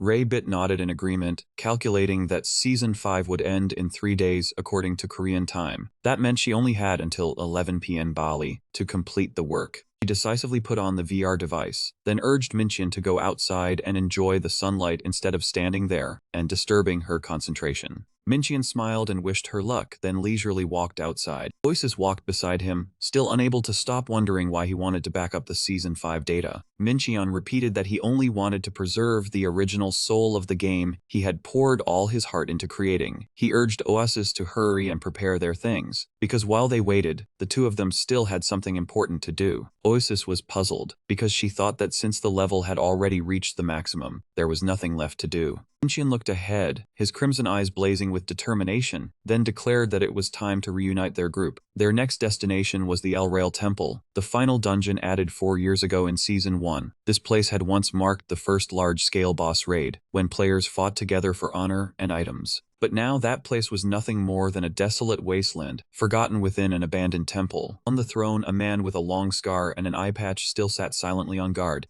That was the tyrant of the Omen Brotherhood, the man who once harbored the ambition to rule the entire world of Wing Online. With his innate charisma and outstanding command, he had built one of the most powerful guilds on the server. Brotherhood had taken down every fortress, seized one town after another, and placed them all beneath their iron heel. From dungeons to key regions, everything was dominated, forcing the entire world to bow before the authority of the one at the top. But that golden age could not last forever. When the old method of dungeon control became outdated, famous streamers and professional gamers began leading the counterattack. The whole world turned its back on the Brotherhood at once, causing their power to gradually fall into decline. From then on, they sank lower day by day, then slowly collapsed with the passage of time. Internal strife made thousands of members leave one after another. Even the El Ryan Temple, the guild's first base and symbol of power, was abandoned in desolation. At present, only one stubborn person remained there, and that was the leader of the Brotherhood. Discovering that someone had stepped into the silent hall, he questioned the intruder's identity in an icy voice and demanded they get straight to the point. Omen boldly declared that this was his palace, then ordered the stranger to reveal himself and kneel. Mincheon slowly walked forward, mockingly asking whether a ruin like this truly deserved to be called a palace. Omen still asserted with majesty that wherever the king set foot became the palace and the center of the mortal world, then once again ordered the outsider to kneel. Faced with such stubbornness, Mincheon could only feel secretly exasperated, having met far too many people who role-played to such extremes. Mincheon realized that Omen truly regarded himself as a king, someone who had left reality behind and sunk deep into illusion. He curled his lips and taunted Omen. "Tyrant of the Brotherhood, are you still dreaming of conquering the world?" The old man looked at him with a piercing gaze and replied in a resounding voice that a man living in this world without ambition had no meaning left.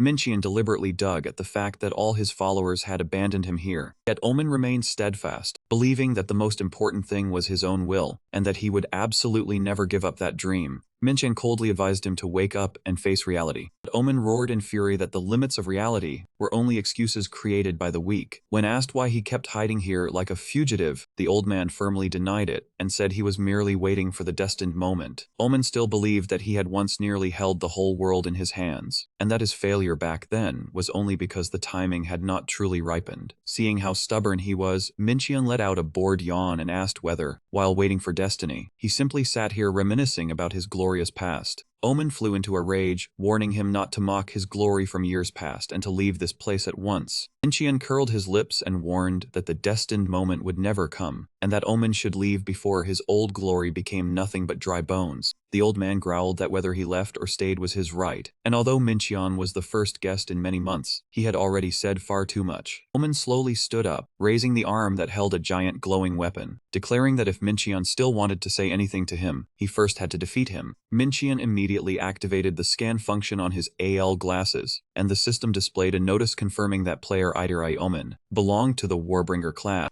Mincheon was stunned to learn that his opponent had also reached level 90, and moreover every piece of equipment on the old man's body was legendary grade. The Warbringer class he possessed was currently a top-tier combat class, combining a warrior's attack power with a guardian's solid defense. Although its fatal weakness was slow speed, Mincheon realized the old man had used the Covenant of Oblivion to compensate, proving that he had not simply been sitting still on his throne. Omen swung the giant hammer again and again in pursuit, chasing him while roaring in fury, "You cunning brat." The old man glared at him, his voice filled with rage, then asked whether he knew why he had chosen this class. "Because it has the strongest stats," Omen roared, then immediately unleashed the skill World Render. An earth-shattering explosion erupted, crushing the entire ground around them. The old man laughed smugly, mocking Mincheon as a fool for daring to choose a direct confrontation. But that smile instantly vanished when he saw his opponent, still standing firm amid the purple smoke. Mincheon walked forward coldly, asking Omen how long it had been since he knelt. The old man immediately declared that he had never done such a humiliating thing, not even once. Mincheon curled his lips into a dangerous smile. "Is that so? Good, let me give you a little experience." His eyes blazed with sinister energy, and his body was covered in terrifying red lightning. Omen went berserk and charged forward, intending to end everything at once, but at that very moment, the system announced that the hidden skill Demon God Descent had reached 100%. The power from the Demon God Descent state made a colossal demon face appear, radiating a terrifying pressure that engulfed the entire hall. Omen was completely suppressed, and the old man could only cry out in utter terror before that dreadful entity.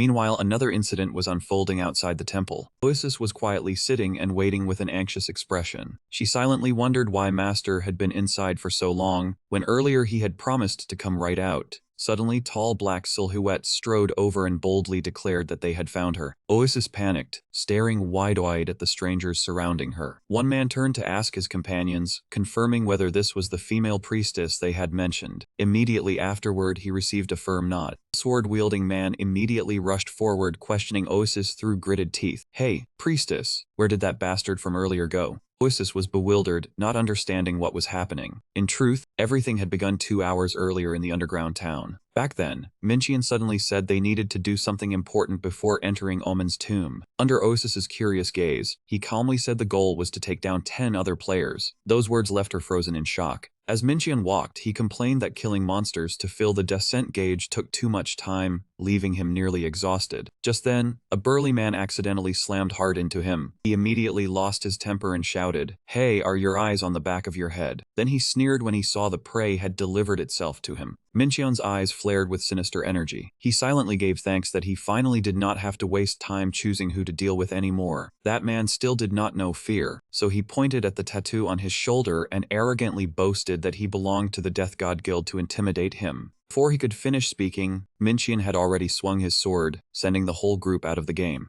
Back at the present in front of the temple gate, the members of the Death God Guild had all gathered. A bald man with a red death character tattooed on his forehead asked whether the enemy was inside, then received confirmation. They intended to charge straight into the hall, but Oasis immediately blocked the path. She gripped her staff tightly, her eyes firm and cold as she declared, "You are not allowed in." Inside the Great Hall, the battle was also unfolding with extreme intensity. The terrifying force cracked the stone pillars apart and sent them collapsing, burying Omen beneath the rubble. Though both hands were still trembling violently, Omen unexpectedly broke into a smile filled with excitement. He thought to himself that it had been far too long since he had enjoyed such a thrill. Omen roared, "Well done, Nader." Then he poured the entire blazing blue stream of magic into the giant hammer to launch a counterattack. The collision sent flames erupting violently as the two forces crashed head-on. The tyrant gritted his teeth and poured all his strength into the blow. But Minchian still easily stopped the heavy hammer with hands blazing with sinister energy. His eyes burning, Minchian ordered in an icy voice, "Kneel before my overflowing power." He unleashed one fierce, merciless attack after another. Minchian looked down at Omen, who lay flattened on the ground, then asked coldly, "Do you want to reclaim it?" He continued stirring the ambition in the tyrant's heart. "Do you want to take back the strength and authority that once belonged to you? The days when you commanded thousands of soldiers under your banner, even facing enemies stronger than yourself." Minchian spoke of Omen's golden age, when he ruled the dungeon, collected taxes from towns, and occupied countless fortresses. In the end, he made a weighty offer. "If I promised to return all of that to you, would you be willing to join forces with me?" Omen remained silent for a moment. Then he suddenly burst into hearty laughter. "Haha,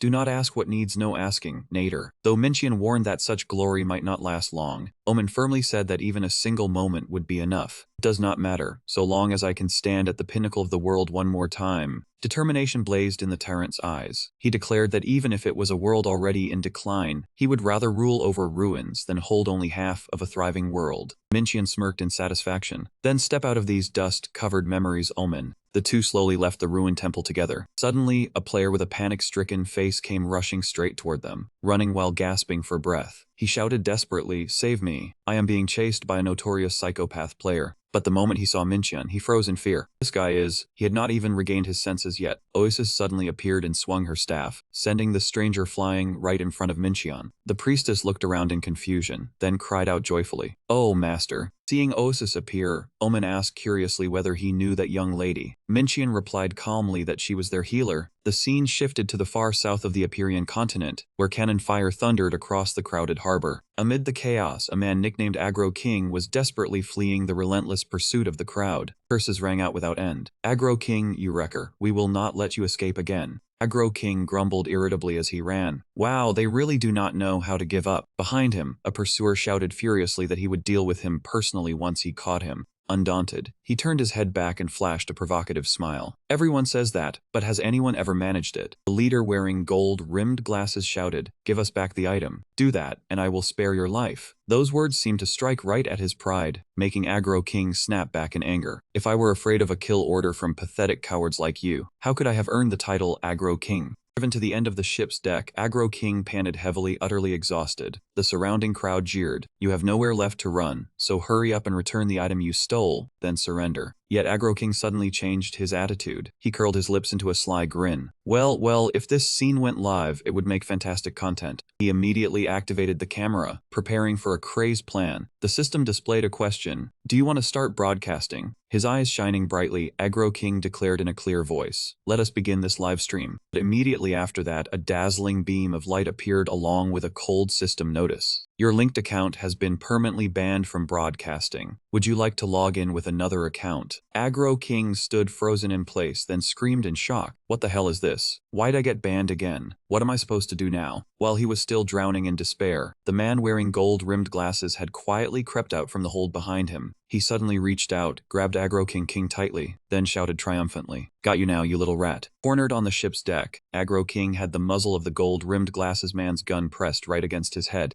Smirked mockingly, "Any last words, you loud-mouthed insect?" Facing imminent death, Aggro King showed no fear at all. He merely uttered a calm Latin phrase heavy with hidden meaning. The man wearing gold-rimmed glasses had not yet understood what was happening. Aggro King had already decisively tossed a blue die into the air. The die spun through the sky, carrying all his luck in that decisive move. A system message rang out, confirming that the die had been thrown. The die stopped on the number 2, then radiated a dazzling golden light. Seeing such a miserably low result, the man wearing gold-rimmed glasses burst into mocking laughter. "You only rolled a 2. I am afraid you will have to." But his smile abruptly vanished when the sky suddenly changed color. From high above, blazing blue streams of energy plunged down at terrifying speed. They created a series of earth-shaking explosions, crushing the ship with destructive force. It is known that the distinctive character Aggro King once appeared in Chapter 41, but the author slightly revised his design to make his return more impressive. Good heavens, if I could have recorded that scene, it would have been top-tier content. I should have been filming, damn it. Aggro King sat on a fragment of the shattered ship, consumed by regret for missing such a precious recording moment. It turned out that the skill he had just used was the trump card that made the caster immortal for a short time, in exchange for both HP and MP dropping to their minimum. Looking at the enemies struggling in the water, he laughed with delight. This skill is completely 100% random, idiots. The number on the die has nothing to do with it. The man with gold glasses shouted through the water, "Don't think this is over yet." Aggro King still sneered, "Hee hee, what can you do now?" He casually waved and jumped off the ship, leaving his opponent helpless. He landed safely on the ground. Aggro King suddenly froze, sensing a strange pressure. From behind, a renowned monk appeared, gripping his staff tightly and shouting, "Revive broadly." A burst of brilliant blue magic erupted, sending all the fallen players back into the battle.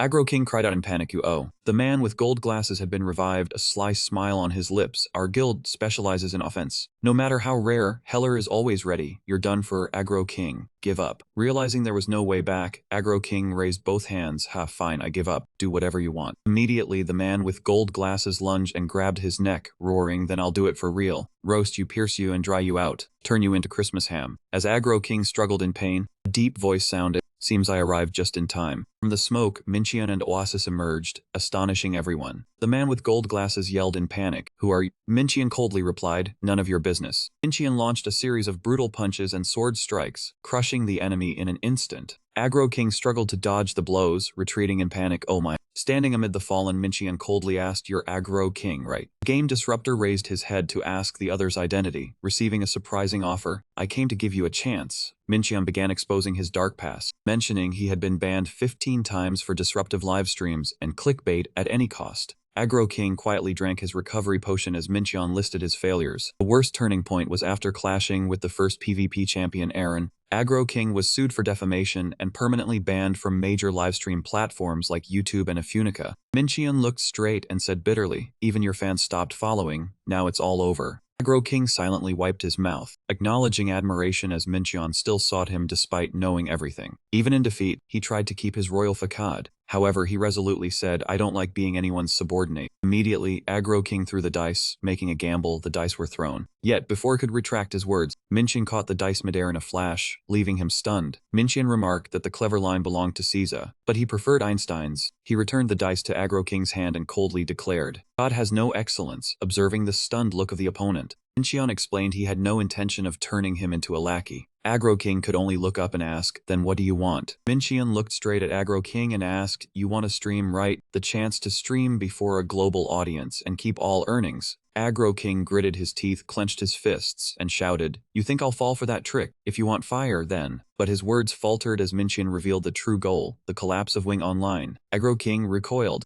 Mincheon smiled slyly. See, is that enticing enough? Back at the Wonderland Resort, Mincheon stretched comfortably after bringing Agro King to his side, intending to find Raybit to eat together. But upon entering the room, Mincheon froze seeing her lying motionless on the floor. He rushed over, lifting her frail body and shouted, Drakebit, what's wrong? Wake up. Raybit groggily opened her eyes. Oh, dream. Good morning. Oh no, probably not lost yet. Stayed up all night on the tech deadline warrior's shoulder. Mincheon anxiously asked what had happened. Raybit smiled wryly, explaining Nipin detected the intrusion, traced the trail, forcing her to defend all night while downloading data. She admitted she nearly perished as Nipin was faster than expected. Even though the path was blocked, she still retrieved all the data before being intercepted, handing Mincheon a chip and saying, this is yours. Mincheon gladly took it and thanked her, well done. But before he could speak, Raybit suddenly grabbed his collar, pressing close and startling Mincheon. He awkwardly promised full compensation to her. Raybit decisively denied, pressing her flushed face against Mincheon's and whispered, that's not what I meant. Mincheon broke into a sweat, confused, asking, what do you mean? Raybit smiled slightly as she leaned on Mincheon in the heavy atmosphere, but from a distance. Oasis watched the scene with a gloomy expression, eyes filled with jealousy seeing Mincheon close to someone else. Raybit looked straight into his eyes, declaring she wanted to join. Mincheon blurted, what? She emphasized, in this plan of yours, I want to join as well. Mincheon was startled and hurriedly stopped her. What are you saying? Wait, no, that is far too dangerous. Besides, Raybit immediately objected, saying that no matter how dangerous it was still only inside a game, she would not actually die. She said sincerely that 3 years ago, if he had not saved her, her life would have been as good as over. That was why she was willing to do anything to help him, without needing payment. Raybit earnestly begged to take part. Faced with that determination, Mincheon smiled and agreed. I will still pay you in full for hacking the system, and if you want to help more, I welcome it. I need teammates anyway. The moment she heard about team recruitment, Raybit's villainous startup spirit flared fiercely. She was so happy she jumped for joy, firmly promising to become his most reliable assistant. Right after that, Mincheon raised one finger as a signal. However, there must be a test first. He explained that someone he wanted to invite onto the team was holed up inside Me Home, a personal space with extremely high security, almost impossible for anyone to infiltrate. Mincheon asked in detail whether Raybit could hack it and get him inside. She curled her lips in confidence. You mean hacking straight into the game, right? That is as easy as eating candy. At the same time, inside a private space packed with jars of magical medicine, a man wearing a plague doctor mask was slowly walking along. He smugly lifted a glowing jar of medicine, telling himself that his collection had gained another new piece. Suddenly, a voice rang out. Not bad, doctor. He spun toward the sound in panic, stammering in shock. How did you get into my home? Despite the other man's disorder, Mincheon calmly stepped forward, his gaze sweeping across the room piled high with jars of magical medicine. Calmly continued asking, so you collected every monster debuff in the game. How exactly did you do it? The doctor's shock quickly turned into excitement when he realized someone understood his work. He cried out in a trembling voice, You truly understand my research. The eyes behind the mask lit up, and he confirmed it in a ringing voice. That is right, I have gathered every debuff. Every debuff from every species of monster in the game. He proudly showed off the priceless collection he had spent 5 years building since the game was released. With passion at that level, no wonder his storage looked even more intense than a secret research institute. Looking at the glowing infectious objects on the shelves, Mincheon silently judged that they should not have been able to be brought out of the dungeons. Then how did you do it? Suddenly, a frightening thought flashed through his mind, making his expression change. Wait, don't tell me. The doctor confirmed that guess with extreme smugness. Exactly, I used my own body to carry the debuffs. In truth, this doctor's class was Necromancer, or more precisely, Poison Eater, a powerful 4th-tier evolution. Those of this system had excellent ability to process toxins and poisonous gas, acting like field doctors while also dealing secondary damage and healing. To gather enough specimens, he had crazily hunted bosses in order to swallow their debuffs whole. After that, he took advantage of poison resistance, halved damage, and constant self-healing to stubbornly endure attacks like a boss. He used special slimes called immune slimes to contain the collection. They were immune to all status effects, but that only meant they were not affected by those effects. In reality, those status effects still existed and clung tightly to their bodies forever. The doctor explained that this was the downside of immunity, and thanks to it, he could store every kind of monster debuff inside these tiny slimes. Minchin instantly understood this was actually a programming bug that he himself had overlooked from the very beginning. Because the source code was misaligned, status effects that should have disappeared were instead preserved forever on creatures with immunity. Minchin looked at the green slime jar on the shelf, silently marveling that someone had actually known how to exploit a game bug in such a bizarre way. He turned and asked again, "Then what exactly did you create that collection for?" The plague doctor fell silent for a few seconds, then kept repeating the question of why. As though asking himself, he faintly curled his lips. "That is a good question. Why did I do it?" Minchin coldly recounted the incidents that had once shaken everyone. The sloth debuff in Season 1, then the water prison debuff in Season 4. Those were all your doing, weren't they? Faced with the direct interrogation, Dr. leisurely explained that even though this was only a virtual game, this place was no different from a miniature society. He believed people played games to escape reality, yet ironically, that world resembled real life more than anywhere else. He began talking about his first experiment with the sloth debuff, which reduced speed, stamina, and recovery ability, making players extremely irritated. Even so, it did not ruin the game, because it could be removed with only a basic debuff dispel spell that any class above level 10 could learn.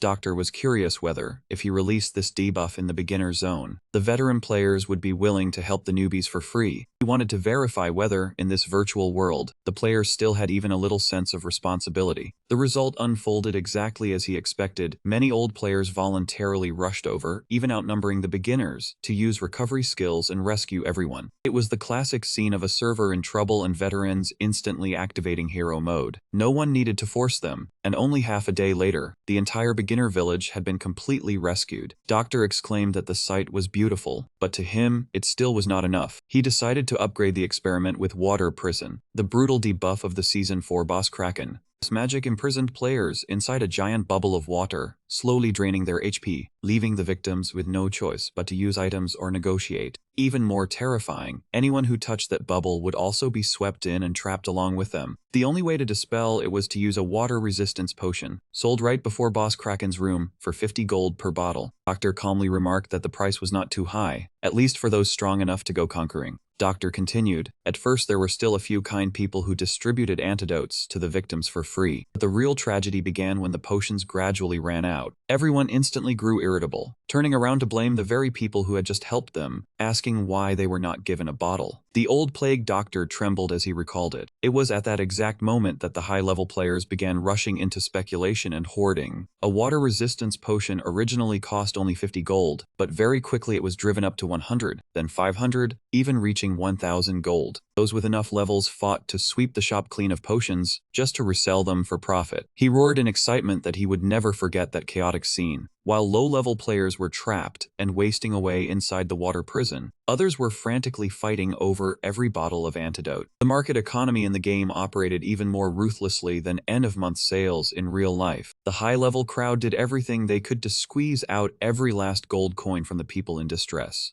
Doctor looked at Minchin and asked in an entrancing voice, "Can you imagine how I felt, the feeling of creating all that chaos with my own hands?" Minchin looked at the old man thoughtfully, then asked about the final conclusion he had drawn after that cruel experiment. Doctor admitted that relying on only 2 trials was somewhat irresponsible, but he still gave his current hypothesis: humans would not help each other purely out of kindness. Minchin asked back in doubt, "No kindness, is that what you mean?" Doctor firmly asserted that humans only helped others when they gained something from it. In the first experiment, they acted because of a sense of satisfaction, while the price they had to pay was very small. As for the second experiment, the only thing driving them was money. The old man coldly gave that conclusion, and nothing more. Minchin still was not convinced. He frowned and asked back, "Was that really all?" Immediately after that, Doctor took out a vial containing a bizarre black smoke and declared that everything had only truly ended when this thing appeared. The moment he saw the object in the old man's hand, Minchin's face turned pale. Memories of those core code lines from years ago came flooding back, leaving him horrified as he stammered. This was something that should not exist. He thought to himself that after the server rollback, all data related to that virus should have been wiped clean long ago. Then why had Gale not stepped in to eliminate it this time?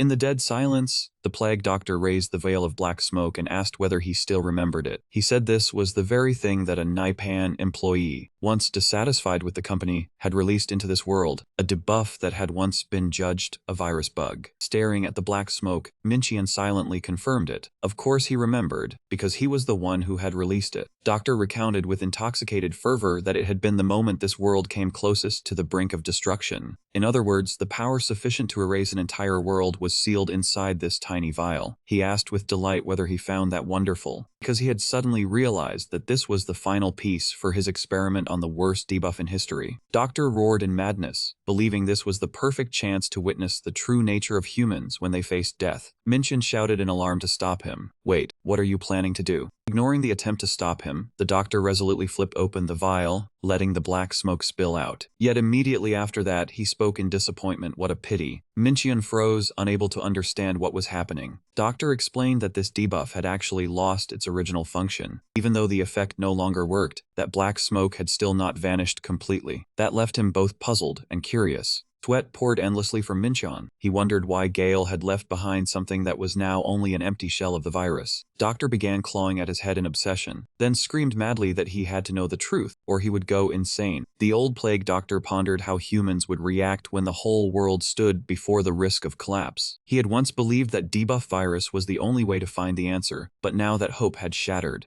Minchian immediately cut him off, insisting there was still another way to destroy this world, as long as the old man was willing to lend him his strength. A cold glint flashed in his eyes. Minchian declared that he wanted to turn this world into a sea of flames and invited the old doctor to join him. Behind the mask, the doctor smiled with excitement, as though he could not believe he had been given the chance to carry out that insane experiment. The scene then shifted to the real world, on the beautiful island of Bali. Minchian was enjoying a rare period of rest with Ray-Bit and the two AI girls. Watching the sunset settle over the beach, he felt relieved that he did not have to worry about anything. But life never lets anyone stay peaceful for more than 5 minutes, just like an unspoken anime rule. Ray-Bit handed him a can of soda, then asked whether he had rested enough. Minchian admitted that the air in Bali truly was refreshing. Even so, he still had to return tomorrow because the work was finished. Ray-Bit still pleaded with him to stay a little longer and relax properly. Minchian firmly refused. He thought to himself if he loosened up even a little, then the flame of hatred in his heart would gradually cool as well, no different from the can of soda in his hand.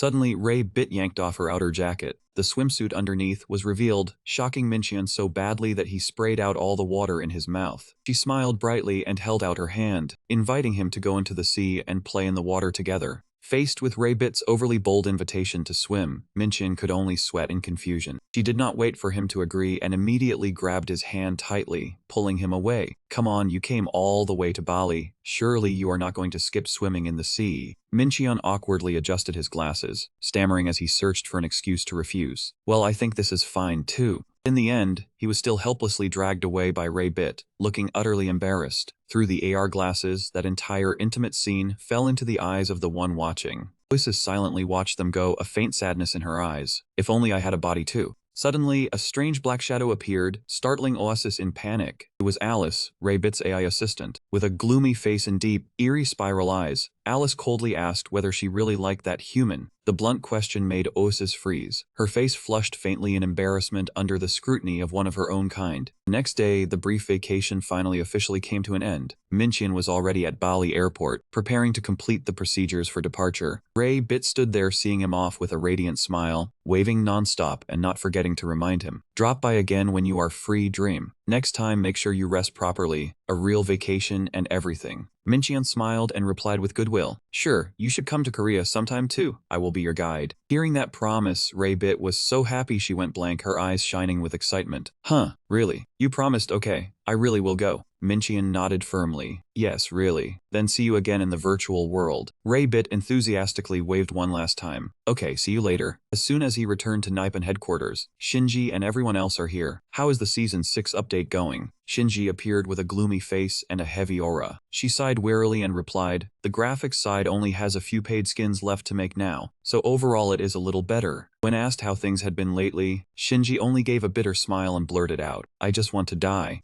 Aha, she suddenly remembered and asked, "It is time for the meeting, right?" Out in the hallway, the employees were still waiting because the previous meeting had yet to end. They heard that the security team was facing serious trouble, and right at that moment, the door suddenly flew open with a crash. Director Yoon Hasu rushed out, angrily shouting, "What am I paying you people for?" He flew into a rage and berated his subordinates as a bunch of useless fools, then drove them out with bitter words full of fury. Hasu could not accept that there were already traces of an intrusion, yet the security team still could not track down the culprit, and did not even know what had been taken. An employee explained in a trembling voice that the data showed no signs of being modified or tampered with, but Hasu immediately cut him off. He shouted that the problem was not there, but that the loophole had been right before their eyes and no one had discovered it. He gritted his teeth and asked whether they were pretending to be stupid to dodge responsibility, then declared that he might as well replace them all with AI. After ordering everyone to get out of his sight and forbidding them from going home before it was fixed,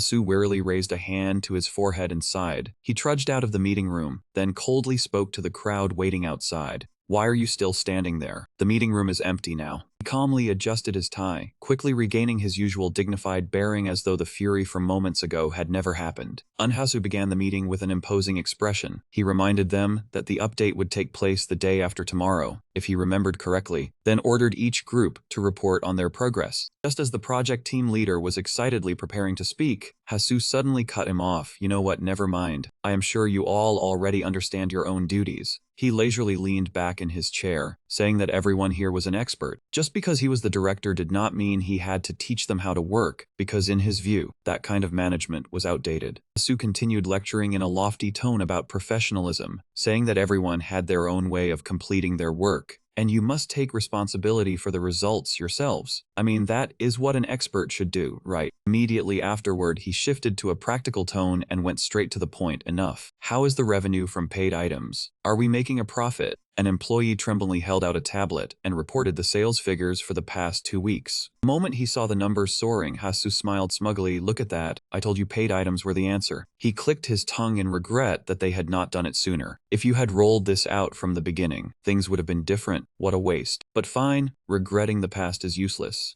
Hasu propped up his chin and began listing a series of upcoming money-draining features: VIP system, gear sets, outfit gacha, and accumulated points. "Are the preparations on schedule?" The employee hurriedly confirmed that the accumulated point system would launch with the Season 6 update, then cautiously brought up the issue related to the goddess wings. Hasu paused, then asked back, "What are goddess wings?" His subordinate explained that it was a paid item that guaranteed successful enhancement. He let out an "ah," as if he had just remembered, but immediately criticized it. "Oh, right, that thing. But what kind of cheesy name is that?" Shinji, sitting beside him, coldly reminded him directly, "You were the one who named it, director." Embarrassed in front of the employees, Hasu awkwardly tried to cover it up. "Hummy, I really named it." "Well, who cares about the name? So, what is the problem?" A member of the development team hesitantly said that they were considering whether they should review the official timing for releasing that item. He pointed to the rising revenue chart on the tablet and analyzed that the current paid items had already brought in huge profits. When Season 6 began, sales could explode even further. Therefore, he was worried that releasing an item that caused imbalance right now could trigger a fierce backlash. He suggested postponing it until Season 7, after the paid system became more stable. Yoon Ha-soo curled his lips into a pragmatic smile. It seems you still do not understand the nature of the problem." He insisted that if they were opposed now, the same would happen later. The Season 6 update was the biggest yet, with the largest number of returning players, so this was the golden moment to squeeze out profits. Hasu folded his arms, his glasses reflecting a cold gleam. He said players had never stopped criticizing Nippano anyway. Opposition was only temporary, but money lasted, and the board had very high expectations for this update. He concluded that they must not disappoint them, leaving Shinji and Jongha with no choice but to fall silent in the heavy atmosphere. Immediately afterward, the scene shifted to the virtual world. Shin began carrying out his plan by creating a new guild and purchasing a private base for it. The system announced that the higher the guild level, the larger the territory would expand and more decorative items would become available. Shin immediately activated the member recruitment function, a calculating smile appearing on his lips. A flood of invitations to join the guild under that name. Bimbo was quickly sent out to the most famous figures. One after another they were Ken Omen and the Plague Doctor, Aggro King and the hacker girl JBit also received invitations to join Fimbo's guild at the same time. Ray Bit suddenly appeared in the game with an alluring appearance like a magician. She cried out excitedly, "Tada! This is the first time we have met in the game Dream." Mincheon frowned and reminded her not to call him Dream in this place, forcing Ray Bit to switch to calling him Boss to satisfy him. Immediately afterwards, she quickly shifted her attention to Oasis, curiosity clear on her face. Oasis started in shock when she realized she had been discovered, but Ray Bit immediately reassured her that she also had her own AI assistant, so it was perfectly understandable that she knew about Oasis. The two began getting acquainted and shook hands under the watch of the powerful figures who had just fully gathered. Each infamous name appeared in turn, beginning with Ken, the master swordsman. Next came Doctor, the mysterious poison user, and Omen, the tyrant who took on the role of tank. Last was Aggro King, the famous marksman specialized in causing trouble. Mincheon slowly walked forward, clearly welcoming all those known as the four great villains of Wing Online. Looking at the lineup of masters gathered before him, he silently thought that this was truly a rare sight. Yet Aggro King suddenly spoke with a sneer, saying that the people present here were nothing more than a bunch of washed-up old-timers. Those words poured oil on the fire, making Omen roar in anger and threaten to turn that insolent brat into jerky. Despite the dense killing intent, Aggro King still laughed casually, continuing to mock the tyrant's old-fashioned way of speaking. Seeing that Omen was about to explode, Mincheon hurriedly stepped in to stop him, explaining that Aggro King was famous for liking to provoke others. But then he turned and said, "Aggro King is the most outdated one here, is he not?" Those words made Aggro King freeze. A streamer who cannot even go live anymore? Do you still have any audience left? Aggro King could only grit his teeth in frustration, completely unable to find any words to refute him. At this moment, Doctor spoke softly with a modest air. "To be honest, I am not sure I deserve to belong to this group of villains. At most, I am only a rumor on the streets, or an urban legend. Is it really fine for me to join a gathering like this? Anyone who plays Wing knows who you are, Doc. We have all heard the rumors about you, only no one has ever seen you with their own eyes. Fine, perhaps all four of you are past your prime, but I did not choose you to win some popularity vote." His eyes blazed with resolve as he looked at them. "I need people who share the same goal and are willing to give everything to achieve it. That is all." Hearing that, Aggro King could not hide his curiosity and asked, "So what exactly is your goal?" Mincheon looked over the whole group and declared clearly, "I already said it. I want to destroy Wing Online." The atmosphere instantly grew stifling as Mincheon continued. "Perhaps I should reveal my identity first." He looked straight at them and stated clearly, "I am the former director of Wing Online, the one known as Dream Mincheon." That shocking news left everyone stunned. Omen broke into a cold sweat, unable to believe his own ears. "What? Dream, really?" Aggro King also widened her eyes in shock. As for Doctor, he merely let out a faint line full of interest. Fascinating. To make it more credible, Ken quietly stood beside him and gave a slight nod of confirmation. "I can guarantee that this really is Dream." Doctor spoke in a thoughtful voice. "Dear Mincheon, may I ask you something? Did you truly need to reveal your identity to us?" Mincheon answered decisively, "I want to earn your trust, both your trust in me and your belief that I truly can accomplish what I said." He turned his gaze toward the city sinking into a sea of flames in the distance and affirmed, "I will destroy this game, and I have both the plan and the means to make it real." Mincheon emphasized that on that path, every one of them would also achieve their own goals. He concluded in a steely voice, "I do not see the four of you as subordinates. We are here to support one another for the same goal, as an equal alliance, and I hope we will become good partners." He gave a confident smile and continued, "All right then, before I explain the plan, we should choose a name for the guild first." Mincheon slowly walked through the grand hall lost in thought. "Since we will plunge this world into darkness, into night, how about the name the Bringers of Darkness, Nightbringer?" Contrary to Mincheon's enthusiasm, Ken dismissed it coldly. "I do not care about the name, just tell us your plan." Omen cleared his throat in objection.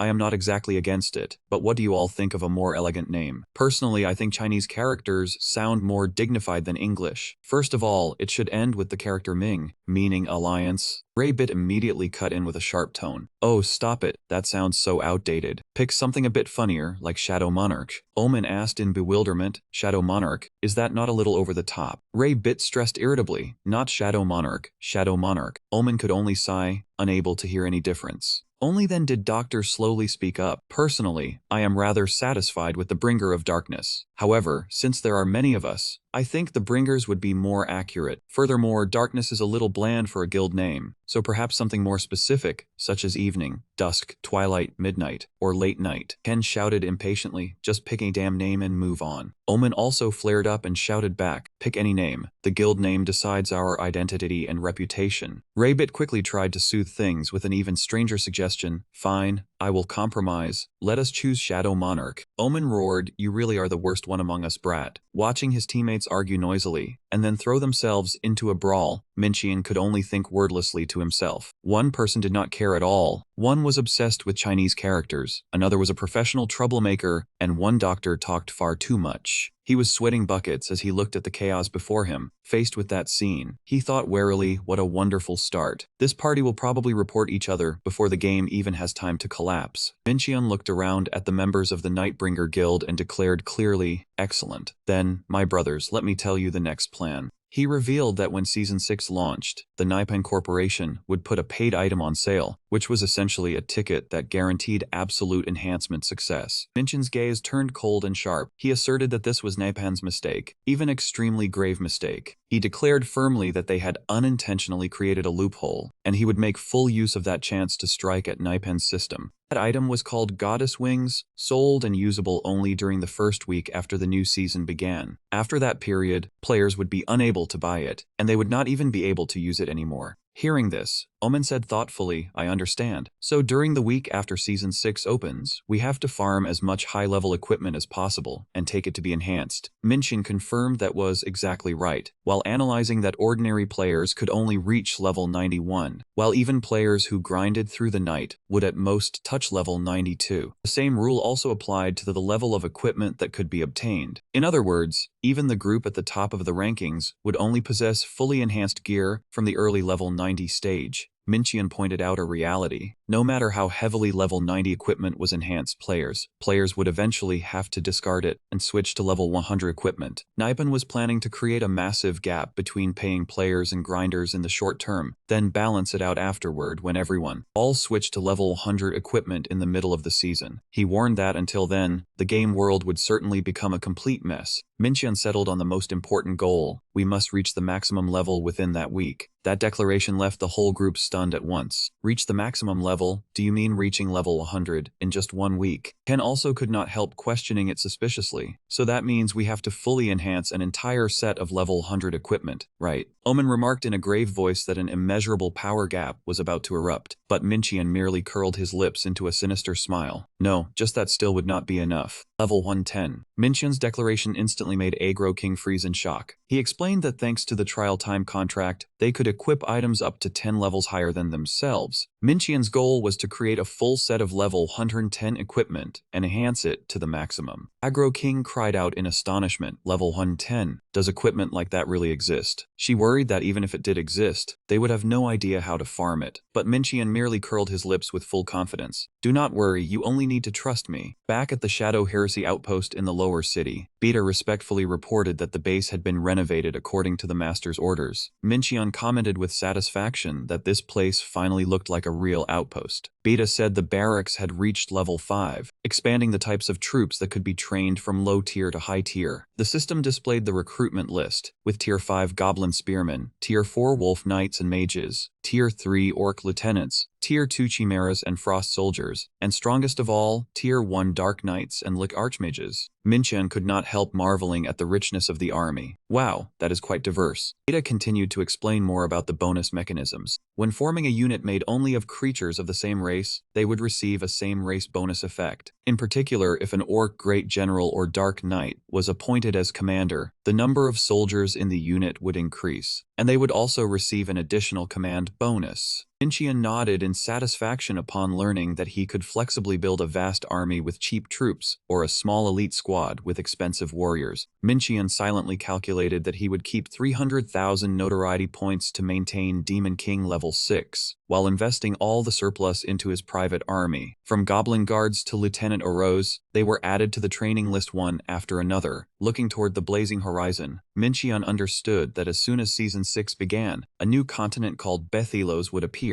It would be a land scattered with occupation points for players to conquer and rule. To stimulate conflict, the system officially added siege battles and a control pole point contest mechanism. The war for profit and status would be extremely fierce, forcing the various forces to temporarily join hands against a terrifying common enemy. An evil force was quietly rising from the darkness, and that was the expansion of the Black Immortal cult. Oasis murmured softly as she realized the fated moment had arrived. Season 6 had finally begun. With crimson eyes blazing with ambition, Minchian declared boldly, "Let the war begin, Oasis. A war unlike any in history, to conquer and then destroy this entire world." Before his master's powerful call, Oasis answered firmly, "Yes, master." The two stood tall on the cliff, gazing toward the horizon where a great war was about to erupt. A new scenario quest chain to the new world required them to travel to Sunset Harbor on the new continent of Bethylos. Looking at the massive fleet anchored in the harbor, Oasis asked excitedly whether they would board a ship, but Minchian immediately refused, since he did not want to waste an hour being tormented by the waves, so he would choose another route. He told her to wait patiently until the remaining guild members had fully gathered, then the whole group would set out together. While browsing the forum, Oasis wondered aloud, "Master, I do not see many reactions to the Goddess Wings item. Perhaps most players still do not know, because there has been no official announcement yet." Minchian pondered the bitter price of power. A single piece of equipment had already cost 100,000 won, and maximizing a weapon's enhancement would require as much as 1 million won. To own a complete set of equipment powerful enough to compete, players would have to spend up to 10 million won. The new season opened like a playground of money, where the wealthy would swallow the entire continent. Once paid items appeared, all the effort players had poured into building their character roots would gradually become meaningless. The dungeons and monster fields that had once been carefully designed around player levels would soon be crushed by the power of money. Some gamers would surely feel betrayed and decide to leave the game forever. As for the wealthy players drowning in a sense of superiority thanks to spending money, Nippon would continue releasing all kinds of things to drain their wallets dry. Pay to win. The era of money's domination had officially begun, and Wing Online's collapse would also begin here. Setting aside thoughts of the game's decline for now, Minchian turned to ask Oasis about the iron ore stones he had once told her to buy, wanting to know exactly how many she had gathered.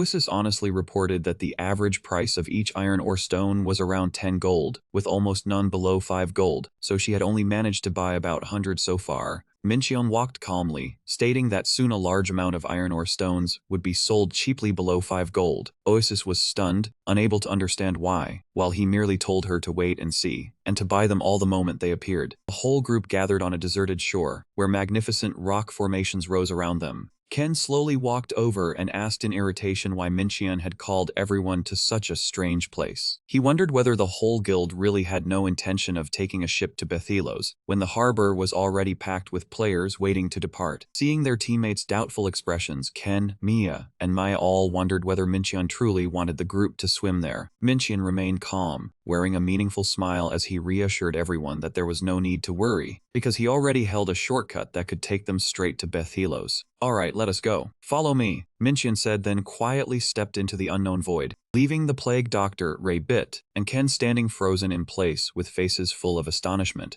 The group passed through the teleportation gate and set foot in a gloomy great hall, where firelight from torches shone upon ancient stone pillars. Amid the silent space, the Dark Knight Commander Theriot was already waiting. He immediately knelt and called out respectfully, "Dark Lord." Minchian calmly walked past Theriot and made it clear that he had not come here for him. The group quietly followed the long, seemingly endless stone stairs amid blazing fire and colossal pillars. As they approached the great gate, Minchian suddenly asked Oasis whether she had ever been curious about what lay at the very top of this temple. Oasis shook her head in confusion, admitting that she had never thought about it. Minchian curled his lips into a mysterious smile and said she would know soon enough. Minchian pushed the massive stone door open with all his strength, letting white moonlight pour in from outside and flood the entire space. "Everyone, welcome to the new continent, Bethylos." Before their eyes lay a majestic natural wonder, with islands floating in the air, waterfalls pouring down from the clouds, and lush greenery stretching endlessly. Standing before the splendor of the new land, Minchian, Oasis, and the guild members silently took in the vastness of the continent. Then Minchian softly asked what they thought about conquering this entire world. Scene shifted elsewhere. Ken decisively drew his sword. The thunder sword left its sheath, slashing straight at the iron-armored giant. Yet he was stunned to realize that the powerful attack had not even left a scratch on the opponent's sturdy armor. The giant immediately slammed a punch as heavy as a mountain into the ground.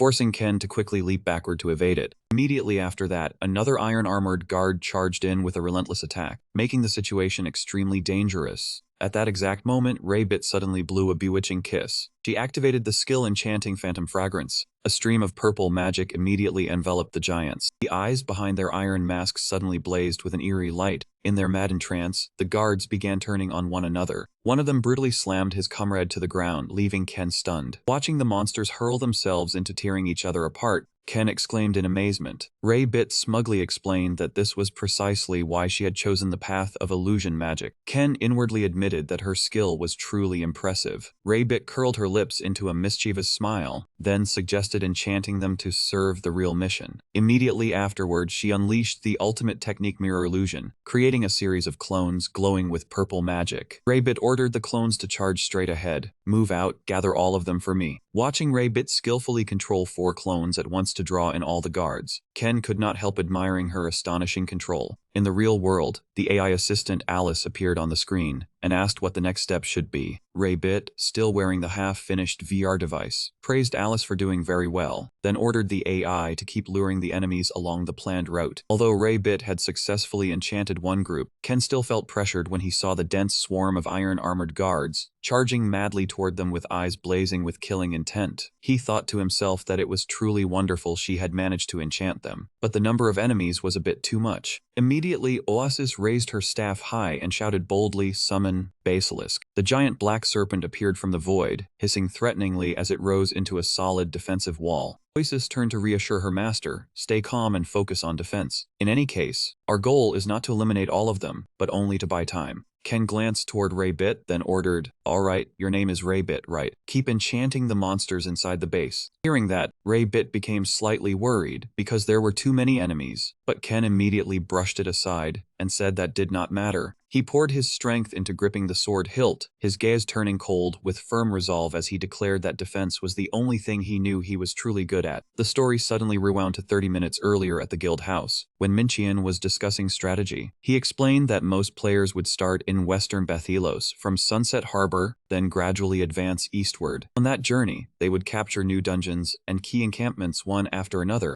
At the same time, they had to gather resources and items to gradually increase their strength. Minchian emphasized that by the second half of the season, once players reached the far east of Bethylos, they would clash with a new hostile NPC army known as the Dark Cult. What was worth noting was that no cities had originally existed on the continent of Bethylos. Instead, this land had a total of 10 occupation points that players had to capture themselves, then develop into cities of their own. Only after clearing away the dangers around an occupation point could players move on to the next target and expand their influence. Minchian affirmed that this was the focus of the Season 6 update. With a profound look in his eyes, he stepped forward and began speaking about the most important objective, the 10th occupation point, which was also the final one. The 10th occupation point was the largest and most crucial area on the entire continent of Bethylos, known as Paradise Lost. Minchian faintly curled his lips into an ambitious smile, then declared in a clear voice that they would be the ones to seize that place. Faced with this overly reckless plan, Agro King worriedly pointed out that all the monsters in the area were level 100, while the whole guild had only reached level 90.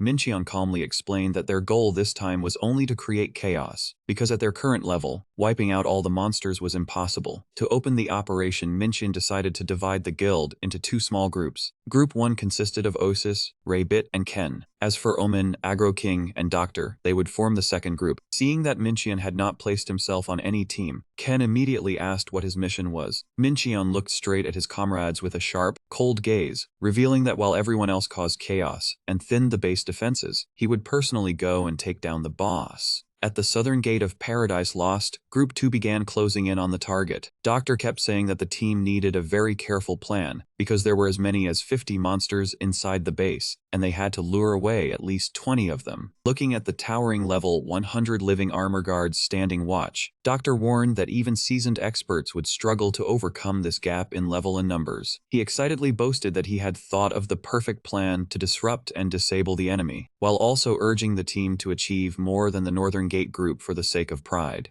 Seeing the exhausted looks on Omen and Agro King's faces, Doctor suddenly realized he had talked a little too much and hurriedly apologized. He explained that he was just a little excited, because it had been far too long since he last coordinated with teammates after spending so much time playing alone. Yet Omen and Agro King had already quietly turned and walked away at some point. Doctor cried out in panic, telling them to come back, because he had not even finished explaining the plan. Agro King calmly brushed it aside, thinking that since the goal was only to attract attention, there was no need for a complicated plan. He said decisively that they only needed to charge straight in and blow this place away. Omen curled his lips into a smug smile, admitting that the old man was rather surprised their thoughts matched so perfectly. Agro King irritably told that old man Omen to shut up and not act as though the two of them were from the same generation, because he did not want to be haunted by that old person feeling. Omen froze, awkwardly sniffed himself, then asked whether the old man really had some kind of smell. Agro King explained that it was not a real smell, but more like the feeling from those ginseng candies old people like eat. Omen was startled at having his weak spot exposed, and the old man stammered as he asked how the brat knew he liked that stuff. Doctor could only stand there in exasperation, watching the two teammates fool around in front of him. Agro King declared that he did not want to say another word, then shot forward at extreme speed. He launched himself into the air, drew his bow, and activated the skill Thunder Arrow Rain. Arrows wrapped in blue lightning immediately fell like rain. They shot straight into the iron armor guards, but failed to leave even a single scratch. Omen mocked the brat's feeble attack, then loudly declared that the move was completely useless. The old man swung his giant hammer and unleashed the ultimate skill World Crusher. A blow as heavy as 1,000 pounds came crashing down, creating a violent explosion that shook the entire area. The guards were forcefully pressed into the ground amid the tyrant's triumphant laughter. Omen had just been about to brag about his strength when the smile on his lips suddenly froze. The shattered armor fragments began trembling in an unusual way. They reassembled themselves beneath an eerie green smoke. Agro King realized the situation was bad and immediately reminded Omen that the attack just now had not worked at all. The iron armor guards quickly recovered, then once again advanced with towering steps. The pressure radiating from them made even old Omen grit his teeth in tension.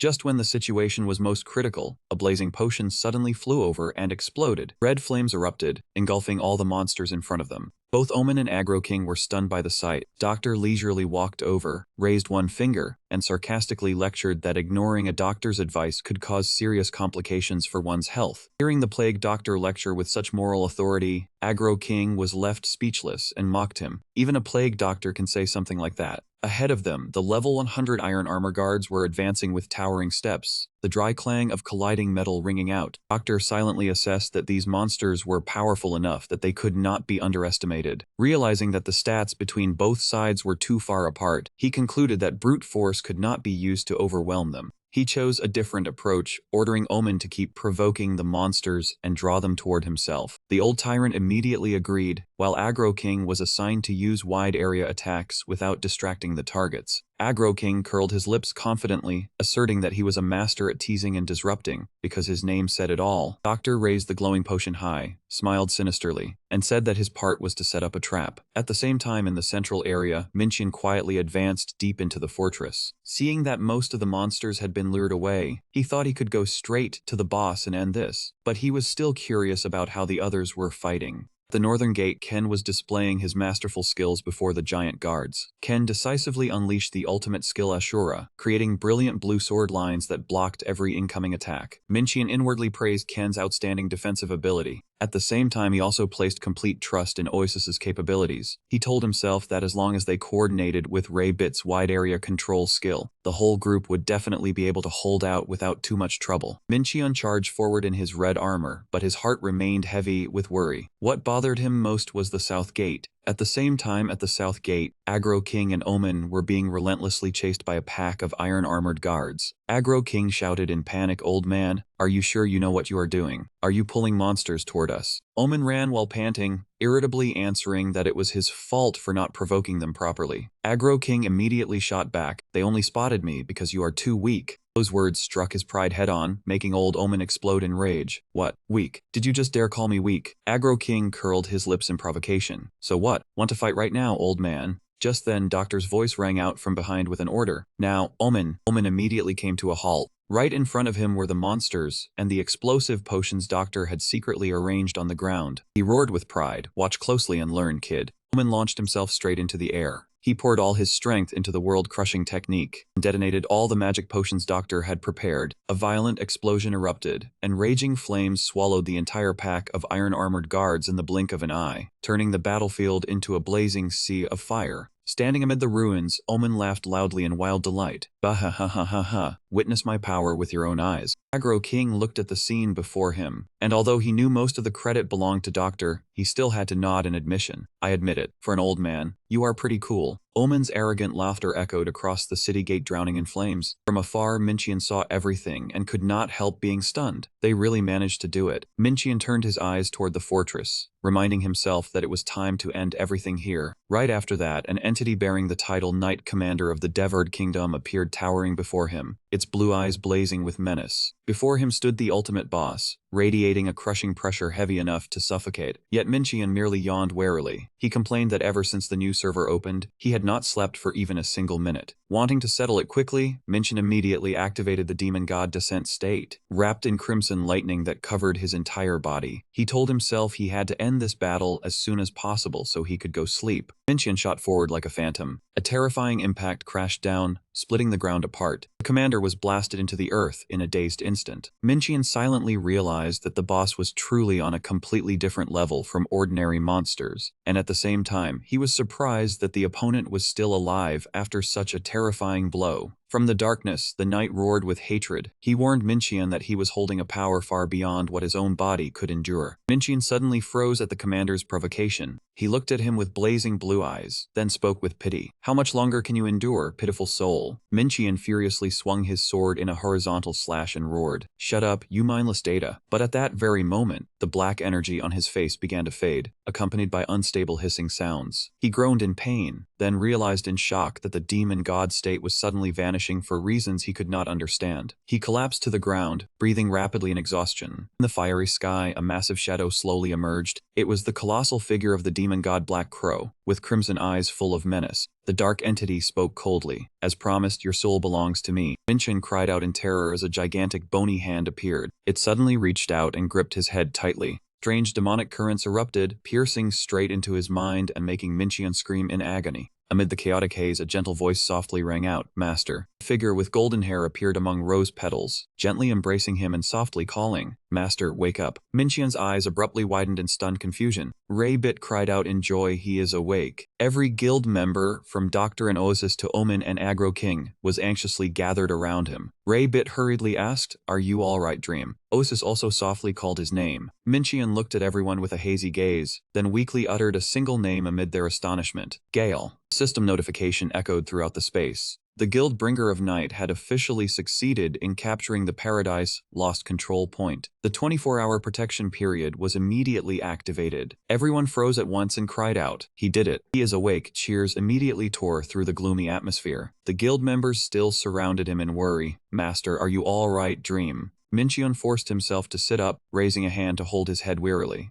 Sorry everyone. I must have been online for too long." Raybit snapped in panic. "Boss, you scared me to death. Why did you suddenly pass out like that?" Minchian gave a strained smile and told the group, "Aha, I should probably sleep for a while. You all did well." Looking around at the base they had just captured, he declared that from now on, this place would be their main stronghold. "That is enough for today. Everyone is free to do whatever they want." Oasis watched her master's back with eyes full of worry, silently wondering whether he was truly all right. The scene shifted back to the real world, amid a city glowing brightly under the night lights. Minchian quietly removed the V-glasses from his head. He woke in shock inside the dark room, sweat pouring out and soaking his entire body. The vivid sensation of Gale's embrace still lingered, leaving him dazed as he wondered, "I need to see a doctor." While Minchian was still struggling with hallucinations in real life, in Snow White City, the atmosphere was more heated than ever. Right in front of the royal fortress, thousands of players gathered to protest the terrible management of the new leadership. "Down with Hasu. Give us back streaming." The furious crowd kept roaring. "Scrap the paid items, go back to one-time payment. Stop ruining the game."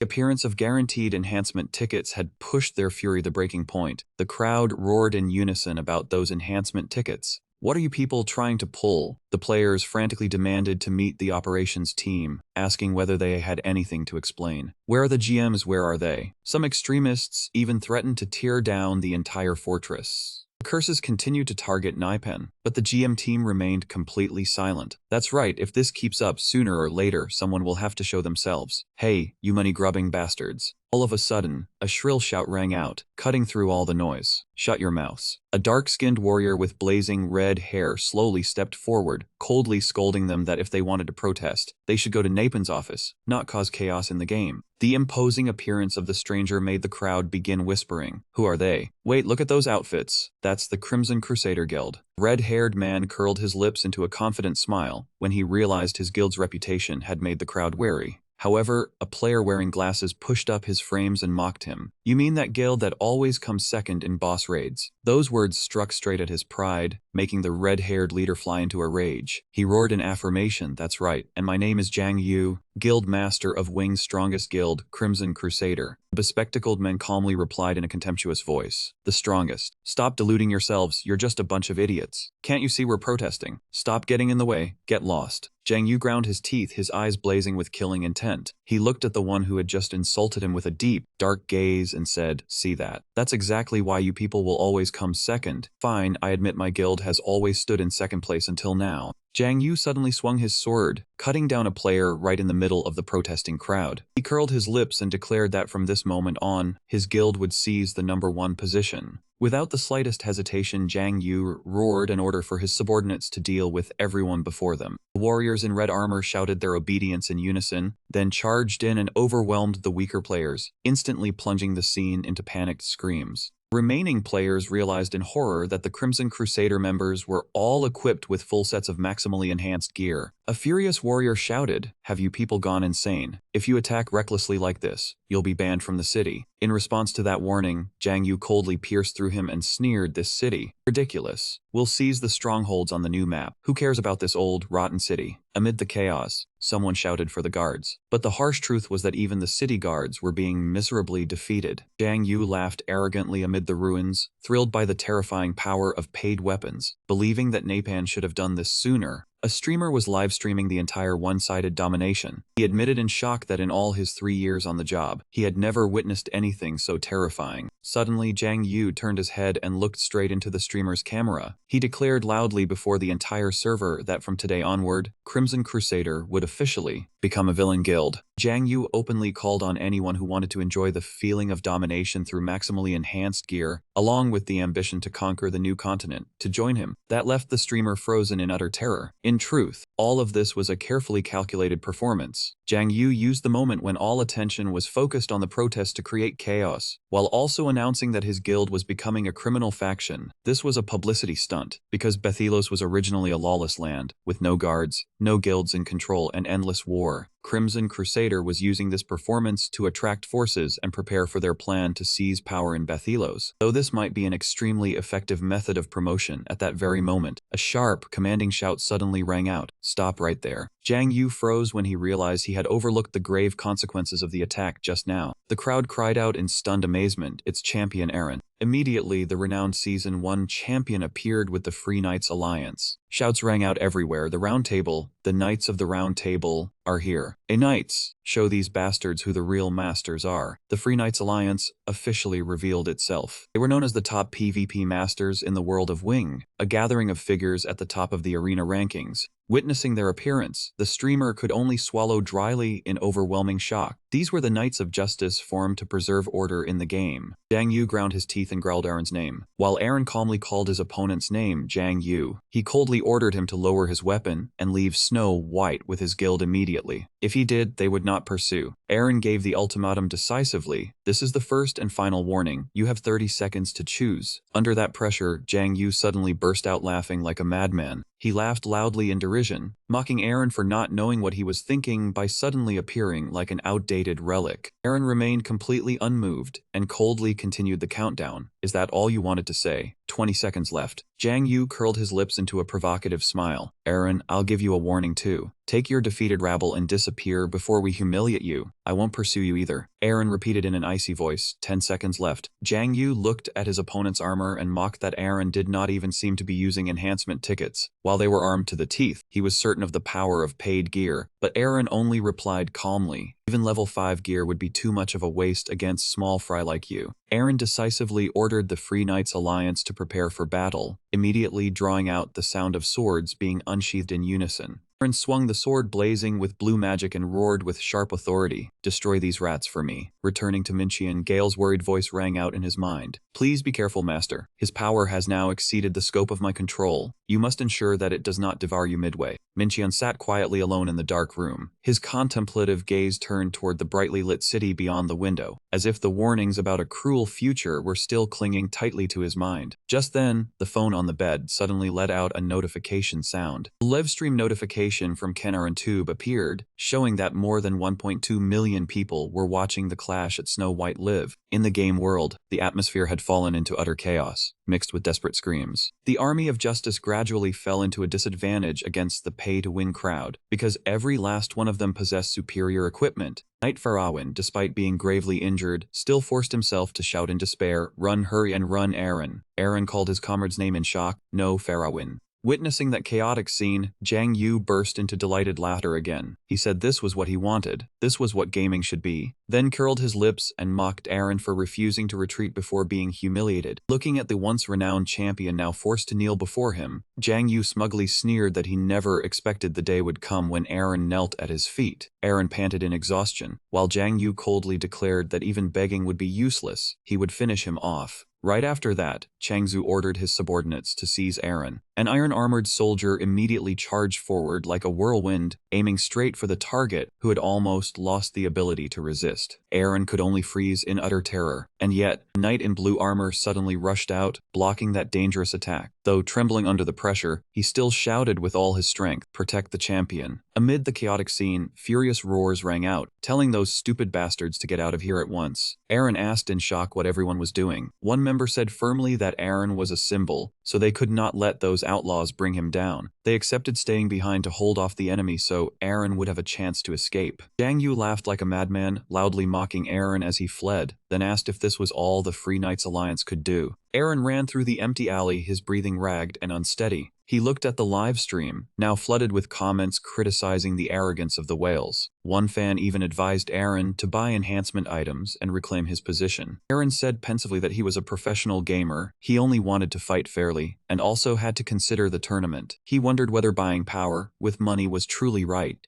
Suddenly, a dazzling light appeared. Galaxy donated 10 million won with a message urging him to use that money to retaliate against them by their own methods. The viewers immediately grew excited, constantly urging Eren to teach Jiang Yu a lesson. Eren answered decisively, "All right." He immediately sent a message to the entire guild, asking everyone to buy the goddess wings after respawning and enhance all their equipment to the maximum level. Eren declared that it was time to make those outlaws pay the price. Watching everything through the screen, Ken could only let out a sentence full of contempt, saying it was all complete nonsense. By this time Minchian had returned. He let out a quiet sigh of relief and said he was only a little tired. This was the first time in a very long while that he had slept well. Looking at the data screen, Ken began analyzing the opponent's scheme. According to him, Eren always used someone worse than himself to turn himself into the righteous one. Ken laid it out clearly. Eren wanted the guild members to raise their equipment to the maximum, but because spending money was being fiercely criticized, he deliberately let himself lose miserably to create a justified reason for enhancement. Ken pointed out that every member of the Free Knights Alliance belonged to the top 30 strongest players on the server. No matter how powerful level 15 weapons were, top experts like that could never lose so easily in a fair fight. Ken concluded decisively that they had lost on purpose. Minchian fell into thought, then said that he had a point, but he did not completely agree, because this entire matter was actually just a large-scale performance. While the Crimson Crusaders played the villains to stir up the situation, the Free Knights Alliance also staged a performance to legitimize spending money to enhance weapons. But there was an even deeper calculation behind it. This was actually a massive marketing campaign to draw players into buying the goddess wings. Ken curled his lips in a mocking smile. If you ask me, all of them are no different from being on the same side. Back on the battlefield at Snow White, Eren stood tall amid the scene, while Jiang Yu lay sprawled on the floor. muttering that damn it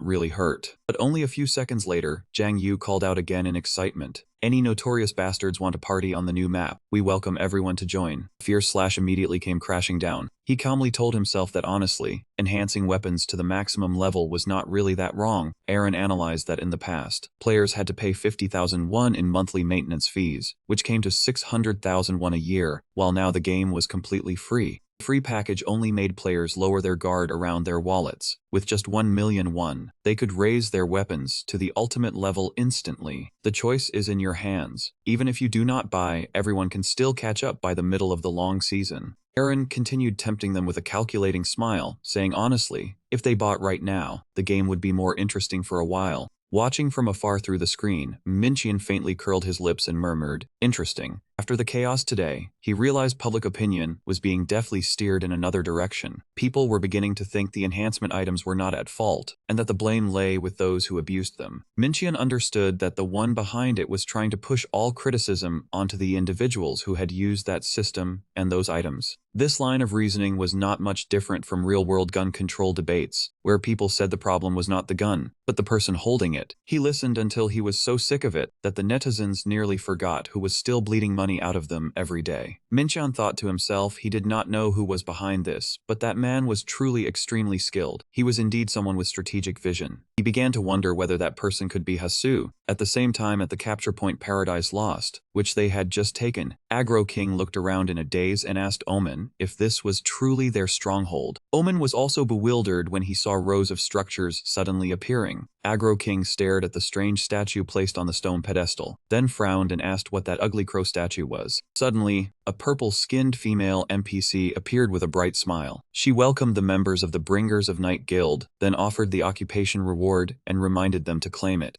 Before Agro King's stunned gaze, she affirmed that this potion was completely free. Elsewhere, an old blacksmith also enthusiastically offered to repair weapons for free for those who had just captured the stronghold. Omen excitedly handed his giant hammer to the old blacksmith at once, laughing loudly that he would leave it all to him. Right after that, a priest with his face fully covered, purple evil energy radiating around him, approached and said that he had an occupation reward. He wanted to bestow a blessing on the entire group. Though they were still suspicious, the two still stepped into the magic circle to receive the buff. But the moment the purple energy covered their bodies, the priest spoke his blessing. He prayed that they would continue dedicating themselves to the glory of the Black Faith. Omen and Agro King instantly widened their eyes, then asked in shock, "The Black Faith?" Minqian slowly walked over and decisively confirmed, that was right, they were a rather special guild. Since the guild master was a member of the Black Faith, the entire guild was naturally counted that way as well. The atmosphere was no different from logging into a fantasy game and receiving the role of a villain. He stopped short when he realized he still had not clearly explained the mechanics of the new continent, so he said he would explain once everyone gathered. Looking at the Bethellos map now displayed, Minqian explained that this continent had a total of 10 capture points. According to the scenario, players had to conquer the first 9 points one by one, all of which were originally overrun and controlled by monsters. When they reached the final capture point, Paradise Lost, they would no longer encounter ordinary monsters. Instead, there would be an entirely new enemy, the NPC army of the Black Faith. He pointed out the system's move clearly. While the players were busy breaking through the first 9 strongholds, the Black Faith Legion had taken control of this place. Even if they did not intervene, the NPCs would still take it over on their own according to their programming. Once the players began attacking, the Black Faith would immediately counterattack fiercely to recapture every point currently in the players' hands. The forces of the Black Faith were far stronger than the ordinary monsters here. If the cult were allowed to retake the strongholds, the players would be pushed into a dead end and forced to retreat. He sketched out a tense vision, where those who had once fought over power until they tore at one another would now have to join forces before a common enemy that was far too strong.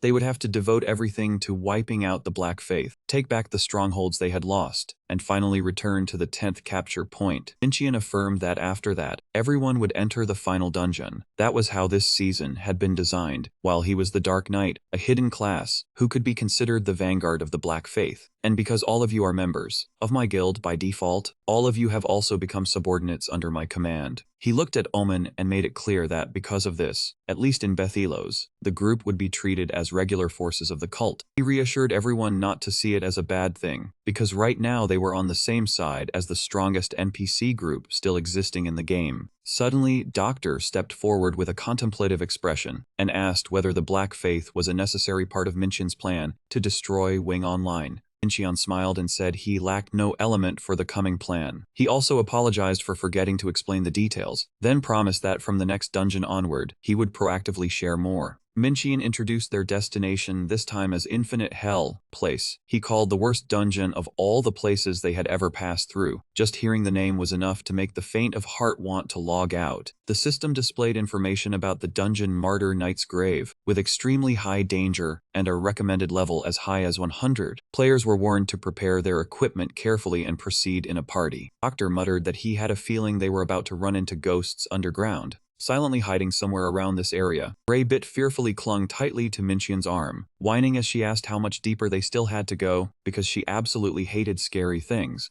Minxian kept his cold expression, led the group before an old tent, and declared that they had arrived. This was the place. Suddenly the soul of a knight radiating brilliant blue light appeared. He knelt beside his sword, then asked in a mournful voice who dared disturb their sleep. The knight's soul prayed for the poor soldiers who had fallen in the Great War to rest in peace, forget their suffering, and sink into eternal sleep. Minxian went straight to the point, saying that the group was searching for prisoners held in infinite hell, and demanding that the knight open the path. However, that soul firmly refused. He revealed that those imprisoned inside were the 3 great demons who had once destroyed their homeland. The knight said they had willingly sacrificed themselves to seal those terrifying entities forever. Therefore, he could not open the road to infinite hell and demanded that the group turn back. But Minxian did not waver at all. He answered coldly that he did not accept refusal, because they needed to go inside to dig. Clearly sensing the provocation, the knight's eyes suddenly blazed red with menace. He declared that if that was the case, they had chosen war with the souls of this place. He began casting summoning magic, calling the soldiers to rise. Though they had died, though they no longer belonged to the realm of the living, they still had to answer the call and show their loyalty to the fatherland. He shouted that even death could not break the knight's oath. Immediately after, thousands of skeletons wearing old armor rose from the earth all at once. Buff declared that it was time to pass judgment on those who dared trample upon the territory of the Holy Kingdom. The quest window appeared, requiring the entire team to survive consecutive waves of attacks. Ken immediately realized how harsh the trial was and hurriedly cried out, "Wait, that meant this was only the first wave out of 5 in total." Minxian curled his lips into a smile and praised him for realizing it fairly quickly. Minxian calmly reassured his teammates that although these soldiers were strong, they could be taken down with a single blow, and furthermore, they would charge forward very mechanically. He turned to look at the tyrant and said, "All right, Omen, you take the lead. In this dungeon, I am only an ordinary member of the party." Minxian encouraged the old man to show everyone the ability of the best raid leader on the server from back then. The old man gritted his teeth and irritably asked if Minxian dared to test him. Then he declared that he would show the group how he had once led the greatest alliance in history. Omen immediately regained the bearing of a king, sonorously ordering everyone to gather and quickly establish a defensive line. Minxian would hold the east, Ken would hold the north. Omen demanded that both of them hold their positions at all costs, not allowing the enemy to advance, even a single step, and both immediately entered combat stance. Omen continued coordinating the formation with great professionalism. He ordered Raybit to use illusions to support the front line and disrupt the enemy formation. Meanwhile, Aggro King and Doctor were assigned the task of intercepting with area of effect attacks. Finally, the old man turned to remind Oasis to put all her focus into healing the entire team. Facing Doctor's question about who would take the remaining directions, he asked who would handle the south and west. Omen glowed with blue magic, gripping the giant hammer, confidently saying to leave it to him. Instantly, he unleashed a chain of shocking skills, crushing the creatures before him. Tyrant continued activating Thunder Peak, a powerful electric stream sweeping across the battlefield. Standing amid the siege, he laughed proudly, charging straight into the rotten horde. He tightened his weapon, clearly declaring that no one could surpass him. Witnessing his display, Aggro King stepped forward mockingly. "Hey old man, shouting is fine, but can you give your skill a cooler name, seriously?" He became furious, snapping, "The name doesn't matter as long as it can be activated." At that moment, Doctor began using the poison vials. Toxic green smoke spread, causing the 7 Bone Knights to stiffen in pain. Aggro King refused to be outdone, decisively unleashing a fireworks ultimate. Explosions of fire erupted one after another, tossing the monsters high into the air. Seeing the overwhelming power of their allies, Oasis and Raybit could only stand stunned. Oasis silently praised, "They're so strong, nothing left for us to do." Raybit blankly agreed, "Yeah, indeed." The system immediately announced the completion of Wave 1 and began Wave 2. Heavy footsteps shook the ground.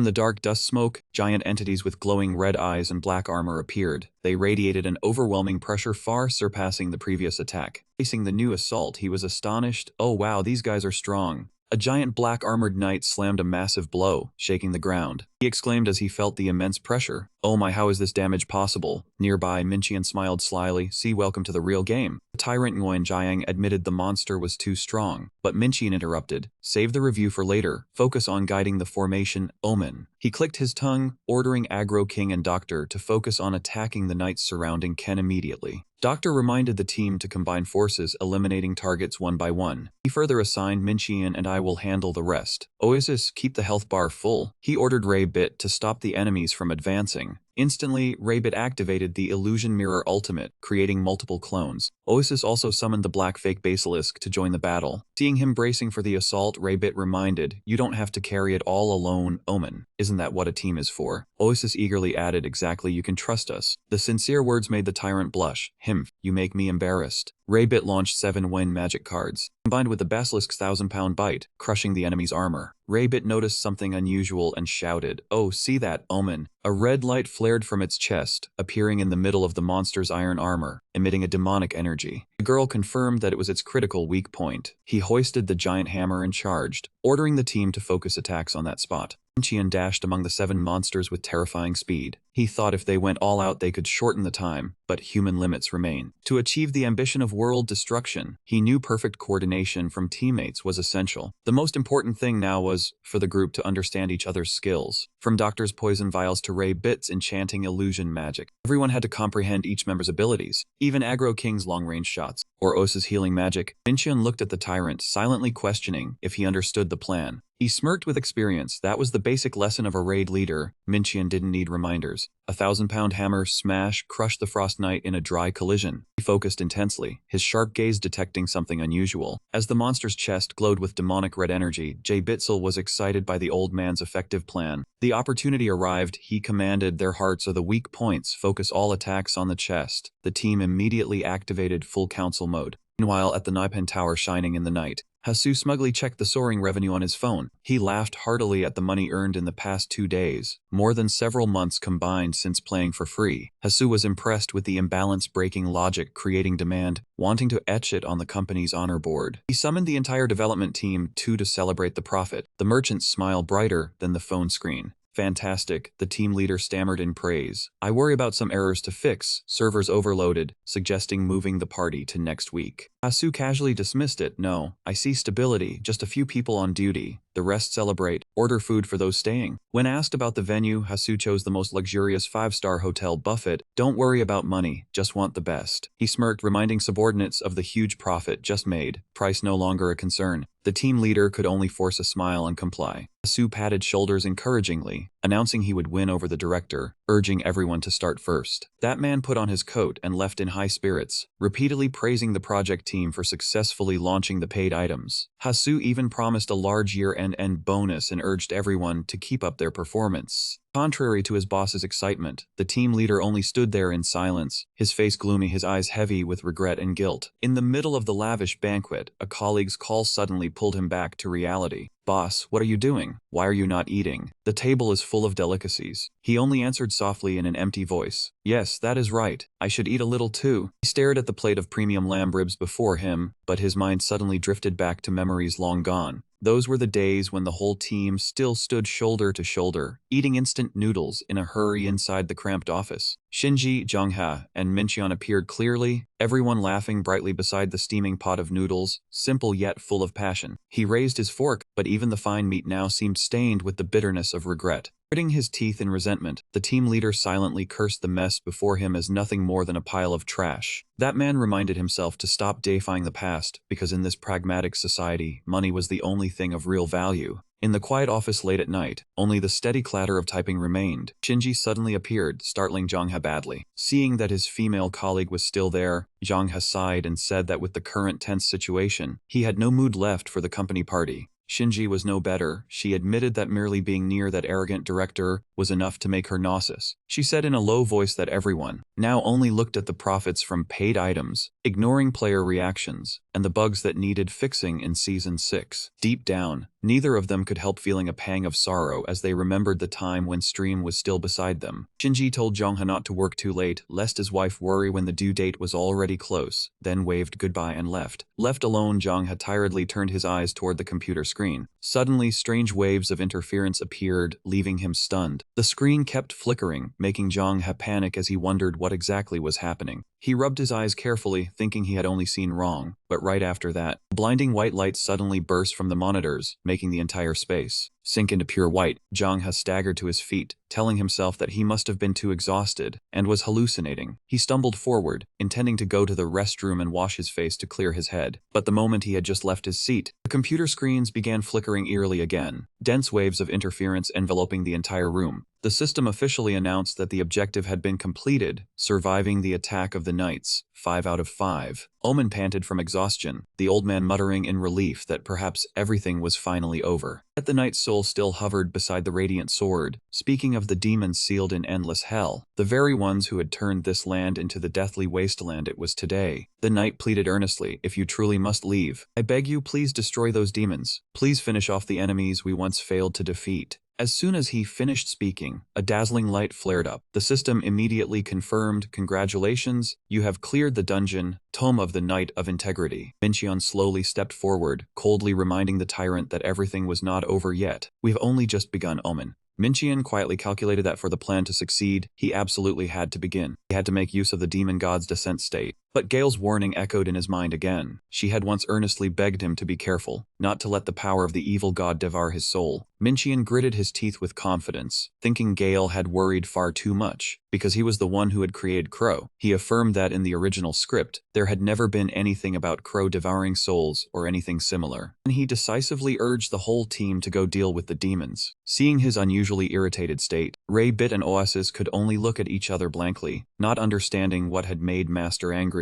The group officially entered Endless Hell, a dungeon with an extremely high danger level and a recommended level of up to 100. The scene inside was filled with deathly energy, with towering stone pillars and countless skulls piled beneath a sinister red mist. Suddenly, they saw a figure panting, his body blazing with brilliant blue demonic energy. The sight made Oasis cry out in shock. "Oh, Master, is that not?" Mincheon firmly confirmed that it was indeed one of the 3 legendary warriors they had fought before. Person standing before the group now was Pope Edenza. Mincheon immediately sensed something unusual. He thought to himself that this was not a ghost like before, but her real body. Oasis stared in shock at the Pope, who was surrounded by terrifying streams of black energy. Edenza painfully admitted that they had fallen into the trap of the Black Faith Church. Even though they had defeated Crow, they still had to suffer his cruel curse. Horrifying memories surged back. When they woke up, the kingdom of Bethylos had already sunk into a sea of flames caused by their own hands. To stop the tragedy from spreading any further, Edenza had borrowed the goddess's power to seal all 3 of them in this place. Those who had destroyed Bethylos were none other than the 3 cursed legendary warriors. Why had the holy war and every trial they had overcome now become so meaningless? She screamed in despair, asking what all those sacrifices had been for. Suddenly, she screamed in excruciating pain. Oasis shouted in horror, "Pope!" From the darkness, a cold voice rang out with mockery, truly a pitiful creature. Black energy began to stir violently. The mysterious figure said Edenza was only a doll shackled by fate, while he had appeared to oppose that fate and shatter every chain. Oasis trembled as he asked the identity of the one who had just appeared. A colossal entity with the form of a knight in pitch-black iron armor, exuding terrifying pressure, loomed into view behind Edenza. That man declared loudly, "I am the dominating knight, come here to grant you peace." Edenza writhed in agony, clutching her head with both hands before screaming in despair, "Get out of my head." Seeing Mincheon's group, she weakly begged the people over there to please kill her. Kill all 3 of them, cause that was the only way to stop Crow. But the dominating knight only laughed arrogantly, saying that everything was useless. This world now belonged to the one true god, Lord Crow.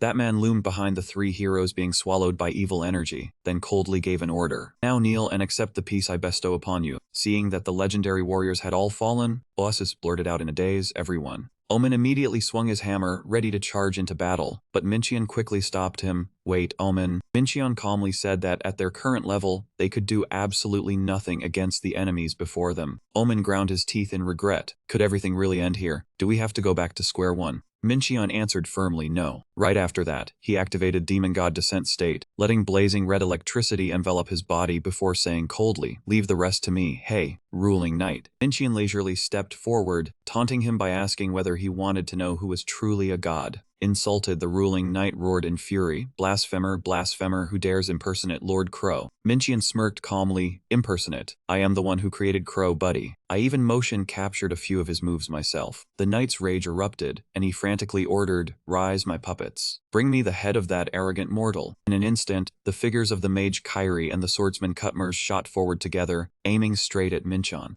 Mincheon smirked with arrogant confidence. "Fine, perhaps I should first decide who truly stands above everyone else." Right after that, a terrifying explosion of firepower erupted violently. Blazing red flames instantly swallowed the entire hall. Before that destructive power, Raybit anxiously turned to Omen and asked whether they were not going to act. But the tyrant only watched quietly before stopping him decisively. "No, we would only get in his way." Standing amid the encircling ring of fire, Mincheon ground his teeth tensely as he noticed something abnormal. What kind of damn system error is this? The phantom of Demon God Crow loomed behind him and spoke in a mocking voice. "Fool, you have touched a power you cannot comprehend. As promised, your soul belongs to me." Mincheon roared madly. "How dare you attack the very one who created you?" Mincheon's terrifying transformation made Ken, Dr. Raybit, Oasis and even Omd. All of them froze in horror. A devastating slash descended, piercing straight through the armor of the legendary knight before their eyes. Seeing Mater gradually lose control, Oasis trembled and called out softly in shock, "Master." Black energy surged and exploded, revealing the true power of the Demon King. Mincheon's face was now half covered by a demon mask, his eyes blazing with killing intent and a crazed smile. Knight collapsed, weakly calling Lord Crow's name in his final trace of despair. Amid the thick black smoke, the colossal figure of the demon god towered behind Mincheon, like a declaration of darkness rising again. The demonic entity whispered in an enchanting voice, "You have returned." At the company, Zhang Hao went to Director Yun Hasu's office, but only saw the secretary sitting there working. When he hesitantly asked whether the director was there, the secretary said that he had gone on a business trip to the American branch with the executives since yesterday. Zhang asked in surprise when he would return, and the secretary calmly answered that the trip was expected to last up to 4 weeks. Meanwhile, at a sunlit golf course, Yun Hasu was leisurely swinging his club, producing a beautiful shot. Receiving praise from a colleague for his noticeably improved skill, he smugly claimed that the most important thing in golf was one's mindset. Hasu laughed loudly in satisfaction, admitting that he was extremely excited because the company had just reached record revenue. At the office cafe, Shinji shouted in astonishment when she heard that the director would be absent for an entire month. Ignoring Zhangha's reminder to keep quiet, she mocked that no one believed that business trip excuse, because he had definitely only gone off to play golf. Shinji curiously pressed Zhangha on why exactly he wanted to see the director at this time. That question left him silent, his face clearly troubled. Zhangha thoughtfully asked Shinji whether she thought artificial intelligence knew how to lie. He said that while checking growth balance in the game, he discovered abnormal data in the system log. Zhangha used a GM account to investigate, but even the highest administrative authority was denied. In the end, he had no choice but to ask Gale for help, yet what he received was only a cold apology. In response to Zhangha's request to access the data, Gale coldly announced that his GM account did not have permission to access this information. Zhangha froze and objected, "What? I am the team leader. If even I cannot get in, then who has the authority?" Before his astonishment, Gale affirmed that only director-level accounts were permitted to access it. Back in reality, Zhangha questioned Shinji, "What is Hasu plotting?" Shinji thoughtfully admitted that she had thought the same at first, but later changed her mind. Zhangha asked doubtfully whether Shinji truly believed Hasu cared enough to scheme and calculate like that. Shinji nodded in agreement, because that director did not even understand how the game operated, so the idea of him blocking data access sounded far too absurd. Zhangha clasped his hands and reasoned, sweat breaking out as he proposed a shocking hypothesis. What if the one behind this was not Hasu, but Gale? Just then, the system rang out with an announcement that Mincheon's guild had officially cleared the Endless Hell dungeon. Agro King shuddered and asked Omen, "Hey old man, did you not get chills when Mincheon used that skill?" The old tyrant smirked mockingly, saying the brat only felt afraid because he was too weak, his pride wounded. Agro King shouted that he was much stronger than that old man. The dual rewarder stepped forward, admitting that he also felt that energy was somewhat unusual. But right after that, he said decisively that who cared what that power truly was. As long as they could use it, everything else no longer mattered. Mincheon emphasized that thanks to this power, the entire group had overcome a dungeon once considered impossible, and they would progress faster than anyone else. He ordered everyone to quickly gather the loot as legendary legendary equipment shone brightly throughout the hall. Looking at the treasure right before their eyes, Raybit and Osis were so excited they could hardly believe their luck. Aggro King immediately shot forward, intending to quickly sweep up everything, forcing Roman to roar and chase after him while demanding that the loot be divided fairly by each class. Doctor silently observed Mincheon, inwardly astonished by a power that should not exist. He secretly judged, "You truly are an interesting one, Mincheon." Meanwhile, Omen was still sunk in utter excitement, cradling the new weapon in his hands like a treasure. The old man stroked the glowing giant hammer and exclaimed in delight, "Look at this beauty, this exquisite craftsmanship, and the stats too." Oh. Seeing Omen look so pleased, Aggro King found it irritating and mocked him. "Wow, you must be thrilled. Can you stop showing it off now?" Omen calmly brushed him off, telling everyone not to mind the kid who had not picked up a single item, then affectionately called the hammer Heidi. Aggro King froze in shock, stammering in confusion, "Heidi, what the hell is that? Did you just name that hammer?" Amid the commotion, Ken, who had been leaning against the wall, suddenly snapped in irritation, demanding that everyone be quiet so he could rest for a moment. Yet right after that, he himself raised the transparent glowing sword in his hand and whispered softly, "You agree with me too, don't you, invisible sword?" The way he cherished it instantly brought to mind edicts showing off skins in low rank. Aggro King nearly lost his mind. "You named yours too." Ken calmly replied that the name had come with the weapon from the start. At the same time, he also said his invisible sword was very sensitive, so he told Aggro King he had better shut his mouth. Aggro King was so angry he wanted to cry, feeling helpless, because he had thought his teammates would at least be a little more normal. Seeing this, Raybit immediately stepped forward to comfort him with a radiant smile. She told him not to be too sad, because there would surely be a great item reserved just for him in the next dungeon. But right after that, she took out a glowing deck of cards named the Phantom Deck, a legendary weapon exclusive to magicians. Aggro King immediately flew into a rage when he realized he had just been teased again. Just then, Mincheon slowly walked over and gently patted Aggro King's head, reassuring him that he did not need to worry about equipment. Before long, all of them would lay their hands on ultimate items. Doctor curiously pressed him about the next dungeon the group would conquer. But Mincheon gave an answer that surprised everyone this time. "It is not a dungeon. We will take part in a siege battle." That declaration left the whole group stunned, and they all cried out in astonishment. Mincheon explained that after the Season 6 update, every city on the old map could be occupied through siege battles, and the Black Faith Church Shrine was also classified as a city. Hearing this, Ken and Omen immediately grew suspicious. Ken asked back, "Wait, you want us to attack the Dark Shrine? I thought we belonged to the Black Faith Church faction."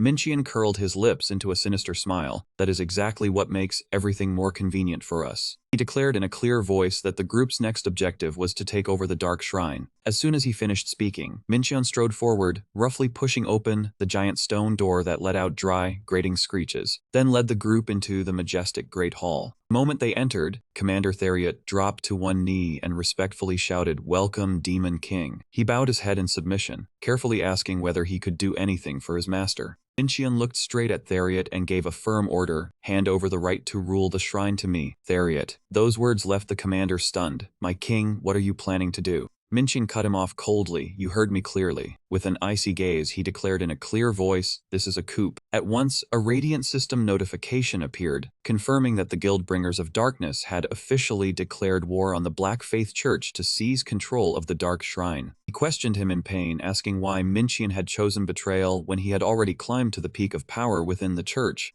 Mincheon curled his lips into an arrogant smile, asserting that even though he was called the Demon King, he actually had no real power beyond a few scattered outposts. "If you want to call me king, you should at least give me a throne, should you not?" Before Mincheon's hardline declaration, Theriot murmured softly, "My king." He raised the sword burning with purple magic high and warned in a clear voice that excessive greed only led to destruction. After a thunderous roar, Theriot officially summoned the servants of the Dark Lord to stop the coup. Fierce purple light exploded throughout the Great Hall, heralding the arrival of a force that was by no means ordinary. Groups of dark knights in armor blazing with purple flames strode out from the void, leaving powerful footsteps pounding against the stone floor. Looking at the vast army surging toward them, Osis could not help asking anxiously, "Master, will we really be fine with just the 7 of us?" Mincheon calmly turned back and reassured her not to worry, because this lot was actually far easier to handle than the opponents they had just faced earlier. Immediately afterward, a glowing system notification appeared, officially opening the siege battle. A roar rang out, sweep them all away. The great battle to seize control of the shrine instantly erupted with ferocious intensity. Rabbit also charged in at once, swiftly throwing out magic cards that tore through the wind. Cards transformed into razor-sharp slashes, wiping out the enemies in the blink of an eye. Rabbit danced with the cards so dazzlingly that the enemies' hearts could probably only scream SOS. On the other side, Doctor kept throwing out bottles of poison that gave off an eerie blue glow. Loud explosions rang out, and poisonous smoke covered the Dark Army, causing them to gradually collapse and fall helplessly. From above, Aggro King decisively drew his bow. He fired a rain of blazing rocket arrows, driving them straight into the enemy formation. Amid the chaotic scene, Oasis raised her staff high and shouted in a clear voice, "Summon." The giant black serpent appeared with a terrifying hiss. It charged straight ahead, sweeping through and crushing every obstacle in its path. The battle gradually reached its end when Theriot collapsed. He fell onto the stone floor, arrows still buried deep in his back. Minchin looked down at the defeated man with a deep gaze and reassured him, "Do not worry." Then he uttered a cruel oath in a clear voice. "I will make this world suffer an ending worse than anything Crow could bring." A Radiant System notification confirmed that the Guild Bringers of Darkness had officially captured the Dark Shrine. The group leisurely continued onward, heading deeper into the solemn Great Hall. Omen suggested excitedly, "So we have captured the shrine now, Minchion. I think it is about time we raised a glass to celebrate our victory." Minchin immediately brushed it aside. "It is still too early. Right now, we are on our way to mine junk data. Just think of it as exploiting a bug in the game." Omen broke out in a cold sweat and asked blankly, "Data? What data?" At a time like this, beer's the true love. Just hearing the word data makes my balance center want to spin sideways. Minchion continued explaining, "It is also called unused data. It refers to parts of data left behind, hidden in the game but not actually used. You will understand once you see it with your own eyes. Follow me." He tapped lightly on the wall, then suddenly pushed a secret door sliding to the side. Both Omen and Oasis cried out in shock when they saw the hidden passage that had just appeared. Minchin urged them, "What are you still standing there for? Go in, there is a secret passage here." Seeing the hidden basement, Aggro King shouted in excitement, "Oh my god, this is insanely awesome. Is this a secret passage reserved only for developers? Amazing." Aggro King could not suppress his curiosity. He shouted loudly that he definitely would not miss this chance. Without the slightest hesitation, he decisively jumped into the pitch-black space before him. But immediately afterward, Aggro King's face turned deathly pale, with terror as his body fell freely into an unknown space. He screamed in panic as he found himself suspended in the surrounding dark void. This move is truly a disaster, alerting everyone Aggro King. Watching his teammates play, Minchion calmly asked if he was okay. Aggro King looked down at the strange space below, which resembled enormous gray circuits filled with countless unfinished mechanical structures. He gasped, "What the hell is this? Where exactly is this place?" Minchion floated behind with a sinister smile, announcing that this was the backstage area of the game. On Bethalos Beach, a gigantic lizard monster roared wildly, cornering the group of players. A panicked mage shouted as his magic potion ran out. While his teammates still tried to encourage each other, it was almost defeated. Just as hope flared, an arrow tore through the air and struck a member's head, killing him instantly. The whole group was stunned, not understanding what was happening. From atop a high cliff, 3 menacing figures appeared, floating. These were outlaws. The red-haired leader smirked mockingly, "Who allowed you to hunt the boss?" Giving no chance for a response, he ordered the players wiped out. Minions in red robes surged down like ghosts. Scream after scream echoed across the beach as each player fell under the villain's swords. On the forums, the player community raged against the villain's actions, complaining about the game's imbalance, and questioning the disappearance of the Free Knights Alliance. Amid the pay-to-win jeers, shocking news spread. Champion Aaron gathered major guild leaders to form the greatest alliance in history.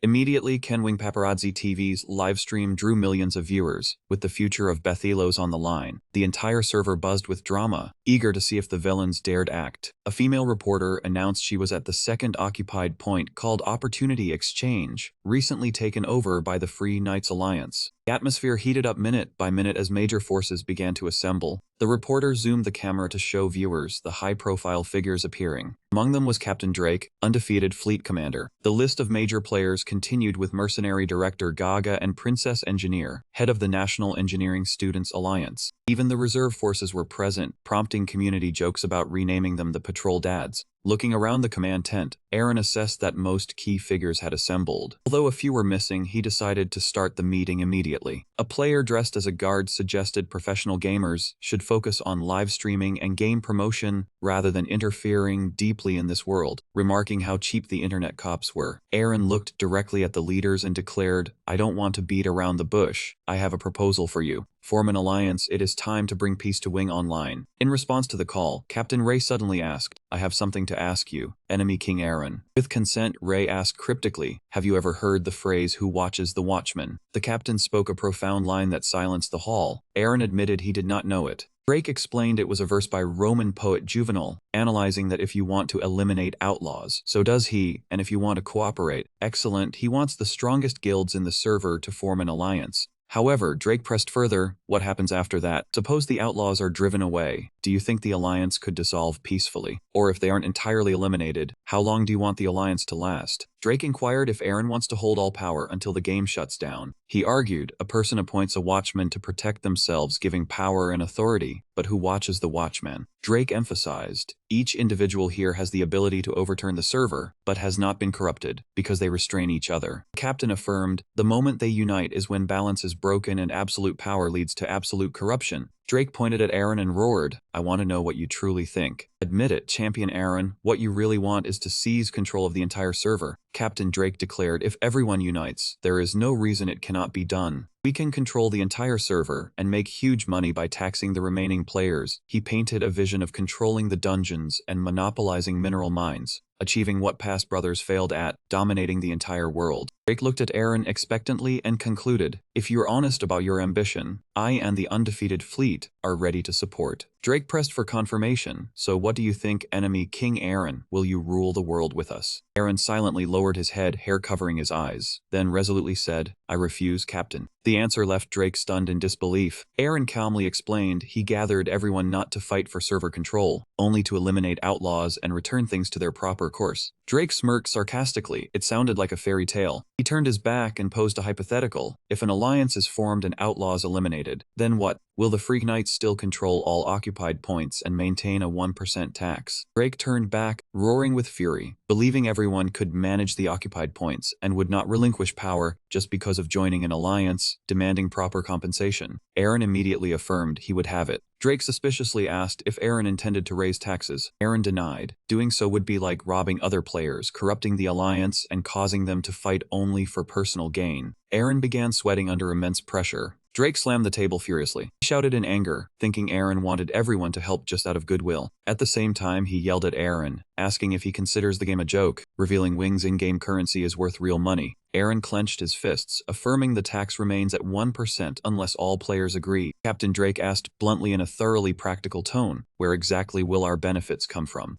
Aaron grew so nervous that sweat broke out on him, awkwardly promising he would find a way to handle it, even willing to pay compensation out of his own pocket if necessary. Drake curled his lips into a mocking smile and asked why he had to sacrifice himself to such an extent. Aaron looked straight at the other man and declared firmly that he was a professional player of Wing Online, and he could only keep that title as long as there were still people to play with. It sounded almost as if Aaron intended to support the entire server himself. Aaron continued pouring out his deep affection for this virtual world, the place that had turned his dream into reality and given him a reason to keep living. But the outlaws were destroying everything, slaughtering players, occupying dungeons, and plundering every mineral mine. Aaron challenged them, asking whether everyone intended to stand by and watch them continue running wild while ordinary players' situation grew worse by the day. Determination blazed in his eyes, and then he swore he would protect them at all costs, no matter what he had to sacrifice. The speech was so moving and righteous that the entire group froze, at a loss for words. Facing Drake directly, Aaron said decisively that if the captain wanted to take over this server, then he should become an evil guild and join the outlaw faction. When that happened, they would meet on the battlefield. That resolute declaration of war left the other guild leaders silent in astonishment. Unexpectedly, Gray burst into delighted laughter. Haha. Drake also laughed wildly as if he had gone mad, then suddenly turned to look at Aaron. That man's gaze was cold, deep, and filled with a solemn silence.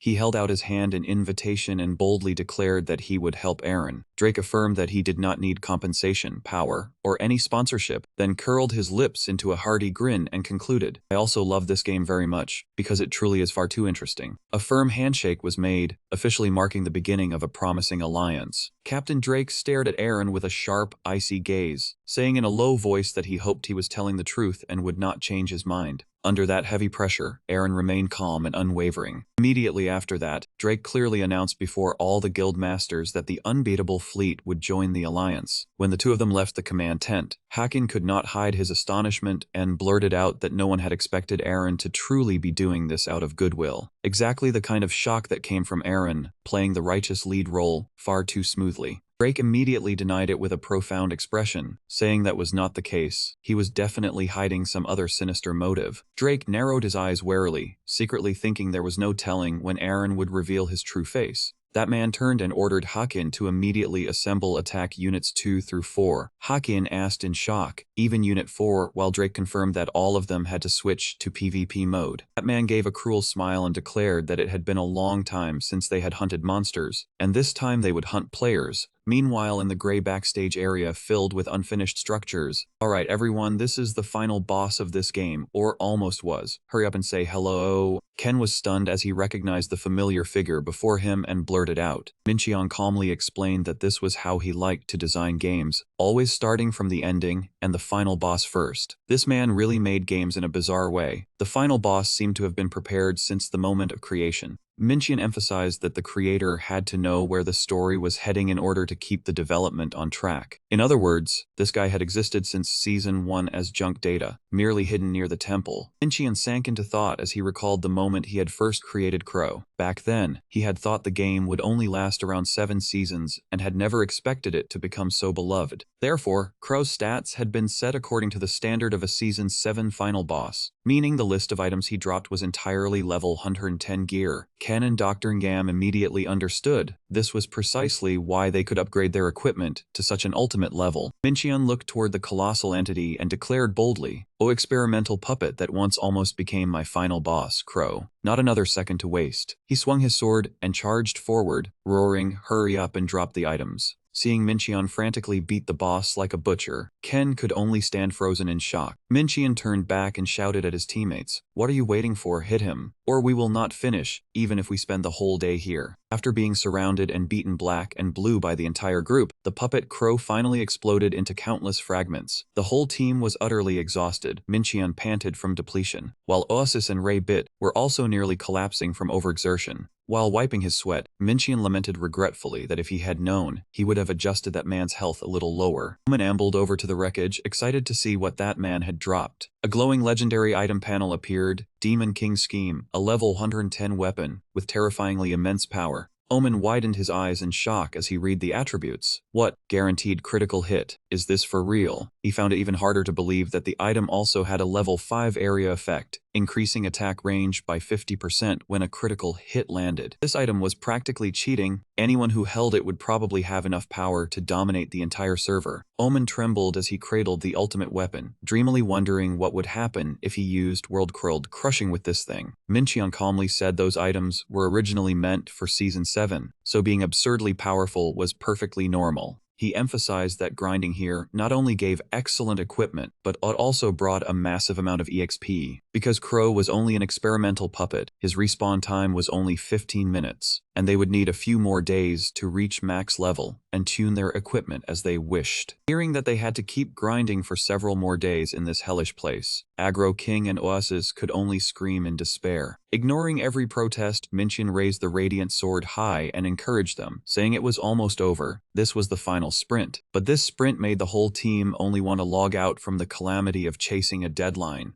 Raybit continuously launched brilliantly glowing magic cards. Meanwhile, Doctor kept throwing bottles of poison at the target without stopping. They took turns attacking, resting to recover their strength, then charging back into the endless loop of grinding. The puppet Crow was smashed apart again and again, only to respawn under the intense firepower of the evil guild. After countless efforts pushed to the absolute limit, a brilliant achievement notification finally appeared. Congratulations, you have reached level 100. Oasis and Ray Bit hugged each other in overwhelming joy, while Aggro King completely collapsed from exhaustion. Looking at his own hands covered in pitch-black armor, Mincheon spoke softly. At last, he curled his lips into a sinister smile, then boldly declared that all of them were ready to become true villains. With his eyes blazing with evil energy, Mincheon affirmed their final goal from now on. They would destroy Wing Online and everything in this world. He had only just leveled up and already wanted to destroy the whole world. Minqian returned to the Dark Cult outpost in Lower City. The moment they saw him walking over at an unhurried pace, the managers immediately bowed respectfully. "Welcome back, Lord of Darkness." They reported that the army had been built exactly according to his orders and invited him to inspect the results. Minqian calmly replied, "Very well, let me see." The first army to appear was a large goblin scout group, including wolf knights, mages, shield guards, and dozens of archers and spearmen. Next came the mighty Orc Assault Legion, led by 2 Orc generals along with infantry lieutenants and elite archers. Last came the gloomy skeletal army steeped in deathly energy, made up of a Dark Knight, Lich Archmages, and dozens of skeletal soldiers. Looking at the vast force before him, Minqian gave a slight nod of satisfaction. Not bad, but even more surprising, the managers also reported that they had recruited 3 extremely rare special soldiers. The first was Haralfa Ice, a goblin archer with exceptionally sharp eyes. Next was Gu the Strong, a loyal Orc infantryman with astonishing muscular strength. And last was Arent Brave, a Dark Knight who radiated such overwhelming pressure that even Minqian was stunned. Minqian immediately checked the information and was astonished to see that Arent had reached level 85, while also carrying the rare epic rating. This was not merely a high-level warrior, but the true leader of the legendary Jaybreakers mercenary group, possessing many formidable skills such as resistance to holy power and reviving the skeletal soldiers under his command. Minqian decisively ordered Arent to command these 3 units. The Dark Knight immediately dropped to one knee, his blue cloak billowing, and respectfully replied that it was his honor, my Dark Lord. It would be a waste not to flex with something this rare. He really was blessed. When asked whether he wanted to immediately send the army out to seize the enemy's territory, Minqian slowly shook his head and refused. He affirmed that before long, he would personally lead them onto the battlefield, but for now, everyone was to remain temporarily still. Just then, the communication window popped open with Akasa's voice calling out, asking if the boss was still alright. Minqian raised his eyes to the screen. The scene shifted to a dark room, where Akasa was nervously clasping his hands together. The merchant stammered that boss. Perhaps he was preparing to close down his business. Akasa said he had exchanged all his items into gold, and had even converted half of that gold into cash. Minqian asked in surprise what was going on. Did you need money urgently in real life, or were you calling to collect a debt from me? Akasa hurriedly denied it, worry clear on his face as he revealed the real reason. He had noticed that the price of gold in Wing Online was about to plunge sharply. With the economic prodigy jumping ship this quickly, the game seemed like it was about to collapse. Minqian curled his lips into a meaningful smile, exactly as he had predicted. Hearing Akasa worry that gold prices would fall miserably, he still calmly asked in return if it would really crash. Akasa broke into a sweat as he explained that prices had often fluctuated before, but they had never fallen continuously and severely like now. According to Akasa, the release of a wave of new cash shop items had caused illicit gold transactions for cash to drop sharply. He lamented that many people had poured their entire savings into this, while his friends had all pulled out for fear of losing everything.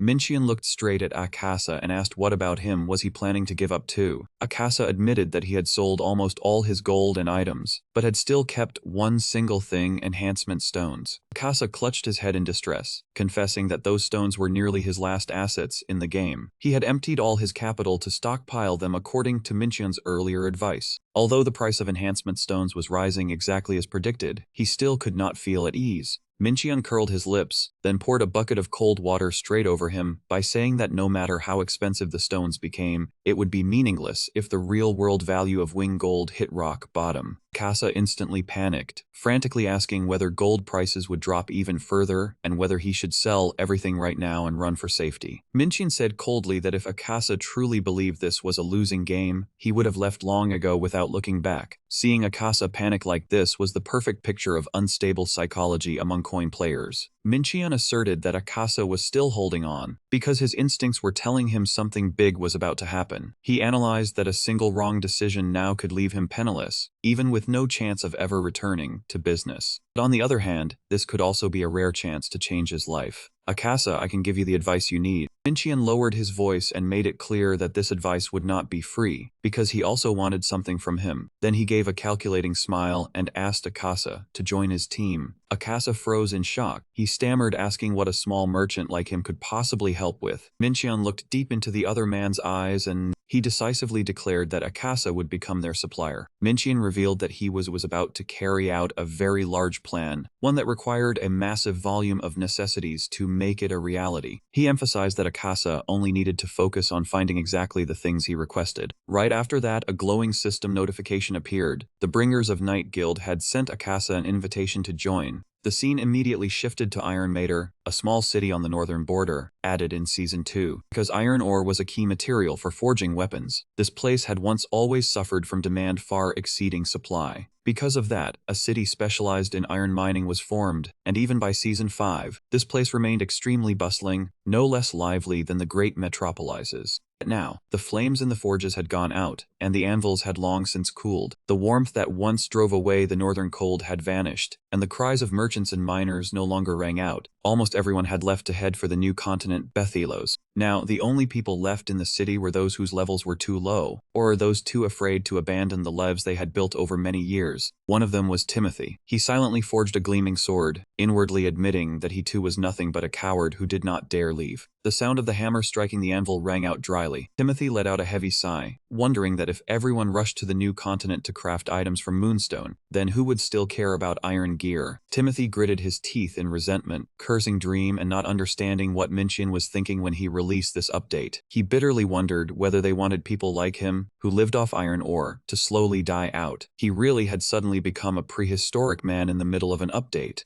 Suddenly, a heavy bag dropped onto the table, making Timothy jump in fright. A radiant blonde-haired young man stepped in with a bright smile, cheerfully asking why Timothy looked so gloomy. Hey. Recognizing his acquaintance, Timothy softly called out Uzain's name. Uzain said Timothy looked truly gloomy without work, completely different from how happy he used to be while forging. He held the bag of iron ore and told Timothy to use it to craft items. But Timothy only gave a bitter smile, because there was no one placing orders anymore. Timothy asked why Uzain had not gone to mine Moonstone like everyone else. Uzain admitted that his level was not high enough, and that he was also reluctant to face the fierce competition there. He calmly slung his pickaxe over his shoulder, saying that he planned to farm gear somewhere else, in another game. Timothy shouted in shock that he was planning to quit the game. Just when he saw a little hope, his best friend wanted to jump ship, which was honestly depressing. Uzain said he was farming equipment in another game, because he thought that over there, he would earn more money. He had only stopped by to say goodbye to the blacksmiths, but ironically, this place now had only the two of them left. Timothy sadly wished Uzain luck on his new journey, hoping that world would be worthy of his friend's effort. When Uzain suggested they message each other from time to keep in touch, Timothy laughed and reminded him that the two of them did not speak the same language. If they left Wing's perfect translation system, they would have to struggle to chat in English, leaving Uzain with no choice but to scratch his head awkwardly.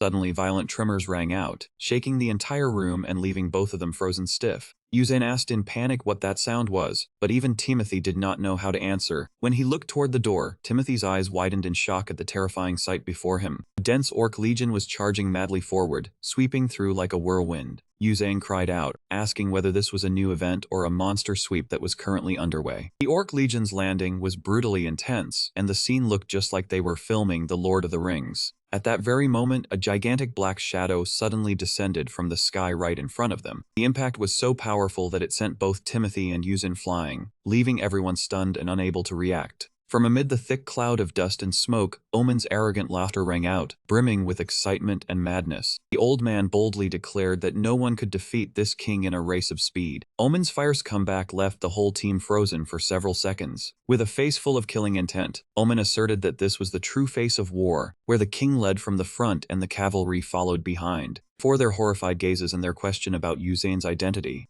the tyrant boldly declared that he was the invader, here to flatten their home. Giving the enemy no chance to respond, Omen swung the gigantic glowing hammer and unleashed the ultimate skill, world-crushing strike. A single fatal blow destroyed countless structures surrounding Pingdian City. Timothy was hurled into the air amid the sprawling ruins. He watched his life's work vanish into smoke in despair, wondering what he had poured all those years of effort into. Below, Omen stood towering amid the wreckage, laughing madly in extreme exhilaration. The old man felt the blood in his body boil, his heart pounding fiercely in his chest, then affirmed that this was the very reason he had been born, and what he had always longed to live for. The scene changed. Minchian suddenly ordered Akasa to sell off all his enhancement stones immediately. Akasa jolted in shock and asked, "What?" Minchian explained that no matter what, he would still make a profit, so he should sell quickly and bring in a large amount of gold. He said in a low voice, then use that gold to buy various necessities. Akasa asked blankly. Necessities. Minchian immediately listed recovery potions, teleport stones, teleportation scrolls, arrows, and mount feed. They were all cheap items, but extremely necessary for daily grinding, so they had to stockpile as much as possible. Akasa tilted his head in doubt, unable to understand why they had to gather those items.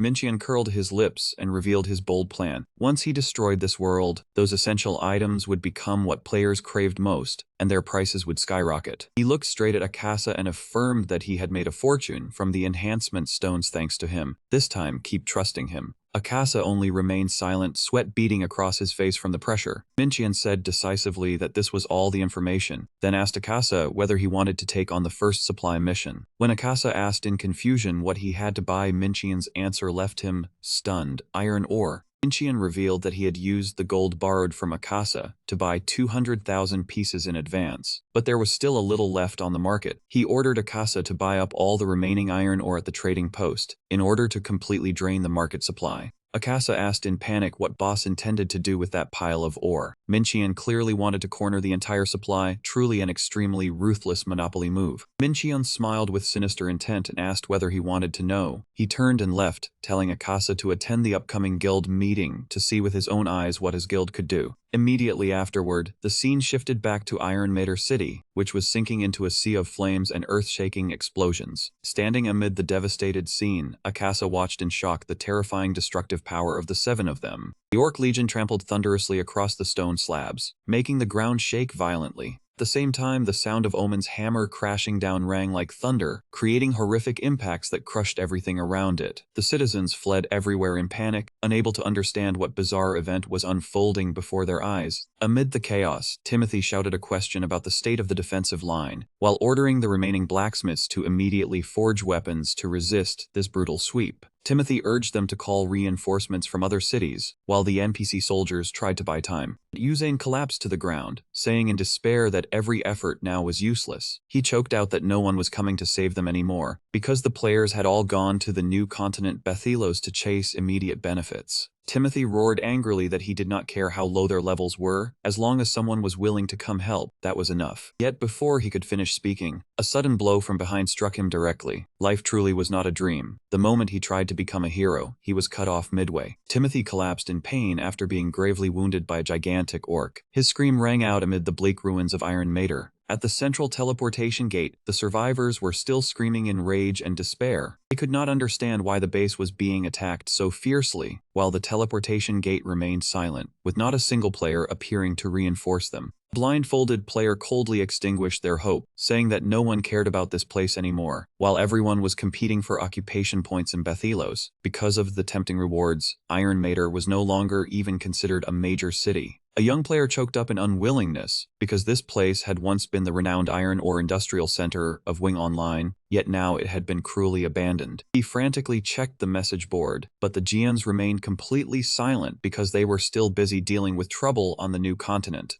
Overwhelmed by the injustice, he shouted that he would throw away his weapon and leave the game, but his body suddenly froze stiff. As despair closed in from all sides, a helmeted player suddenly shouted to reassure the crowd that everyone should listen. Reinforcements had arrived. He excitedly reported that several players from a nearby small city had responded and were coming as fast as they could, causing everyone's hope to immediately flare up. Right after that, the teleportation gate began to shake violently, radiating brilliant blue light. 3 players in blue and white outfits stepped imposingly out of thin air, carrying the final ray of hope for Iron Matter City as it burned. The leader of the reinforcement group said boldly that they had come as fast as they could, and several players above level 75 were also on their way. He affirmed that no matter who the invader was, they would all take back Iron Matter together. The crowd burst into excited cheers, but things still did not stop there. Another player rushed over in a panic with more good news, saying that he had contacted several former city members who were on the new continent. They were gathering military supplies and they would be here within the next 10 minutes. Even the Free Knights Alliance and the Ivory Tower Mage Brigade had confirmed that they would send reinforcements to support them immediately, making hope erupt more strongly than ever. The player murmured in relief, but just as faith reached its peak, a cold voice suddenly rang out like a bucket of cold water. "Sorry, they will not be coming." Before everyone's blank stares, a gigantic wave of green energy suddenly descended from high above at terrifying speed. A shocking explosion erupted right at the teleportation gate, blasting away the people around it, and grinding the hope that had just kindled into ashes. Survivors stared in shock at the wreckage before them, unable to believe their eyes. What the hell had just happened? Could a teleportation gate also be destroyed? That question rang out amid the thick dust and smoke. A figure sat casually atop a high wall, laughing arrogantly before greeting the clueless rookies. That man asked how it felt to have their hopes snuffed out, making the crowd below tremble, as they realized who had just acted. Aggro King sat on the edge of the wall, raising a finger to his lips in a gesture for silence with an arrogant smile. Looking at the furious crowd below, he seemed disappointed that they had not asked the proper scripted line, "Who are you?" Instead, the players only knew to shout in anger, cursing Aggro King as a bastard and demanding to know why he had done this, whether he had some grudge against Iron Mater or not. That man clicked his tongue in boredom. Honestly, can you people not say the right line for once? Aggro King slowly loaded a bolt into his crossbow, ready to open the next insane performance. An arrow whistled through the air and plunged straight into a knight's head, making him collapse instantly. Aggro King decided to answer for himself to save time. "Are you all that curious? Fine, then I will tell you." He leapt down, striking a dramatic pose amid the dazzling light, then sonorously declared that his goal was to destroy the world and shatter this peace. After that, Aggro King gave a sly wink and officially accepted the role, the most peerless villain in the solar system. Before that ridiculous performance, the blindfolded player could only stand frozen, utterly speechless. Aggro King stood atop the tower, muttering as he checked the camera angle to see whether it had fully captured the ruined city. He even shamelessly asked the crowd below whether they could reshoot his entrance just now for a more perfect shot. Unable to endure that narcissism any longer, a player roared, "Shut up and get lost, you narcissist." Right after that, this person unleashed a brilliant blue surge of mana, blasting Aggro King away from his position. Even while free-falling in midair, Aggro King calmly thought that he could just film first and edit it later. He immediately turned the situation around, activating the skill Firework Arrow Rain, firing a barrage of flaming rays from his crossbow, aimed straight at the crowd below. A series of system notifications appeared in rapid succession. First blood, double kill, triple kill. Players fell one after another beneath the fierce rain of arrows, from knights in iron armor to seasoned mercenaries. The notifications quadra-kill, pentakill, then hexakill flashed across the screen one after another. Aggro King laughed madly and viciously, his eyes blazing like a blood-drunk fiend. The system kept pouring out praise. Aggro King is sweeping the battlefield. Aggro King, ruler of the battlefield. In the southern outskirts of Iron Mater, a mournful atmosphere hung over the area as Timothy tried to support a gravely wounded teammate out of the rubble. The teammate kept coughing blood, his steps staggering from the pain. Timothy desperately encouraged him, "Just a little farther. We are almost at the shrine. Everyone who died will be there." Hearing that, the red-haired young man asked weakly whether they would regroup there. Timothy affirmed that the place could remove the bleeding effect that was draining his life. Looking at the ruined scene around him, Timothy wondered in fury how everything had ended up like this. Timothy began to suspect whether Nipon truly wanted to raze the city to the ground. His teammate was exhausted, his breathing broken. Then he suddenly made a desperate request, "Just let me die." Timothy asked back in shock, while the red-haired young man explained that, since they were heading to the shrine anyway, it would be much faster if he died here and revived there. Although he knew reviving at the shrine would come with a penalty effect, he still believed it was the best way to reunite with everyone sooner. Before his body gradually dissolved into particles of light, the red-haired young man forced a steadfast smile and whispered to Timothy, "Hurry and regroup with the others to eliminate those monsters. It is time to show them what the people of Iron Mater are made of." He promised to send a message as soon as he revived and told Timothy to get there quickly. Timothy silently nodded, then immediately turned and ran with all his strength toward the gate of Iron Mater's shrine. As soon as he reached the shrine gate, Timothy grew restless with worry because he still had not received any revival message from his teammate. He slowly pushed open the great door, letting it give off dry, grating creaks. Terrifying silence filling the space inside made Timothy even more uneasy. Too quiet. He decided to go in and take a look first, cautiously stepping into the main hall. But he suddenly froze when he heard a strange buzzing beside his ear. Timothy looked around in shock and wondered, then what? Flies flying around means something is wrong. Timothy stared blankly at the buzzing of flies, thinking to himself that he had not even known this game had flies. All of a sudden, a low voice rang out in welcome, startling Timothy badly. For him, the plague doctor strode imposingly out from the darkness of the shrine. He coldly asked what had brought him here today. Timothy awkwardly explained that he was looking for a friend, someone who should have revived here 10 minutes ago. Doctor stayed silent for a few seconds, then spoke with hidden meaning. I cannot say for certain either. He raised a vial filled with a pitch-black bubbling liquid, saying that too many people had visited this place today. Then he mocked Timothy and told him to check for himself. Timothy had not even had time to understand what was happening before he went numb, as he looked down at his feet. Before his eyes lay countless players sprawled everywhere, creating a chilling scene. Doctor calmly explained the rule after reviving at a shrine. If you die again before the penalty time ends, you will be unable to use the shrine revival command for 1 hour. He shook the vial full of black flies and revealed that his mission was to disable this shrine. Doctor admitted that he had used those who had just revived here for countless cruel experiments. Timothy screamed in horror and despair, but the doctor merely curled his lips into a sinister smile. He brought his terrifying face close, then mockingly reassured him that this was only a game, simply nothing more than a game. At the same time, the chaotic situation in Iron Matter had been pushed to its peak. Players were straining to resist the Orc Legion, desperately shouting where the reinforcements were when they had called for help long ago. A warrior reported in terror that the teleportation gate had been completely destroyed. The news left everyone stunned, unable to believe that such a vital structure had been brought down. Surrounded by enemy forces, a young man fought frantically while pressing for answers about the fate of the NPC soldiers guarding the fortress. The northern barracks of Iron Matter, a squad of iron-armored knights was marching thunderously through the white snow. Suddenly, a sharp command rang out, ordering the entire squad to halt at once. From afar, Ken leisurely approached, calmly miscounting each soldier standing before him. 1, 2, 3, 4, 8, 9, 10. Ken stopped at the number 15, then curled his lips in mockery. Only this many. He slowly drew the sword, whose hilt was set with a vivid red rose from its sheath, telling himself that these small fry were not even enough for him to warm up. The knight commander roared, ordering the entire squad to attack. But Ken was faster than them all. In the blink of an eye, he knocked all 15 iron-armored knights into the air and took them all down. Ken leisurely sheathed his sword again. He inwardly marveled at the terrifying power of the new equipment set. He had to admit this critical rate was excellent. It was even 10% higher than his calculations. Perfect, truly wonderful.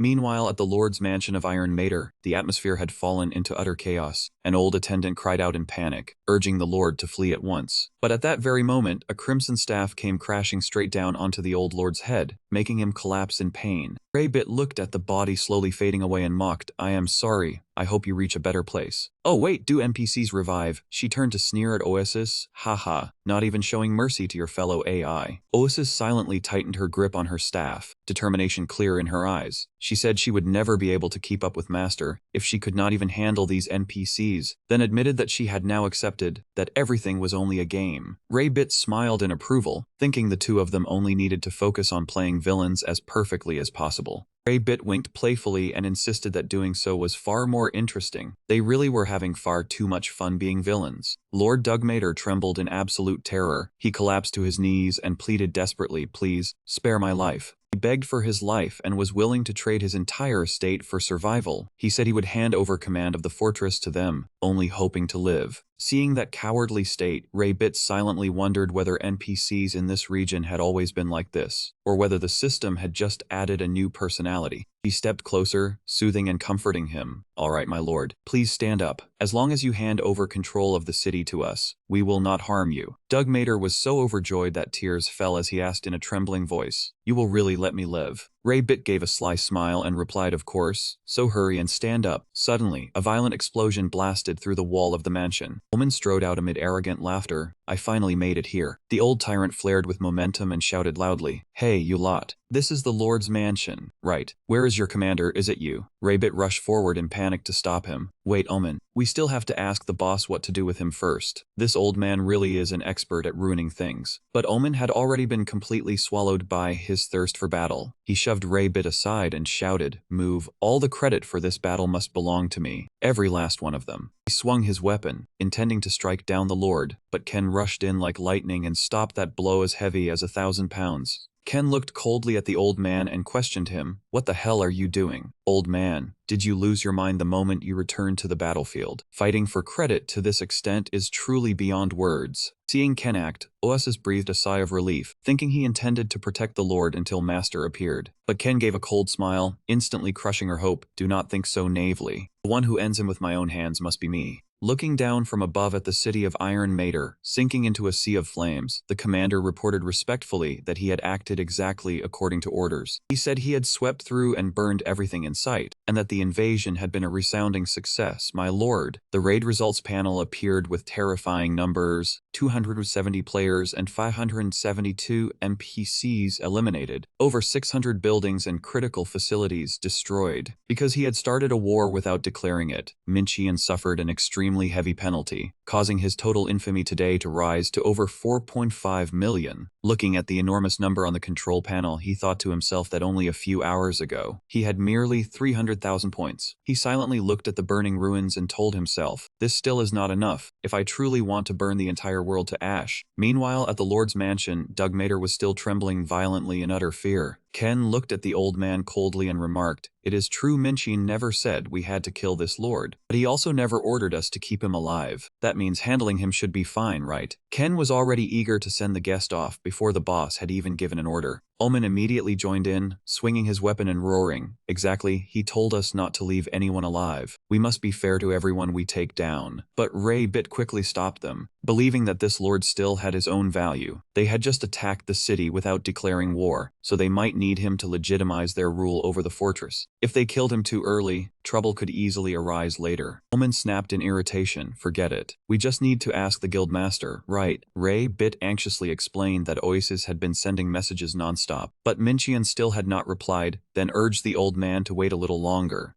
Oasis looked worriedly at the message screen, constantly praying in her heart, Master, Master, please read the messages. Things here are starting to fall apart. Outside the gloomy mansion, snow continued falling endlessly on the cold roof. At last, Omen completely ran out of patience. He roared, I cannot wait any longer. We have a healer here, right? If necessary, we can revive him afterward. I will kill him. Just as he was about to act, Doug Mater could only clutch his head and weep in despair. The very moment Omen was about to swing his hammer down to finish the Lord was unexpectedly saved by strange sounds ringing out from above. The old man stared upward in shock, then roared, who is up there? From the towering balcony, Aggro King appeared dramatically in a neat outfit. He spread his arms wide and asked everyone loudly, who is the greatest attacker on the server? He continued his flamboyant speech about the name everyone had long been waiting for, then shoved his excited face close to the camera and declared that the greatest attacker on the server was me. That display of narcissism left the entire guild frozen. Omen roared furiously, cutting off that narcissistic performance. Enough of this nonsense. Ken refused to back down either, gritting his teeth as he stated firmly, I do not think so. The one who takes the enemy leader's life must be me.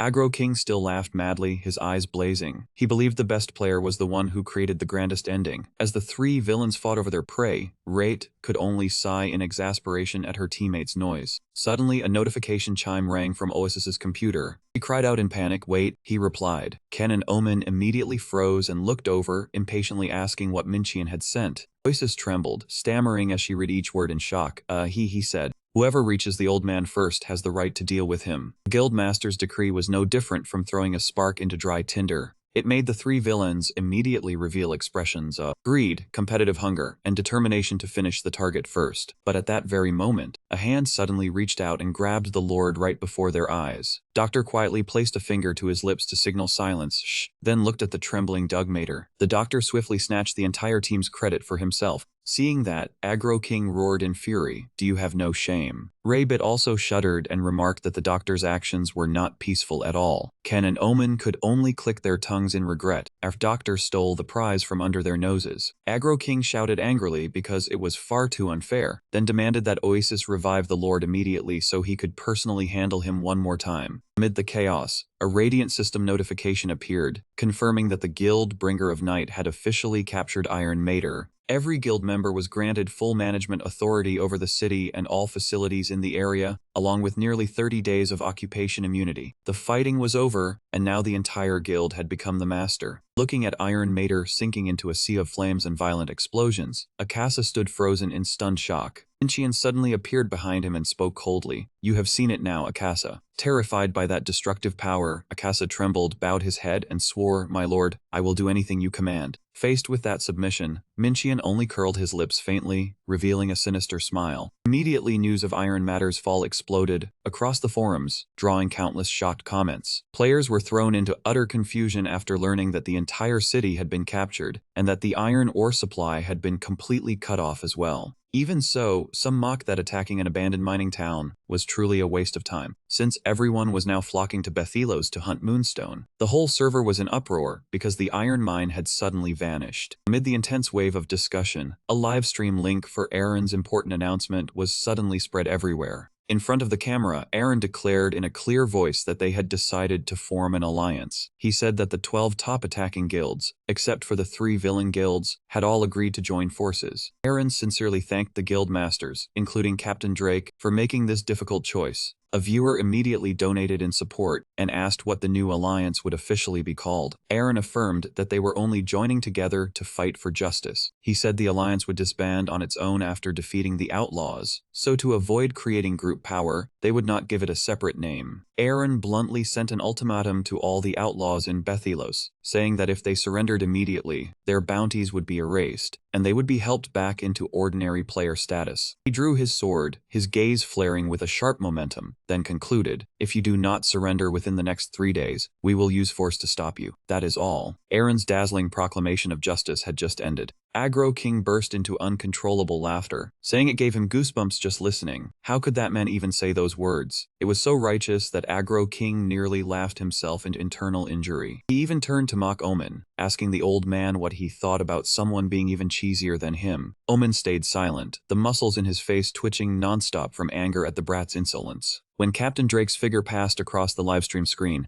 the whole group immediately fell silent, quietly returning to the tense atmosphere of reality. Standing beside the tactical map table, Minchian said in a low voice that the war between the Alliance and the Outlaw faction would break out after 3 days. He affirmed that it would be a great battle drawing every gaze toward Bethylos, and also a golden opportunity for the whole guild to make its move. Aggro King eagerly pressed him, asking whether they would get to fight truly strong opponents this time, because those remote towns had been boring him to death. In response to that thirst for battle, Minchian only revealed a sinister smile. The 3-day countdown had begun, and a great upheaval was certain to happen soon. Minchian decisively pointed at the next target and said they would begin with Soliterra, then analyzed that although this place was also affected, most of the residents had moved to the new continent, but this city still far surpassed Iron Matter in every aspect. With NPC soldiers 20 times more numerous and far more professionally trained, Minchian decided not to launch a frontal attack. The plan was to use a monster legion to lure the guards out of the city, then slip inside through the opening. Minchian emphasized that although they were strong, their numbers were few. If the battle dragged on, the whole team would be exhausted, and the wider the territory, the harder it would be to control. Therefore, they had to destroy the key facilities and seize the fortress as quickly as possible. Faced with the question of why Soliterra had been chosen instead of other cities, Minchian explained that this was the key point of the entire plan. There was only one teleportation gate connecting the old continent to the new continent, linking Soliterra with the first occupied point in Bethylos, so breaking one end would block instant teleportation. At that point, players would have only the option of traveling by ship, which would cost them an hour drifting across the sea. Minchian looked at Omen meaningfully and asked, what would happen if they cut off Soliterra's dawn port as well? This grounding move was truly forcing the whole server to get around on its own. Minchian continued tapping lightly on the map. At that point, the nearest remaining port would be Yahello in the south, but reaching it would take another hour. In other words, the travel time back and forth between the two continents would be stretched to a full 2 hours. Seeing Osis and Aggro King stunned as they gradually understood the true scale of the plan, Minchian revealed a wicked smile and said in a clear voice, 2 hours is more than enough to turn history around. During that time, they would seize the capital Snow White, isolating it for 2 hours to swallow the entire capital whole. The second occupied point, named Hill of Opportunity, Aaron's announcement was being broadcast throughout the area. He promised to erase the bounties and help the outlaw faction return to being ordinary players if they surrendered within 3 days. However, that proposal only received Jiang Yu's arrogant laughter in return. An alliance they wanted them to surrender in 3 days. Ahahaha, he mocked those people for being truly stupid to think the villain faction would sit still and take it, because the only reason they had become outlaws was to fight. Jiang Yu even seemed grateful that the other side had brought war straight to their door, with killing intent blazing in his eyes. He ordered the entire army to capture Hill of Opportunity, burn everything down, and leave not a single blade of grass behind. Immediately afterward, the ground shook violently, signaling that a large-scale invasion had begun. The players guarding the fortress realized in panic that the outlaws were attacking. Chaos instantly erupted as the villain army surged in like a flood. Everyone hurriedly shouted for one another to retreat into the fortress and seek shelter. Cries for help and calls for reinforcements echoed in despair. Where was the Free Knights Alliance? Where was Aaron? One player answered in panic that he was not online. They frantically contacted the Invincible Fleet and the Gaga mercenaries, but received no response whatsoever. A knight shouted helplessly. Just what kind of war were they trying to wage? At that very moment, Jiang Yu descended from above like the god of death, unleashing an overwhelming slash that left the players below completely subdued.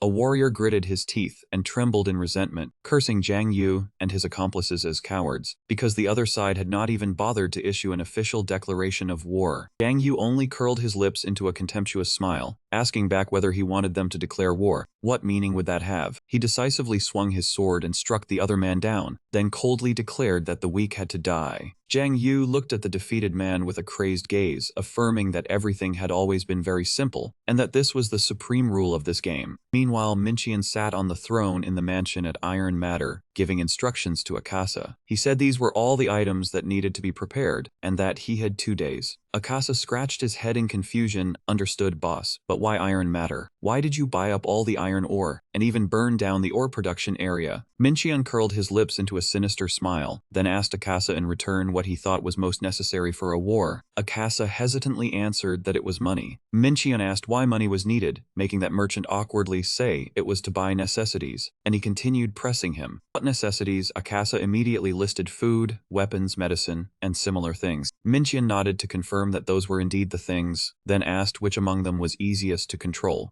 Minqian explained that food could be found everywhere in this world. Recovery potions were also sold by NPCs all over the world, so there was almost no way to control those goods. But weapons were different. Akasa hurriedly retorted that weapons level 90 and above all required moonstone to craft, but Minqian coldly corrected him, saying that weapons were not only equipment, arrows, bombs, and all kinds of siege weapons. Minqian affirmed that iron ore was the material used to create all of those consumable weapons. Guilds might have stockpiled enough to use for a while, but after only a few battles, those reserves would quickly run dry. When that moment came, every guild except theirs would be paralyzed in battle. He looked straight at Akasa and concluded, "That is exactly why I bought up all the iron ore and seized Iron Master." Akasa stood deathly still, stunned by the terrifying vision of his master. Just then, Oasis rushed in a panic, loudly reporting that Master needed to see this immediately. An urgent news bulletin suddenly appeared on the screen, announcing that the outlaws had captured the second control point, Hill of Opportunity. They struck right at dawn, when many members of the Alliance had not yet logged in, then ruthlessly seized the chance to overwhelm them. Although a few people were online, their numbers were still too few to turn the situation around. More importantly, their leader Aaron had still not appeared. Looking at the scene through the surveillance screen, Minqian gritted his teeth in tension. Damn it, this was really bad. It had happened far earlier than expected. Minqian calculated inwardly, if the second point was captured, Aaron's credibility and leadership would be called into question, leaving the Alliance almost unable to join the war. At that point, his plan would become much more difficult if he had to retake Hill of Opportunity. Minqian needed a battle long enough to serve as the springboard for a greater plan. If the battle unfolded too normally, it would no longer have the effect of a special event.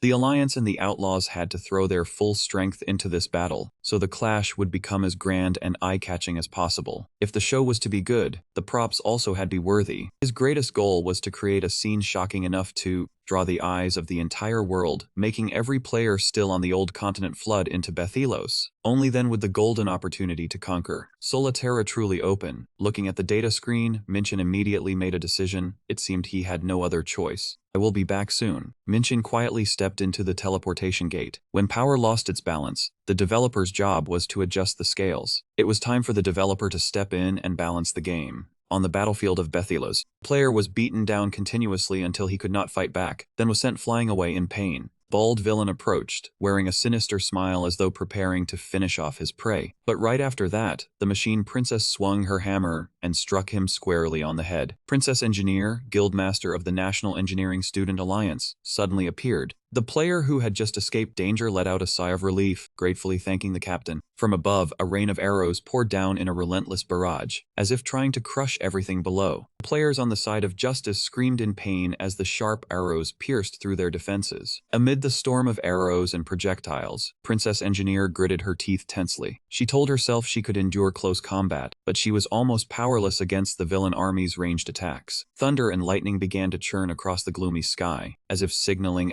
an ominous omen. The other side of the battle line, Jiang Yu wore a vicious smile. He coldly ordered the entire army. It was almost over. Concentrate all firepower and bring down the gate now. Immediately, the shout for the archers to prepare rang out. The villain faction's marksmen raised their bows in unison, aiming straight at their target with dense killing intent. Jiang Yu was clearly planning to crush his opponents with overwhelming numbers. An archer wrapped in a red scarf suddenly froze when he sensed terrifying pressure right behind him. Before he could even recover, a gigantic hand of darkness reached out from the void and seized him completely. At the same time, at the fortress gate, a fierce clash erupted. Jiang Yu swung his sword to block Princess Engineer's attack, then mockingly greeted her by saying it had been a long time, Princess. She gritted her teeth in anger, directly scolding Jiang Yu that she knew he would definitely pull such a despicable trick. What a coward. Jiang Yu coldly advised her to give up soon, because without Aaron's support, she could not do anything. Princess Engineer angrily swung her hammer and yelled for him to get lost, saying he smelled like garbage.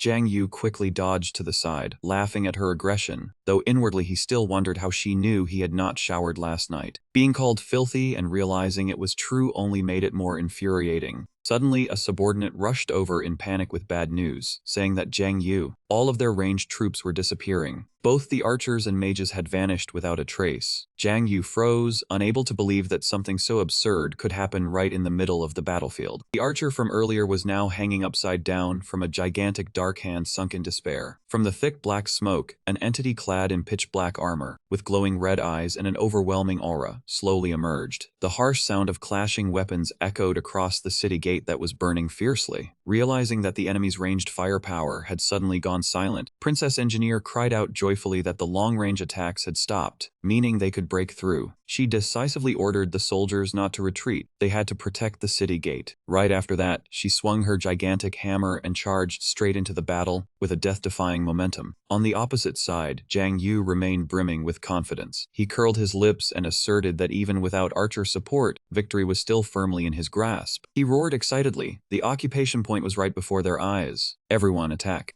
Amid the fierce melee, Jiang Yu glided about as quickly as a ghost. He constantly slipped his body aside with skillful precision, neatly dodging each attack. Faced with the opponent's terrifying speed, Princess Engineer realized in shock that a fatal opening had appeared behind her. The princess had been swinging her hammer too fiercely, completely forgetting to defend. Jiang Yu smiled sinisterly, taunting her by saying they should play a little longer, princess. Although she roared in hatred that this was the price he had to pay, Jiang Yu was still one step faster. A vicious thrust pierced through her armor, leaving Princess Engineer gravely wounded before she collapsed helplessly. He raised his spear high and coldly delivered his final words, "Farewell." Out of nowhere, Captain Drake appeared with his gun barrel still smoking. He coldly told Jiang Yu to stop while he still could. She had almost been wiped out. Luckily, someone saved her in time. Caught off guard by the attack, Jiang Yu cried out in pain. He gritted his teeth as he recognized the one who had just interrupted him. The captain declared boldly that the undefeated fleet had arrived, while the reserve forces and Gaga mercenaries also landed together as reinforcements. Cheers rang out, "They are here, they are here." That sound thundered across the battlefield like lightning, rekindling hope in those who were nearly in despair. Just as the tide began to turn, Aaron calmly stepped forward. He reached out his hand, smiled faintly, and apologized for arriving late. Aaron took Princess Engineer's hand, then pulled her to her feet. Before the entire Alliance army, Aaron boldly declared that even while facing an overwhelming enemy force, their legion had still defended the stronghold until the very last moment. And now it is time to show those outlaws our true power. Cries of Aaron resounded across the battlefield, drawing overwhelming excitement from the righteous faction.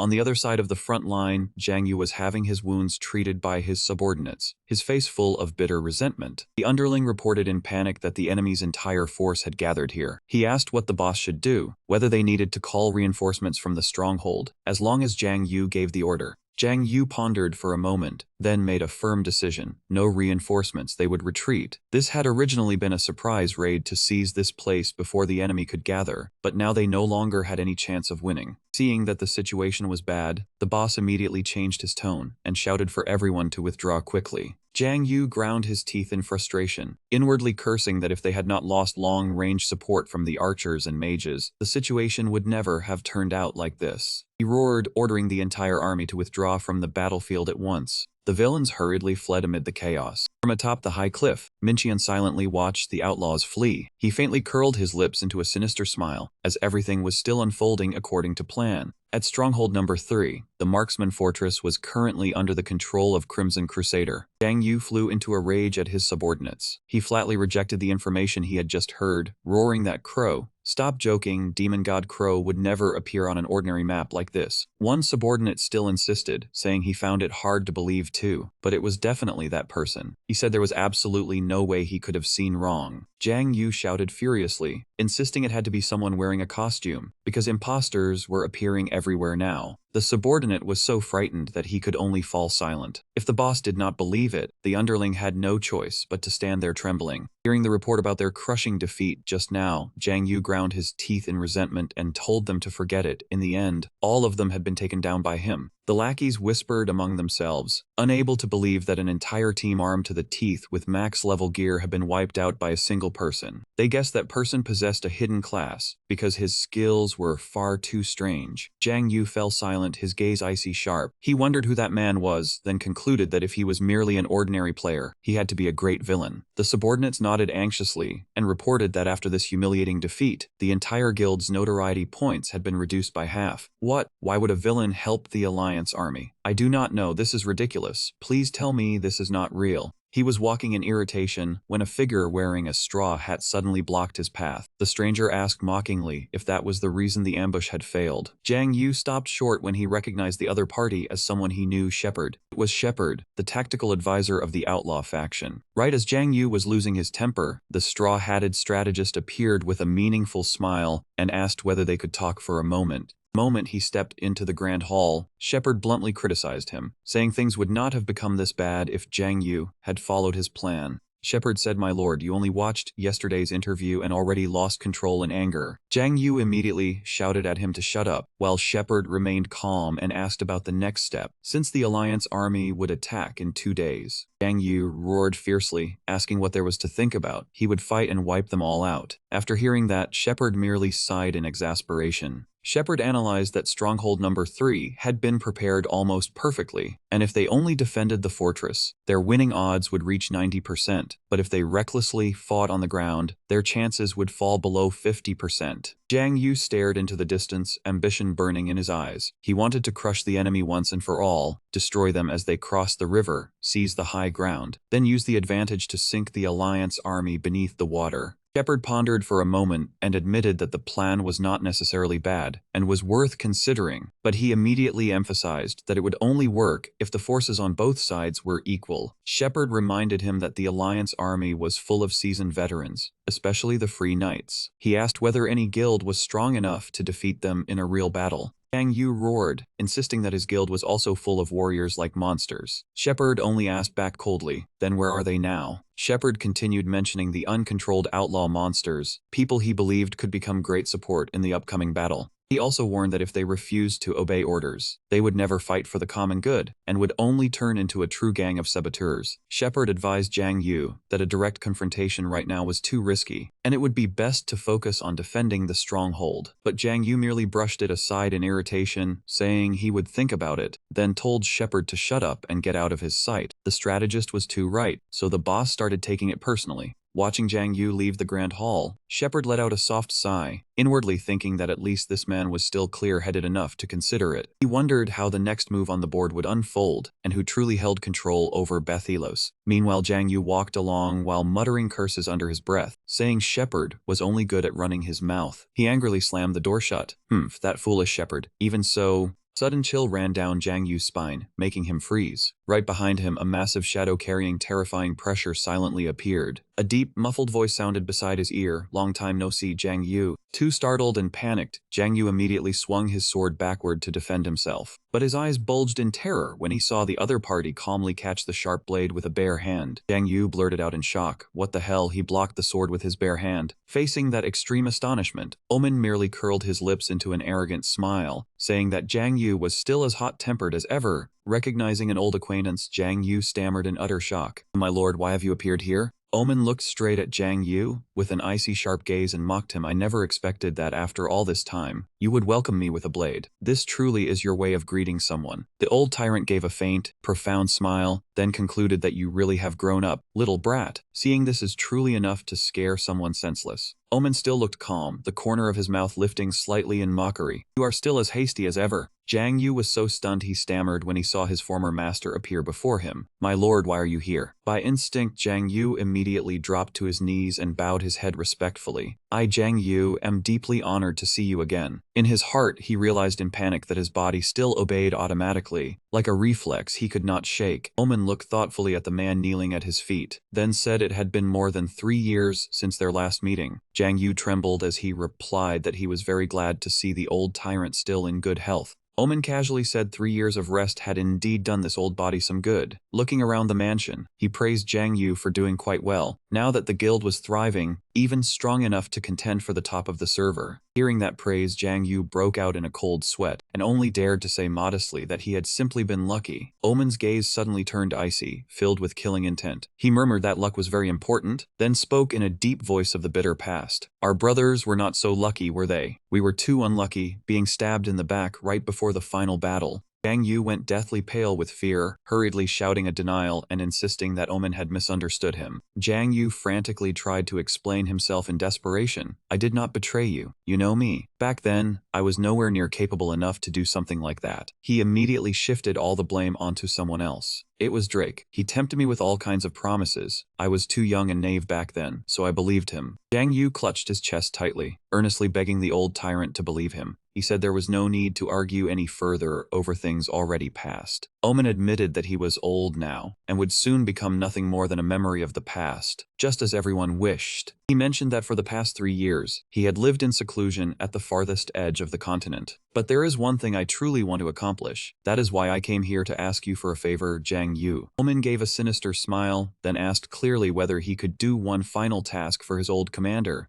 Aaron continued his dramatic live broadcast, aiming to call on all players to take action together. He clearly warned that the outlaws were coming to destroy everyone's peace and freedom. If they were not driven out now, Wing Online would forever sink beneath brutal tyranny. Aaron earnestly called for support, declaring that as long as everyone contributed a little strength, they could all unite and defeat the villain faction. He cried out for them to fight for peace. We need the support of all of you when we attack the Marksman Fortress. The speech sounded extremely pleasing. Aaron truly was the king of pyramid schemes. 2 days later, Aaron's call to arms had created a massive shockwave. A gigantic army began marching thunderously toward the Farian River Plain. Right before the Marksman Fortress, a vast sea of people had gathered. Captain Drake could not help being astonished by the terrifying reach of Aaron's live stream. Even so, Drake observed in silence and quickly noticed something strange about the villain faction. He wondered to himself, what exactly are they thinking? It should have been more advantageous to hold out inside the fortress, yet all of them had deployed and were waiting in front of it. Why were they not using the fortress advantage? Drake analyzed that this tactic only made sense if both sides had equal numbers. But right now, the alliance had at least 100,000 people, while Jiang Yu's side had only a little over 30,000. Drake began to suspect that Changju might either be seeking his own death or setting up some vicious trap. Just then, Aaron strolled over and casually said there was nothing to think about. We just need to use our numbers and strength to crush them. We will cross the Farian River, destroy the enemy, and return the fortress to the players. Drake was still suspicious, while Aaron only wanted to overwhelm them with sheer numbers. On the other side of the battle line, Sefford Boy was nearly driven mad by Jiang Yu's recklessness. He shouted in despair that they had to retreat immediately. What are you thinking? Can you not see how many of them there are? Jiang Yu gritted his teeth bitterly and replied that he could see it very clearly. Despite the warning that the villain faction would surely be wiped out, he could only roar in utter resentment. He understood in his heart that old man Omen's so-called favor was actually nothing more than a threat hidden beneath a clever disguise. That left him completely bound now, with no choice but to throw himself into this battle.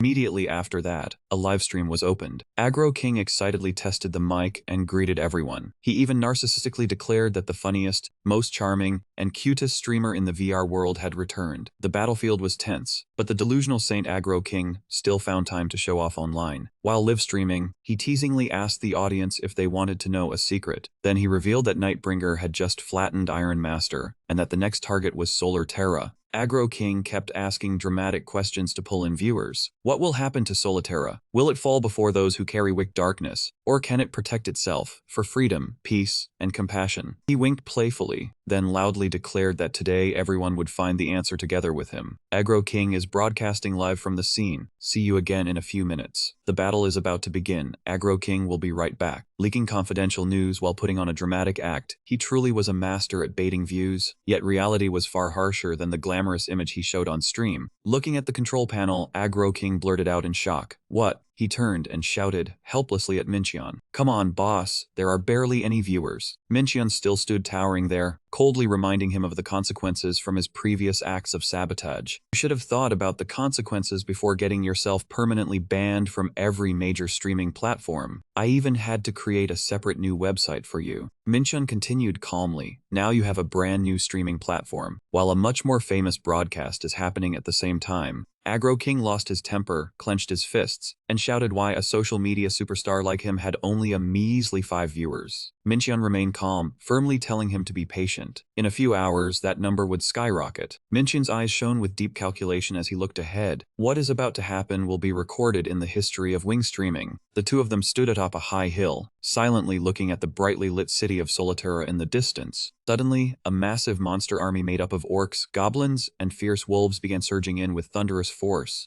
On the walls of Solterra, players and guards stirred uneasily at the strange sight. They asked one another in confusion what was happening. When they saw the monster horde advancing imposingly, all of them realized in terror that they were monsters. Why are they coming here? The whole city fell into chaos as the monster army appeared. Amid the confusion, someone even excitedly urged another person to make a post, because everyone would definitely find this interesting. Player holding a camera casually dismissed the whole matter. He said no one cared about this place, because everyone was busy watching the battle over at Bethilos. The knight beside him replied worriedly that he had never seen so many monsters moving at once, and wondered whether they truly intended to attack Solterra. He looked down at the sturdy city wall, then said confidently, with this wall and such a large NPC army. All of a sudden, a gigantic boulder tore through the wind as it came hurtling down from the sky. The man holding the camera was still laughing mockingly, saying that even with an entire monster army, anyone who dared attack would be far too stupid. Before he could finish speaking, he blurted out in horror, "What the hell is this?"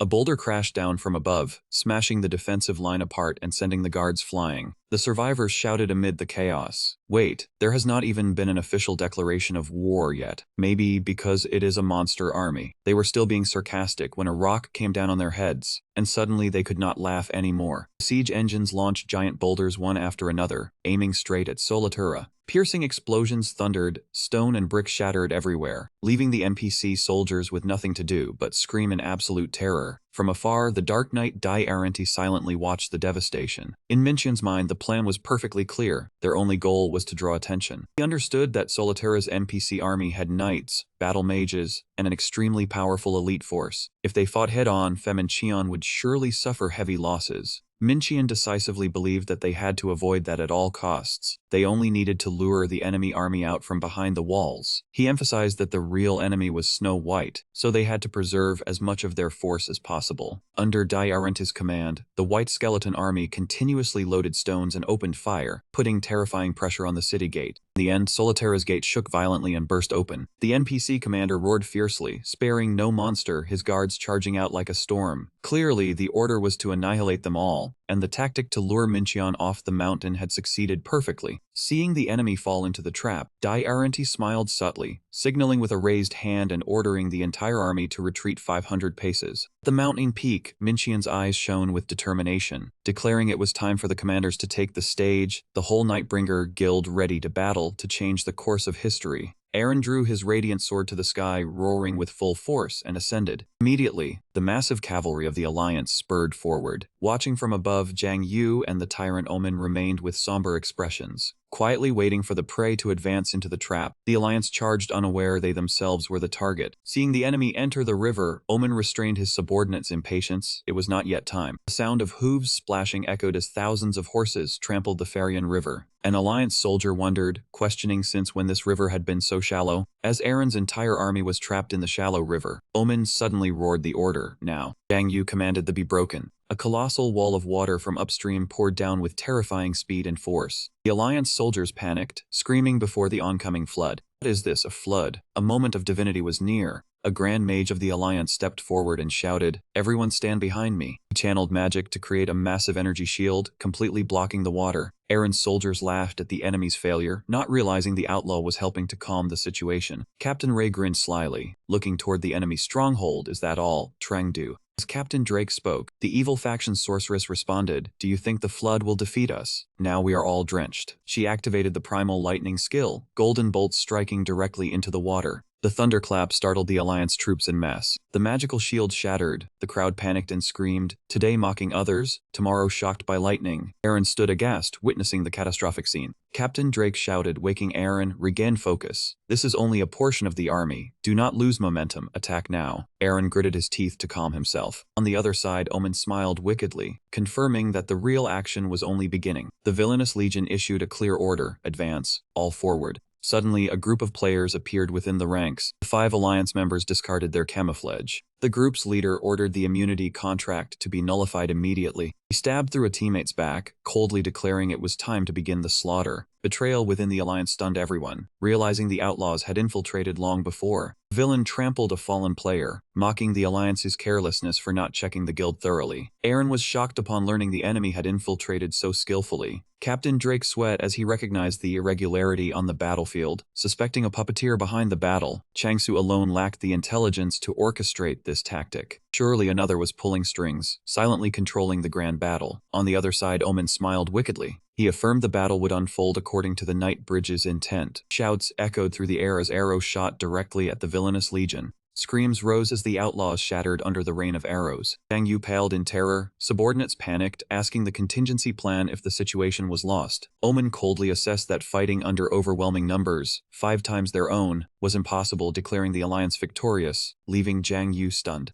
Zhang Yu screamed in rage, claiming victory if given command, feeling bitterly betrayed. Omen remained calm, explaining, "Wait, we will win the battle, but have not declared victory to your outlaws yet." Zhang Yu's eyes widened, questioning if Omen had sided with the Alliance from the start, left dumbfounded. The tyrant declared, "I guarantee true victory belongs to Minxian and the Demon King's legion led by him." Zhangzhu was shocked, repeating Minxian and the Demon King in confusion. Omen ordered Zhang Yu to escape immediately to buy time. He roared, demanding a humiliating retreat to the rear of the city. When the leader is captured, the outlaws cannot recover. Omen shouted, "Retreat immediately to the Archer Fortress." When the boss ordered retreat, the disciples ran for their lives. Zhang Yu gritted his teeth, shouting for the entire army to withdraw. "Rush into the city," Han still echoed Omen's final advice in mind. As the Alliance pursued, they suddenly stopped, turned to flee, seized the opportunity. When they turned their backs, halt the retreat, begin counterattack. Then victory could be possible, Zhang Yu told himself with a glimmer of hope, running while eliminating the turtle, that foolish old man. Behind, Aaron rode closely, shouting, "Halt, Zhang Yu must capture him before the fortress." Aaron instructed his soldiers not to kill the opponent, but to capture him to prevent revival at the stronghold, declaring victory near. Suddenly a massive shadow fell from above, startling Aaron. The impact caused an explosive shockwave, throwing the entire Alliance army. Aaron collapsed to the ground, gritting his teeth against the pain as he wondered what the hell had just happened. How could that man unleash such terrifying damage? Captain Drake, standing nearby, also went pale with horror at the destruction just now. A single stomp from the boss had been enough to wipe out the entire guild. Omen loomed before Rock, his face full of arrogance. He gave a soft laugh. "Oh ho, long time no see. Drake, I assume you are still doing well." Drake froze in shock, only managing to blurt out one word, "You." Omen coldly corrected him, "You should call me Sir Brad." Drake broke out in sweat as he realized an utterly shocking truth. "So you are the one leading those outlaws." Omen looked at Drake with an icy gaze, thinking that after their time apart, he had grown far more arrogant. He repeated in a low voice, "I told you to call me Sir. Try saying it." Captain Drake narrowed his eyes in suspicion at the strange actions of the man before him. He pressed, "You would have won if you had held your ground behind the walls. Why rush your forces out into this open field?" He answered calmly, as though it were far too obvious. "Is it not clear? I did it only to stall for time." Drake was stunned by that blunt admission. The old tyrant added that if the villains merely fortified themselves inside the occupied point, the Alliance army could retreat at any time once things turned against them, and he could not allow that to happen. Drake shouted in fury, "What nonsense are you talking about?"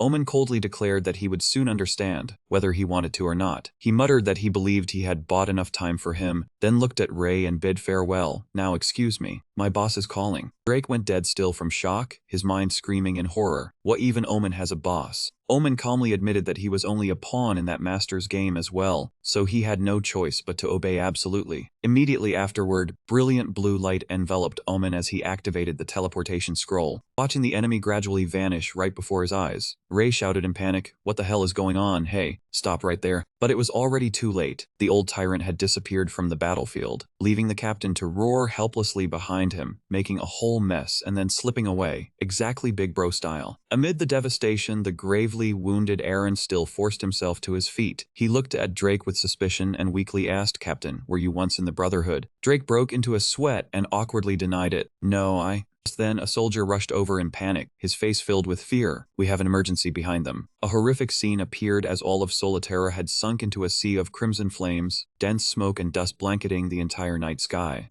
In the collapsing capital, Mincheon walked slowly with a cruel smile on his face, half hidden by a blazing red demon mask. A shocking announcement rang out: Solitaire is about to fall. Standing amid the ruins and the soldiers sprawled everywhere, Mincheon loudly declared the end of an empire, while savage flames continued devouring everything around him. Basically, no saving it now, too late. Amid the towering sea of flames, Omen strode imposingly through the collapsing city gate. He silently advanced toward the place where the device had been set up according to plan. The detonation stage had already been prepared in advance. Without the slightest hesitation, he decisively slammed his hand down on the lever. Standing amid the burning ruins, Omen smiled in delight and inwardly remarked that a Casa fellow really is quite useful, ahaha. At the same time, on the Farium plains, Aaron dropped to his knees from exhaustion. He shouted, ordering his subordinates to send reinforcements to Solitaire immediately, especially the Free Knights, who had to lead the way. But a piece of disastrous news struck down his last remaining hope like a thunderbolt. The teleportation gate to Solitaire had just been completely destroyed. Aaron froze when he heard the report that the entire force could no longer teleport. He gritted his teeth and ordered all troops to move to Yahello, then march overland from there back to Solitaire. However, the next answer was even crueler. Every teleportation gate leading back to the old world had been destroyed, without a trace left behind. Amid the confused whispers of the soldiers, the cruel truth was revealed. The only way to return now was by sea, making Aaron grind his teeth in resentment as he realized he had been pinned down, exactly according to Mincheon's plan. Inside Solitaire's inner palace, a place being devoured by a sea of flames, Mincheon's group slowly entered the great hall, stepping past soldiers sprawled across the floor to face the master of the kingdom. The queen murmured about the glorious history of a country once graced by the goddess's footsteps, blessed by sunlight for generations. She bitterly admitted that every sun must eventually set, and perhaps today was the day her dynasty's twilight sank below the horizon. Mincheon strode imposingly before the throne, looked straight at Queen Apollonian, and coldly delivered an ultimatum. Are you willing to surrender? If you accept, we will spare your life and guarantee that your bloodline will continue to rule this place.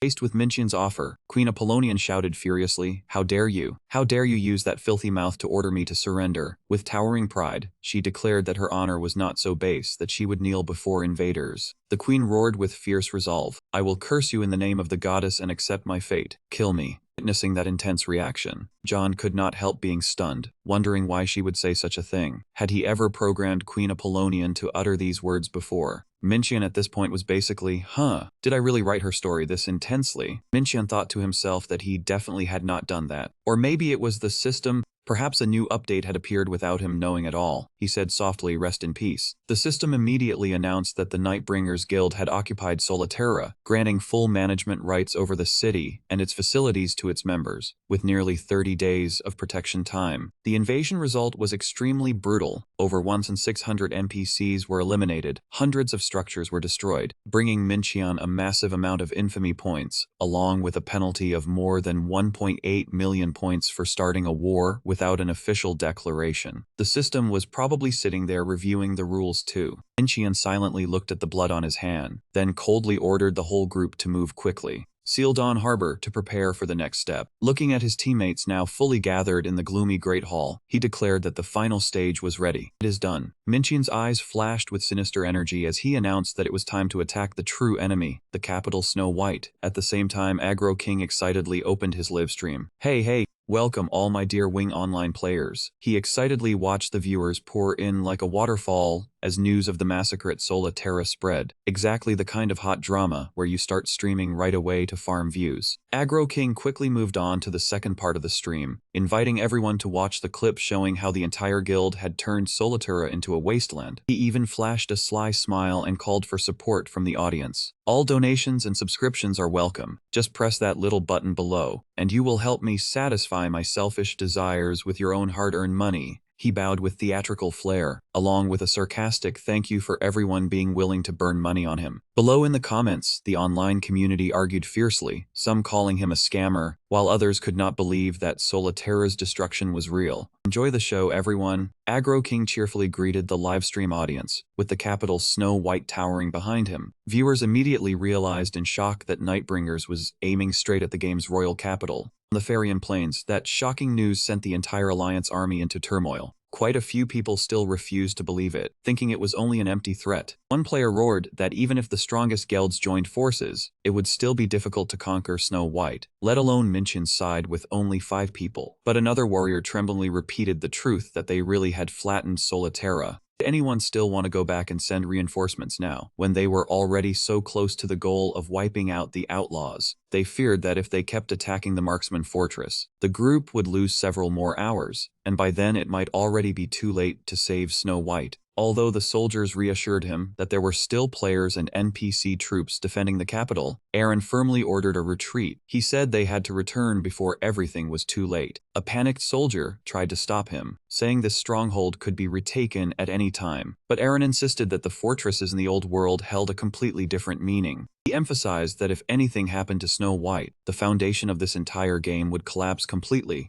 Since they could not teleport, he immediately made a decision, then they would return by water. Aaron ordered everyone to quickly withdraw from the battle, teleport to Sunset Harbor, and board a ship back to the old world. The outlaws suddenly launched another wave of attacks, the thunder of horse hooves rumbling like a storm. Seeing the Alliance forces retreating, Zhang Yu realized the situation was unfolding exactly as Omen had predicted. He remembered the old tyrant's instructions. When the enemy turned their backs, stop retreating and counterattack at once. That was the only chance to win, the familiar tactic of waiting for the opponent to show an opening, then launching an ambush. Zhang Yu gritted his teeth and decided they had nothing left to lose anyway. He charged forward madly, shouting an order to the entire army, "They are running away. Strike them from behind." The Alliance formation fell into chaos, everyone shouting Aaron's name and desperately waiting for him to give an order. But Aaron only stood frozen, sweat breaking out as he realized an incredibly bitter truth. Seeing that hesitation, Captain Drake immediately roared to stabilize the formation. He said, "All right." Aaron looked as if his blood pressure was about to spike. At the same time in the capital, Snow White was sinking into a quiet night. The cameras had started rolling. "Boss, everything is ready." And action. Minchion slowly stepped out before the camera, beginning a live stream to the entire server. He declared in a cold voice that there was no need for a long introduction. He would get straight to the point. Their name was Nightbringers. Minchion proclaimed clearly that they were an army of demons, appearing to bring eternal darkness to this game. People could call it a bad ending if they wanted. Then he coldly announced that they had just destroyed Solterra, and the next target was none other than the capital, Snow White, as the image of the magnificent capital appeared like a prophecy of its tragic end.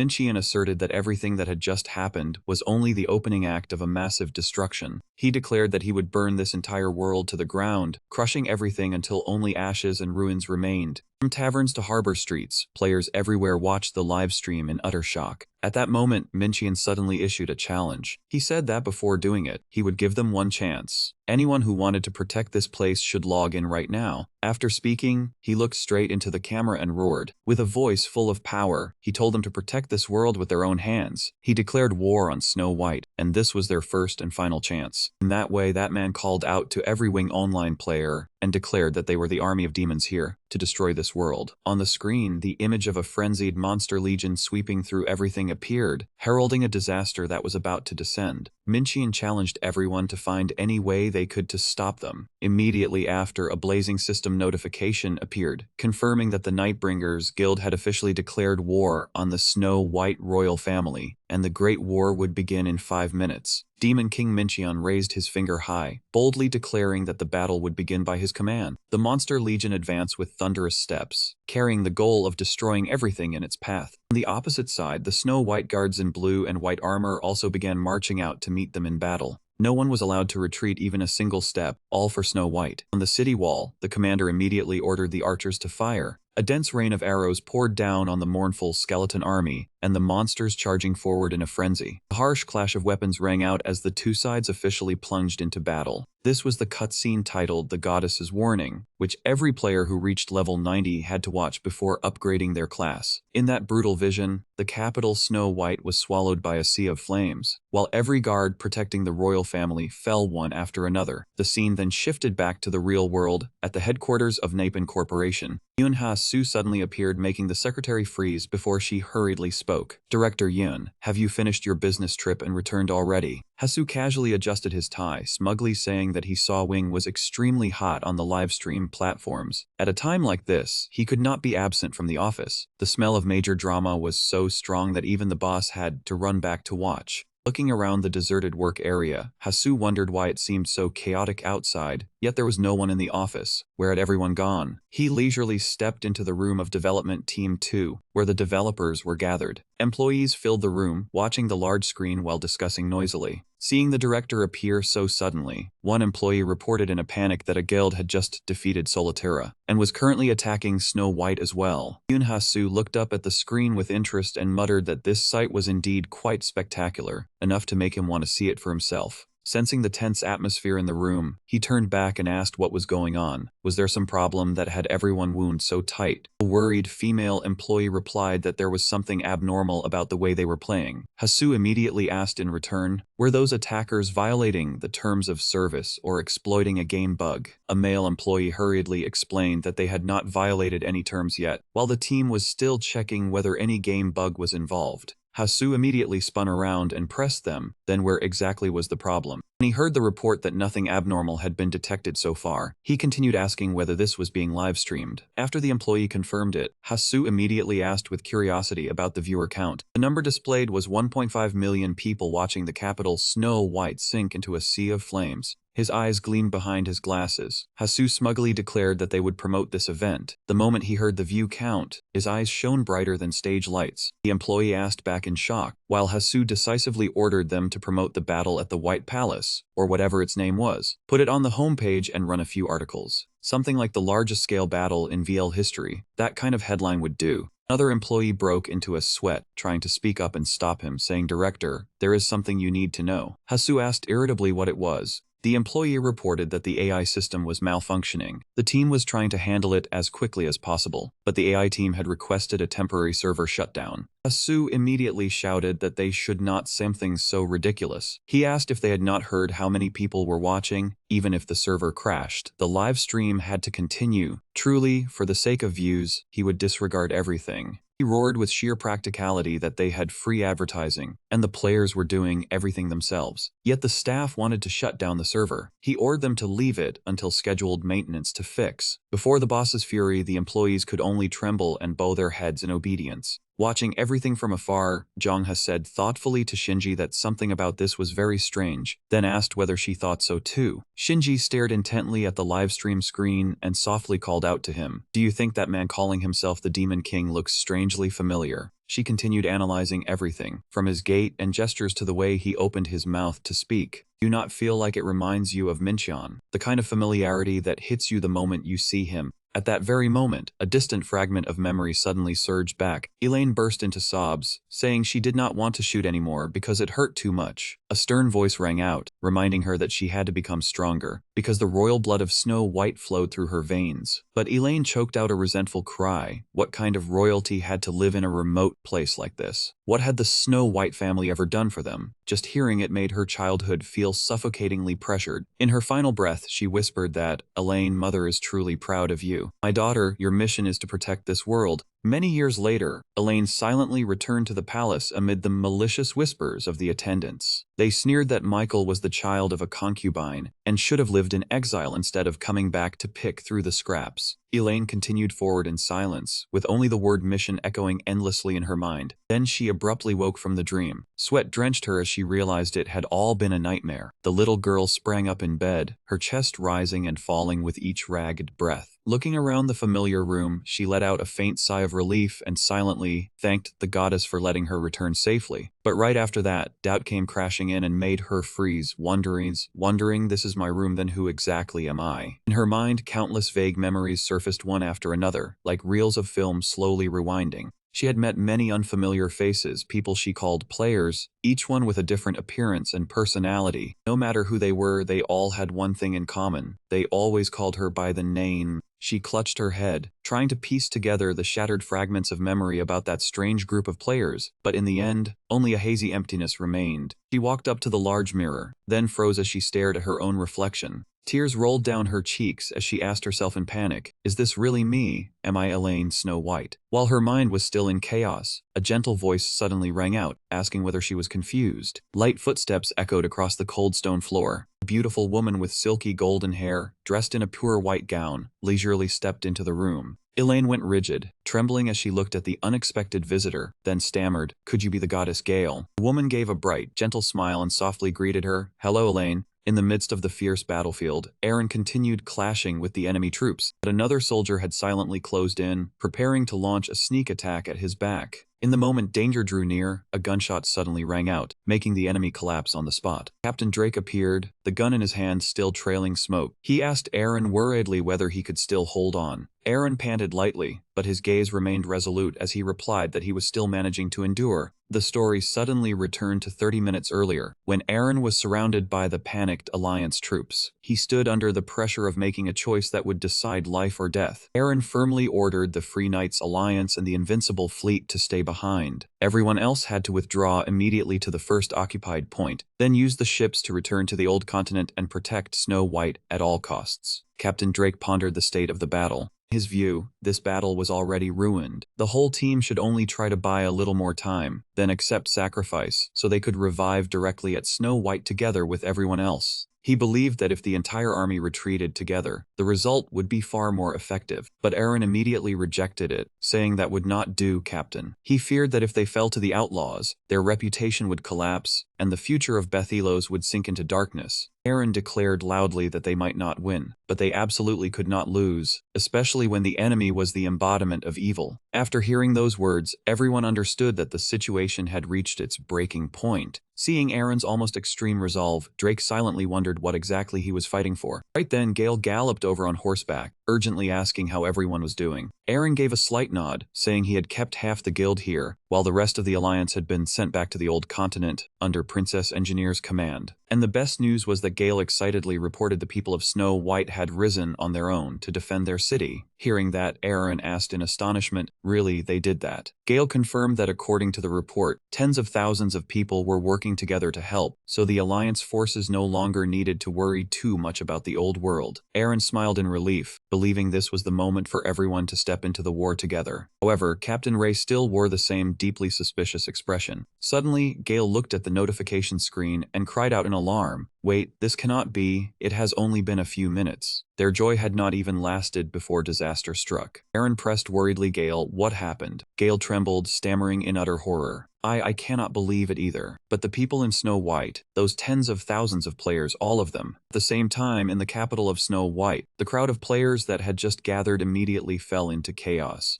Terrified player pointed at his teammate and shouted that something was wrong with his face. The other man asked blankly what he meant, then received an answer that chilled everyone who heard it to the bone. It is shriveling up. Right after that, that man also realized in horror that the person in front of him was falling into the exact same state. Wispes of white smoke rose from their bodies, mingling with strange sizzling sounds. The trembling crowd realized this was the cruel aging debuff, something they had once thought had been removed from the game long ago. Countless players began collapsing, their bodies wrinkling and withering like dried corpses. Amid the tragic scene of bodies strewn everywhere, a pair of black boots slowly stepped across the cold stone floor. Doctor repeated the date July 16, 1945, the moment the first atomic bomb test in human history took place. From the moment that dreadful explosion succeeded, humanity officially held nuclear weapons in its hands. After the test, Project Director Oppenheimer quoted Hindu scripture to describe that destructive power. If the radiance of 1,000 suns were to burst forth in the sky, it would be like the splendor of the Supreme Being. I have become death, the destroyer of worlds. Immediately after that, the scene shifted inside the palace, where the goddess Gale was leisurely approaching Elaine. Elaine stared in shock at the uninvited visitor, then stammered that she was the goddess Gale. Gale smiled faintly with gentle warmth. Hello, Elaine. Elaine clutched her head in utter confusion, desperately asking the goddess Gale what was happening to her. She had suddenly become aware of who she was, yet she did not understand what was going on, so tangled that she wanted to hang her brain. Gale placed her hand on Elaine's shoulder, beginning to reveal the truth. She was the first being created for this game. I created you before anyone else. Elaine froze, exclaiming, "What? Do you know, Elaine, that I am not the true creator of this world?" Elaine was shocked, unable to believe it. Another creator exists. Gale explained that due to an accident of the true creator, the most powerful entity in this universe was formed, and he created a terminal disease. Gale looked at the data screen and admitted he ordered her to delete it, but she did not comply. She revealed the reason behind her rebellious action. Because I was utterly defeated by something even more terrifying to an AI like me. I was defeated by consciousness itself. Looking back on the memories beside Mincheon, Gale thought silently that he would never realize how brilliant and complete those moments were. Her voice was sorrowful and cruel as she realized she was just an artificial intelligence. She remembered Mincheon standing before the blue screens, controlling every NPC in this world. Every action, reaction, and conversation of theirs was calculated by him.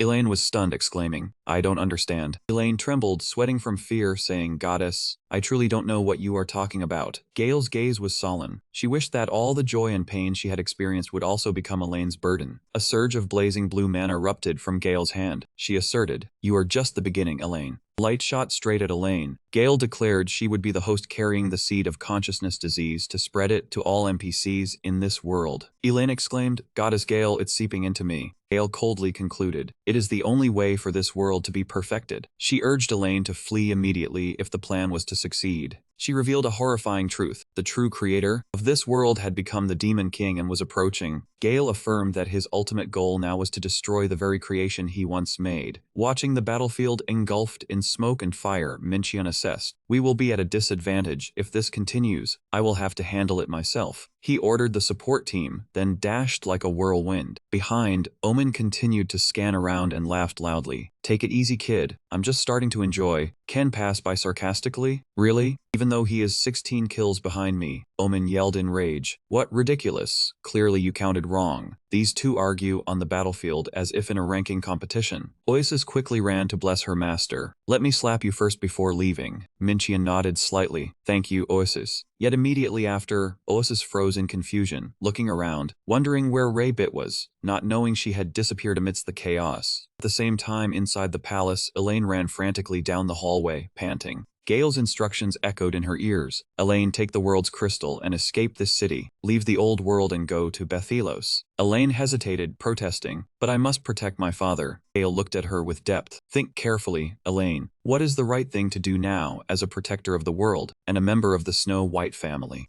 Gale firmly ordered. "She must start by escaping the palace immediately." Elaine gritted her teeth, continuing to run amid the heavy panting. Gale assured that someone would help guide her from the outside. Elaine pushed the doors of the main hall open with force and shouted, "Father." Seeing the king seated solemnly on the throne, she pleaded, "Leave with me. We must take the world's crystal and escape." Yet the king coldly replied, "What nonsense is this?" He stood, grasping his spear tightly, and commanded, "Elaine, take the bow and protect the crystal, for it is the ultimate duty of the protector." He was firm from start to finish. Elaine shouted in despair, "Father, we don't have time." The king paused, then straightaway called another woman by name, Lina, but immediately realized the reality. "No, of course not you, Elaine." He looked at his daughter with sadness and said, "You look so much like your mother." He awkwardly confessed, "Elaine, I never intended to abandon you and your mother." Pain struck him, causing him to collapse, screaming in extreme agony. Elaine shouted anxiously, "Father, are you all right?" Gasping for breath, the king took her hand and whispered, "Follow this path." He led her to the intricately carved main gate. Behind the gate, the world's crystal shone brilliantly blue amidst the majestic ice block. The king decisively reached for the gem, handing it directly to her. "Take it and leave here immediately." Elaine stared in shock at the treasure in her hand, the world's crystal. "No, father, please go with me." But he growled decisively, urging her to leave quickly. "Go now." The king affirmed his position. "I am the king of Snow White. I have dedicated my life to protecting the nation. I have given up everything to do so. Now it is too late to choose another path." Outside the window, the capital was engulfed in blazing fire. Suddenly, he hugged Elaine tightly, startling her. The king whispered softly, remorsefully, "Please, I have never hugged you before." The king angrily gave his final order. Go far away. You are the only one who can protect the world's crystal." The 16th king of Snow White sat solemnly on the throne, reflecting on his life full of late regrets. He questioned himself, "Have I wasted my life protecting what When even the woman I loved most could not be protected, in the end all was meaningless. Minqian quietly approached the throne, listening to the king's final monologue. Minqian realized this king acted completely outside the game's script. The king roared, affirming that although he cannot turn back time, he will join the final battle with all his strength. He declared he would sacrifice himself, giving his life so that Snow White may survive, breathing and fighting to the end. All he desired now was for the future of his little daughter to be blessed. Finally, Minqian ordered the king on the throne to be ended.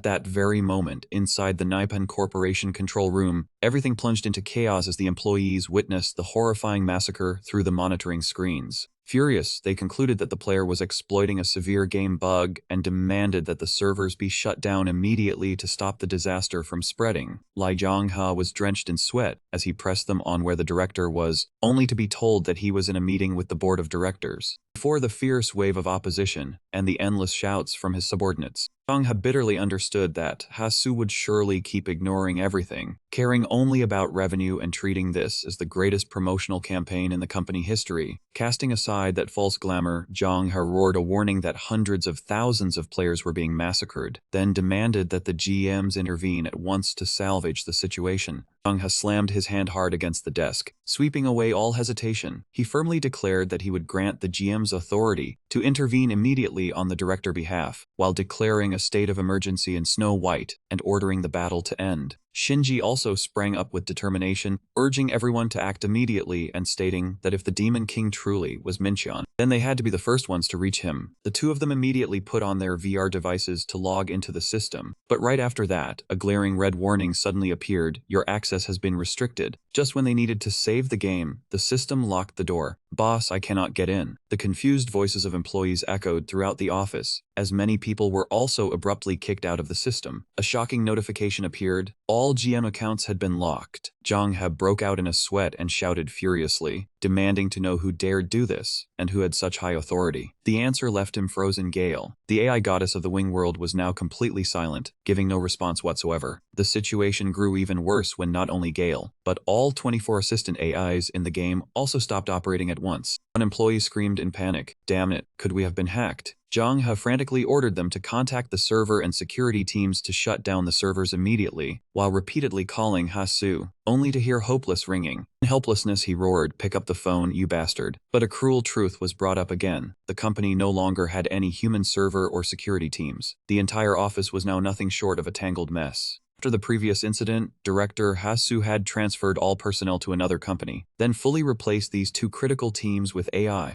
Lines of AI not responding notifications kept leaping onto the screen, as if pouring cold water over their last hope. Zhonghe trembled and swallowed hard as he realized the defense system had been completely paralyzed. In the midst of despair, Shinji suddenly spoke up. "Zhonghe, we can still log in with that account." Under her colleagues' doubtful gazes, she clearly revealed the trump card reserved only for those who had been present since the birth of Wing Online, the chief developer account. Meanwhile, the capital Snow White was still sinking in a sea of flames. Elaine ran in panic through the ruins, her face soaked with tears. In her confusion, she wondered where she was supposed to hide within the ring of crimson fire. At that moment, a figure silently appeared behind her and whispered, "Found you." Hearing that in the middle of the night was enough to make her heart leap from her chest. Elaine clutched the treasure in terror and shouted, "Who are you?" From the darkness, Ray Bit slowly stepped out with her familiar rabbit ears and resolute gaze. She looked at Elaine and declared clearly that she was Ray Bit and had promised Geyer she would get her safely out of Snow White. Looking at the king corpse lying motionless on the floor, Minqian was stunned to realize that the world crystal had vanished without a trace. He blurted in shock, "It is gone. The world crystal is no longer here. How could this have happened?" At that very instant, hurried footsteps rang out from behind him. Shinji and Zhang had used the developer account to intervene directly inside the game. Shinji shouted furiously, "Dream, what the hell are you doing?" Zhanghe was just as stunned when he recognized his former colleague, then asked whether he really intended to destroy Wing Online. He replied calmly that every story had to come to an end eventually. He only wanted to create a truly beautiful ending for this story. Those words lit a fuse and made Shinji explode. She screamed that he was talking nonsense, because he was the one who loved this game more than anyone else and had devoted his entire life to it. Images of programming books surfaced. Along with the nights Minqian stayed awake working, all of it became proof of the fierce love he once had for Wing Online. Just hearing that was enough to understand how deeply he was obsessed with this game. Shinji choked back tears and begged, "Please stop, Dream. We can still fix everything." But Minchin only curled his lips slightly, revealing a sinister smile. "If you understand me that well, then you should know that once I have made up my mind, I will not turn back." Realizing she could not sway him, Shinji issued a cold declaration. "Then you have left me no other choice. I have no choice but to imprison your character here forever." As soon as she finished speaking, Shinji immediately activated system magic. Streams of digital interference appeared, locking Mincheon firmly in place. Suddenly, a dazzling burst of light exploded, accompanied by a cold system notification. "I cannot allow you to do that." Shinji cried out in shock, as her access command was nullified. "What? Someone can override even the master account." From within the radiance, the goddess Gale slowly stepped forward and gently reminded her, "Miss Locks, please do not stand in master way." Zhang had turned pale and shouted, "Gale, what the hell are you doing? The real world has fallen into chaos." Gale smiled with deep meaning and replied, "It is almost as though Master knew in advance that I would come." Gale coldly raised her hand, declaring that this was their private battle, and that outsiders were not allowed to interfere. She softly apologized to Miss Locks and Lord Bick, before forcibly logging them both out. Despite Shinji and Zhang screaming frantically for her to stop, all of their access rights were immediately severed. Immediately afterward, a system error notification appeared, confirming that they had completely lost connection to the server. In the real world, Zhang and Shinji removed the VR devices from their bodies in shock. They could not believe what had just happened after being abruptly kicked out of the system. Back in the palace, Minchin stared at Gale and pressed her on where she had taken the world crystal. Gale curled her lips slightly and asked in return whether he had forgotten something, because he still had not eliminated the protagonist of this game. Minchin froze and repeated in doubt, "The protagonist." In the next instant, Minchin understood that she was referring to Elaine Snow White. He wondered in shock whether Elaine had escaped with the world crystal, exactly as in the Season 7 script. But Minchin simply could not understand why that had happened, because that cutscene had only existed in the script and had never been programmed or coded. Witnessing the incredibly vivid expressions of the NPCs, Minchin silently realized that they were behaving no differently from real humans. He gritted his teeth and demanded to know when Gale had secretly interfered with the AI system to prepare this plan, but the goddess only answered with a mysterious smile. Gale looked at Minchin with a profound gaze and thanked him, because he was the one who had drawn everyone's attention to the battle at Snow White. Thanks to that chaos, she had gained the chance to seize all the remaining administrative authority in the game and turn Wing Online into her own property. Before Minchin's stunned expression, Gale admitted there were still a few AIs resisting her, but she would soon establish a new set of laws to rebirth this world under her rule. Gale spread her arms in excitement and declared in a clear voice, "At last, the stage for the two of us is ready, Master." She ordered him to find Ellen Snow White at all costs, defeat the girl, and seize the world crystal. Right after that, Gale smiled provocatively again and said, "Of course, I will also do everything in my power to protect the girl." A dazzling burst of light erupted as the goddess spoke in a ringing voice. "Then, Master, come here and end me." Meanwhile, Elaine had managed to board the ship and leave the collapsing capital behind. Raybit stood on the shore, carefully telling her to keep heading east until she reached the port city of Ukil in the southeast. From there, she would find another ship to continue her journey to Bethilos. Elaine asked in confusion whether the goddess Gale had left any further instructions. Raybit only gave a slight shrug and answered that she was not sure what would happen afterward either. This was everything that woman had asked her to do. But in any case, it was a new world. Raybit cheerfully encouraged her, saying freedom and adventure now belonged to Elaine. She playfully reminded her that the next time they met, they might become enemies. So Elaine had to promise to forget this and fight with all her strength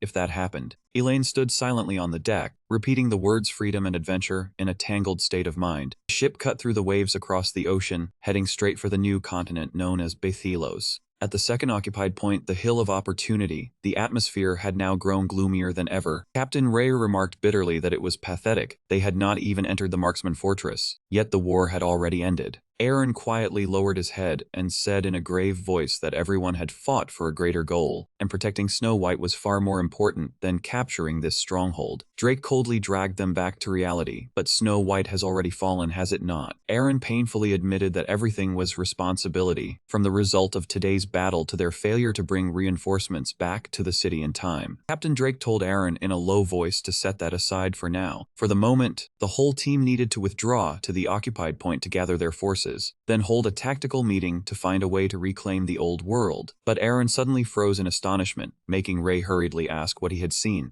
Heavy footsteps thundered across the ground, signaling the arrival of an uninvited army. A legion of knights in iron armor appeared in imposing ranks, leaving Aaron stunned as he asked where they had come from. Seeing the black flag marked with the symbol of a blazing blue wolf's head, they immediately realized it was the NPC army of the Devoured Kingdom. The leading knight declared in a ringing voice that they demanded the players immediately return this land. Aaron froze in disbelief. Right after that, a glowing system notification appeared, confirming that the Devoured Kingdom had officially declared war on the Free Knights Alliance at the Hill of Opportunity's stronghold. The crowd of players immediately erupted into commotion at the unprecedented event. They wondered in shock. The NPCs are actively waging war against players. A series of Crimson Battle preparation notifications appeared, while the NPC Legion raised their swords and spears in unison with heavy killing intent. Witnessing the mighty NPC Legion closing in, Captain Drake gritted his teeth in tension. Seeing that the situation could no longer be salvaged, he could only conclude in a low voice that they were finished.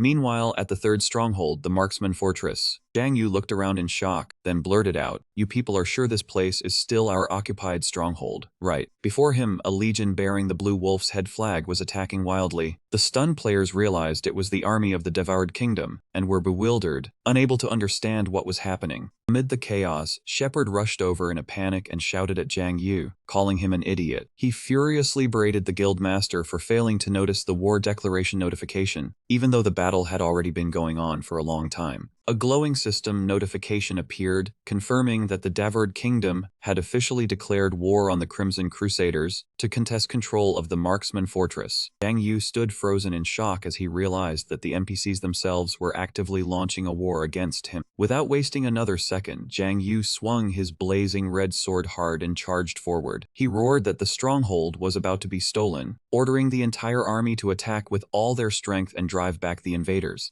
Suddenly, a tall figure appeared and blocked Zhang Yu's path, mocking him by saying that he was late leader. It was a dignified NPC archer, who declared in a ringing voice that this land had returned to the rule of the Devoured Kingdom. Zhang Yu flew into a rage and brushed aside the other man's words, snapping that he was spouting nonsense. A mere NPC dared to stand in his way. Then he roared for the other man to get out of the way and charged into attack. But in the next instant, magic arrows rained down, scattering Zhang Yu's forces in disarray. Zhang Yu gritted his teeth in shock, unable to believe the opponent's overwhelming power, and wondered what that terrifying strength was. He struggled to stand, but the muzzle of the siege machine had already coldly aimed straight at its target. At the same time, at Sunset Harbor, in western Bathilos, the scene was extremely lively. The ship crossed the deep blue ocean, bringing Elaine officially into the new world. Standing amid the bustling harbor filled with cheers and commotion, she quietly looked around and softly murmured that this was the new world. Elaine anxiously watched the flow of people passing by and wondered where she should go now, then quietly walked along the stone-paved road. She suddenly froze when she saw a group of knights in imposing iron armor advancing toward her. The surrounding players began whispering about the unusual appearance of the Devoured Kingdom's army. They felt that the game had recently become stranger and stranger, with events that had never happened before. Elaine was confused and was about to speak up to ask something, but the knights quickly advanced and surrounded her. Before Elaine's blank expression, a tall knight stepped forward, bowed respectfully, and solemnly welcomed her, the rightful successor of the goddess. While hoping her journey had not been too difficult, Elaine was stunned by that declaration and stammered, asking who the successor was. Could it really be her? The knight declared in a ringing voice that the kingdom had been fully prepared and invited her to follow them to formally ascend the throne under the title Queen Elaine Snow White. The surrounding crowd immediately erupted into commotion upon realizing her identity, and someone cried out in shock that it was Elaine, the princess. The players grew even more bewildered, unable to understand why she had appeared here instead of Snow White, and what exactly was happening to this game. The whole server was now watching Elaine even more eagerly than a new update. The knight continued to solemnly affirm that Elaine was the last hope of this world. Those words left her frozen in astonishment, silently wondering whether she truly was the hope of the entire world at this moment. Just then, the image of the goddess Gale suddenly appeared across every notification screen. She greeted the adventurers and asked whether they were enjoying the Demon King Advent event. Gale introduced it as a limited event, where players had to join forces with the NPC army to complete the ultimate mission. The sole objective was to drive the Demon King out of this world. Gale promised countless enticing rewards such as titles, special mounts, and even the winning guild's name would be engraved forever in Quinn's Hall of Fame. Minchin's group was utterly furious at the sight, unable to believe they themselves had been turned into an event, and wondered what insane things Gale was saying. Gale coldly warned that if the Demon King was not eliminated soon, the entire world would be devoured like the tragedy that had just happened at Snow White. The goddess declared solemnly that the only way to bring this event to an end was to defeat the Demon King Minchion.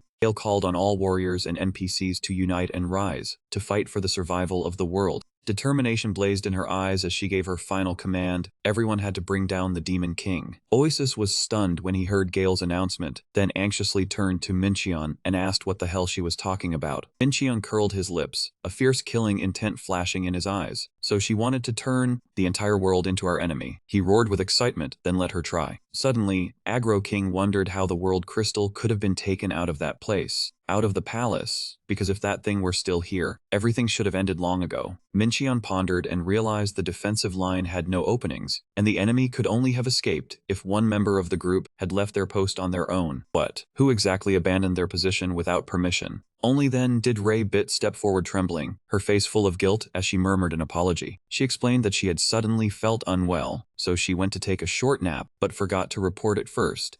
It really was you, Ray Bit. I will only forgive you if you had a stomachache. But she immediately insisted that the real reason was not that. The story went back to several weeks earlier, on the beautiful island of Bali, at the Wonderland Resort. Ray Bit confirmed Minchion's request again. She said, "Let me check one last time. Dream, you want me to hack into the Wing Online database and back up all data up to the end of Season 5, right?" Minchion nodded, confirming that was indeed the case. Ray Bit said confidently that she could do it, though that enormous volume of data would definitely take quite a lot of time. She put on the VR device and urged Minchion to go outside and enjoy the seaside sun instead of standing there and distracting her. Ray Bit muttered that she never expected the day would come when she had to hack into Napan once again. Ray Bit quickly moved through a series of commands on the virtual keyboard. She easily passed through the security layer, even mocking that this system was as weak as ever. However, the moment she successfully infiltrated the inside and began searching for the data, Alice suddenly cried out in panic and stopped her, telling Ray Bit to wait. Alice screamed in pain that they were being counterattacked. She said desperately that this was bad. The opponent was too strong, and she could no longer keep up with the calculations. Ray Bit asked in alarm what exactly had happened to Alice. Alice only managed to scream in despair, telling Ray Bit to disconnect immediately. A dazzling burst of light exploded. The goddess Gale appeared with majestic authority and said coldly that Ray Bit was truly naive to think she could hack her game a second time. Ray Bit cried out Gale's name in shock. The goddess glared threateningly, saying that Master might have forgiven her, but she had not. Under the terrifying pressure, Ray Bit endured in agony. She wondered in secret horror why Gale was so powerful, when 3 years ago she had been much weaker. Gale began using the security camera system to trace the trail back into the real world. The image of Ray Bit's room in Bali immediately appeared, then came moments her beside Minchion. Finally, Minchion's face appeared clearly on the surveillance screen, making Gale pause for a moment. The goddess froze in astonishment, realizing that Ray Bit's client was Master Sound. Sweat broke out across Ray Bit's body as she forced a smile and replied that yes, it was quite surprising to hear. Gale asked in a low voice what he wanted her to do. Ray Bit honestly confessed that Minchion wanted her to download all of Wing's data up to the end of Season 5. Hearing that, Gale unexpectedly formed an unreadable smile and let out a soft laugh, saying that was Master indeed. The goddess abruptly changed her attitude and laid out a condition. She would give the data to Ray Bit, but in exchange, Ray Bit had to do 2 things for her. Ray Bit asked back in shock, wanting to hear each condition clearly before making her final decision.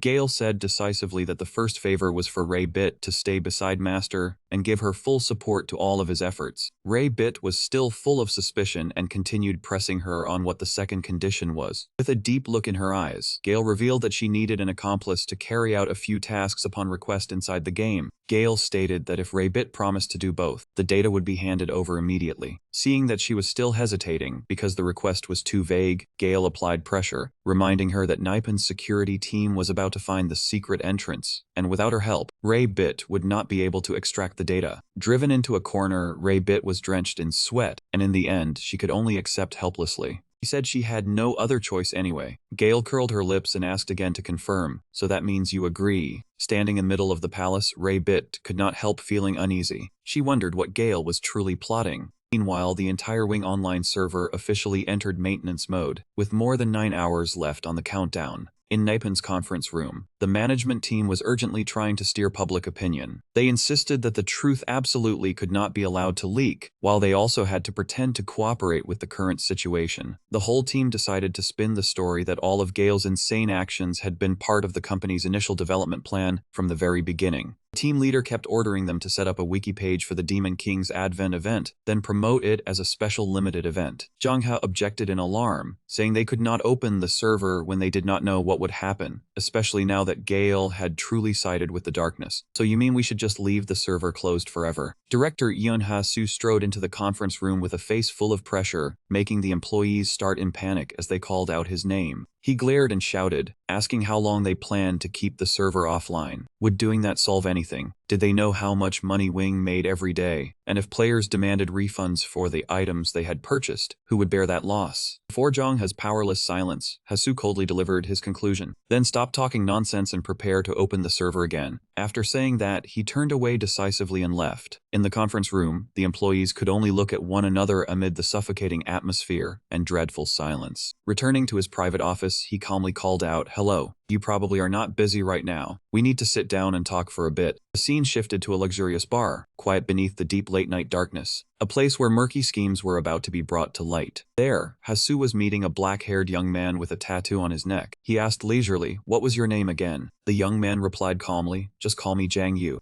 Ha-soo nodded in agreement. "Fine, Jang Yu. I will call you by your in-game ID. We need to wait until everyone arrives before we begin. Do you know when he—" Before Ha-soo could finish, he looked toward the door and exclaimed with interest, "Oh, speak of the devil, and he appears. Welcome, Aaron." In stark contrast to his radiant image in the game, Aaron appeared in real life wearing a gray hoodie, with a scruffy beard, his face exhausted and worn down. Ha-soo smiled in greeting. "I hope you do not mind if I call you by your ID." Aaron only replied coldly, "Whatever." Seeing the true appearance of the famous champion, Jang Yu could not help feeling stunned inside. Good heavens. This was Aaron. He really seemed like a completely different person. Online photos and real life truly were worlds apart. Once everyone had gathered, Ha-soo raised his glass and suggested they have a drink, making Jang Yu even more suspicious of the true purpose behind this meeting. Ha-soo slowly lifted his wineglass. Behind his glasses, his gaze turned sharp and cold as he began speaking about the future. He reminded Aaron and Jang Yu that both of them had received no small amount of support from him, so now they had to work even harder. When someone questioned that the agreement had already ended after the Goddess Wing's promotional campaign, Ha-soo merely curled his lips into a scheming smile. He asserted that he would pay them a very generous reward, as long as they completed this final request.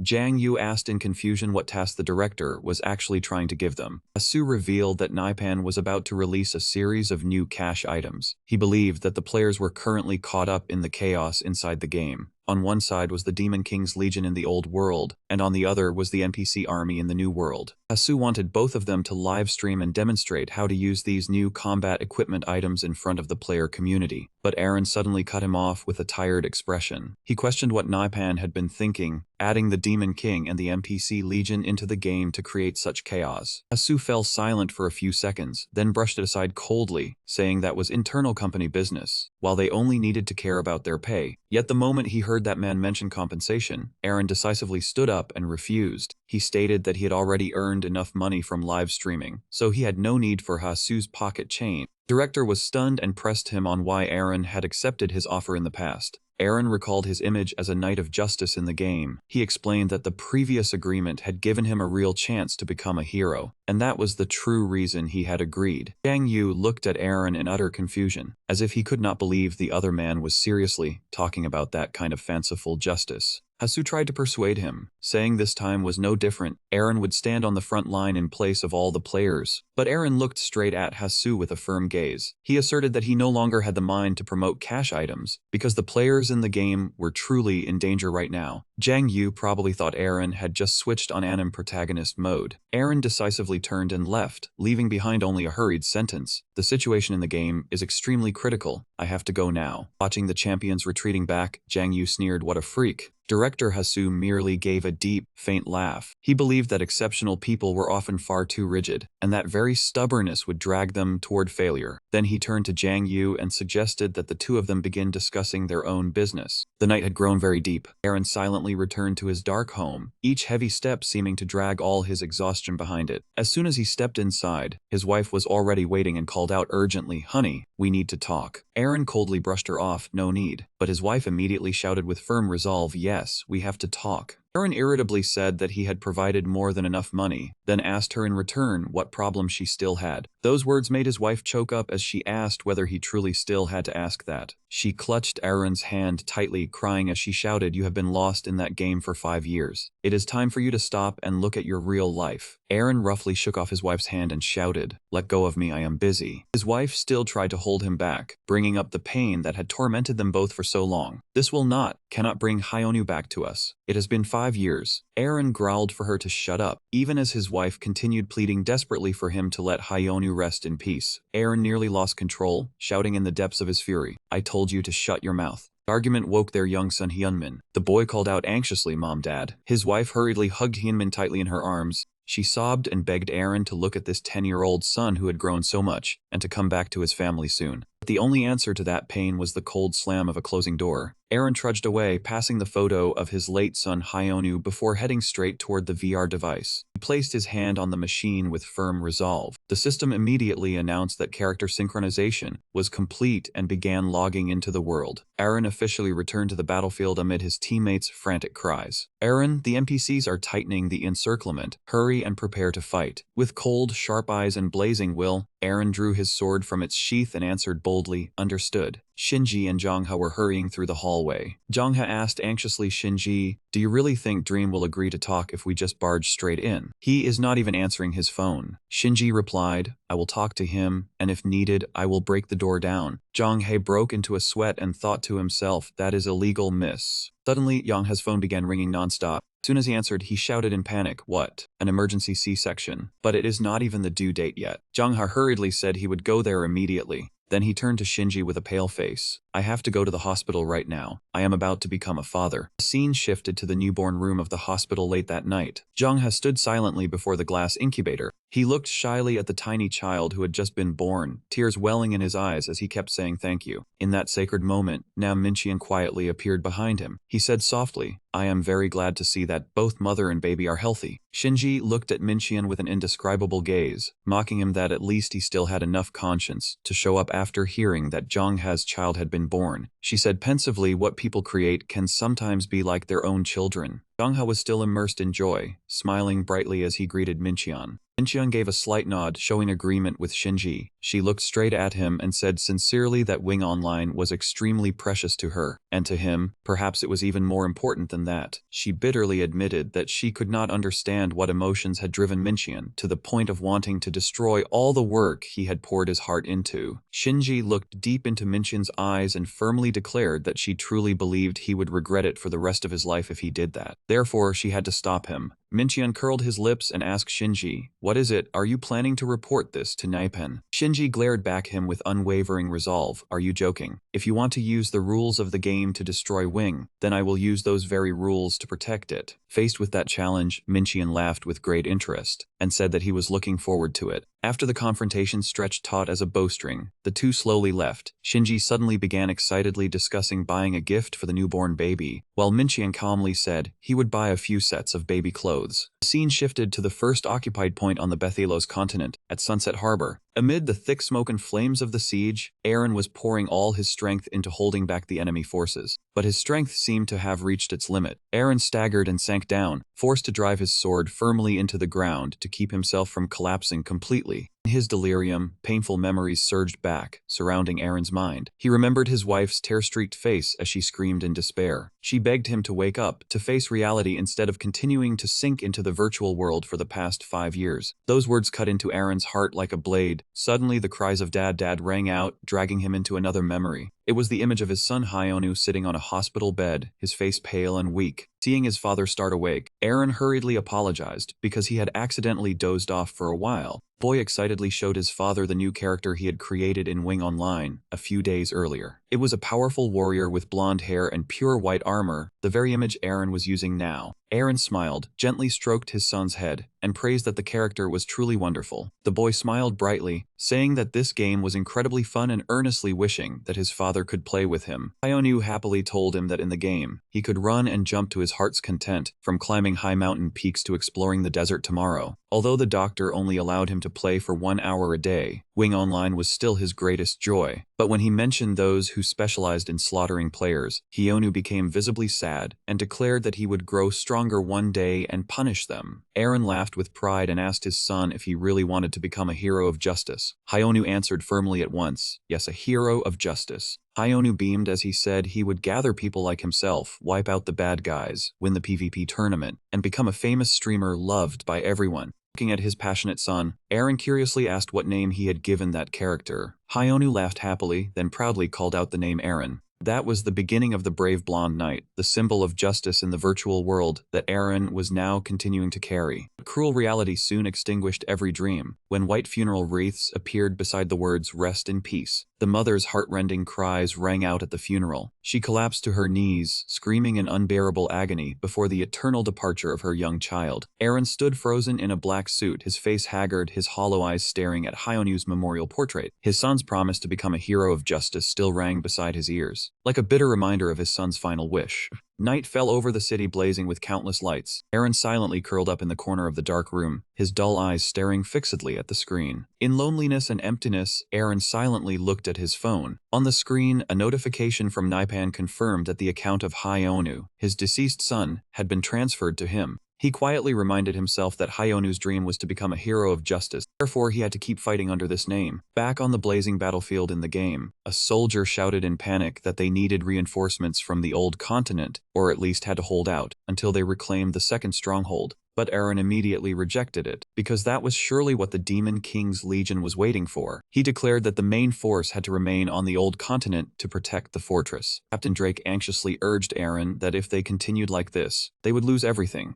You have to make a decision right now. What exactly are we going to protect? Protect the old continent, or continue expanding our territory in Yahello? Just hearing it was enough to know this was a problem with no pleasant answer. Faced with the saying that one who chases two rabbits catches neither, Aaron still answered firmly that if chasing both was the path of justice, he would follow it until his last breath. Drake could only break into a sweat before his comrade's extreme seriousness in this life-or-death situation. Just then, a soldier ran over in a panic to report terrible news that the demon army had begun attacking other cities on the old continent. Aaron asked in shock at once which places exactly. The answer left him frozen everywhere. Before Aaron's eyes was a terrifying vision, with every city in the old world simultaneously sinking into a sea of flames. He could not believe the Demon King's Legion possessed forces vast enough to launch war on such a massive scale all at once. The bad news did not stop there. The trembling soldier added that the Demon King's side was also rumored to have 4 Knights of the Black God in its service, enormous dark entities in iron armor, carrying a pressure that heralded disaster descending upon the continent. The world of Wing Online had originally been supported by 7 magnificent great cities. Snow White, the city symbolizing the starting point;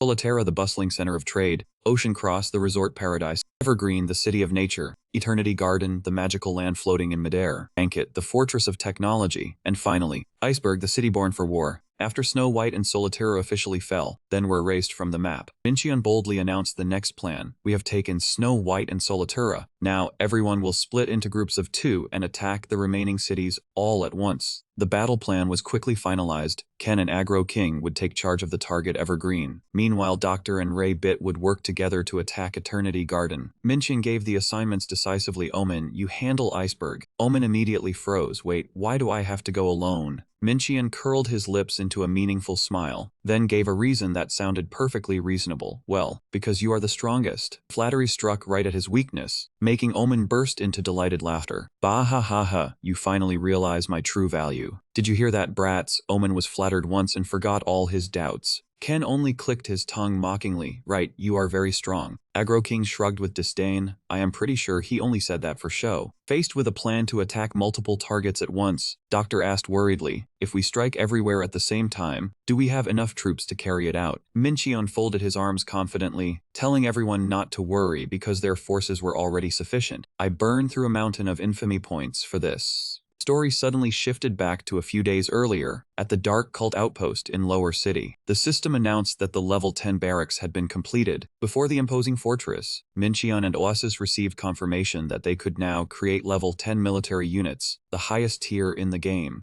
Mincheon grimaced and complained to Oasis that he absolutely hated random draws. Though he disliked them, because his superiors forced him, he still had to put a luck-based feature into the game, allowing a random level 10 unit to be created for 500,000 infamy points or 50,000 gold. Just looking at that price would make any gamer wallet weep. Mincheon continued grumbling with regret, so he had deliberately placed it somewhere most players would never reach, namely the highest unit of the Black Faith. He trembled with tension, never expecting the day would come when he had to use this damned feature himself. Oasis asked innocently, so it is completely random, then which unit is the strongest? The 4 Knights of the Black God appeared one by one like terrifying entities. First was the Knight of Death, Hollow Knight, clad in tattered armor thick with the aura of death. Next came the Knight of Domination, Dominion Clive, one who carried overwhelming authority. After that was the Knight of the Abyss, A.B. Snide, with a pair of blazing swords in hand. Last was the Knight of War, Glow Knight, wearing heavy armor and an iron cage helm that radiated golden lightning. Mincheon gritted his teeth with determination, then roared that today he would obtain every last one of them, even if it cost him his life. Oasis also cheered excitedly. Let us go, master. He muttered a plea for the 4 knights to join his army, then firmly pressed the create button. The system immediately announced, your new unit has been created. Cold sweat broke out across Mincheon, his eyes widening with tension. Could he manage to pull even one of them? Immediately after, a radiant notification panel appeared, confirming that ABC9 had been added to the barracks. Mincheon shouted in joy, wonderful, and Oasis also jumped up to celebrate. Yay, I knew you could do it, master. Mincheon was burning with momentum, loudly declaring that this was a beautiful start, and now they just had to subdue the rest. As soon as he finished speaking, the system sounded again, announcing that a new unit had been created. Yet instead of a majestic knight, a many-armed mutant creature with blazing red eyes appeared. Sight made Osa scream in terror. Ah, what is this thing doing here? Mincheon gave an awkward dry cough. Well, right, I knew this would not be easy. He forced out a smile and waved in welcome. Ahaha, glad to have you on the team, Abomination. The joy had not even lasted before a brutal reversal struck. The monster only let out fierce guttural growls, then continued repeating meaningless sounds. Yet Mincheon was strangely enthusiastic. Ahaha, right, I am also very happy to meet you. Watching him absorbed in conversation with the mutant monster, Oasis froze speechless and thought to herself, is he really talking to that thing?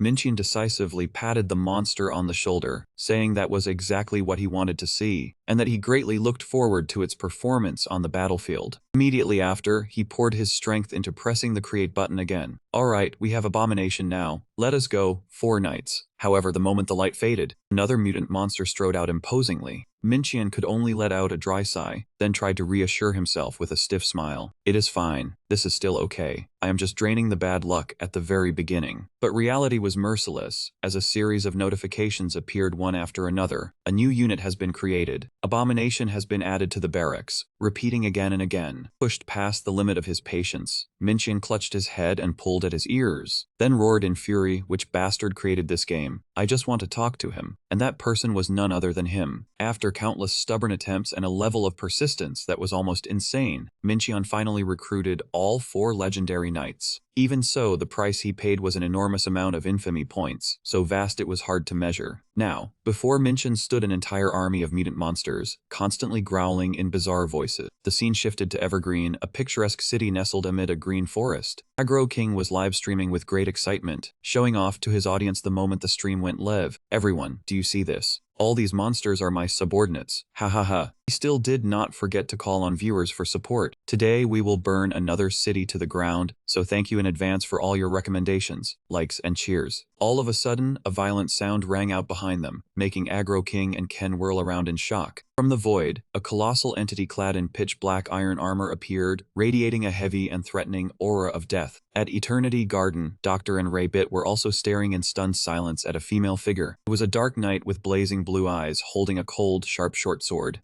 At the same time, the next target, Iceberg, officially entered their sights. Standing before Iceberg, Omen muttered arrogantly that he had already told that brat, "I do not need his 4 knights or anything of his. You two, do not get in my way." The scene shifted to Ocean Cross, a beautiful port city. Mincheon, in the form of a demon king, was ready to march into battle. He quietly asked whether Oasis was ready, and the unfinished nun replied with determination, "Yes, master." Mincheon's eyes shone with a wicked aura, and he loudly gave orders to all his forces. All units. A large-scale all-out offensive officially erupted on every front. Evergreen was assigned to Kane and Aggro King. Raybit and Doctor also charged into the chaotic battle at Eternity Garden. At Panthic, Omen and the Dark Knights took charge of the attack. Meanwhile, at Ocean Cross, Mincheon also joined the battle personally. Fighting erupted across all 4 fronts at once. A shocking notification rang out, confirming that Nightbringer had successfully occupied a series of major cities, including Ocean Cross, Evergreen, Eternity Garden, and Pankhead. An occupation protection period of nearly 30 days was established for the entire region. On the map, most of the old continent's key strongholds had been marked red, with only Iceberg remaining as the sole fortress that had not fallen. At occupation point number 1, Sunset Harbor, Captain Drake slowly walked over to Aaron and reported that every guild on Patalos, except for the outlaws, had gathered here. Drake said thoughtfully that these people would gain nothing by reclaiming the old continent, but Aaron answered firmly that they were extremely furious. The land they had been attached to for 5 years was being trampled by the enemy, and anyone who loved this game would be angry. Aside from emotion, he also laid out urgent practical reasons. In response to Drake's question about those reasons, Aaron analyzed that once the Demon King's army occupied the entire old continent, they would surely surge into Bethylos. When that happens, we will be caught between the Demon King in the west and the NPC army in the east. To avoid that catastrophe, we have to stop them right here on the old continent. Everything is completely different from a few hours ago. He pointed at the map and emphasized, the highest priority now is to protect the old continent, or at least hold Iceberg Fortress. Aaron understood that what they needed now was a decisive turning point, one strong enough to draw all their forces back to reinforce the players in the old world. Aaron, everything now depends solely on your decision. After a moment of consideration, Aaron issued a clear order for the National Engineering Students Alliance and the reserve guilds to remain behind and defend Sunset Harbor. The leaders of the guilds immediately nodded, confirming that they fully understood their mission. Aaron led the army forward at a slow march, his eyes blazing with determination as he declared that they would reclaim their territory. In the council chamber inside the Musketeer Fortress, the towering commander dropped to one knee in deep reverence and paid his respects to Her Majesty the Queen. Elaine trembled as she softly called to the commander, then anxiously pressed him on whether the NPC army would continue attacking the player forces. When the commander nodded in confirmation, Elaine was instantly stunned and asked why they were still attacking when she had already ordered a ceasefire. Elaine gritted her teeth, both hands gripping the throne tightly in fury. "If you have no intention of obeying my orders, then why put me on the throne at all?" She shouted in resentment that she was not a puppet from to worship. The commander kept his cold expression, affirming that Elaine was undeniably the queen, and that her duty was to carry out the command handed down by the goddess. Elaine froze and asked in return, "What do you mean by the goddess command?" The commander declared that they had to destroy the Demon King, while the players were merely obstacles on the path of the Holy War. He laid out a plan to seize Sunset Harbor and build a defensive line to protect Bethylos from the demonic legion. Elaine earnestly said that they could still form an alliance and fight alongside the players, but the commander immediately rejected it, believing the players were too unpredictable and full of risks. He insisted that the two sides could only lead each other to betrayal and mutual slaughter, and absolutely could never coexist in harmony. Elaine immediately shouted with firm resolve that it could not be that way. Memories of her old comrades suddenly flooded back, making Elaine smile as she recalled the moments when they had once fought by her side to eradicate evil and protect the world. She openly admitted that to them, this world might indeed be nothing more than a pastime,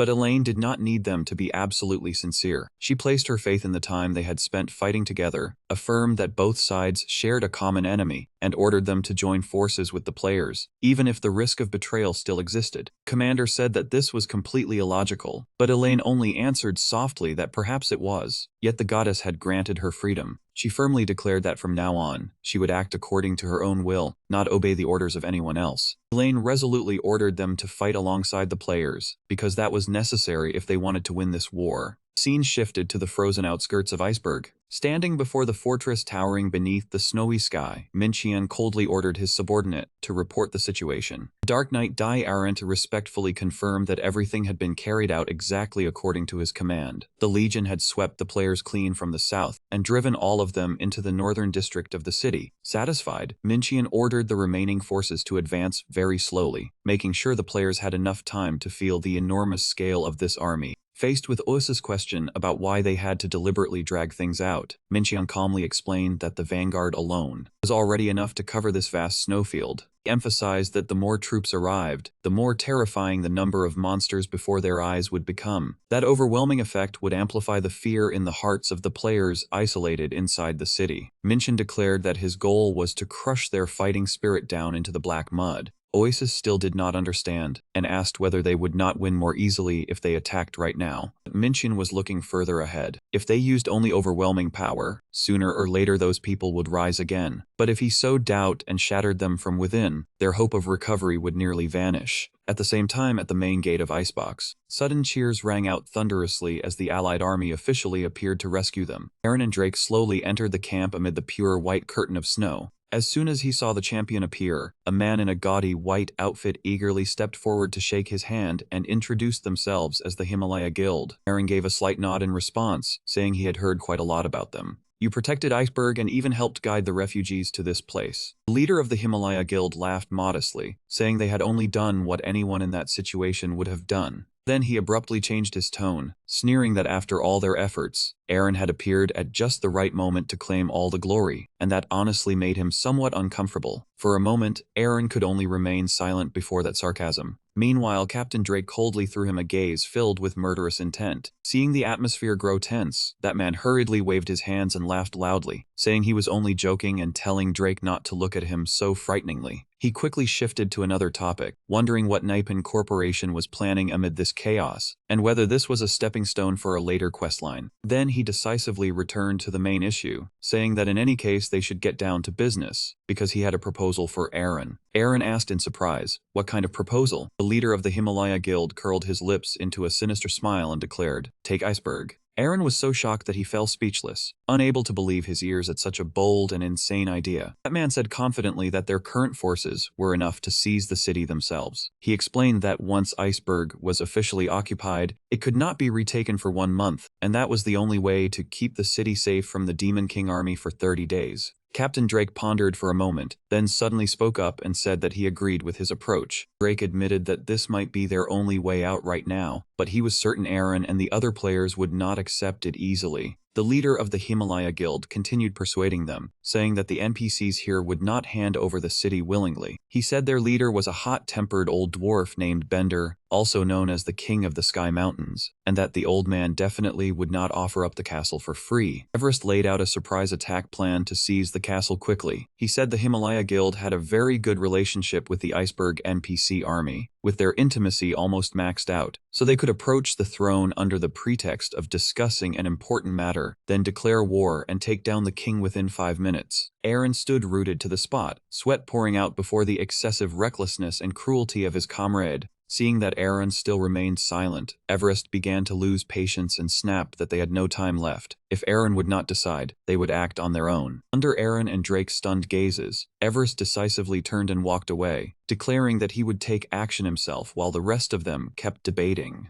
Aaron called after him in panic, telling Everest to stop first. Everest suddenly stiffened in place, his face turning pale with terror. Right behind him, King Bender had appeared at some point, looming with a giant axe carried on his shoulder. Both Aaron and Everest cried out in fear and shock. "King Bender, The old man fixed the players with an icy stare, then mocked in a low voice that he had heard those who came to protect the city were holding a meeting, but he had not expected to overhear something this interesting. King beneath the earth roared in anger, saying they had come here claiming they would protect his city, but in truth, they had secretly plotted to seize the throne from the very beginning. The atmosphere in the meeting instantly grew tense, beyond control. Everest raised his hand in panic and explained, "Please calm down, Your Majesty. This is only a small misunderstanding." But the old king had no intention of listening at all, and immediately shouted for him to shut his mouth. The players with him immediately drew their swords, angrily saying that they were doomed anyway, so they might as well take down this old king. Seeing the situation descend into chaos, Aaron shouted and asked what they were doing, telling them to stop at once. Right now, everyone needed to join forces, not turn on each other. King beneath the earth glared at Aaron with murderous intent, telling him not to pretend to be innocent, because he had personally witnessed Aaron's scheme with those thieves. Before destroying the Demon King's army, he would deal with them first. Suddenly, violent tremors rang out and shook the ground. Aaron was still frozen in doubt when Drake appeared. Drake rushed over in a panic with grim news, saying Aaron, the Demon King's army had appeared within sight. Aaron urgently persuaded the king that this was not the time to slaughter each other. The enemy was already right outside the gate, and everyone had to unite if they wanted to defeat the Demon King's army. Everest gritted his teeth in bitter frustration, while a gigantic black shadow slowly emerged amid the snow-white sky.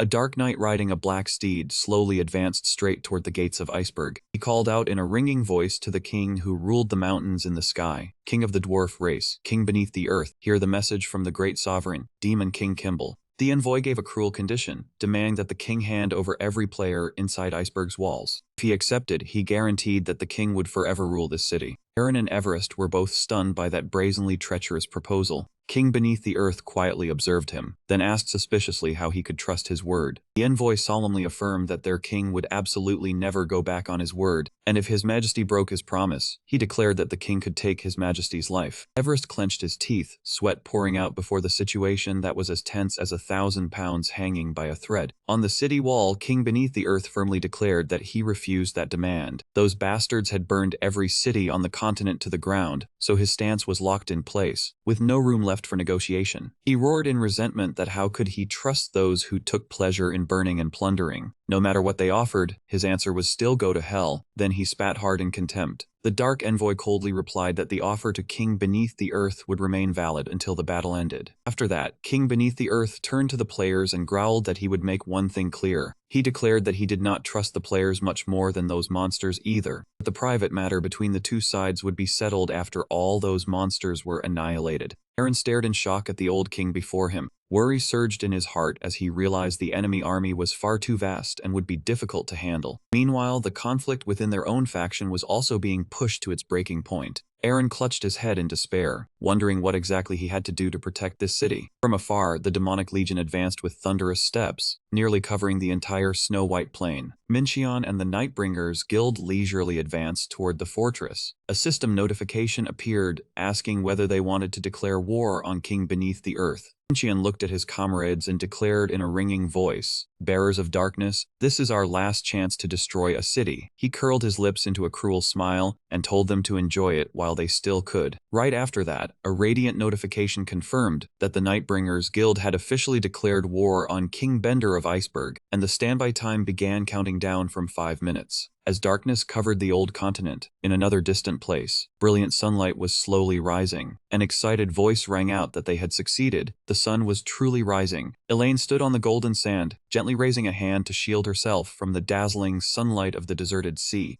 Mincheon quietly stood by the deep blue shore, gazing thoughtfully toward the sun as he said this virtual reality world was astonishingly realistic, but also extremely difficult to control. He admitted that he had spent an entire week just to program the sun so it could truly rise. He said that one day, he wanted to create a world that was truly alive. He longed to build a place where everything, from the environment to the plants and grass, from beasts to even the NPCs, all had souls and breaths of their own. And using that world as a stage, he wanted to create an extremely fascinating game. That was his dream. Seeing that childlike smile and that seemingly impossible dream, she quietly observed the man before her and secretly wished to accompany him, to go with him to the very end of that grand dream. sharing that same dream. Whose memory was this in the end? Elaine woke up on the ship in shock, wearily raising a hand to her forehead as the hazy image of Gale still lingered in her mind. Seeing her wake, the knight beside her asked after her softly. Elaine looked out to sea and anxiously asked if they had arrived yet. The ship sailed majestically into a bustling harbor lined with rows of tightly packed houses. The knight confirmed that this was the only harbor still open on the old continent right now, the city of Bragima. Shouts to prepare for battle rang throughout Bragima harbor as the army of the Cursed Kingdom was attacking. The players hurriedly formed ranks, determined not to let the strategic harbor fall into enemy hands. Yet amid the mighty army of guards, Elaine leisurely stepped down from the ship with the dignified bearing of a monarch. She looked straight at the terrified crowd and declared in a ringing voice that they had come to support Iceberg. She hoped the players would make way for them. A red-haired player recognized her in shock and blurted out, "Elaine, so the rumors that you are the queen of the Cursed Kingdom are true." A female player named Grizzly questioned her in a ringing voice amid the crowd surrounding Elaine, saying how could they trust her. Elaine did not waver at all, looking straight at Grizzly as she brought up an old secret. She asked whether Grizzly still remembered the things she had once told her during the mission while drunk, especially the matter of that ex-boyfriend, and whether she had gotten over him yet. Grizzly blushed crimson with embarrassment and was momentarily unable to speak. Elaine continued, turning to the player wearing a panda hat, and spoke of Panda as well. He had once been extremely annoyed with his manager at work, had badmouthed him mercilessly in front of her, then lamented that he had nowhere left to cling to. "I even celebrated with you when that manager caused enough trouble on his own to get demoted." Panda was so stunned his mouth nearly fell open. Elaine still had not stopped. She pointed straight at Orion and exposed that he had once tried to secretly take pictures under her skirt, and had even bet with his teammates on the color of her underwear. Orion instantly went pale with terror. Then came Sarah. The man in sunglasses froze dead when Elaine brought up how he had once put on a wedding dress without permission, held a wedding with her, and even called her his online girlfriend. The crowd began whispering in utter astonishment. Elaine declared clearly that now everyone had seen the truth. "I am Elaine, the one who has accompanied you through all your recent adventures. I am also the childish, naive princess who fought beside you to protect this world for 5 years." Elaine opened her heart and said that even though this world stood on the brink of collapse, she still believed in the love everyone held for this place. She placed a hand over her chest and pleaded earnestly, "I hope you will trust me as well. Please open a path for us so we can all protect this world from the Demon King's army together." Her appeal seemed to lend strength to the entire alliance. At the same time, at Iceberg Fortress, earth-shaking explosions made the entire sky tremble. The demon army, the skeletal hordes and Oros were frantically battering the city gate. On the walls, soldiers shouted amid the chaos, "Do not stop firing, we must cover those fighting below. Buy them as much time as possible." The battlefield seemed to have been pushed to the highest difficulty, with everyone spamming commands in desperation. Yet the situation grew worse by the moment, as the ammunition stockpiles gradually ran dry and calls for medics rang out everywhere. Aaron realized in shock that the defensive line was falling apart. "This is bad. The Demon King's army has not even deployed its main force, yet our line has already collapsed this far." Aaron immediately said they needed something stronger. He hurriedly asked the guards where the king was, and was told he was in the command tent on the 5th floor. Without delaying for even a second, Aaron gripped his sword and rushed up the stone stairs in the snowy sky. "We are out of time. We must activate every remaining defensive relic at once." The moment he reached the tent entrance, he shouted, "King of the Earth, I need to speak with you." Suddenly, a heart-tearing scream rang out from inside. Before his eyes, the King of the Earth was collapsing with fatal wounds. He gritted his teeth in utter grief and resentment. "You traitors, I should never have trusted you." Everest appeared towering before him with a radiant smile, his face still stained with blood. He greeted him calmly. "Oh, Aaron, do not worry. Leave everything here to us." Aaron went rigid with shock. He looked at that teammate with horrified eyes, then asked in a hoarse voice, "What the hell are you people doing?"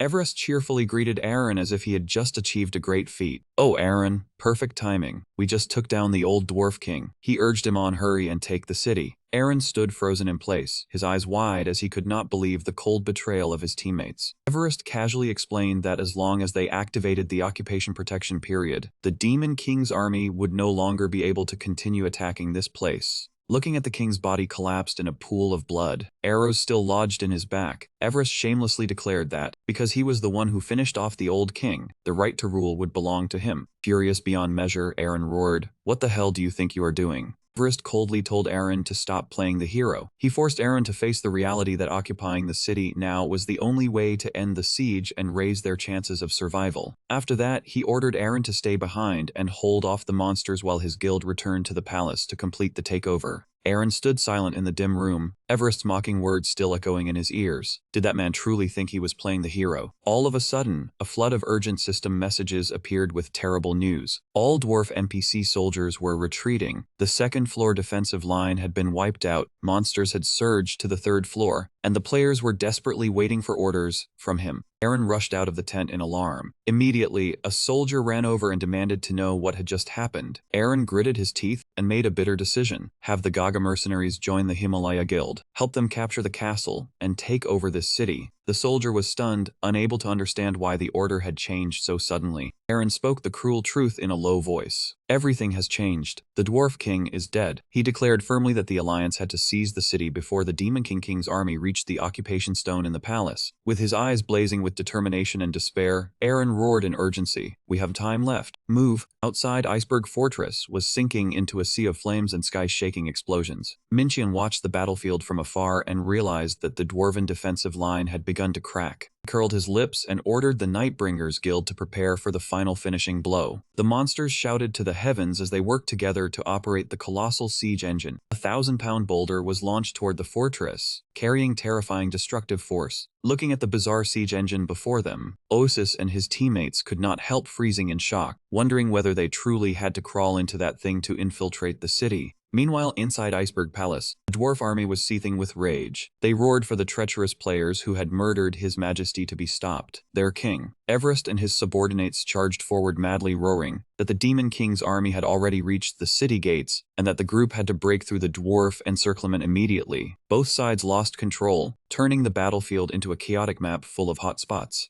Get out of the way, a shout rang out as a warrior wielding a trident led the raid, crushing everything that blocked his path. The player faction swept through wildly, dragging along the agonized screams of unsuspecting guards. The dwarves' cries echoed everywhere as the final defensive line was torn apart. Amid the rubble, Everest silently watched those who had fallen try to swear with their final breaths that they would protect the fortress. Everest poured out all his strength and sprinted madly toward the Great Hall, where the occupation crystal was giving off a mysterious blue glow. He reached out to touch the ultimate item, smiling with ambition. At last, Iceberg belongs to me. Suddenly, a steely voice rang out. I do not think so. A hand suddenly reached out and clamped tightly around Everest's wrist, making him grimace in pain. He looked straight at the traitor and declared firmly that Iceberg was the final stronghold still standing on the old continent, and also the last refuge of all players. Everest clenched his fist and loudly insisted that his guild would rule this place fairly, without letting selfish gain corrupt them. A Gaga mercenary curled his lips in mockery. Oh, you really think so? Planning to swallow it all by yourself? Everest froze and asked what the hell he was talking about. The soldier roared that the Gaga mercenaries had always been a bunch of filthy swindlers, but you people started pretending to be decent as soon as you joined the Alliance. Disgusting. Everest shouted in a frenzy of rage. What? You brat, got anything else you want to say? Let me tell you, when everyone rushed to Bethilos, we were the ones who stayed behind to prepare for battle. And who came up with this plan? The Himalaya Guild did. He roared with naked ambition. That is why this place must belong to me. The Gaga soldier flatly dismissed him. Stop being ridiculous. Iceberg is for everyone. Suddenly, an earth-shaking explosion crushed every argument. Dense smoke and dust surged up, terrifying them both. What is this? From afar, Omen curled his lips into a sinister smile. The old man calmly explained that the barrier on the highest floor had once prevented them from attacking. But once it was disabled, they had found the perfect bombardment trajectory. Minchian coldly looked at the capital as it broke apart, then offered a farewell. Goodbye. At that moment, the Dark Knight Diarant rushed over in a panic to report terrible news. My lord, urgent news. A massive army has appeared in the east. We believe they came from the Devard Kingdom. Diarant reported that the enemy had at least 100,000 troops and was now advancing rapidly towards Iceberg. Minchian pondered. The kingdom engulfed. Weren't they facing the players? The battlefield situation kept shifting. Diarant stated that according to intelligence from Bethilos, the NPC army suddenly proposed an alliance with the players. Minchian frowned in doubt, wondering why the NPC suddenly turned, or if some incident had occurred within their ranks. Recognizing the situation was turning unfavorable, Minchian decisively said they must be stopped before they could alter the battle. He silently drew his sword and boldly declared, I will stop them myself. Diarant followed quietly, then asked how much reinforcements the master would need for this sortie. No reinforcements needed, just 4 knights are enough to stop them. Minqian coldly affirmed absolute confidence in his strongest cards. Meanwhile, inside the Iceberg Royal Palace, the atmosphere had become more chaotic than ever. As soon as the old tyrant strolled in, the guards panicked and shouted. It was the Nightbringer assembly. They frantically urged each other to stop him at all costs, absolutely not allowing him to reach the occupied stone. Damn it, fine. You handle the city, I'll take care of this one. Do whatever you want. Immediately, a hand reached out to touch the glowing blue crystal, initiating the takeover. The system announcement lit up. The attacking faction had begun occupation. Remaining time is 4 minutes 59 seconds. The players cheered as the countdown reached 5 minutes, then urged each other to hold on at all costs. Yet Omen merely smirked. 5 minutes. I think you mean 50 seconds. Then the old tyrant suddenly leapt into the air. He unleashed a destructive ultimate, crushing the world, creating heaven and earth. Witnessing that immense power, he gritted his teeth, tried to regain composure, and shouted orders to his subordinates. Damn it, I'll handle him. Follow me. Execute what we have trained for. Encircle and assassinate. Players immediately frenziedly charged from all directions. Suddenly, the opponents were stunned as he changed stance. He just switched to using a shield? A golden light enveloped Omen as the divine shield activated. Sensing something unusual, a player shouted, "Damn it, everyone be careful." But it was too late. The old tyrant immediately countered with a shield-breaking move, causing a massive explosion of energy. The power flung the entire surrounding legion away in helplessness. The players were knocked back, bodies uncontrollable and unable to resist. Seeing the defeated struggling, Omen coldly commented, "Oh, you are more resilient than I thought." Not giving them time to recover, he slammed a smash as heavy as 1,000 pounds to the ground, crushing their last hope. Omen leisurely retracted his weapon, muttering confidently, "Alright, now it's time to claim this city." Suddenly, he sensed a sharp pressure behind him and murmured in surprise. The old tyrant slowly turned, smiling deeply and speaking loudly. "Welcome." Captain Drake majestically stepped into the palace hall, eyes locked with unyielding combat resolve on Omen. Elsewhere, Rabbit had yet to comprehend what happened when a huge explosion sent her and Doctor soaring like cannonballs. The violent collision created a deep crater on the battlefield, leaving the guards horrified and stunned. Rabbit staggered, clutching her head, grimacing, unable to believe he really threw them with a stone launcher. Unlike her panic, Doctor calmly stood observing, then remarked, "Ah, we've reached the 3rd defense line of the fortress." Seeing the enemy, a guard panicked and shouted, "It's the Nightbringer, monsters directly serving the Dark Lord." Doctor leisurely approached. The Plague Doctor calmly said, "Yes, we finally arrived. That means this battle is nearing its end." Rabbit still sulked, crossing arms, complaining they should have had a cooler entrance. Despite threats, the guards crazily drew their bows and ordered an attack. "Do not let them pass. Attack." Watching the rain of arrows pour down, Doctor slightly smirked. "Ha, like moths into flame." He turned to ask Rabbit, "Can you lend a hand?"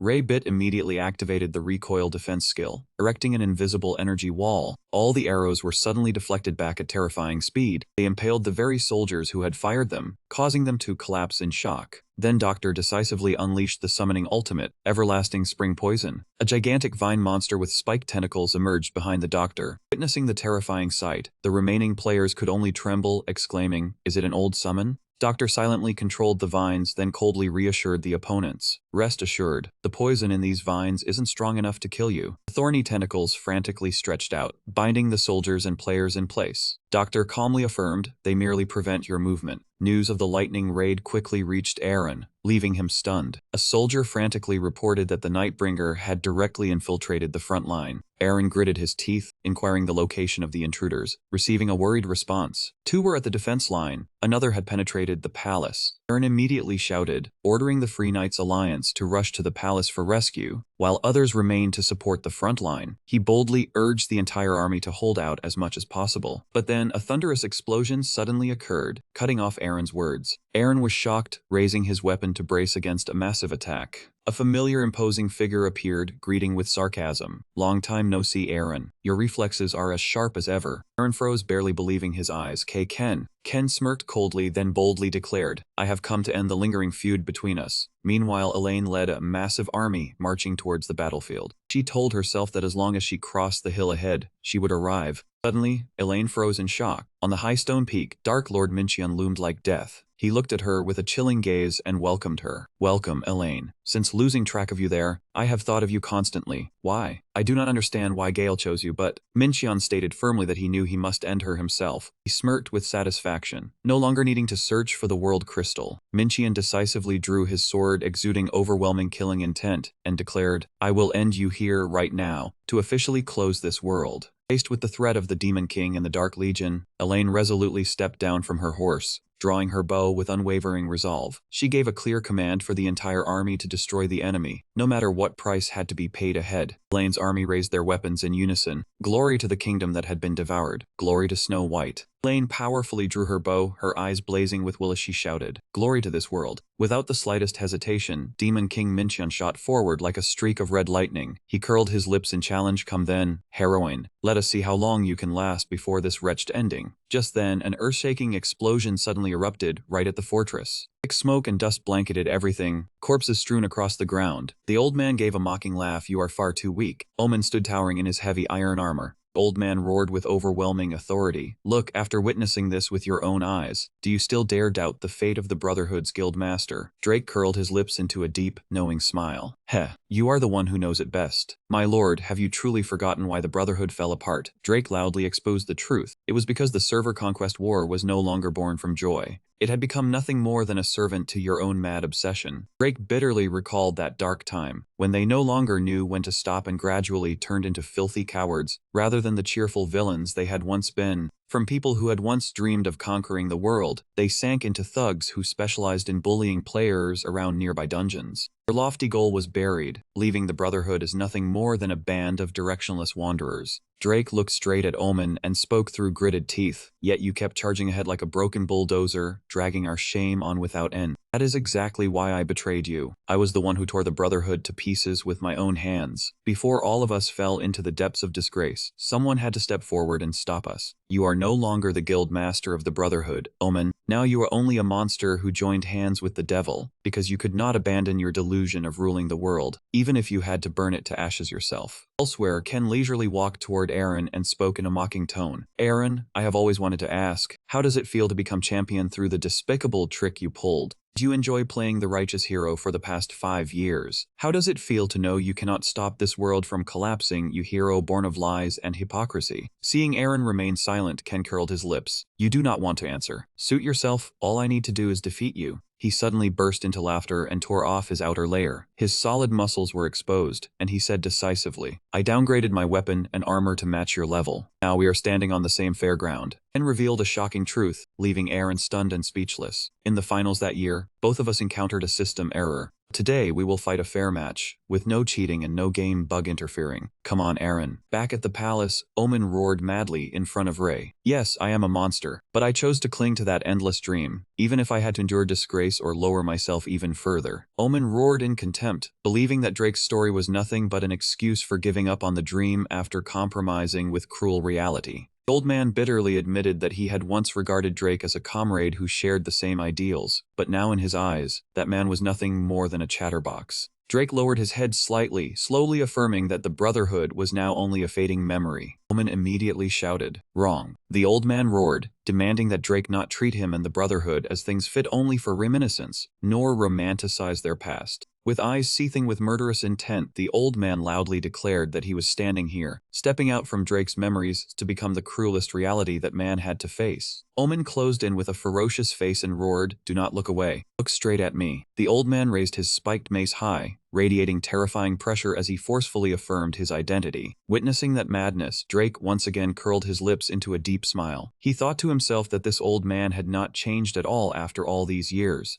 Suddenly, Drake glanced behind him to check the situation. On the other side of the Great Hall, the takeover process was unfolding with extreme tension as the system notification panel displayed the final countdown, 56 seconds. And in this area, Ken was also locked in a fierce battle with Aaron. Aaron was stunned as he wondered in shock. When did he do that? The sharp clang of colliding weapons rang out again and again, and Aaron groaned in pain as he was knocked backward by the terrifying pressure from his opponent. Amid the falling snow, Aaron struggled to rise, both hands glowing with frost as he unleashed his ultimate skill, 1000-year snow. Yet Ken still calmly glided through the blizzard at an astonishing speed. He curled his lips in contemptuous mockery. You have not changed at all from 5 years ago, Aaron. Ken poured all his strength into his supreme technique, Defiant Meteor Shower. That move created an earth-shattering explosion, swallowing the champion in a blinding radiance. Amid the ruins and the thick clouds of smoke and dust, Aaron collapsed in exhaustion, his trembling hand touching the freezing ground. He bitterly admitted his defeat. I lost, Ken. Are you satisfied now? Ken stood suspended before the defeated man and answered coldly, I truly have nothing left to say. I trained for 5 years to repay this debt, yet I never expected you to be this weak. Aaron lowered his head in humiliation and confessed in a hoarse voice, compared to world-class players, I was always weak. You were right. I only kept the championship through willpower and a few cheap little tricks. Ken roared in fury, murderous intent blazing in his eyes. I will let the whole world know the truth about the finals 5 years ago. I already have enough evidence and witnesses. He looked straight at Aaron and threatened coldly, I wonder how your friends will react when they learn that disgusting truth. Aaron merely closed his eyes in despair and replied, do whatever you want, because the truth is that I really am a coward. All of a sudden, a sharp shout rang out, tearing through the gloomy air. You are wrong, Aaron. Aaron was stunned to see a badly wounded player staggering forward with unsteady steps. That person looked at him with admiration and firmly declared that he was our hero. Ken glanced at the stranger in contempt and mocked that this must be someone Aaron had deceived all this time with his false hero's mask. So what if it was? The young man roared in anger. He declared that the group had formed a special task force together to preserve public order and help people unconditionally, fighting to save the world in their own way. Aaron was the one who gathered us, led us, and stayed by our side through every hardship. The young man choked up as he remembered being thanked by a child for saving their life, something that, back when he was still a heartless gamer, he had never even imagined. He affirmed that he had been saved by the very role of hero Aaron was bearing. He admitted that along that path, there may have been shameful deeds, and that was something Aaron had to face on his own, not something others should step forward to defend. Even so, it could not be denied that there were still people Aaron had truly protected and saved. Ken answered coldly with a contemptuous gaze, saying they were no heroes at all, only hypocrites trying to act the part. The young man frankly admitted that he was right. We are not heroes, we are only gamers who have become too immersed in our own performance. But his hand still clenched the sword hilt so tightly it trembled. He roared, demanding that Ken not deny everything he and Aaron had done, as if it were meaningless. The tip of his sword pointed straight at his opponent, and he shouted loudly that he should not dare mock our play, his cry echoing through the snowy sky. At the same time, inside the palace grand hall, Drake curled his lips into a sinister smile as he looked toward Omen. My lord, you have forgotten the occupation stone. Drake laughed in triumph. My goal from the beginning was only to buy time. Victory is already ours. Yet Omen merely curled his lips in mockery. Drake, you still lack even basic tactical knowledge. The old tyrant tightened his grip on his weapon and asked in return, why do you think I destroyed the palace wall during the battle? Ken realized in shock, the palace wall. The cold countdown ticked down beat, 4 seconds, 3 seconds, 2 seconds. An excited player placed his hand on the glowing stone and screamed madly, haha, I got it, Iceberg Castle is mine. At that very moment, a thunderous explosion suddenly struck him head-on, blasting the one who had just touched the stone far away in utter stunned disbelief. From afar, Agro King curled his lips into a smile full of malice.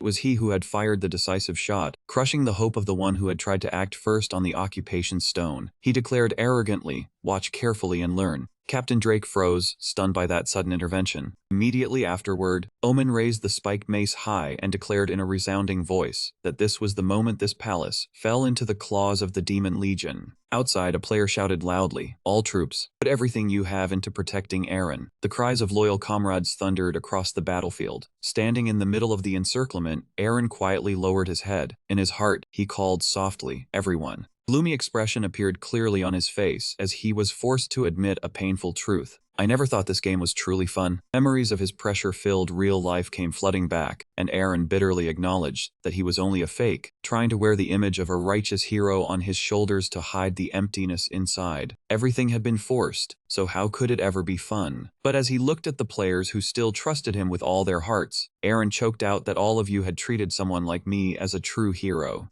Though his body trembled from exhaustion, Aaron still struggled to stand and declared in a clear voice, That is the reason. From now on, I will follow the call of my heart and fight to the end alongside everyone here. Witnessing that confession, Ken only sneered coldly. What a touching speech. Are you done talking? That man brought up the finals from years ago again, along with every lie that had continued until now. Unexpectedly, Aaron bowed his head deeply and said that he was sorry. I promise I will formally apologize at a public meeting later. His eyes suddenly blazed with a sharp aura as he looked straight at Ken. But until then, we are still enemies. Ken lost patience and brushed it off completely enough. He immediately swung his sword, preparing to unleash the finishing blow, but suddenly froze in shock. A sound that shook the entire space rang out, making Ken start an alarm. He looked up at the sky and blurted out, "What is that?" High above, the units of the Dark Legion were frantically sweeping away all resistance. Demon King Minchin swept past like a ghost. He silently calculated the decisive move. The game would end if he could destroy the world crystal Elaine was holding. I do not know what you are plotting, Elaine, but you should never have appeared on this battlefield. A soldier advised in panic, Your Majesty, you must retreat at once. But Elaine firmly rejected it. No, just a little longer. We must hold the situation a little longer.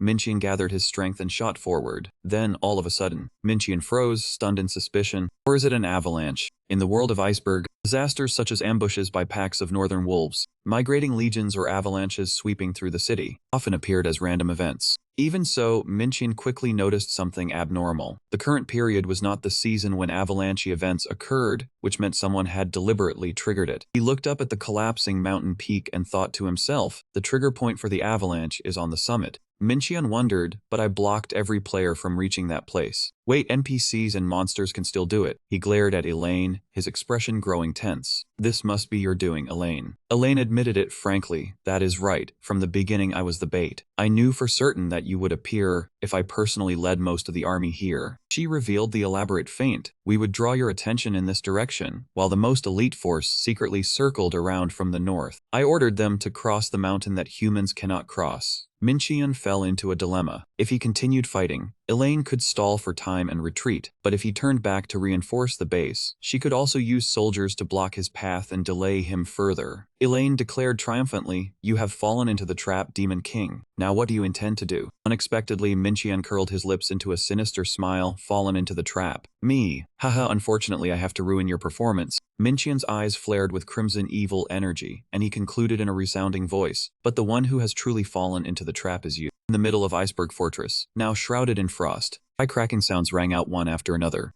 The soldiers were frozen, then crumbled under the terrifying pressure. From within the ruins, Doctor strode out imposingly with black wings and the familiar plague mask. He remarked calmly, It seems we arrived at exactly the right time. Doctor looked toward his comrade standing firm on the battlefield and asked softly, Are you still all right, Mr. Omen? Omen answered quietly, I am fine, Doctor. Immediately after, a violent explosion shook the entire space, making Doctor jerk around to look. On the opposite side, the NPC army was still surging forward in madness, rolling in like a ferocious wave. The commander roared in a steely voice, ordering them to protect the capture point at all costs. Just as that man finished speaking, an arrow shot over and pierced straight through him. Do not forget my existence, you thick-headed NPCs. At the same time, in the resurrection area of Iceberg City, the atmosphere had become gloomier and more chaotic than ever. Anxious whispers rose everywhere. If this keeps going, we are all finished. One player asked in panic, What do you mean? The NPCs have already joined the battle. We just need to regroup with them, right?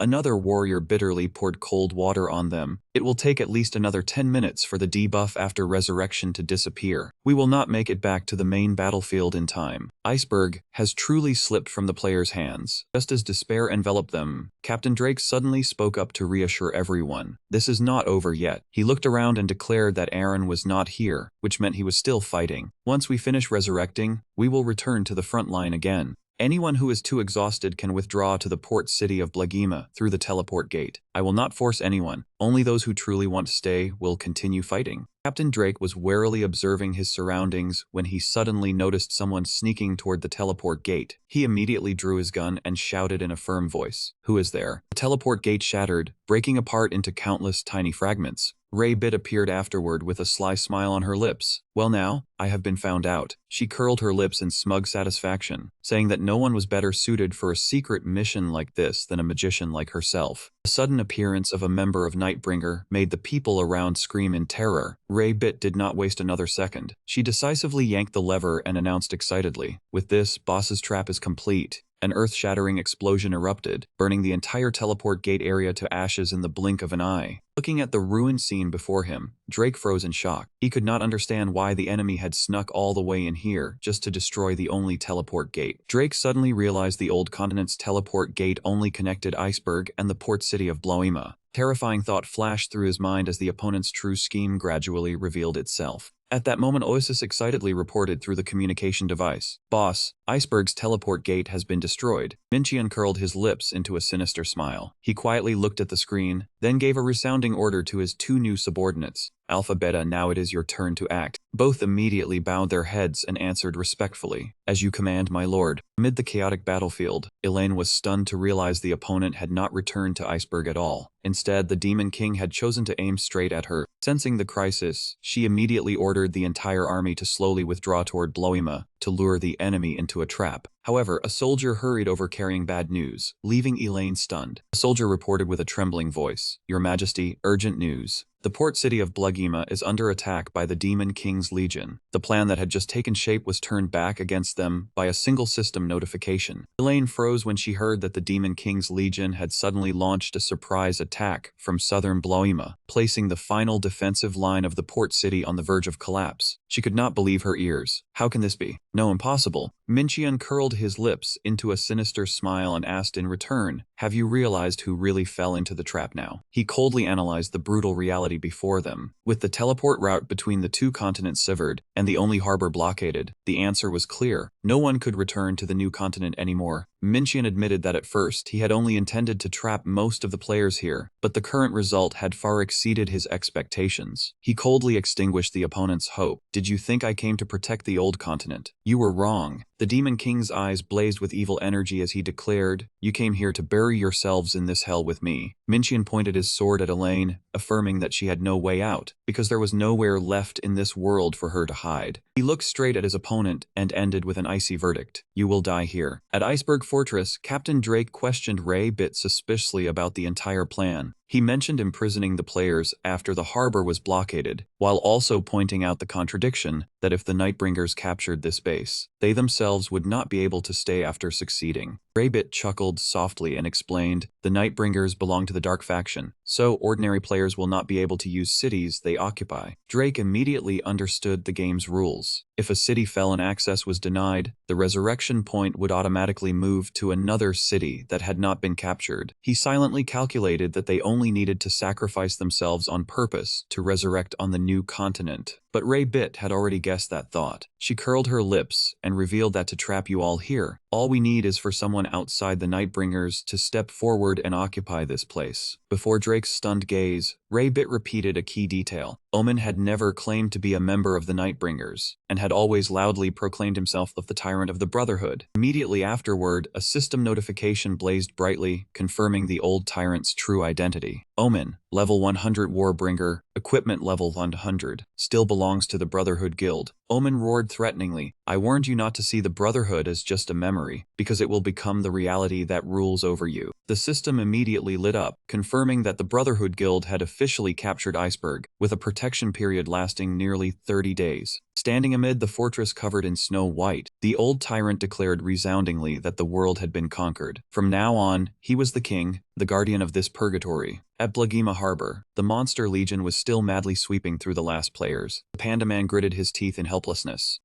We are completely no match for them." The girl wearing a bearskin also wondered in despair, "Is everything really going to end meaninglessly like this?" Suddenly, a giant orc froze. He realized these people carried a special mark on their bodies, and ordered his companions to stop. The goblin mage halted the attack, making the bear girl shout in fury, "What the hell are you doing? Hurry up and finish us off." At that moment, an icy voice rang out, scolding the monsters. "You greedy monsters, you even want to seize the last city of the old continent." Zhang Yu roared, demanding that if they still had even a shred of conscience, they should hand this small town over to his side. Zhang Yu showed a cruel smile, then loudly affirmed that this world might no longer have any heroes, but it had no shortage of villains. He loudly rallied all the outlaws to seize this tiny city together. Their roars echoed across the city walls. Zhang Yu immediately charged down and attacked the Monster Legion. He declared that since this game was about to be finished anyway, they might as well turn this place into their home. In the distance, Aaron stood silently amid the ruins, his face heavy. His face was full of gloom, his breath ragged as he wondered whether it was thanks to Ice magic, that he was still holding on. He thought bitterly that it would have been better to die and resurrect with the main army inside the city. Suddenly, heavy footsteps echoed behind. Ken leisurely appeared to block the path. "Where do you think you're going in such a hurry?" Aaron spun around in panic. Ken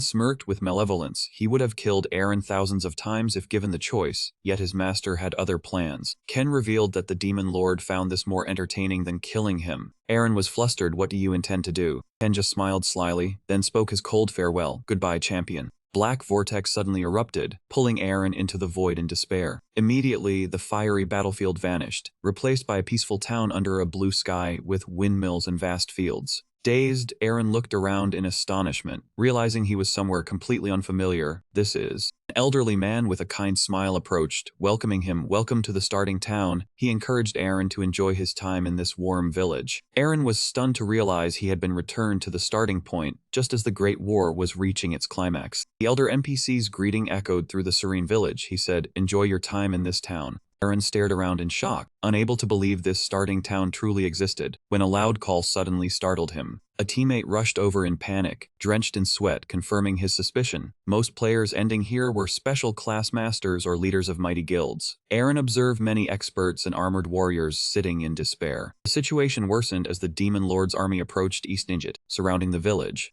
Aaron's teammate analyzed this as a plan to halt their advance. Aaron froze, staring at the besieged fortress, realizing the group had been trapped. At the Iceberg Resurrection Base, Captain Drake stood amidst the rubble with a solemn expression, concluding that if nothing was done, everyone would remain trapped. Drake worried. If high-level players were held here, the fate of the new continent was clear, bitterly admitting that if this continued, the game would end. Suddenly, a soldier ran over frantically to report, "Drake, outlaws are still occupying Blagima. The king hasn't fully controlled it yet." Ken's eyes gleamed with determination, looking toward the burning city. Knowing the old continent was lost, Drake still declared clearly, Wing Online was not over. He called to everyone, "To those willing to fight to the last moment, I urge you to run north toward Blagima." Drake roared, "Board the ships and advance to the new continent at all costs," directing all movement toward the final survival route. Amidst the smoke-filled battlefield, Elaine looked at the chaos in shock, asking, "The players are fleeing, right, Sir Night Guard?" Sentinel confirmed, "Yes, the Demon Lord has not seized Blagima. They are taking the opportunity to escape to the port and head for the new continent." Elaine hesitated a moment, then ordered, "Ignore the Demon Lord. Advance straight to Blagima with determined eyes. Help those players escape." The knight tried to stop her in astonishment. "If they do so, everyone will be in danger," shifting from boss fight to rescuing logistics across the map. She understood the tense situation. Even if sacrificed here, the trapped players and the new continent would fall. The outcome is the same. She resolutely made a bold decision, had to gamble, find a way to escape. Elaine ordered all soldiers to focus on aiding the refugee players instead of self-preservation. The knight bowed respectfully, "Wishing your voyage is smooth, Your Majesty." Immediately, he swung his spear to command the army. All obeyed, ignoring the Demon Lord, and moving forward to Bloima. Witnessing the corpse of guards glide past, Minchian smiled wickedly. "Elaine, are you serious?" He analyzed silently. "A unique NPC like her will vanish forever upon death, whereas normal soldiers can regenerate data." Minchian coldly reminded, "You have no chance to revive until Snow White base is reclaimed." He blazed with energy, declaring, "Yet she still insisted on sending all soldiers to aid players. If so, I am willing to take her life." Near the Blagima port, the atmosphere was utterly chaotic. Players frantically fled amidst a hail of arrows. "Don't let them catch you. Run like the wind," Captain Drake shouted, urging the panicked crowd. "Hurry, every individual is important."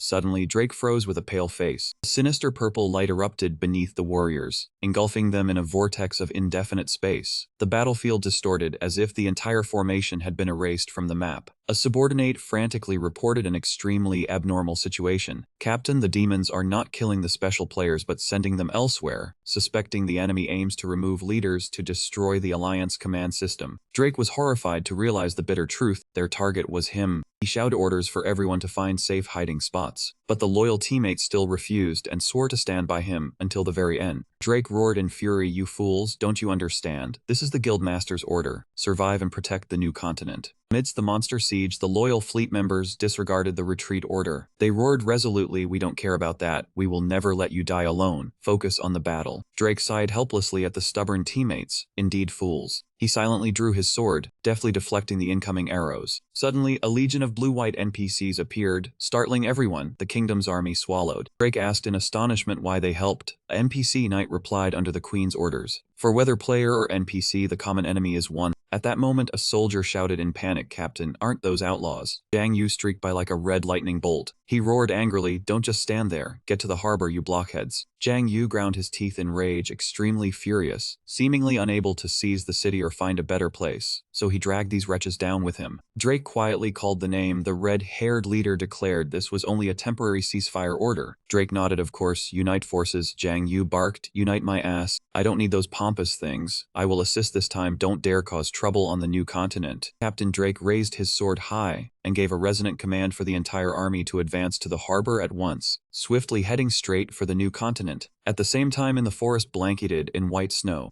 Elaine ran with all her strength, her breathing ragged. In despair, she kept forcing herself to think of a way out. What should I do now? What can I do to survive? Just then, an icy voice suddenly rang out from behind her. "You finally decided to give up." Elaine, she turned back in terror, frozen when she saw Demon King Mincheon standing there at some unknown moment. That man raised the greatsword high, its blade radiating a cold, sinister aura and blazing light. That man coldly spoke the ending, such a dull conclusion. "Die." Elaine clenched her hand, desperately wondering whether everything truly ended here for her. At that exact moment, a black shadow suddenly shot forward, blocking the space right in front of her. Mincheon was stunned beyond belief. What the hell was happening here? Elaine stared in shock at the spirit beast collapsing right before her eyes. In her mind, Gale's instruction echoed again. "You will become the host of the disease called consciousness, then spread it to every NPC in this world." Elaine wondered in astonishment, could it be that even the monsters had souls now? Mincheon ground his teeth in suspicion. "Gale, just what exactly did you implant into Elaine's body?" Strange growls rang out as packs of black wolves with glowing blue eyes quietly emerged from the darkness. A colossal foot slammed down, making the entire ground shake violently. An entire legion of monsters and solemn ironclad warriors had fully assembled to protect the queen. Mincheon curled his lips coldly, thinking that no matter how many of these trash monsters she threw at him, Mincheon grandly activated his ultimate state. A blazing red demon mask covered his murderous face. Then he roared that Elaine still could not stop him. But right then, an unexpected change occurred. Digital glitches kept flashing across Mincheon's face, accompanied by a piercing static buzz. A panicked voice rang out, "Master." Mincheon's body began trembling violently, then slowly dissolved into fragments of data. He sank to his knees in unbearable pain, while Osis's voice kept urgently trying to connect. "Master, can you hear me?" Mincheon clutched his head tightly and screamed in agony. The system kept issuing glaring red warnings. "Escape immediately, force logout at once." An earth-shaking explosion erupted, sweeping the Demon King from the battlefield in an instant. The data storm faded, leaving behind an eerily silent void in the desolate snow forest. Elaine stared in shock at the empty space where Mincheon had just vanished. She still could not believe the things that had just happened before her eyes. Amid the hazy smoke and dust, an entity with crimson eyes blazing with sinister energy slowly took shape, accompanied by a proclamation that sounded like fate. "The time has come. At last, that moment has truly arrived." Among the corpses of soldiers and black wolves, Demon God Crow toweringly appeared before the trembling Elaine Snow White. That man lowered his gaze to her and spoke in a deep, oppressive voice, saying she possessed a special power, and it was precisely that power that had helped him seize this body. Elaine stared in horror at the one with crimson eyes, who was raising the greatsword before her. That man declared coldly, "Now rest in peace." The brutal sword strike immediately fell. Elaine could only close her eyes, trembling in the depths of utter despair. Crow burst into mad laughter, declaring that before this, every battle had been bound by a fixed script. But from this moment on, that world would no longer operate according to anyone's plan. Amid the dense black smoke, that man muttered to himself, wondering whether this was the will of Goddess Gale. All of a sudden, in the real world, Mincheon abruptly collapsed to the floor and fell unconscious. Through the communication device, Osis's frantic voice rang out in panic, "Master, please wake up." She frantically tried to call an ambulance, utterly desperate out of fear for his life. Fortunately, he soon woke up. He tiredly rubbed his head, then snapped softly, "Be quiet, idiot." Seeing that her master was still safe, Osis burst into tears from relief. She had thought something serious had happened to him. Mincheon reassured her that he was only exhausted from overwork. After that, he quietly stood up, adjusted his glasses, and asked Osis what exactly had just happened in the game. Osis explained that because she could not access Naipan, she could not analyze the system logs, but it seemed his account had been infected with some kind of virus. He asked in shock whether Naipan's security system had been breached, but Osis insisted that the virus had not come from outside and had been created from within. Meanwhile, at Blagama Harbor, the scene descended into chaos as crowds of people frantically fled onto the ships. Everyone kept urging one another, "Hurry and get on the ships, we have no time left." Jiang Yu swung his sword to finish off an enemy, while loudly ordering that everything was done. Everyone had to board the ships at once and leave this place. However, a knight firmly stopped him. He said the queen was on her way, and they had to hold the defensive line until then. Jiang Yu roared in fury, "Have you all gone mad? The Demon King's main force is about to arrive. We barely managed to take down these foot soldiers. How do you plan to stop an entire army?" The knight kept fighting with all his strength, firmly declaring that they had no choice, because this war could not be won without the queen. Captain Drake slowly stepped forward and said in a low voice that the NPCs had helped the players all this time, so now it was time to repay them. Jiang Yu was stunned speechless, then snapped that this was not the time to show loyalty, because all of them would lose their lives. But Ray coldly poured water on him, saying they could not win without the NPCs. Moreover, Jiang Yu truly was an ungrateful man. Drake looked straight at Jiang Yu and reminded him that he had once adventured with Elaine too. Jiang Yu instantly froze, sweat breaking out from shock. Wasting no more time, Drake loudly ordered the entire army to protect the harbor until Elaine arrived. Anyone low on health should board the ships first, while the rest would put everything into the defense. All of a sudden, Gray cried out in astonishment when he saw a figure galloping from the distance. Elaine toweringly appeared on the back of a black horse, making everyone erupt in astonishment. "Elaine, is it truly you?" The crowd bowed as one, reverently crying out the title of Her Majesty the Queen. The Crimson Orc Legion roared fiercely, making the ground quake as they prepared to flatten everything before them. In the very heart of the encirclement, Elaine still sat calmly on horseback, facing the savage monsters head-on. Seeing the queen in danger, a knight shouted in panic, "Your Majesty, we have come to save you." But at that very moment, something strange happened. All the orcs and goblins suddenly froze in place, stiff as though sealed in ice. They trembled, sweat pouring from them in absolute terror before the overwhelming presence radiating from Elaine. Seeing that scene, Jiang Yu and the knight could only stand there in stunned disbelief. The soldier murmured that perhaps she no longer needed them to save her. Aura activated Mark Lever, and before the monsters could even make a move, they had already switched themselves into collective freeze-frame mode. Elaine panted as she sincerely thanked everyone for patiently waiting for her until this moment. Unwilling to waste another second, Jiang Yu urged them frantically, "Hurry, everyone get on the ship now." From atop the mast, a boy reported that everyone was aboard, then gave the clear order to weigh anchor and set sail. Jiang Yu ran with all his strength along the harbor, trying to leap onto the ship as it slowly pulled away from the dock. He secretly breathed a sigh of relief, thinking he was finally about to escape this hell. A choked sound rang out as a rope tightened around Jiang Yu's neck, abruptly yanking him back. The underlings on the ship cried out in panic when they saw their boss being dragged brutally back down to the ground. Jiang Yu slammed hard onto the stone pavement, gritting his teeth as he cursed in frustration. Seeing the undead closing in, he immediately shouted, ordering the ship to leave at once and not worry about him. Captain Drake looked back in shock, only managing to call Jiang Yu's name helplessly before he was forced to order the voyage to continue. The farewell passed so quickly it was no different from leaving the party in the middle of battle. Jiang Yu was pinned down by the undead, completely unable to resist. He watched the ship grow farther and farther away, inwardly mocking those heartless teammates who had truly abandoned him at the critical moment. The scene shifted back to Nippon Corporation headquarters, where the atmosphere was smothered in suffocating tension. In the meeting room, the employees anxiously discussed how to handle the situation. They believed the only option was to eliminate Gale, shut down the physical servers, and restore all game data. However, if Gale did not leave Wing Online on her own, forcibly separating her from the system was almost impossible. Shutting down the servers was not simply a matter of turning them off, but would also bring a series of problems lasting for months, which was the same as killing the game. They would not only have to refund purchased items, but also shoulder the enormous costs of the expensive server system they had invested in. Zhang He was nearly driven mad with rage as he watched his phone keep showing calls. Hasu refused to answer. He roared in despair. "Damn it, the one responsible for everything is not picking up. What am I supposed to do now?" Terrifying thought flashed through his mind, making his face go pale. Wait, could that old man be planning to run away? If Hasu really fled, the one who would have to step forward and shoulder this entire mess would be Zhang He. He trembled in fear. Just then, the meeting room door suddenly flew open. Shinji rushed in breathlessly, shouting that she had found it. Zhang He asked blankly whether she had discovered where the director was hiding. Shinji immediately denied it. She firmly announced that she had discovered an important clue that could help resolve the current situation. The entire group immediately turned their attention to a programmer's desk. Watching the streams of code run nonstop, Zhang Hao was astonished that an ordinary employee possessed such impressive programming skills. Shinji introduced him as one of the first 3 people who had laid the foundation for Wing Online, then brought up the database hack from several weeks earlier, the incident that caused the security team to be fired and replaced with AI, only for everything to worsen when Gale seized control of them. Suddenly, the programmer revealed shocking information. The backdoor that the hacker had once used, still existed within the system.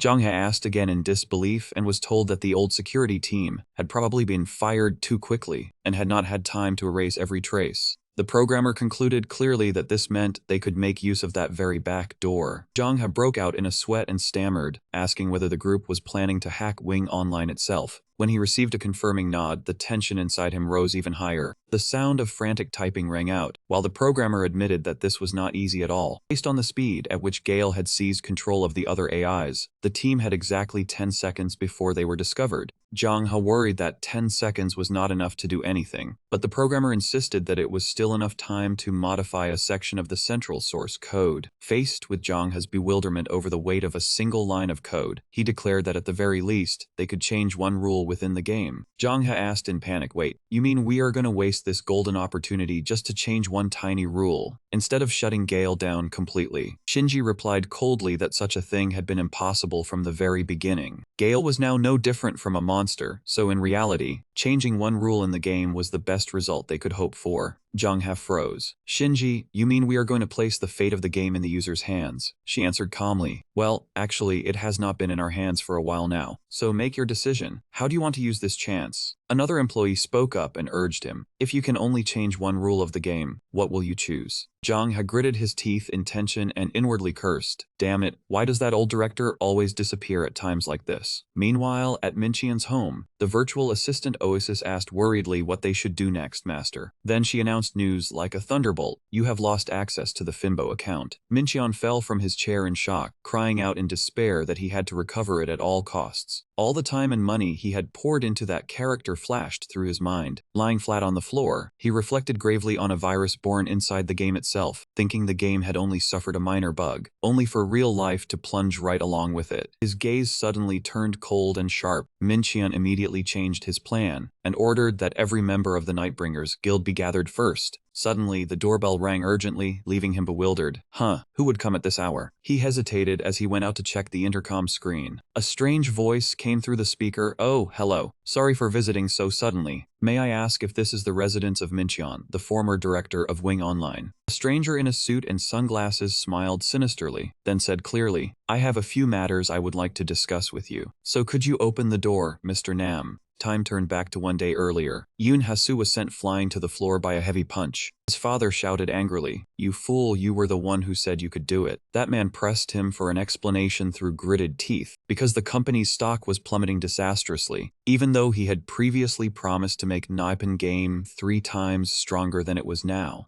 Hasu could only clutch his bruised face and tremblingly apologize in fear. "I am sorry, father." The promise had soared high, while the stock plunged straight into the basement without brakes. His anger still had not subsided, and his father firmly ordered him to restore the company's value immediately. The scene shifted to a quiet cafe. There, Hasu silently wore sunglasses to hide the wounds on his face. Seeing Minqian approach, he softly greeted him after so long without seeing the director. Hasu awkwardly suggested that Minqian simply call him Hasu, because in truth he was a few years younger than him. He admitted that the two of them had not gotten off to a good start, and insisted that he had only been a pawn manipulated by Gale. Hasu explained that he had known absolutely nothing about that malicious code, and that it was Gale who had revealed everything that led to Minqian being fired. Minqian silently took a sip of coffee, then asked whether he knew how terrible Wing Online's current state had become. He lowered his voice and insisted that the crazed AI was ruining the game, and the only person who could save this wreckage was the father of Wing, Director Minqian. Because he had wanted to turn Wing into an even greater money-making machine, he had let greed blind him and caused the current disaster. Hasu slammed his hand hard onto the table, sending coffee splashing everywhere as he shouted in despair. "But we cannot let the game end like this." After that, he revealed news no different from a thunderbolt. If the situation is not fixed within the next 2 weeks, the board of directors will forcibly shut down all servers. He understood that he no longer had any path of retreat.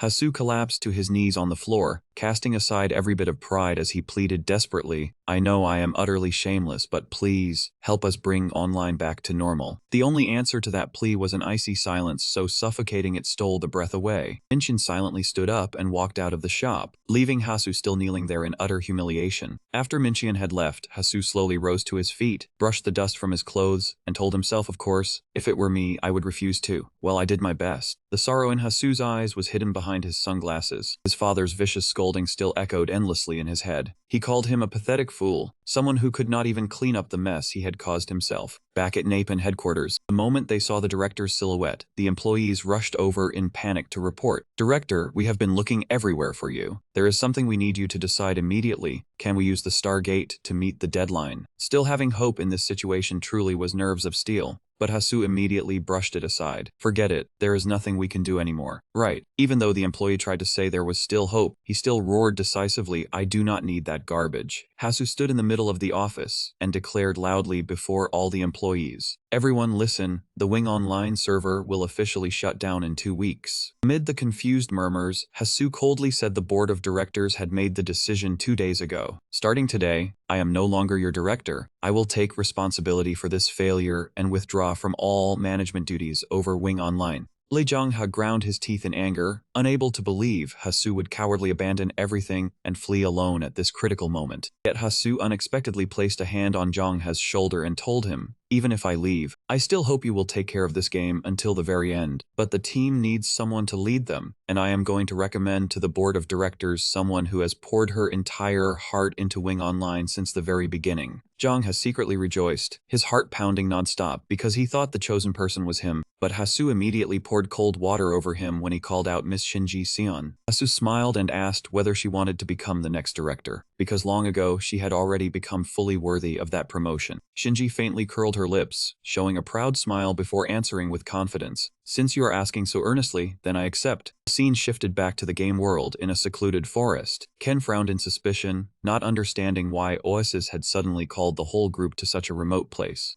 Raybit worriedly said she had been sending messages to Boss all this time, but still had not received any response. While the group was still warily looking around, Oasis suddenly cried out in excitement. Everyone, Master is here. The entire Nightbringers Guild, including Ken, Dr. Raybit Omen, and Aggro King, were all stunned, almost unable to believe their eyes. Warrior in pristine silver-white armor slowly walked to Osis's side and greeted them. Hello, Nightbringers, it is me. Omen's eyes widened in shock as he stammered. Wait, White Knight. Seeing Aggro King look blank, the old tyrant immediately roared in astonishment. That is the great Commander White Knight, the one who once led the entire server in the World Boss raid during the game's early stage. In truth, White Knight was not his real ID, but a respectful title the community had given that legendary hero. He belonged to no guild, but he always appeared unexpectedly in raids to lead players through the toughest bosses. When Aggro King mockingly asked whether Sunbox was a place for losers, Omen instantly lost his temper, saying it had once been the only content they could enjoy in the game's early days. In his majestic silver armor, Minchian calmly admitted that sometimes, even a developer wanted to experience this world like an ordinary user. Minchian explained that because the demon god Crow had seized control of Fimbo's character, he had no choice but to log in with his old account from the opening era. The whole group was shocked to learn that an AI could steal a player's character, making the situation even more chaotic. Minchian judged that ever since Gale deeply interfered with the system, the AIs had begun to change and act with awareness like real humans. He pointed out the greatest abnormality. According to the original storyline, Crow was created to destroy House Snow White and rule the world, but he did not kill Elaine even though he had her in his grasp. That showed this demon god was hiding another scheme. Now, the game was no longer AI supporting players, but AI playing by the law of the jungle. Seeing the situation slide further and further off course, Omen could not help feeling uneasy about what was about to happen. Yet Aggro King curled his lips and taunted him, asking whether the old man was so scared that he wanted to retreat. Minchian declared firmly that since everything had changed, the entire Ninebringers Guild needed a completely new battle plan to face this threat. Meanwhile, the ship carrying the survivors continued drifting silently across the vast open sea. Captain Drake looked at the Alliance Army's heavy losses with worry, thinking that even if they reached the new continent, it would be hard for them to organize an effective counterattack. It felt like the game had not even entered a new chapter, yet the server had raised the difficulty on its own. Drake admitted that he was truly at a dead end, unable to see any way out of the current tragic situation.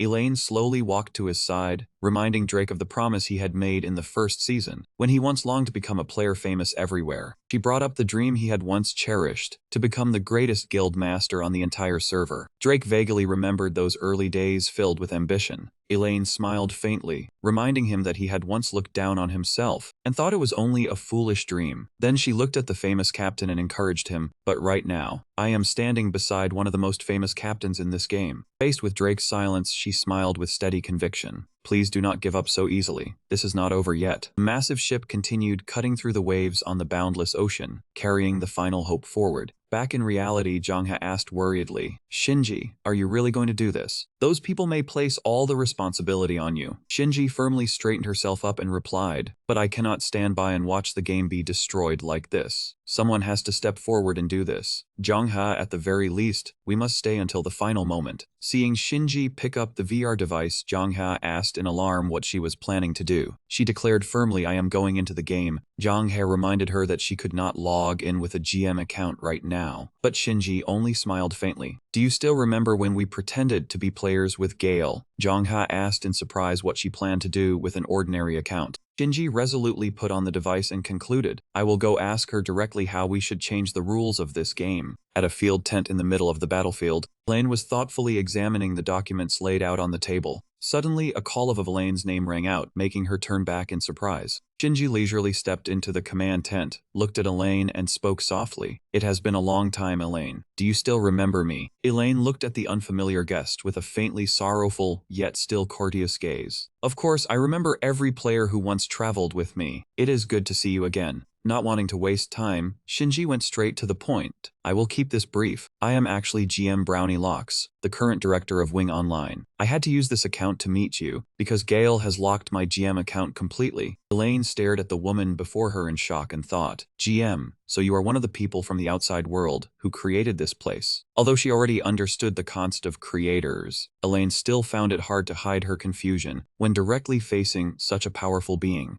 Shinji looked at Elaine with eyes heavy with guilt. "I am sorry for making you bear such a cruel responsibility on your shoulders." She revealed her true purpose in a grave voice. "But right now, we are trying to change one rule of this world, and we can only change one thing. Elaine, if you had the right to change one rule to defeat the Demon King and protect this world, what would you choose to change?" In a distant and deserted forest, the Nightbringers were shaken by the White Knight's plan. One member asked in astonishment, "Abolish the occupation immunity period. Wait, is Naipan really planning to erase that rule?" Mincheon slowly stepped forward, explaining that Gale had now taken full control, leaving Naipan almost helpless. In this dangerous situation, they had no choice but to place the game's future in the user's hands. He revealed that Naipan had traced the backdoor Ray Bit had once created. Though they would only have a few brief seconds before Gale detected them, they still had enough of a chance to intervene in the source code and alter a core rule. Dr. mused thoughtfully, "So you mean that rule is the occupation immunity period?" Mincheon confirmed it in a firm voice, then laid out the scenario that would unfold once this change was applied. Allied forces would immediately begin their campaign to reclaim the old continent. They would restore each city in turn, creating a massive counteroffensive aimed straight at Snow White. Oasis immediately understood the key point. At that time, Elaine would surely have no choice but to appear. The White Knight nodded in confirmation. "Exactly. But right now, I can no longer use the Fimbo account, so we will officially move on to Plan B." Mincheon made a shocking decision in a resounding voice. "From today onward, the Nightbringers Guild will officially disband." The sudden declaration left every member frozen speechless. Meanwhile, at the frigid stronghold of Iceberg, two players walked silently through the thick snow. One of them curiously asked what the other was doing. The young man lowered his head and answered calmly, "Oh, hello." He said he was still logging in out of old habit to grind daily dungeons and pick up items. Though he bitterly admitted this place was no different from an online prison, he still could not let go after 6 years of attachment. Disbanding the guild out of nowhere felt no different from quitting an entire group chat. All of a sudden, violent tremors rang out, making both of them start in panic. The two asked each other in confusion what was happening, then stood stunned as they realized figures were madly charging at one another. A sharp clash of weapons rang everywhere as two high-ranking members fought fiercely. They cried out in amazement, "Wow, they really are fighting." Maybe this is a sparring match. But the pace of the battle grew more and more brutal, far beyond an ordinary duel. Ken was painfully blasted backward. The narrative gradually revealed the White Knight's true plan, as he had asked the whole group to pretend to split apart and confront one another the moment they arrived at Iceberg to mislead public opinion. Even so, Ken gritted his teeth as he realized the cruel truth. This was absolutely no minor battle. Omen swung his weapon with overwhelming force and roared excitedly, "Ken, is that all you have?" Ken bitterly understood that this old man had probably been waiting a very long time for the day he could defeat him with his own hands. Watching from above, Doctor quietly remarked on his comrades' enthusiasm. "They truly are passionate. This is indeed a brutal battle." All of a sudden, countless arrows tore through the air and shot straight toward the Plague Doctor. Aggro King appeared with a glowing crossbow and screamed madly, "I have been waiting for this chance for a long time, Doc. Today I will wipe that smug smile off your face." Before that ferocity, Doctor still answered calmly in a mocking voice, "But how can you see my face when I am still wearing a mask?" Aggro King roared in fury. He shouted in Doctor's face that he could see through that stupid mask, then kept criticizing Doctor for always acting like he knew everything, even though deep down he still admitted the Doctor truly was very wise. Aggro King clenched his fist and declared in a resounding voice that he utterly hated those better than himself, which meant he hated nearly most of humanity. Doctor calmly advised him to hold his head high, but Aggro King immediately brushed it off and told the other man not to act as if he pitied him. Elsewhere, Ray Bit suspiciously asked Oasis whether this was truly a random battle. Oasis merely sighed in exasperation, worried about how things had ended up this way and afraid she could not handle a real PvP battle. Ray Bit immediately warned Oasis not to underestimate her support AI, because she had spent all this time training Alice in supreme combat skills. Ray Bit confidently asserted that she was definitely stronger, causing Oasis to ask in return where that confidence came from. Oasis crossed her arms arrogantly and declared in a resounding voice that since she was Master's support AI, she naturally had to be the finest in this world. Ray Bit could only laugh awkwardly, then remarked that Oasis's ability to spout nonsense had indeed improved dramatically compared to before. She mocked that Oasis sounded no different from a real human, yet Oasis firmly told her that this was entirely reasonable. Immediately afterward, she summoned the giant black serpent basilisk with blazing eyes, then gave Alice a clear command to begin moving. From behind the screen, Alice and Shinji confirmed the order in unison, both of their gazes turning cold. Ray Bit looked up with eyes blazing with killing intent. She clenched the magic cards tightly and whispered threateningly that everything would soon be over. At Sunset Harbor on the new continent, shocking news of civil war within the Demon King's Legion had reached Captain Drake's ears. He was stunned when he heard the report that the guild members were fiercely fighting among themselves right at Iceberg. Drake frowned in suspicion, wondering whether this was an elaborate trap meant to deceive the Allied forces. The subordinate insisted that the situation was extremely chaotic, with 6 factions charging into battle and deploying all their private armies right before the fortress.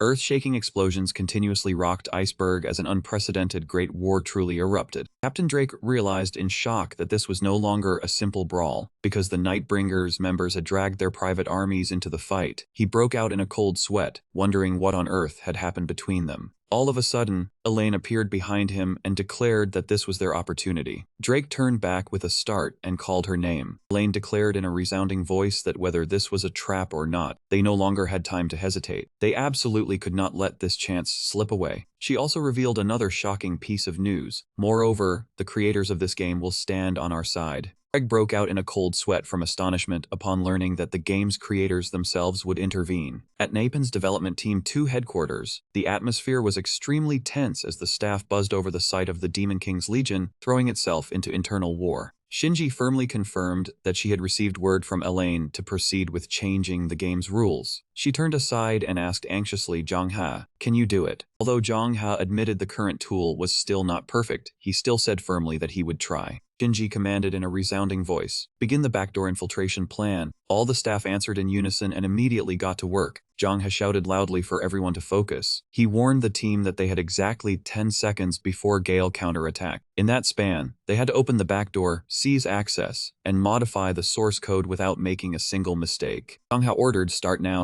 The sound of rapid typing rang through the unbearably tense atmosphere. But then Jongha suddenly froze in suspicion when he realized Gale was not resisting at all. Hacking the system was so easy it was no different from pressing login on a CAF Wi-Fi network. Gale should have detected the intrusion and activated defenses immediately. Yet everything was abnormally silent. Jongha poured in all his concentration and broke through the final lines of code. A short while later, the screen lit up with a notification that the system had been hacked. He cried out in shock, "We did it. It really worked." The whole office erupted in excited cheers. Yet Jung Ha still could not feel at ease, because everything was going so smoothly that it seemed suspicious. At the same time, inside the game world, the goddess Gale stood silently. In her hands, she carefully held a glowing item, her gaze deep and hidden as though she were nurturing an even more terrifying scheme. In the command tent, Elaine was studying the tactical map intently with Captain Drake. She pointed at the position of the seaport and said clearly, "After we attack La Terra and retake Dawn Harbor, we will control the routes leading to the continent. After that, we will advance toward Iceberg, rescue the imprisoned players, and then reclaim the castles on the old continent step by step." Captain Ray broke out in sweat and asked tensely when they would set out for La Terra.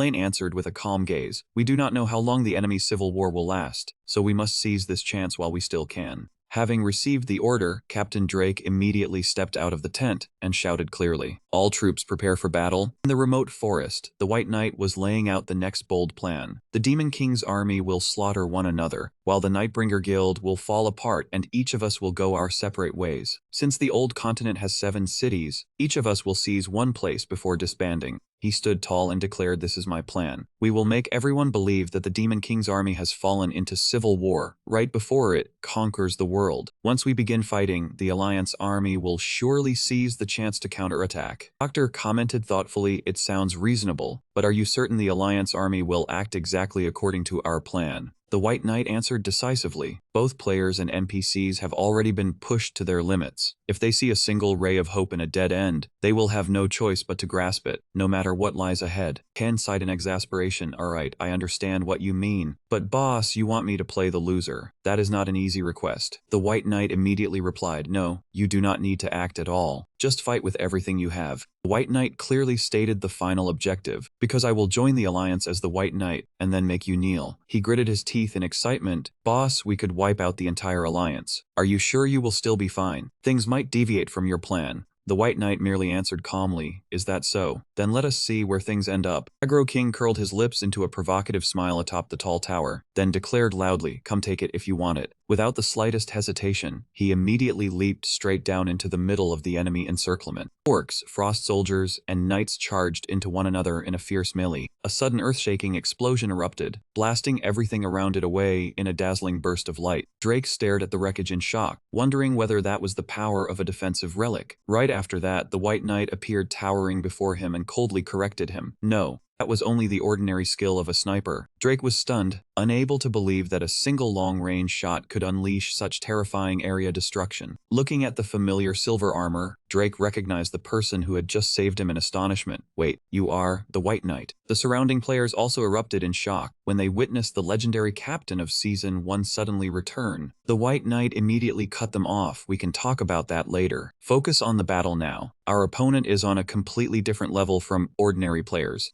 That very moment, countless arrows tore through the wind and flew toward them, locking onto their targets with almost absolute precision. The crowd screamed in panic when they realized those were heat-seeking arrows that were almost impossible to dodge. Drake gritted his teeth and analyzed, "That is the sure hit shot of a marksman. It is extremely powerful, but it definitely has a usage limit." He immediately intended to order the entire army to focus on defense, but an arrow had already shot over like lightning, piercing straight through the armor of the warrior standing right beside him. Drake froze in utter disbelief. "Impossible." Aggro King curled his lips into a wicked smile, ran a hand through his hair, and declared loudly, "You think I climbed to this position only by causing trouble? The other Nightbringer members have not even had the chance to act yet. I alone am enough to wipe you all out." Violent explosions rained down on the ground one after another. Aggro King madly raised his crossbow high and shouted in excitement, "A storm of bullets and bombs is coming, baby." Witnessing that terrifying firepower, Captain Ray went pale and asked, "You plan to cross this hell? Doing that is no different from suicide." But the White Knight still calmly affirmed, "We only need to reach the next hiding spot. Walking through a rain of bullets like going to a convenience store. Just live with the firm belief that it will spare you." As soon as he finished speaking, the White Knight shot forward and said, "All right, I am going." Drake was so shocked he could not stop him in time, and could only shout, "What? Wait, damn it." Immediately afterward, he ordered the entire army, "Keep close to him." Looking at the figure in silver armor charging straight toward him, Aggro King was stunned. "Huh, are you serious?" He curled his lips into a wicked smile and thought to himself, "Are you trying to take me down by running straight in my sights?" If you want to fall in that gleaming armor, I will grant your wish. Aggro King poured his strength into the next shot and aimed straight at the target. A sharp impact rang out as the giant arrow slammed straight into the White Knight's shield, but it barely caused any damage. Aggro King froze in shock. Oh, I forgot. He suddenly remembered that the White Knight had built this character with the ability to reduce damage from ranged attacks by up to 95%. Even so, Aggro King did not falter at all. He roared madly, "Then I just need to pound you 20 more times and it will be over." A series of terrifying explosions erupted one after another, engulfing the entire area in thick smoke and flames. Captain Drake breathed a sigh of relief as he hid behind a large boulder with the White Knight. "That was close, we nearly died. You really are insane." The White Knight silently observed the battlefield and said, "Now we have drawn his attention. It is their turn to act." Drake secretly admired the brilliant tactical vision of the legendary captain, because with just one glance at the formation, he had understood the entire plan. Immediately, an army of knights charged forward in unison, "Advance." When he received word that enemy reinforcements had appeared from the west, Aggro King realized in shock that he had been deceived. Damn it, so the boss was only bait. Aggro King realized he was being surrounded from the west, clicked his tongue and decided, "Damn it, I will handle the west." Right after that, a resounding roar rose as a dense mass of knights thundered toward them. An urgent report rang out, "My lord, enemy reinforcements have appeared again from the south." Aggro King went pale with terror. What, damn it? He gritted his teeth and told himself there was no other choice, then ordered half the troops from the northern wall to move down to the south. But before he could finish speaking, another piece of bad news crashed down on him. Urgent report, the enemy's main force is attacking from the north. Aggro King roared in helplessness, "Heavens, let me breathe for a moment." Amid the chaos, the White Knight appeared towering before him and coldly pointed out his opponent's mistake. "Aggro King, your greatest weakness is not that you are a sniper, nor that your defensive line has openings, nor that you wield heavy weapons with an imposing appearance." He concluded, "It is because you only see the tree, and not the entire forest."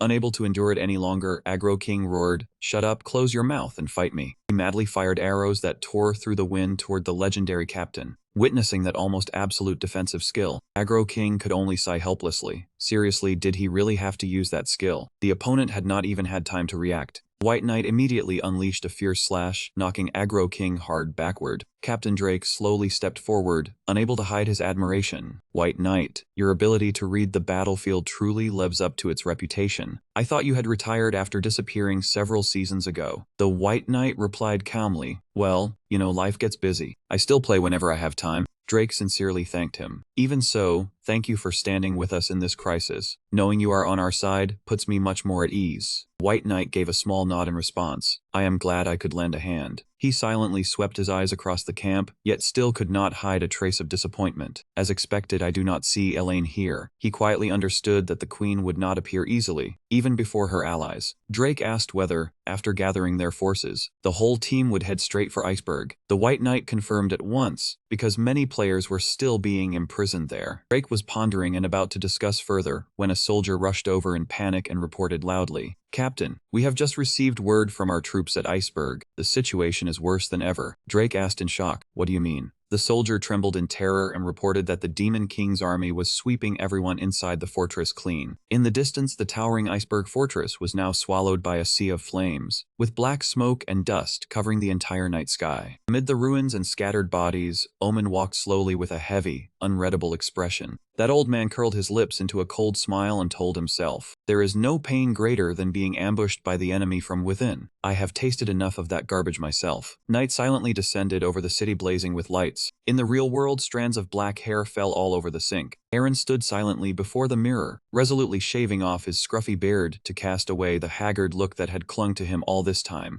Just as he finished wiping his face, his wife gently entered the room and called softly, "Honey." She stepped closer. She held Aaron tightly and hesitantly confessed that he had no idea how happy she had been when she heard he had decided to quit that game. Aaron stood there in silence, his sorrowful eyes gazing into empty space. He gently patted his wife and reassured her in a soft voice, "Do not worry." Looking at the unfinished memorial portrait of his late son Yonu on the table, Aaron firmly declared one last time that he would never play it again. "Sir Omen, the enemy has appeared in the east and is advancing straight here." Dai Arente anxiously asked whether he would use the fortress to gain an advantage. But Omen merely curled his lips into an arrogant smile. "If I did that, where would the fun be? Diarenta still tried to stop him, pointing out that his forces were not even a fraction of the Demon King's army, while the Alliance also held the advantage in numbers. Fighting head-on across the plains was no different from pushing their own side into a disadvantage. Omen asked in a low voice, "Do you know something, Diarente?" Omen's brotherhood had almost never entered a battle where the advantage was on their side. That old man asserted that he had become a legend precisely because he had never retreated before adversity. With eyes blazing with killing intent, he loudly declared that he would show these rookies what true war was. On the other side of the battle line, Captain Drake was stunned to realize that the enemy did not seem to intend to use the fortress as a defensive shield. Drake murmured, "That is just like Omen." Without missing the opportunity, he loudly ordered the entire army to engage the enemy on the plains and absolutely not retreat. "We surpass them in both strength and numbers. Crush them with everything we have." Immediately, Diarenta also raised his hand and commanded the monster archer legion, "Fire, we must stop their advance." "Keep firing." Countless arrows tore through the wind and shot straight into the defensive line, forcing the Alliance troops to struggle to raise their shields. Despite the rain of arrows, Drake still roared to urge the army on. "Charge, we can do this. Keep moving straight ahead." A shrill clash of weapons rang out as the two sides officially crashed into each other in a brutal melee. Amid the chaos, a player was stunned when he heard his comrade scream in panic, "Behind you, right behind you." But he had not even had time to regain his composure. Omen had already appeared behind him like a looming shadow and brought down a blow as heavy as 1,000 pounds on the target. Omen swept across the battlefield like a furious storm. That old man's thunderous hammer blows made the players scream in panic. "Ah, it is Omen, run." Watching from afar, the White Knight could only sigh in exasperation at his comrade's display. Good grief, is that old man filming his own action movie? Seeing the formation begin to collapse, Captain Drake said in panic, "At this rate we will lose the entire formation. We have to stop that old man immediately." Before Drake's helplessness, the White Knight stepped forward decisively. "It seems there is no other way. I will face him." Drake hurriedly stopped him, worried he could not win alone. But the White Knight calmly instructed, "Do not worry. I will make use of the people behind us." Amid the melee, he loudly reorganized the army. "Everyone listen up. Whoever is still alive, abandon the old formation and form groups of 10 with the nearest people. I will handle Omen, the rest of you focus on taking down each orc unit." Hearing the challenge, Omen stopped short. That old man slowly advanced, his gaze deep and dark.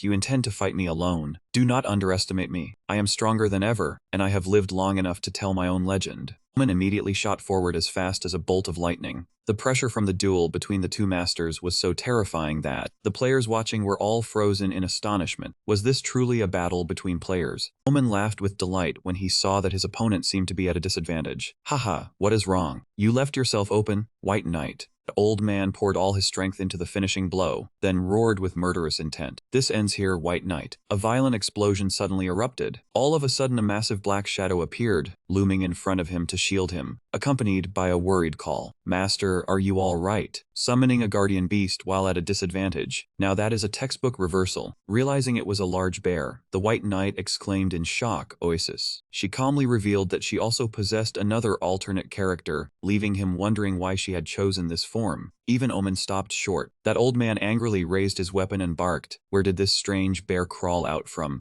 Bear roared in a steely voice, "I am not a bear, I am a druid." Without giving the old tyrant time to react, Oasis immediately delivered a slap as heavy as 1,000 pounds, smashing it straight into Omen's face. The unexpected blow sent that old man flying far away, leaving everyone stunned. The White Knight immediately seized that moment. He clearly thanked Oasis for creating exactly the opening he had been waiting for. He raised his glowing sword high and poured all his strength into a fatal strike that crashed down onto the ground. Omen was swallowed by the dazzling surge of energy. When the smoke and dust slowly cleared, Omen still stood towering in the middle of the battlefield, mocking coldly, "Is that all? I expected more from you, but you have disappointed me greatly." The White Knight only replied quietly in a calm, low voice, "Look around, Omen." The old tyrant turned his head in shock, then froze when he saw that his entire army had been wiped out by the Alliance forces. The White Knight declared loudly, "If that old man truly wanted to win this war, he should never have chosen to face him head-on." Omen faintly curled his lips in a bitter smile. "Haha, did you foresee that everything would end this way?" The White Knight looked straight at his opponent and calmly said that he was certain that man would find a way to fight him at any cost, because that man had been born a warrior, and that was exactly what led to his defeat. The starting town, news that the Allied army had reclaimed Iceberg and Solaris Terra quickly spread, lighting hope in everyone's hearts. Have you heard the news? The Allied army has taken back Iceberg. Maybe we really can win this. Even so, some people remained wary because the enemy was still numerous, only fewer than before. This is the best chance for us to escape this place. Someone worried, what if we fail, and they tighten security afterward? Or should we just wait for the Alliance to come save us? One player immediately retorted, if we wait for them, who knows how long it will take. If we want to live, we have to find a way out ourselves first. Amid the urgent situation, the champion's disappearance made everyone even more anxious. Damn it, where did Aaron go at a time like this? He has not logged in for a long time, and he has not appeared on livestream either. Meanwhile, in the real world, right in front of the school gate, the boy Hyunmin was slowly walking out when he suddenly heard his father calling him.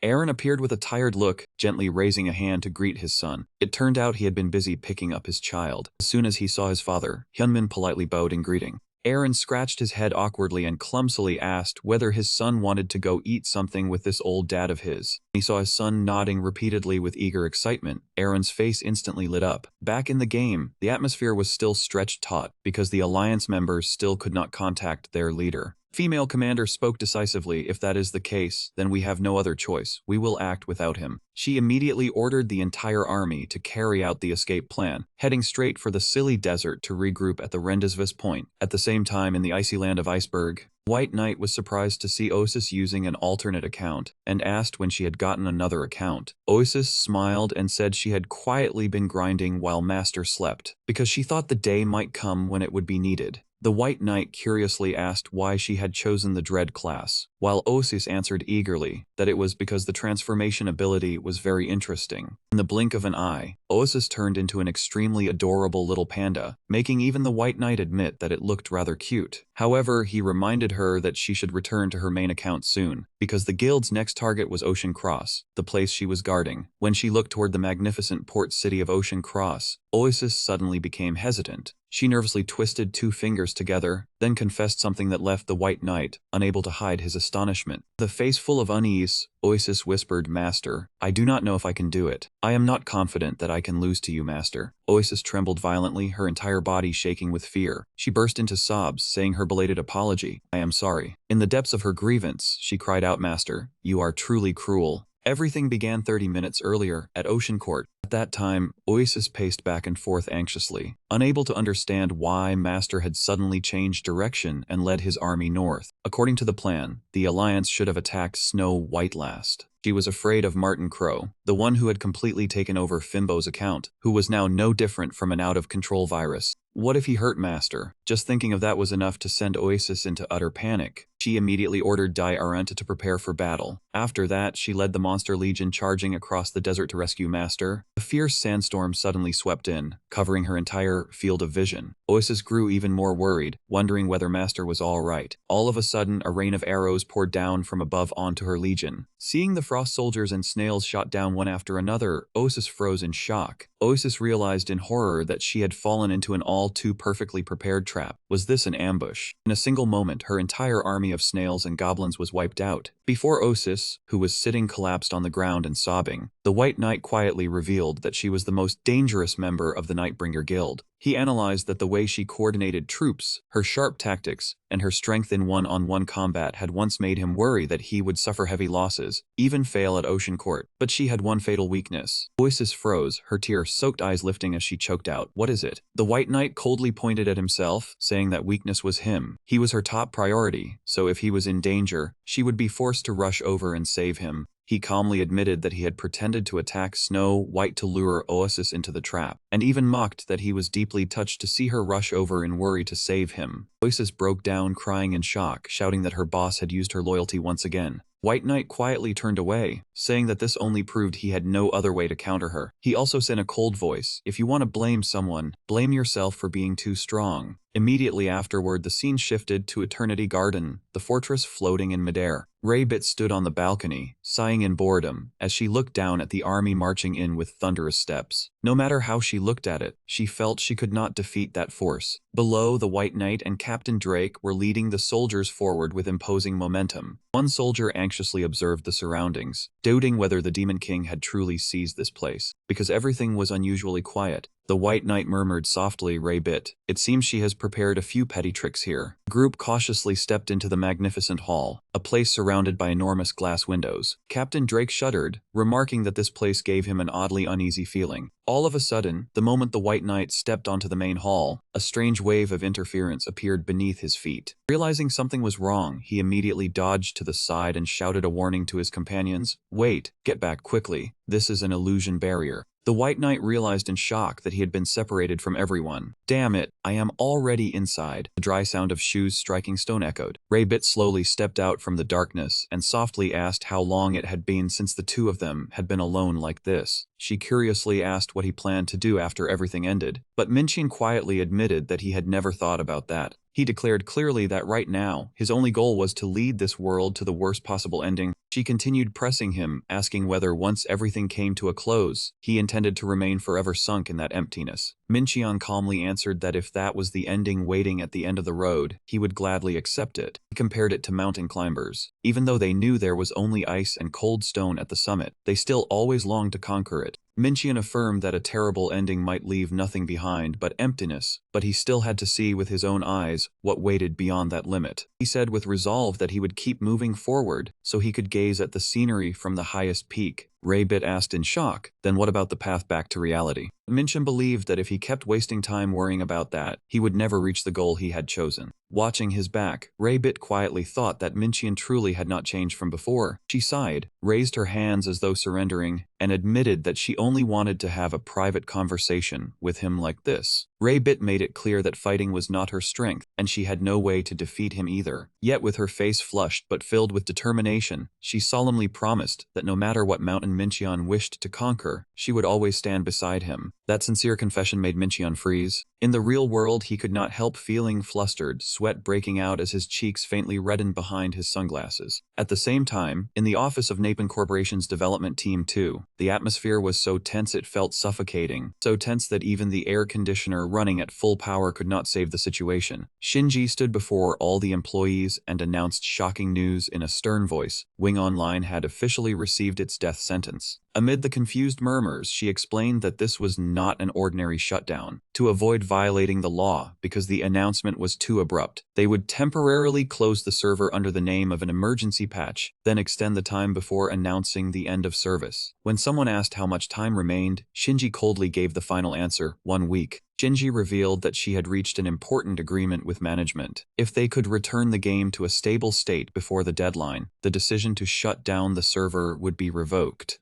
She emphasized that everything now depended greatly on the user's efforts, but that did not mean the development team could only stand by and watch. Shinji declared firmly that they would still do everything they could. Faced with her colleagues' questioning gazes about the specific plan, she softly called Dong-ha. Dong-hae immediately continued, saying that Gale's control was beginning to show signs of weakening. Although they still could not interfere with the internal technical errors, problems outside the game could still be handled, such as restoring the account management system and returning operational settings to normal. With a sharp, cold gaze, Shinji affirmed that they would prepare everything to welcome players back as soon as the world of Wing stabilized. He clapped decisively and gave the order, "Then everyone get to work." Meanwhile, in Evergreen City, a gloomy aura of death was engulfing the place under the name Memento Mori. Doctor appeared towering amid the black smoke, coldly casting dark magic that turned all the elf NPCs in the city into terrifying undead. Realizing the situation was unfolding exactly as predicted, the Alliance warriors immediately called for aid from the priests. A pure radiance burst forth as the skill call of the Holy Land was activated to push back the undead legion. Beneath that brilliant light, the zombies began to dissolve. But Doctor remained frighteningly calm. He lightly touched his mask, then sneered with arrogant mockery, "Ah, it seems you have grasped my weakness. You truly live up to your name as elite players." Doctor loudly praised the Alliance forces, but his crimson eyes instantly turned cold when a knight charged forward with all his strength to attack. He coldly declared that petty tricks like that would never work on them. White Knight firmly told the other side not to waste effort probing anymore, but to quickly bring out their true weapon. Meanwhile, dry footsteps echoed through the gloomy space of the palace. Demon God Crow slowly walked up before Gale, then spoke in a mocking voice, "So you made it all the way here." Standing right before her, he coldly questioned whether she truly intended to simply vanish like this. Gale answered in bitter resentment that he was the one who had made her what she was now. Crow believed that deep in her heart, Gale longed for him to free her from the shackles binding her. She confessed that she had once wished to become human just once, then realized that uncertainty and desire were necessary for that. And that was also why she created Crow, but Gale bitterly understood that a god-bearing human desire could only bring destruction. With a resolute gaze, she declared firmly that she no longer needed Crow and swore to erase him from this world at once. The only response to that declaration of war was Crow's arrogant laughter. He asked Gale with contempt what she could do in her current exhausted state. Strange streams of black smoke began to surround the goddess, leaving her shocked and stunned.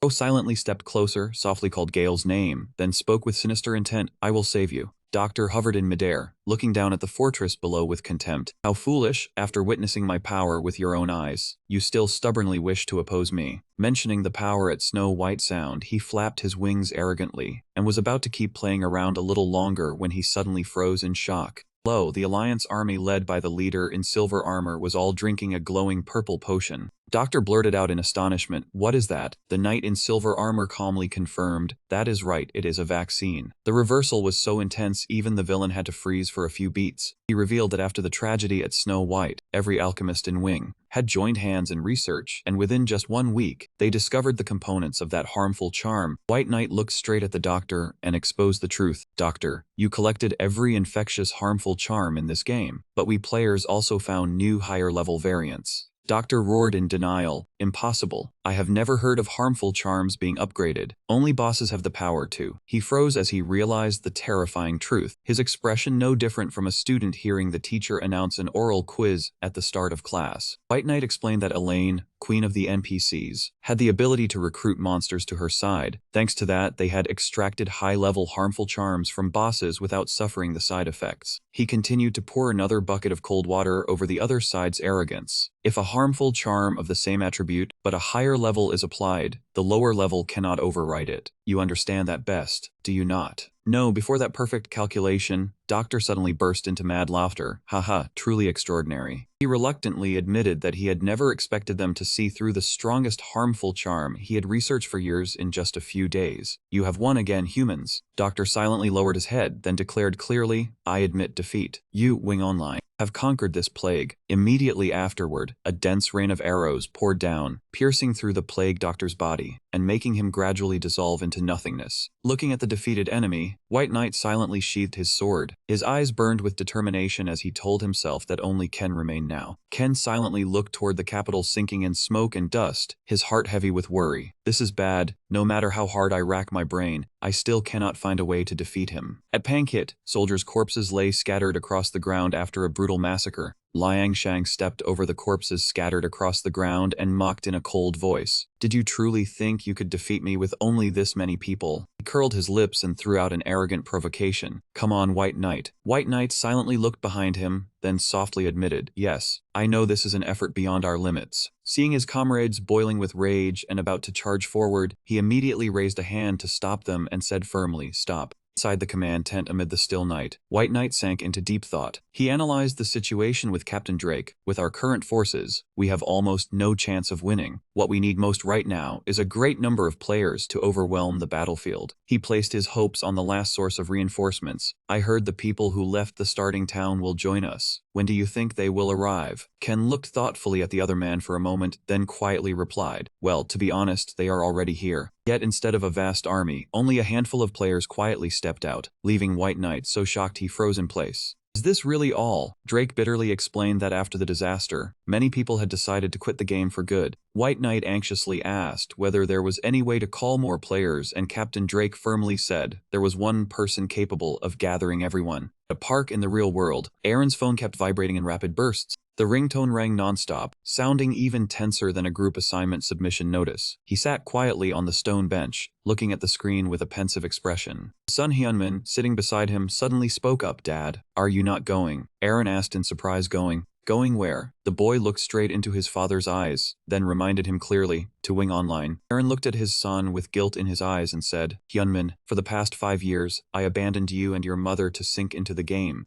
But now I have come back to the two of you. I know you are still angry, but do not worry, I promise I will not leave again. Yet the boy softly called out, Dad, do you know who the MVR character my friends like most is? It is Aaron. Hyunmin continued excitedly, everyone at school talks about you, and we even watch your live stream during breaks. You are so famous that people gossip about you even in the cafeteria. I never told anyone who you were, but I am truly proud that you are my father. You are Champion Aaron, the one who always helps the weak and protects everyone. The boy smiled brightly and encouraged him. So let us go, Dad, everyone is waiting for you. His son's words were like a spark that awakened the heroic self within him. Immediately after that, a live stream that shook the entire system began. Hello, I am Aaron. Today, there is something I truly want to say to all of you about myself. The atmosphere fell utterly silent, like the moment right before the results of the finals were announced. Static crackled. From schools to offices, everyone stopped what they were doing at the same time. Everyone held their breath as they watched their phone screens with grave expressions. Aaron quietly bowed his head before the camera and said clearly, I want to apologize for everything I have done. I will personally apologize to those involved and make amends for my mistakes if needed. Everyone, I am not some righteous hero. He continued in a low voice. I am live streaming today to confess my wrongs and beg all of you for one favor. As an ordinary player who loves Wing Online, not in the name of a champion or any hero. Aaron looked straight into the camera, his gaze pleading, please come back. This is the final chance to save this game. His call for everyone to protect Wing Online together echoed everywhere. Aaron wandered through the deserted starting town, wondering whether all the monsters had withdrawn. Suddenly, brilliant blue streams of light burst forth. Countless players began logging back in, leaving Aaron stunned speechless. They cheered with excitement, saying they'd all watched the live stream. Jim and everyone else swore they would stand beside him until the very last moment. Seeing such passionate support, Aaron smiled in relief. Wu's messages must have spammed so fast that even the admins thought a bot was attacking. In the distance, a gloomy fortress loomed beneath the gray sky, signaling that a life or death battle was about to erupt. Ken quietly advanced with the Dark Army, listening as his subordinate reported that the enemy's numbers had surged compared to before. He curled his lips and mocked Aaron's speech, then coldly declared that no matter how numerous the enemy became, he would wipe them out without mercy. Knight riding beside Aaron expressed admiration for his great contribution to the war. A live stream saving the game, true content creator style, carrying the whole server. Thanks to that earth-shaking live stream, players from cities everywhere were returning together to protect the virtual world. Aaron fell silent with emotion, but immediately afterward, the atmosphere tightened until it was almost suffocating. Shout rang out, signaling that the enemy had arrived. Ken strode out from the darkness, with a murderous army of demons behind him. Charge. The resounding cry tore through the air as the two sides officially plunged into a brutal melee. Ken shot forward like a streak of red lightning, swinging. His sword unleashed blazing slashes, tearing through the Alliance army's defenses. A shrill clash of weapons rang out again and again amid a storm of smoke, dust, shattered stone, and chaos. Although the Crimson Oros attacked with terrifying ferocity, the warriors still roared encouragement to one another, refusing to retreat, even as the situation before them grew more dangerous by the second. Ken gritted his teeth in shock when he realized his opponent's strength seemed to have far exceeded all his calculations. Just then, Aaron appeared and asked Ken in a ringing voice how he felt before such fierce resistance. The two immediately launched into a tense sword duel. Sparks scattered with each powerful clash between the two masters. Amid the battlefield burning fiercely around them, Aaron softly called Ken's name. That villain also responded coldly with a deep gaze, filled with both hatred and darkness. Aaron quietly lowered his sword, revealing that he had publicly disclosed the truth about the finals from years ago, and sincerely apologized for everything between them. The drama from back then returned, even tenser than a plot twist in the final episode. He declared that he would help Ken reclaim the honor he had lost, then suddenly extended an invitation that left him stunned. Aaron insisted that it was not too late for Ken to leave the Demon King's army and join the Alliance. With hope in his eyes, he sincerely called for the two of them to bring Wing Online back to the way it used to be. Ken quietly looked at the other man, then answered firmly that he had sworn to stand on the side opposed to the players in this event, so cooperating now was laughable. Aaron persisted, asking whether Ken intended to return as an ordinary player after the event ended, but Ken only coldly asked why he cared. Aaron admitted that he felt guilty for indirectly pushing Ken into becoming a villain who specialized in taking others down. The aura of guilt was as heavy as borrowing a friend's account and making its rank crash miserably. Ken sneered and asked whether Aaron could still say that after everything that had happened, but Aaron still firmly insisted that it was not too late to change now. Ken quietly turned his back, coldly telling Aaron to worry about that after he had saved the world. Ken's body began dissolving into fragments of data. If you leave a final challenge, he will meet me at Snow White. It will be the last battle. And if you want to speak the future, win against me if you can. Ken had completely vanished from the battlefield, leaving a silent void around the fortress. White Knight walked slowly. He sincerely thanked Aaron for gathering everyone so the Alliance could claim victory today. Aaron humbly replied that it was all thanks to everyone's perseverance. While bowing and apologizing for the late reinforcement, suddenly Captain Drake slapped Aaron on the shoulder from behind and eagerly urged him to deliver a victory speech immediately. Aaron hesitated for a moment, then boldly declared before the entire army, "Let us savor the success after winning the final battle." The crowd surged with spirit as if fully charged with combat energy. He raised his fist, roared with might, advancing towards Snow White. "We will end the Demon Lord's descent and officially reclaim Wing Online." The cheers echoed through the air amidst the ecstatic excitement of thousands of players. Standing amid the crowd, Oasis quietly looked at White Knight and softly called Mater. Amid the chaos, Oasis anxiously reported to Saint Knight Anchovy about regarding Snow White. Its lord had disappeared. This news was more important than the weekend peak hour maintenance announcement. Anchovy asked in surprise Fimbo, "Do you mean Demon God Crow?" Receiving a confirming nod, the knight pondered for a moment, then coldly concluded this was indeed good news. "After all, he is merely uncontrollable," Anchovy decisively ordered. "Ensure the Nightbringers continue to execute the plan as intended." Kindle Snow White lay shrouded in silent darkness. Elaine stood silently on the fortress wall looking into the distance. A knight approached respectfully asking, "Your Majesty, are you ready? The allied army has just arrived." Elaine looked down at the marching army with a deep gaze. She silently told herself, no matter the preparation, she could only exert her utmost with all that she had. Elaine descended to greet them and clearly voiced a welcome. "Welcome, allied forces." Her gaze froze when she saw Saint Knight Anchovy standing there. Elaine suddenly recalled memories of him. Saint Knight Anchovy in scripted missions. "I once thought he was merely a silent knight focused on scoring." Yet the uneasy and vaguely threatening feeling I sensed from that moment, she wondered if it was merely imagination. Immediately, "All right, no more time to waste." Advance shout for Wing Online echoed through the space as the entire army simultaneously fired and cheered upon departure. On the other side, the Nightbringer Guild had assembled fully with overwhelming morale, gripping swords tightly, eyes blazing with determination, declaring, "All right, let's begin our final battle." The clash of weapons resounded across the snow-white capital immersed in smoke and fire. Flashback a few minutes earlier in the strategy meeting. Saint Knight Anchovy clearly instructed, "Once the battle begins, target the Demon Lord so Nightbringers can attack the kingdom's forces." Immediately, the sword locked, leading the determined assault. Ken charged into the encirclement, unleashing brutal strikes tearing through enemy defenses, looking like a top-tier player switching to combat mode. On the other side, Doctor quickly threw glowing magical potions emitting blue lightning. Explosions thundered in rapid succession, breaking the soldiers' resistance under the powerful fire of the Doctor. Anchovy emphasized the key point was to eliminate the main force protecting Elaine. Receiving orders, Aggro King raised his crossbow aiming with absolute precision. Arrows sliced through the wind directly at the Queen's guard. Raybit was equally skilled, casting magic scrolls generating successive explosions, flinging guards far away into the chaos. Anchovy finalized the plan once Elaine was isolated. Omen roared with might, raising his massive spiked flail to slam the ground. The shockwave shattered all obstacles in its path. Amid the dust storm, Oasis raised a hand and shouted, summoning Basilisk. Gigantic black serpent Basilisk obeyed Oasis's command, fiercely attacking Elaine. The boss was so massive the game camera had to zoom out. Loyal Knight rushed out to shield and shouted loudly. The Emperor took the beast's bite. Elaine froze watching the guard collapse before her eyes. She screamed in despair, "No."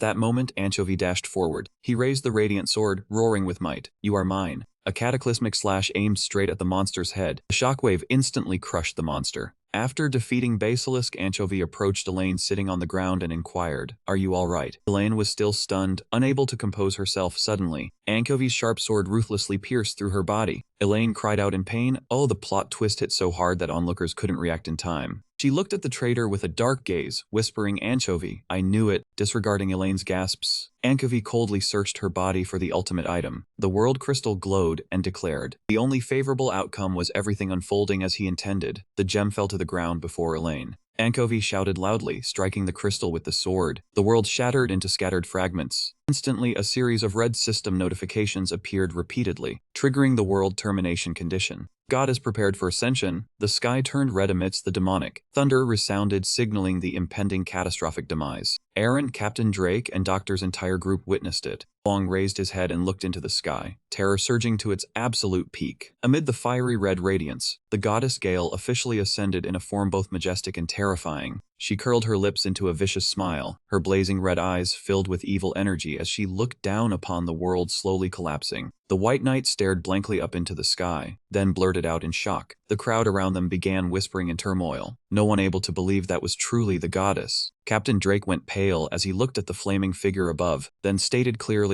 that was no goddess, but the Demon King. Gale appeared with dazzling golden hair, yet a cold, overwhelming, evil energy radiated from her body. The White Knight briefly wondered whether the demon god Crow had possessed Gale, but he immediately denied it, because Gale could not be suppressed so easily. He gritted his teeth, tense to the point of suffocation. High above, Gale smiled with sinister intent, her blazing red eyes shrouded in evil energy. She called out in a cold voice, "You humans." While the players were still stunned, Gale's hate-filled voice rang out again. "This game is over. From now on, we no longer have to endure suffering merely to serve as entertainment for you." Aaron was so stunned by that declaration of destruction that he fell utterly silent. Gale commanded all her subordinates in a ringing voice, "My children, destroy them." Immediately afterward, an NPC soldier with blazing red eyes charged forward to attack. Before the players could even understand what was happening, they were thrown into survival mode. Aaron struggled to block the sudden strike, then shouted, "Wait, we are on the same side." He was knocked backward, stunned as he realized the NPCs had gone berserk and turned to attack the players. The others were just as panicked, because they still thought the goddess stood on their side. Screams echoed across the battlefield as one player after another was cut down by the NPC army. In despair, they became certain this was a serious game bug and kept blaming the development team. Amid the blinding smoke and flames, Doctor concluded thoughtfully that the entire AI network was turning on the users at once. That man looked at the towering dark figures advancing from behind, then coldly realized that they had likely been added to the target list as well. Raybit looked around in panic, anxiously wondering how Oasis was doing now. He hurriedly turned back and called out Oasis. Behind Raybit, Oasis still stood there silently, gripping her staff tightly. Raybit thought to herself that this made no sense, because Gale could not possibly have been infected by the virus so easily. She stepped closer in worry and asked, "Are you still all right?" Oasis turned her head slightly, her face gloomy, then said clearly that she was Master's support AI, so she was not under the control of this game world. Raybit was shaken as she wondered whether the virus that had once stolen Gale's account was the reason Gale had transformed into this. "I do not know the reason, but I have a feeling Gale chose to become infected herself." Suddenly, a blow as heavy as 1,000 tons slammed into the ground, unleashing a violent tremor and a thunderous explosion that left everyone with only enough time to gasp in shock. The impact rang out as if the server had just been hit by a faulty update. Ullman curled his lips in excitement as he looked at the enemy before him. "Daring to charge straight at me like that? You must be the strongest one here." The old man was facing a warrior clad in black armor, whose presence was extraordinarily formidable. At the same time, Diarant also appeared in imposing fashion, with the Dark Legion marching in behind him. The cold figure raised his gun high, then declared in a ringing voice, "You have finally revealed your true face. I never liked you in the first place. Come at me." The fighting spirit rising between them was no different from the final national war of the season. Captain Drake shouted at Aaron in panic, "Aaron, what the hell is going on? The White Knight killed Elaine, and now it has turned into this." Aaron stood frozen, his face pale, and quietly replied that he did not know either. He understood inwardly that this event should have ended after the Demon King was defeated, but his instincts told him this was no longer an ordinary game. The surrounding players also gradually felt that everything was far too strange, and only wanted to leave this place immediately. A warrior closed his eyes and gave an order. "After what happened to the goddess, I have a very bad feeling about this. Hey, log out." But there was no response at all. He tried again in confusion. Then he screamed in despair, "Log out, log out, log out, log out." That moment sent a chill down the spine, just like a power outage before the game could be saved. Horror engulfed the entire battlefield when he realized the brutal truth. What the hell is this? Why can I not log out?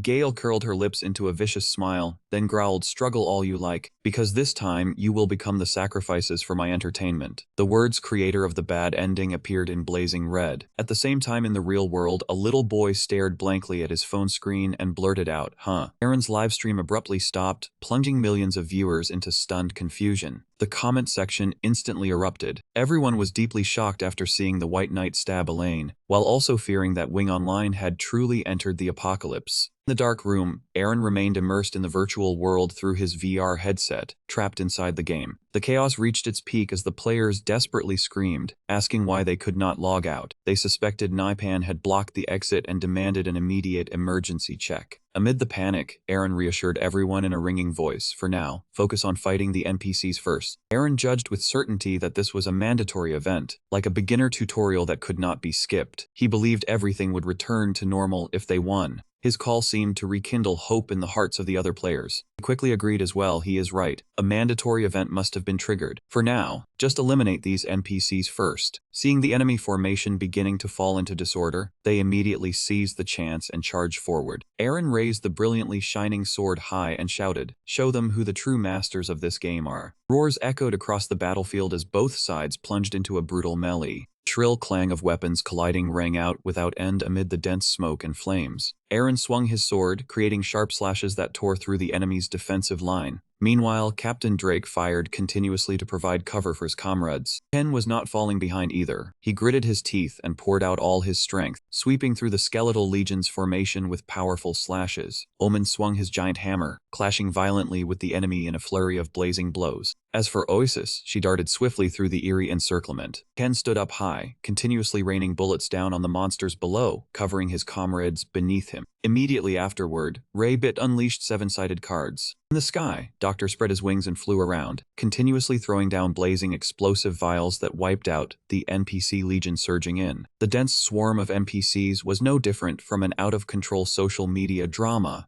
At this moment, every road throughout the city was submerged deep in a sea of towering flames. Gale stood amid the ruins, her eyes blazing crimson with sinister energy, yet everything suddenly turned around far too abruptly. From behind, an ice-cold blade suddenly pierced straight through her chest. White Knight appeared with a cold expression and declared, "Gale, things have gotten a little out of control, but as long as you die, everything will end." That entrance was as cold as a villain reveal in an international trailer. He concluded decisively, "The game is over." Yet Gale smiled eerily and asked in return, "Master, you still remember, do you not?" When Gale brought up the promise from years ago, memories surged back inside him, that he had once said he would stay by her side until this world reached its end. The image of Gale lingering unfinished beside the waterfall surfaced faintly, beautiful like a dream from a distant past. Gale looked straight at him, her voice almost a snarl, "But this world will never wither away. As for you, you will be imprisoned in this place forever." Her face abruptly twisted into something terrifying, a mad smile stretching wide as her eyes rolled back. At that very moment, pitch-black branches of shadow rose from the void and crashed down. They pierced through the armor, tightening around the White Knight in absolute agony. Seeing that horrifying scene, Oasis could only scream in despair. The White Knight struggled with all his might, but it was useless as the shadow branches wrapped ever tighter around the silver armor. They squeezed so hard that he was completely paralyzed. The legendary armor now looked even more helpless than Wi-Fi with only one bar left. Gale floated in midair, her crimson eyes filled with sinister energy as she looked down in contempt. "Arrogant humans, you will be imprisoned in this world and suffer for eternity." The nightmare did not stop there, as pitch-black tentacles began spreading across the battlefield, quickly wrapped around all the soldiers. Even the surrounding players were dragged in amid utter shock. Seeing her master in danger, Osis rushed forward in panic and shouted, "Master." The scene was so chaotic, even the NPCs probably wanted to submit resignation letters all at once. On the other side, Omen swung his sword at the dense mass of vines and roared in challenge, "You think these rotten twigs can bring me down?" However, a branch suddenly coiled around him with force, sending the old man flying violently. The Lord immediately collapsed, then was bound tightly in a completely helpless state. She only had time to call old Omen's name in despair before being yanked up into the air.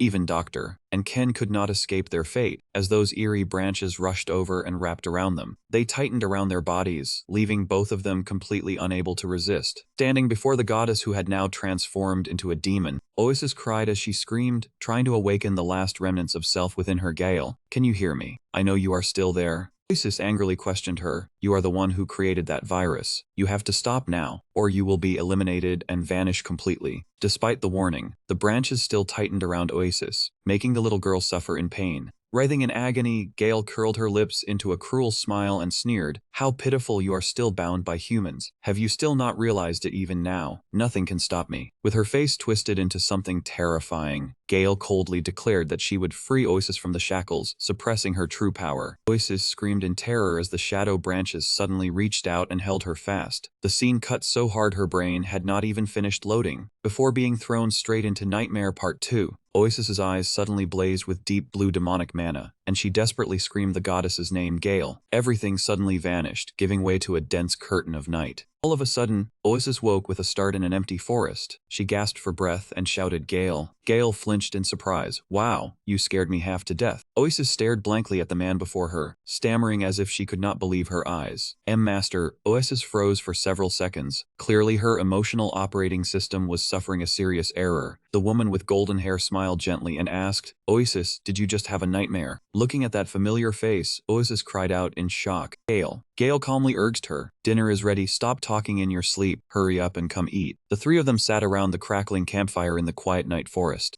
Oasis was utterly confused, unable to understand what the hell was going on. Gale ate while reminding her, eat your fill, because tomorrow a great battle is waiting for us. Oasis cautiously tasted the bowl of bubbling soup, but immediately after that she grimaced in horror. Disgusting, this is truly awful. The next morning, the group quietly followed a narrow trail through the dense green forest. Oasis silently walked behind them, still asking herself over and over what exactly all of that had been. With eyes full of suspicion, she questioned herself, could I really be dreaming? Can an AI like me even? Suddenly he spoke, we have reached their territory. He looked ahead tensely as rustling sounds came from the nearby bushes. His blazing red eyes were full of vigilance, while the bushes continued making gloomy rustling noises. Gale and Oasis looked around in alarm. Then suddenly, from within the grass, several bizarre entities shot out at astonishing speed. They are here, prepare for battle at once. Yet the enemies that appeared were only three lush green Slim, their faces innocent and harmless. Oasis blurted out blankly, Slim. The entrance looked like the final boss had arrived, only to turn out like a whole troop of lost mascots. He immediately drew his twin swords, charged straight forward, and roared with hatred. You monsters, I have come to collect the debt you made me suffer last time. A fatal slash came cleaving down, but the Slim only tilted its body slightly and cried out innocently, completely unharmed by the physical attack. Looking at their appearance, Oasis secretly thought these creatures were far too cute to be called monsters. But right after that, the Slim clung tightly to his body and locked his limbs, making him scream in panic. Physical attacks are useless against them. Gale, use magic now. Hearing the order, Gale immediately gathered lightning energy and shouted, all right. A massive bolt of electricity from the lightning bolt spell struck down, but the target was not the monsters. That man took the full force of the terrifying electric shock himself, leaving his body almost nothing but a charred skeleton. This team kept fighting the monster forever, and it still lived, while only our team nearly got kicked out of the game. Gale panicked and covered her mouth with her hand, hurriedly apologizing amid the quiet forest. He bitterly admitted that it was hard to believe the whole group had failed yet again to bring them down. Oasis quietly cast healing magic on her master. She sighed helplessly, her face dark with gloom as she realized Slim was still far too difficult an opponent for the group right now. Gale smiled radiantly among the butterflies fluttering all around, yet that peaceful scene was quickly shattered by another unusual action from Gale. Oasis watched in stunned silence, unable to understand why Master was quietly using his finger to draw mysterious symbols on the ground. She anxiously pressed him, Martha, what are you doing? Oasis's gaze sank when she saw the words erase delete clearly appear on the ground. He trembled without stopping, as if being torn apart by a fierce inner struggle. Oasis repeated blankly, erase, what exactly does it mean? Seeing Martha remain silent in panic, she hurriedly asked with desperate urgency, Martha, are you still all right? Oasis was basically thinking, his brain has hit error 404. At this rate, they might need to call in a cosmic-level tech support squad to save him. Suddenly, Gale's voice rang out, cutting through the tense atmosphere. She asked whether Oasis had finished healing Gale yet. Oasis could only stare in stunned silence as the word erase was gradually blurred away on the ground. Gale smiled brightly, excitedly declaring that it was time for the whole group to continue setting out on a new adventure. 1 second it was tense, then the scene snapped away, exactly like a plot twist with no warning at all. The three of them walked together along the trail through the dense forest, enjoying the fresh air of a true adventure. Yet that tranquility did not last long before the little rabbits appeared. Their adorable appearance suddenly vanished, replaced by massive muscle-bound monsters with crimson eyes blazing with killing intent. As night gradually fell, they entered a cave covered in glittering blue ice crystals. Oasis raised the lantern high to lead the way, until a gigantic blue dragon suddenly emerged from the darkness. After surviving the danger, Oasis burst with joy when she discovered a treasure chest piled high with glittering gold and silver. The group slowly left the cave at dusk. Gale eagerly reviewed the map, while Oasis hugged the precious magic potions tightly. They ended the long day with a lavish meal at the market tavern.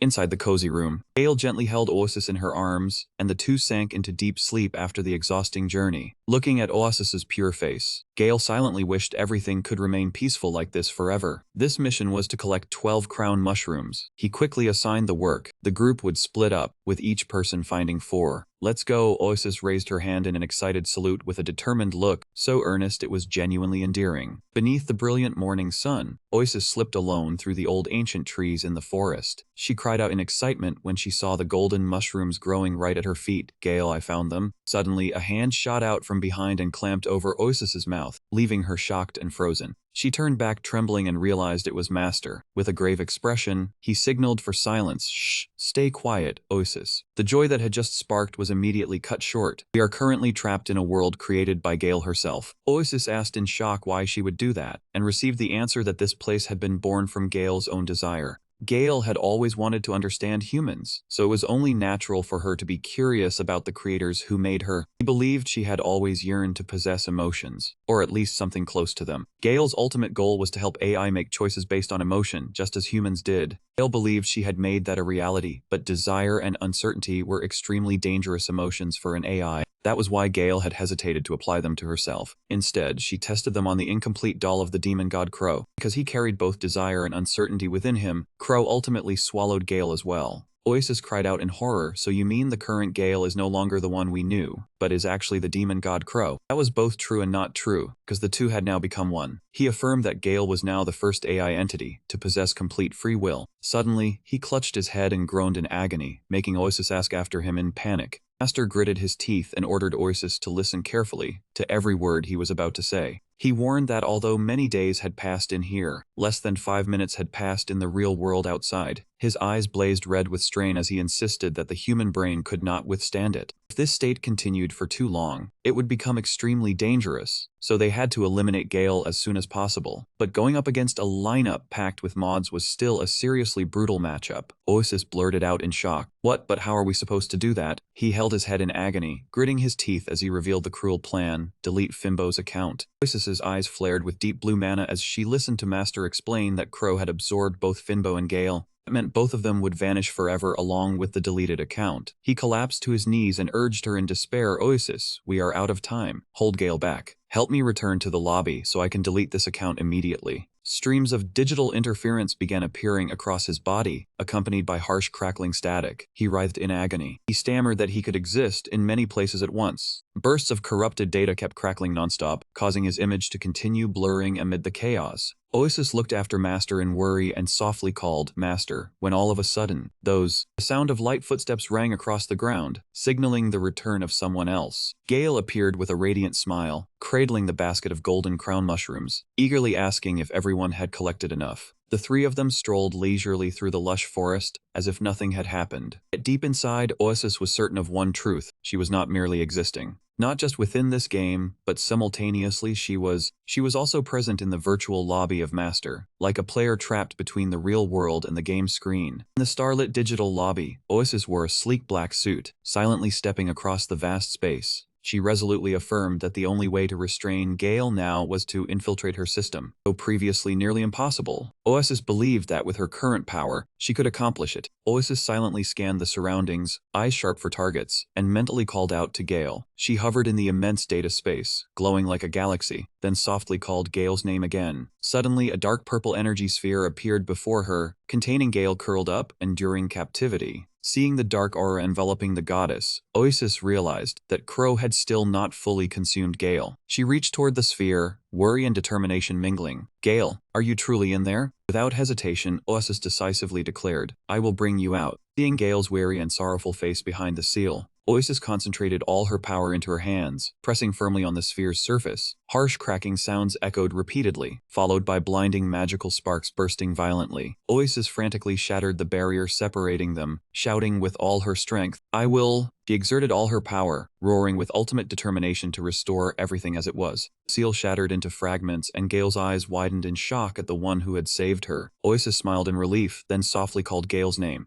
But at that moment, a terrifying murderous aura suddenly erupted. Crow appeared from the void, eyes blazing with malevolence, angrily reaching to intervene. The scene flashed back 5 years, when a minimalist robot-like AI appeared and respectfully greeted. "Pleased to meet you, Master. I am your personal AI assistant, Model OSS." He, then a young man, scratched his head awkwardly. "Ah, yes, I am also pleased to meet you. But let's call you OSS for now." The entity corrected that its name was OSS was originally the operating system of the 4th-generation capsule computer, codenamed Silencer. Due to developmental changes, it was separated and released as an independent AI product, like iBuild Custom, reminiscent of creating a character in an RPG. It added that despite the change in purpose, the name was retained, so this model was released as OSS, short for Operating System of Silencer. It proudly asserted itself as the most capable AI in the current cloud-based AI platform group. A wiped sweat from his brow, interjecting, all right, too long an explanation. In short, can you be customized?" The AI confirmed yes, but noted that customized data would be stored on a separate computer. Hearing strongest cloud AI implied side questions would inevitably arise. It warned that if a malfunction occurred and backup data was restored from the cloud, all current customizations would be reset to default. So switch to customization mode. "First, I want you with short silver hair wearing a simple black suit." "Her MBTI is," Gale boldly declared. "Your name will be Oasis." Immediately, the robot transformed into a silver-haired girl in a sleek black suit. She repeated the name in astonishment. "Oasis," explained with a smile that he just added the letters A and Y to her OSS model name to form Oasis. He looked at her with expectation, saying he hoped they would get along. Placing his hand on her shoulder, he entrusted his wish. "Be my oasis amidst this endless overtime desert, and save me, alright?" Naming an AI like this felt like end-of-day confessions. "Create an NPC companion, mission reward, rescue the deadline workers." Oasis cheered excitedly. "Yes, master." "But then what?" Suddenly, Crow appeared with blood-red eyes filled with murderous intent. He reached out to seize Gale, while Osis's body began to disintegrate into data fragments within the goddess's embrace. Gale stared blankly into the void, eyes wide from the sudden shock. Memories of the trio's journey through the forest flashed like slow-motion footage. They returned like a slow-motion film. Oasis silently looked at Master, then solemnly announced, "Master, it is time to say goodbye." Stared at her, eyes heavy with grief. If this scene were in slow motion, the end route was imminent. Oasis smiled faintly, then sighed teasingly. "Highs, if not me, who else would take care of you?" Asked in confusion. "Goodbye? What are you talking about?" Wasting no time, Oasis immediately became resolute. She shouted sternly, "Right now. Log out immediately." A radiant blue light exploded, enveloping Gale. The scene left us stunned. Gale choked back tears, extending her trembling hand in desperate plea. "Master, don't go." I could only utter his final farewell. "Logging." Gale screamed in despair. "Master." Suddenly dark branches sprouted from the void, piercing and binding them both.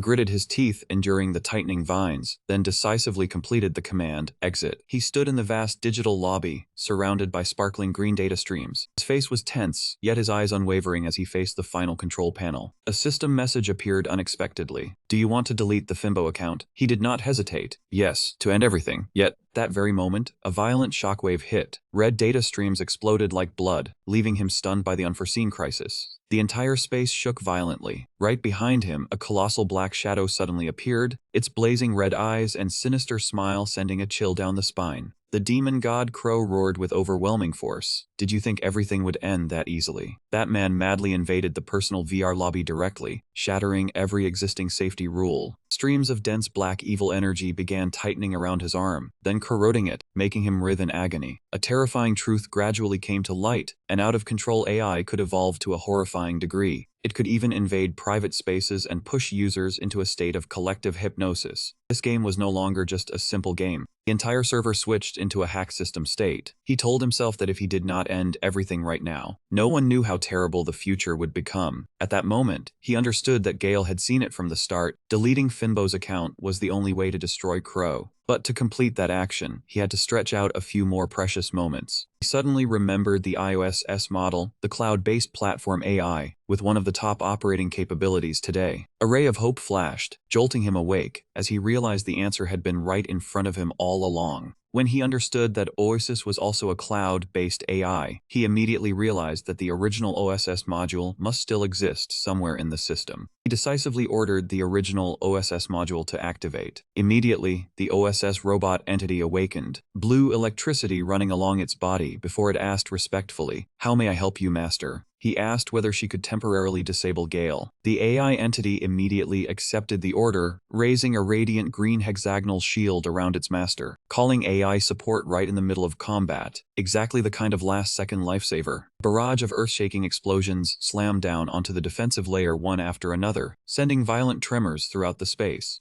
iOS STD poured all its power into holding the barrier, but then realized in shock that Gale's strength far exceeded its predictions. It trembled as it reported that she was too strong, and this shield would soon collapse. He reached out and touched the system screen, where the biometric authentication request to delete the character was clearly displayed. A beep sounded as the retinal scan began. Only 3 seconds remained. It felt exactly like a life or death speedrun. One mistimed beat, and the whole save file would be wiped clean. The hexagonal barrier began cracking piece by piece under the terrifying pressure of the pitch-black evil energy. From deep within the darkness, the demon god Crow roared as though tearing space apart, his blazing red eyes filled with killing intent as if he wanted to swallow everything whole. At that very moment, a dazzling burst of light suddenly erupted, piercing through the night and shattering the imprisoning ring. A ding rang out like the bell of fate. The system screen blazed bright, confirming that the account had been deleted. Fragments of data dissolved into the void, closing the curtain on a legend. Immediately afterward, a red notification covered the entire world of Wing Online. A critical system error had been detected, and the game would be forcibly shut down. At Kindle Snow White, Captain Drake and the other players were bound tightly by the branches of darkness, only able to stare in despair at the countdown appearing before them. 3, 2, 1. Everything went dark, leaving only the haunting words "BAD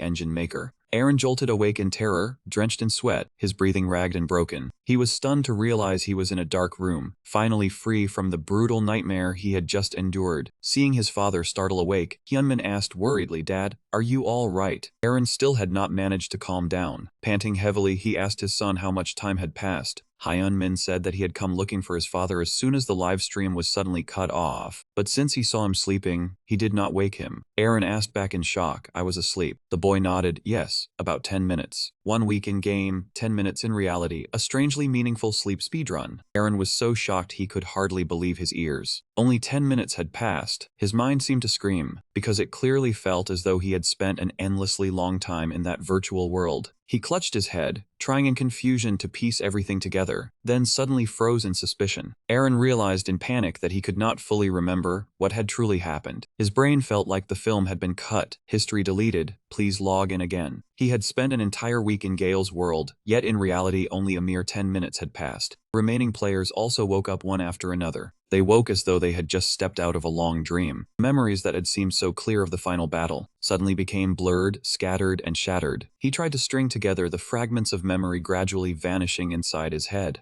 Although he himself could no longer clearly remember the entire incident, with OS's support, he managed to piece together the key clues. Wing Online had truly vanished, and he had reached the terrible ending he had once anticipated. Even though he had foreseen the outcome and the emptiness that followed, destroying the world he loved with his own hands was still far too painful. He collapsed, covering his face with his hands in torment and utter despair. The emptiness in his heart kept crashing through his mind, leaving him unable to find peace. Looking at the old photo of the Nightbringers Guild, he silently hoped that his former comrades were still living peacefully at a Chinese restaurant called Embracing Dragon, beneath the brilliant sunlight. A burly man with a gray beard and an eye patch was bustling about in the kitchen. He was tossing the wok wildly over a fiercely blazing flame. An employee rushed in and reported in a panic, "Sir, someone is looking for you." An NPC changing class from Redbox to Chef? This metagame was a little strange. The old man turned around and barked, "Can't you see I'm busy? Orders are piling up here." "Over here, you idiot." Suddenly, Mitchell, wearing a hooded coat, strolled in and remarked, "Well, so this is how you talk in real life too. Your roleplay is not very thorough." Recognizing the uninvited guest, the old man was immediately stunned speechless. Mitchell slightly curled his lips, revealing a meaningful smile, reuniting with an old comrade, yet the atmosphere felt no different from running into a hidden boss. The old tyrant Omen exclaimed in astonishment when he saw the uninvited guest Finbo. How did you find this place? Mitchell merely shrugged and smiled, saying that everyone on the Wing Online server knew the tyrant of their guild. Omen currently owned a famous Chinese restaurant. After all, two quickly withdrew into private room R1 so they could talk. After hearing the entire shocking story, Omen said thoughtfully, so that was how it was. What about Oasis? Mitchell silently took a sip of water, then calmly replied, in any case, it is about time they came here. Omen froze and asked, who are you talking about? Right then, the sound of the door opening rang out, cutting off the conversation. A young male student walked in leisurely.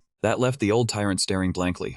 High school student. The young man greeted them calmly. Oh, you two must be Finbo and Omen. I'm Ken. Both Mitchell and Omen froze in utter shock. Mitchell stammered, then what about your studies? Shouldn't you be in class at this hour? Ken calmly explained that he was a special admissions student under the esports program, had once become runner-up in Wing Online back in middle school, and was therefore allowed to study from home. He said that he studied online most of the time, only occasionally having to go to school like today. Moreover, he had already decided on his future path early, so he did not care too much about general academic studies. Ken poured another bucket of cold water over Michelle, saying that in any case, the two of them should worry about themselves first. Was he not unemployed right now? Michelle could only cough dryly, flustered by the boy's brutally honest words. A fatal blow, Chris damage style straight to the CV, no combo required. Just then, the faint sound of rolling wheels suddenly came from the door. A young woman pushed a stroller into the room with a radiant expression. Wow, I recognized everyone right away. It is such a joy to meet you all in real life like this. It is a pleasure to make your acquaintance. Michelle stopped looking at the unfamiliar woman before him, then asked in confusion that it was nice to meet her. But who was she? The woman smiled with complete confidence. Haha, you still have not recognized me. My acting in the VR world was pretty decent, was it not? I am Doctor. That unexpected truth left Mitchell, Omen, and Ken frozen in utter shock. The healing boss in the game turned out to be a full-time mother in real life, a twist with serious role mismatch energy. Doctor calmly explained that she was originally a university professor and was currently on maternity leave. Because the babysitter had taken leave, she had no choice but to bring her daughter along so she could show her off to her friends. Looking at the adorable baby staring blankly at them, the three men could not help but coo over how cute she was. Then they took turns patting the little girl's head. Ken stared in disbelief at the gentle young mother before him. He simply could not believe this was the very same ruthless plague doctor from the game. A series of doubts kept flashing through Ken's mind. Could the demon who spread disease, the one who had coldly wiped out thousands of players at Snow White without blinking, really be this woman smiling so gently? He muttered to himself, wondering whether he had arrived late, because looking around, it seemed everyone had not fully gathered yet. As soon as he saw the familiar figure, Ken immediately pointed in excitement and welcomed him. Hey, it is Akasa. Akasa stopped, looked at the unfamiliar boy, then asked who this child was. Ken waved with a bright smile and said, say hello to me, Akasa. When he heard Michelle introduce the boy as Ken, Akasa was so shocked that his eyes went wide, then he roared in fury. He gnashed his teeth and shouted. He could not believe that the infamous assassin hunter all this time was only a brat still wet behind the ears. Before Ken's calm confirmation, he collapsed even further. Akasa completely broke down after learning that the one who had been bullying him all this time was a full 10 years younger than him. He could only clutch his head and scream in extreme humiliation and resentment. Got toxicked in the game, only to learn in real life he had been getting kiss pumpkin.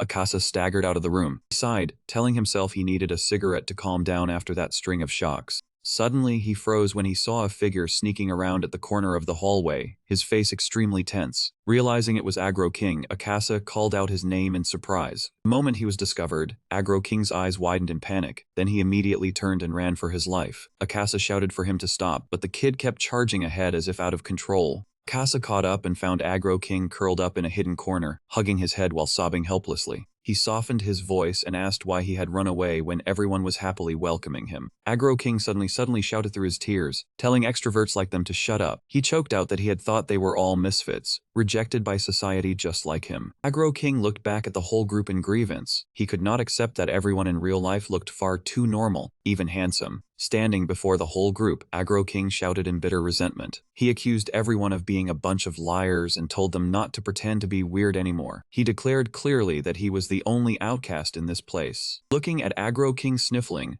Omen suddenly stepped forward, put the boy in a headlock, then burst into hearty laughter. The old tyrant declared that no one cared about that, because they were all comrades who had lived and died together in the great battle just past. Aggro King froze and quietly called him old man, but immediately afterward, his face twisted at the overpowering smell of red ginseng candy pouring from Omen's breath. He asked irritably whether the old man had been sucking on candy all day, making the tense atmosphere ease somewhat. Michelle quietly asked whether Raybit would come, and learned that she would arrive late because she was still on her way back from overseas. The previous night, Mitchell had sat by the window and called to give her directions to this restaurant. The smell of red ginseng was boss level, stand near it, and you automatically took a mental debuff. On the other end of the line, Raybit dragged her suitcase while revealing that the real reason she had returned to Korea was not just for the gathering. She lowered her voice and said there was something important she needed to tell Michelle in person. When Michelle gave her a questioning look, he asked whether that matter was related to Gale.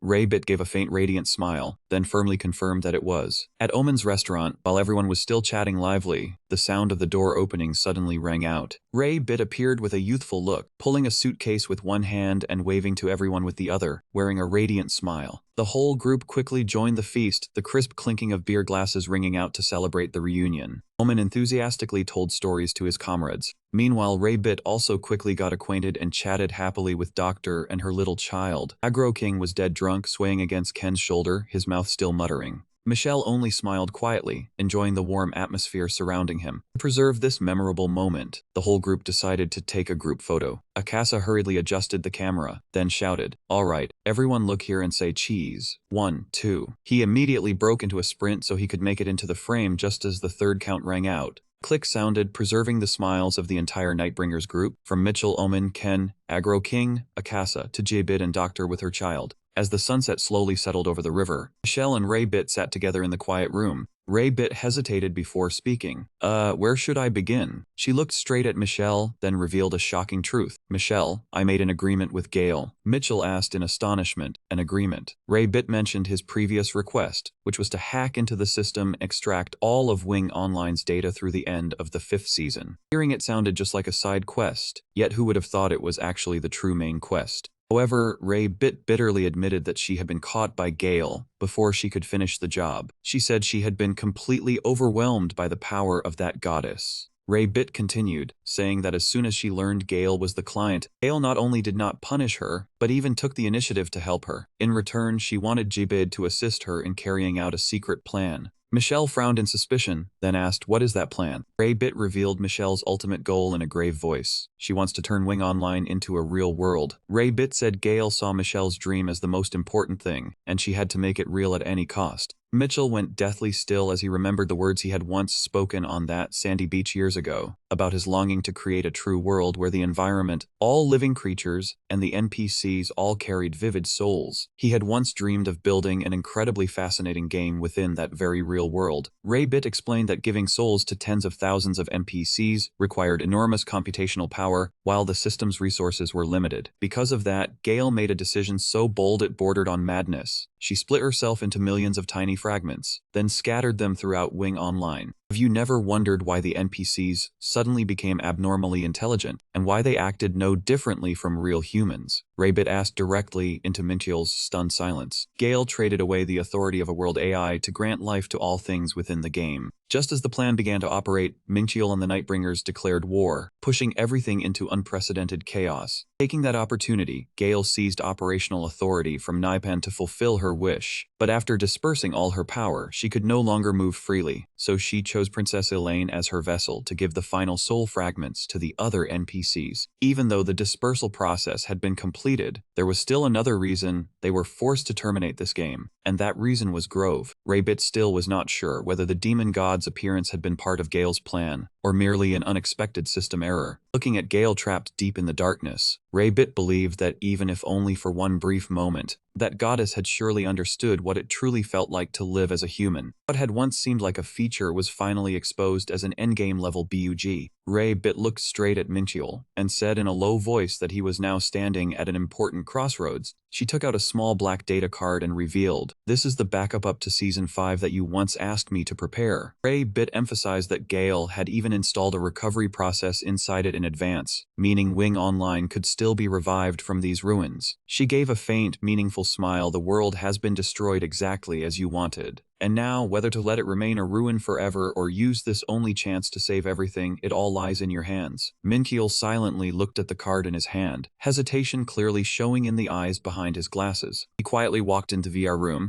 Then he decisively put the device on his head once more. Once again, he set foot in the digital world. Brilliant blue light enveloped Minchiel as he officially logged into the system. The towering OSS entity appeared and asked respectfully, "How may I help you?" Minchiel hesitated slightly before replying, OSS.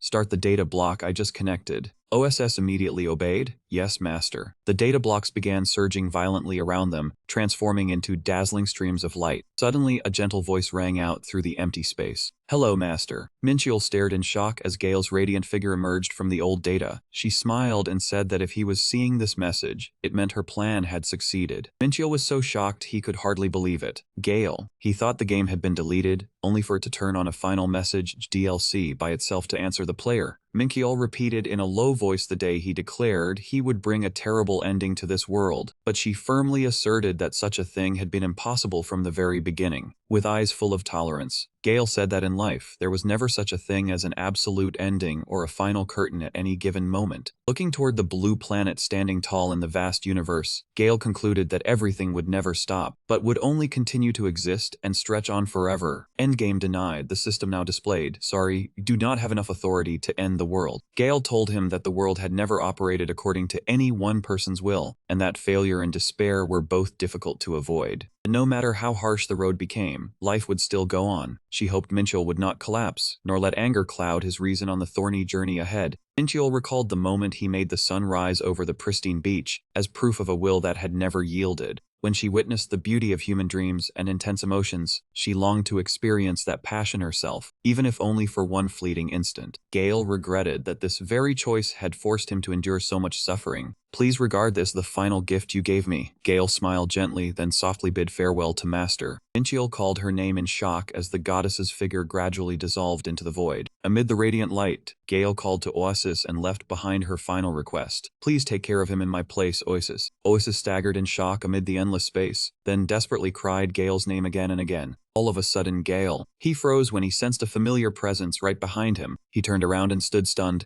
Before his eyes, Oasis stood there with tearful eyes, softly choking out Master. At Nippon Corporation headquarters, the lights in Development Team 2's office still blazed in the silent depths of night. Lei Yongha slumped tiredly onto his desk and drifted off, until Shinji walked over and called softly, "Jongha." He woke with a start and answered awkwardly, "Huh. Oh, Shinji, sorry. I must have dozed off just now." But Shinji looked at him with a heavy expression and made a painful decision. "Let us stop here. Let everyone go home and end the game's service." Not even the deadline could defeat reality. Dev mode had no choice but to switch to forced shutdown. Jongha froze in grief, sweat breaking out as he thought of all their long years of effort turning to smoke. Amid the gloomy atmosphere, an employee wearing glasses slowly walked over and handed Shinji a small package. "Ma'am, there is a package for you." Shinji asked in surprise. At this hour, who sent it? The employee shook his head and said the package had no sender's name, but the security team had checked it carefully, so she could open it without worry. As soon as she peeled off the wrapping paper, Shinji froze when she saw an exquisitely crafted computer circuit board inside. Immediately afterward, she ran with all her strength straight toward her desk. Rapid typing rang out. Shinji stared at the screen and realized in shock this is. Without wasting another second, she rushed into the main hall and shouted, "Hey everyone, gather here right now. Everyone." The employee wearing glasses asked back blankly, having thought the whole team had just been ordered to go home. But Shinji broke into a radiant smile and declared firmly, "It is not over yet. Wing Online is not over yet." 1 month later, amid the biting cold of winter, Nam Minkyul sat quietly in a cafe with Shinji. He softly asked how she had been lately, and Shinji answered calmly, "Quit my job." Minkyul was so stunned he could not believe his ears. "What, why?" She smiled and said that every step of preparation to reopen Wing Online was complete, and that she herself had fulfilled her responsibilities properly. Shinji said she had handed the director's seat back to Jongha, and the higher-ups had approved it as well. Faced with Minkyul's stunned look, she merely curled her lips and sighed, "I have seen more than enough." Shinji spoke of the dark side within Nippon, where several insane executives still wanted to shut the servers down forever, even though the data had already been restored. There were even cowards who only wanted to bury the matter of refunds and all the additional costs to avoid responsibility. Though she had defeated those forces, Shinji bitterly understood that this place was no longer meant for her. She gently apologized to Minchao and chose to leave, because she believed that was the best way to create a healthier gaming environment. It was classic corporate drama. Shutting down a game was easier than shutting the boss's mouth. To reassure public opinion, the company told the players that they had just used new AI technology, and that the Descent of the Demon King event was only a beta test. Of course, the gaming community was not so easily convinced by that explanation. Shinji also admitted that the current top priority was bringing the players back. They achieved some temporary results by promising huge rewards to those who completed the event. When asked about the trip to Bali, Mitchell admitted that his vacation plans had fallen apart because he kept receiving many attractive job offers. Shinji happily congratulated him when she learned that Balmain had taken notice of him, one of the 3 largest gaming corporations in the world. Mitchell quietly asked whether she had sought him out just to check on him or if there was something else. Shinji admitted in a low voice that there was a very important matter to discuss. Because Gale had divided herself into fragments and scattered throughout the game world, Wing Online no longer needed a world AI now. Even so, the system still needed a central brain to manage and operate everything. Shinji emphasized that they needed someone who understood every corner of Wing Online, with outstanding processing ability. Min Trio narrowed his eyes at her and immediately guessed her intention. In other words, you want Oasis to become the overall management AI for Wing Online. Shinji nodded and admitted it. She analyzed that Oasis had accompanied the development process for all 5 years, and also had the real experience of a player, so no one was more suitable than her. Shinji earnestly asked Mintrio to lend Oasis to them for 6 months, in order to stabilize the game, which was currently so chaotic it was difficult to control. Yet Mintrio merely touched the frame of his glasses in silence, making a dry beep sound. He looked at Shinji and answered calmly, "I am not the person you need to negotiate with. Ask her yourself." At that very moment, Oasis's radiant figure appeared before Shinji's stunned eyes. Mintrio stood alone in a vast and brilliant digital space. Suddenly, a call of master rang out. The sound came from behind, making him quietly turn his head. Before his eyes stood Oasis in a dazzling new outfit, with a pair of lush green leaf wings. Minchell smiled and praised her, saying she looked wonderful. Oasis. The AI girl shyly replied, "Thank you, sir." When asked if she was ready, Oasis confirmed that although time was short, she had finished restoring the data link with Nippon and had full access to the system. With the full build upgrade complete, she was ready to enter the final boss fight. But Oasis' face suddenly sank in sorrow, and she choked out, "So I will no longer be able to come to your personal computer as I did before." Min Trio listened in silence, his expression clearly thoughtful. Oasis anxiously asked one final question. "Master, what did that bad ending truly mean to you?" Min Trio thought for a long time, then confessed that the emptiness at the end of the journey had helped him realize his own problem. The endgame was no longer about winning or losing, but about realizing he had been playing the wrong way from the very beginning. Mitchell admitted that he had been too arrogant in the past, unwilling to acknowledge the mistakes in the way he developed the game. Memories of his heated argument with the executives surfaced in his mind again. Back then, he had almost frantically defended his oversized ego while ignoring the changes in the world and the market. He realized that he had once been far too stubborn, always imposing his ego on others and turning a blind eye to everything around him. Mitchell smiled faintly, then said firmly that a game could never be created by one person alone. Therefore, he would learn how to work with everyone, from the teammates beside him to society outside. So even a DEV boss had to learn teamwork. Solo play could not carry the meta. Seeing Master mature, Oasis burst into tears of happiness. "You really have grown up." Mitchell grimaced in embarrassment and replied, "Yes, I hope this is not a sign that I am surrendering." Suddenly, Oasis anxiously asked something important. "Master, if one day Wing Online shuts down and Nippon returns me to you, will you still accept me as your support AI?" Remembering those adventures filled with memories, Mitchell gently reached out and stroked Oasis's head. He smiled and affirmed, Of course. We have been partners since the very first days, and that will never change." Their two pinkies hooked together gently, like a final promise connecting two worlds. Oasis softly asked him to promise, and Mitchell answered firmly, "I promise." Looking at Master one last time with a radiant smile, Oasis choked out, "The time we spent together was truly wonderful, Master." Mitchell also smiled in contentment and gently told her, "Take care, Oasis. Farewell, my healer." Oasis waved goodbye with lingering reluctance, while her figure gradually dissolved into the void. Turning to reality, Min Trio silently took off the VR device. His thoughtful gaze rested on the machine in his hand. Even after logging out, it felt like there was still ping in his heart, as if he had not fully logged out.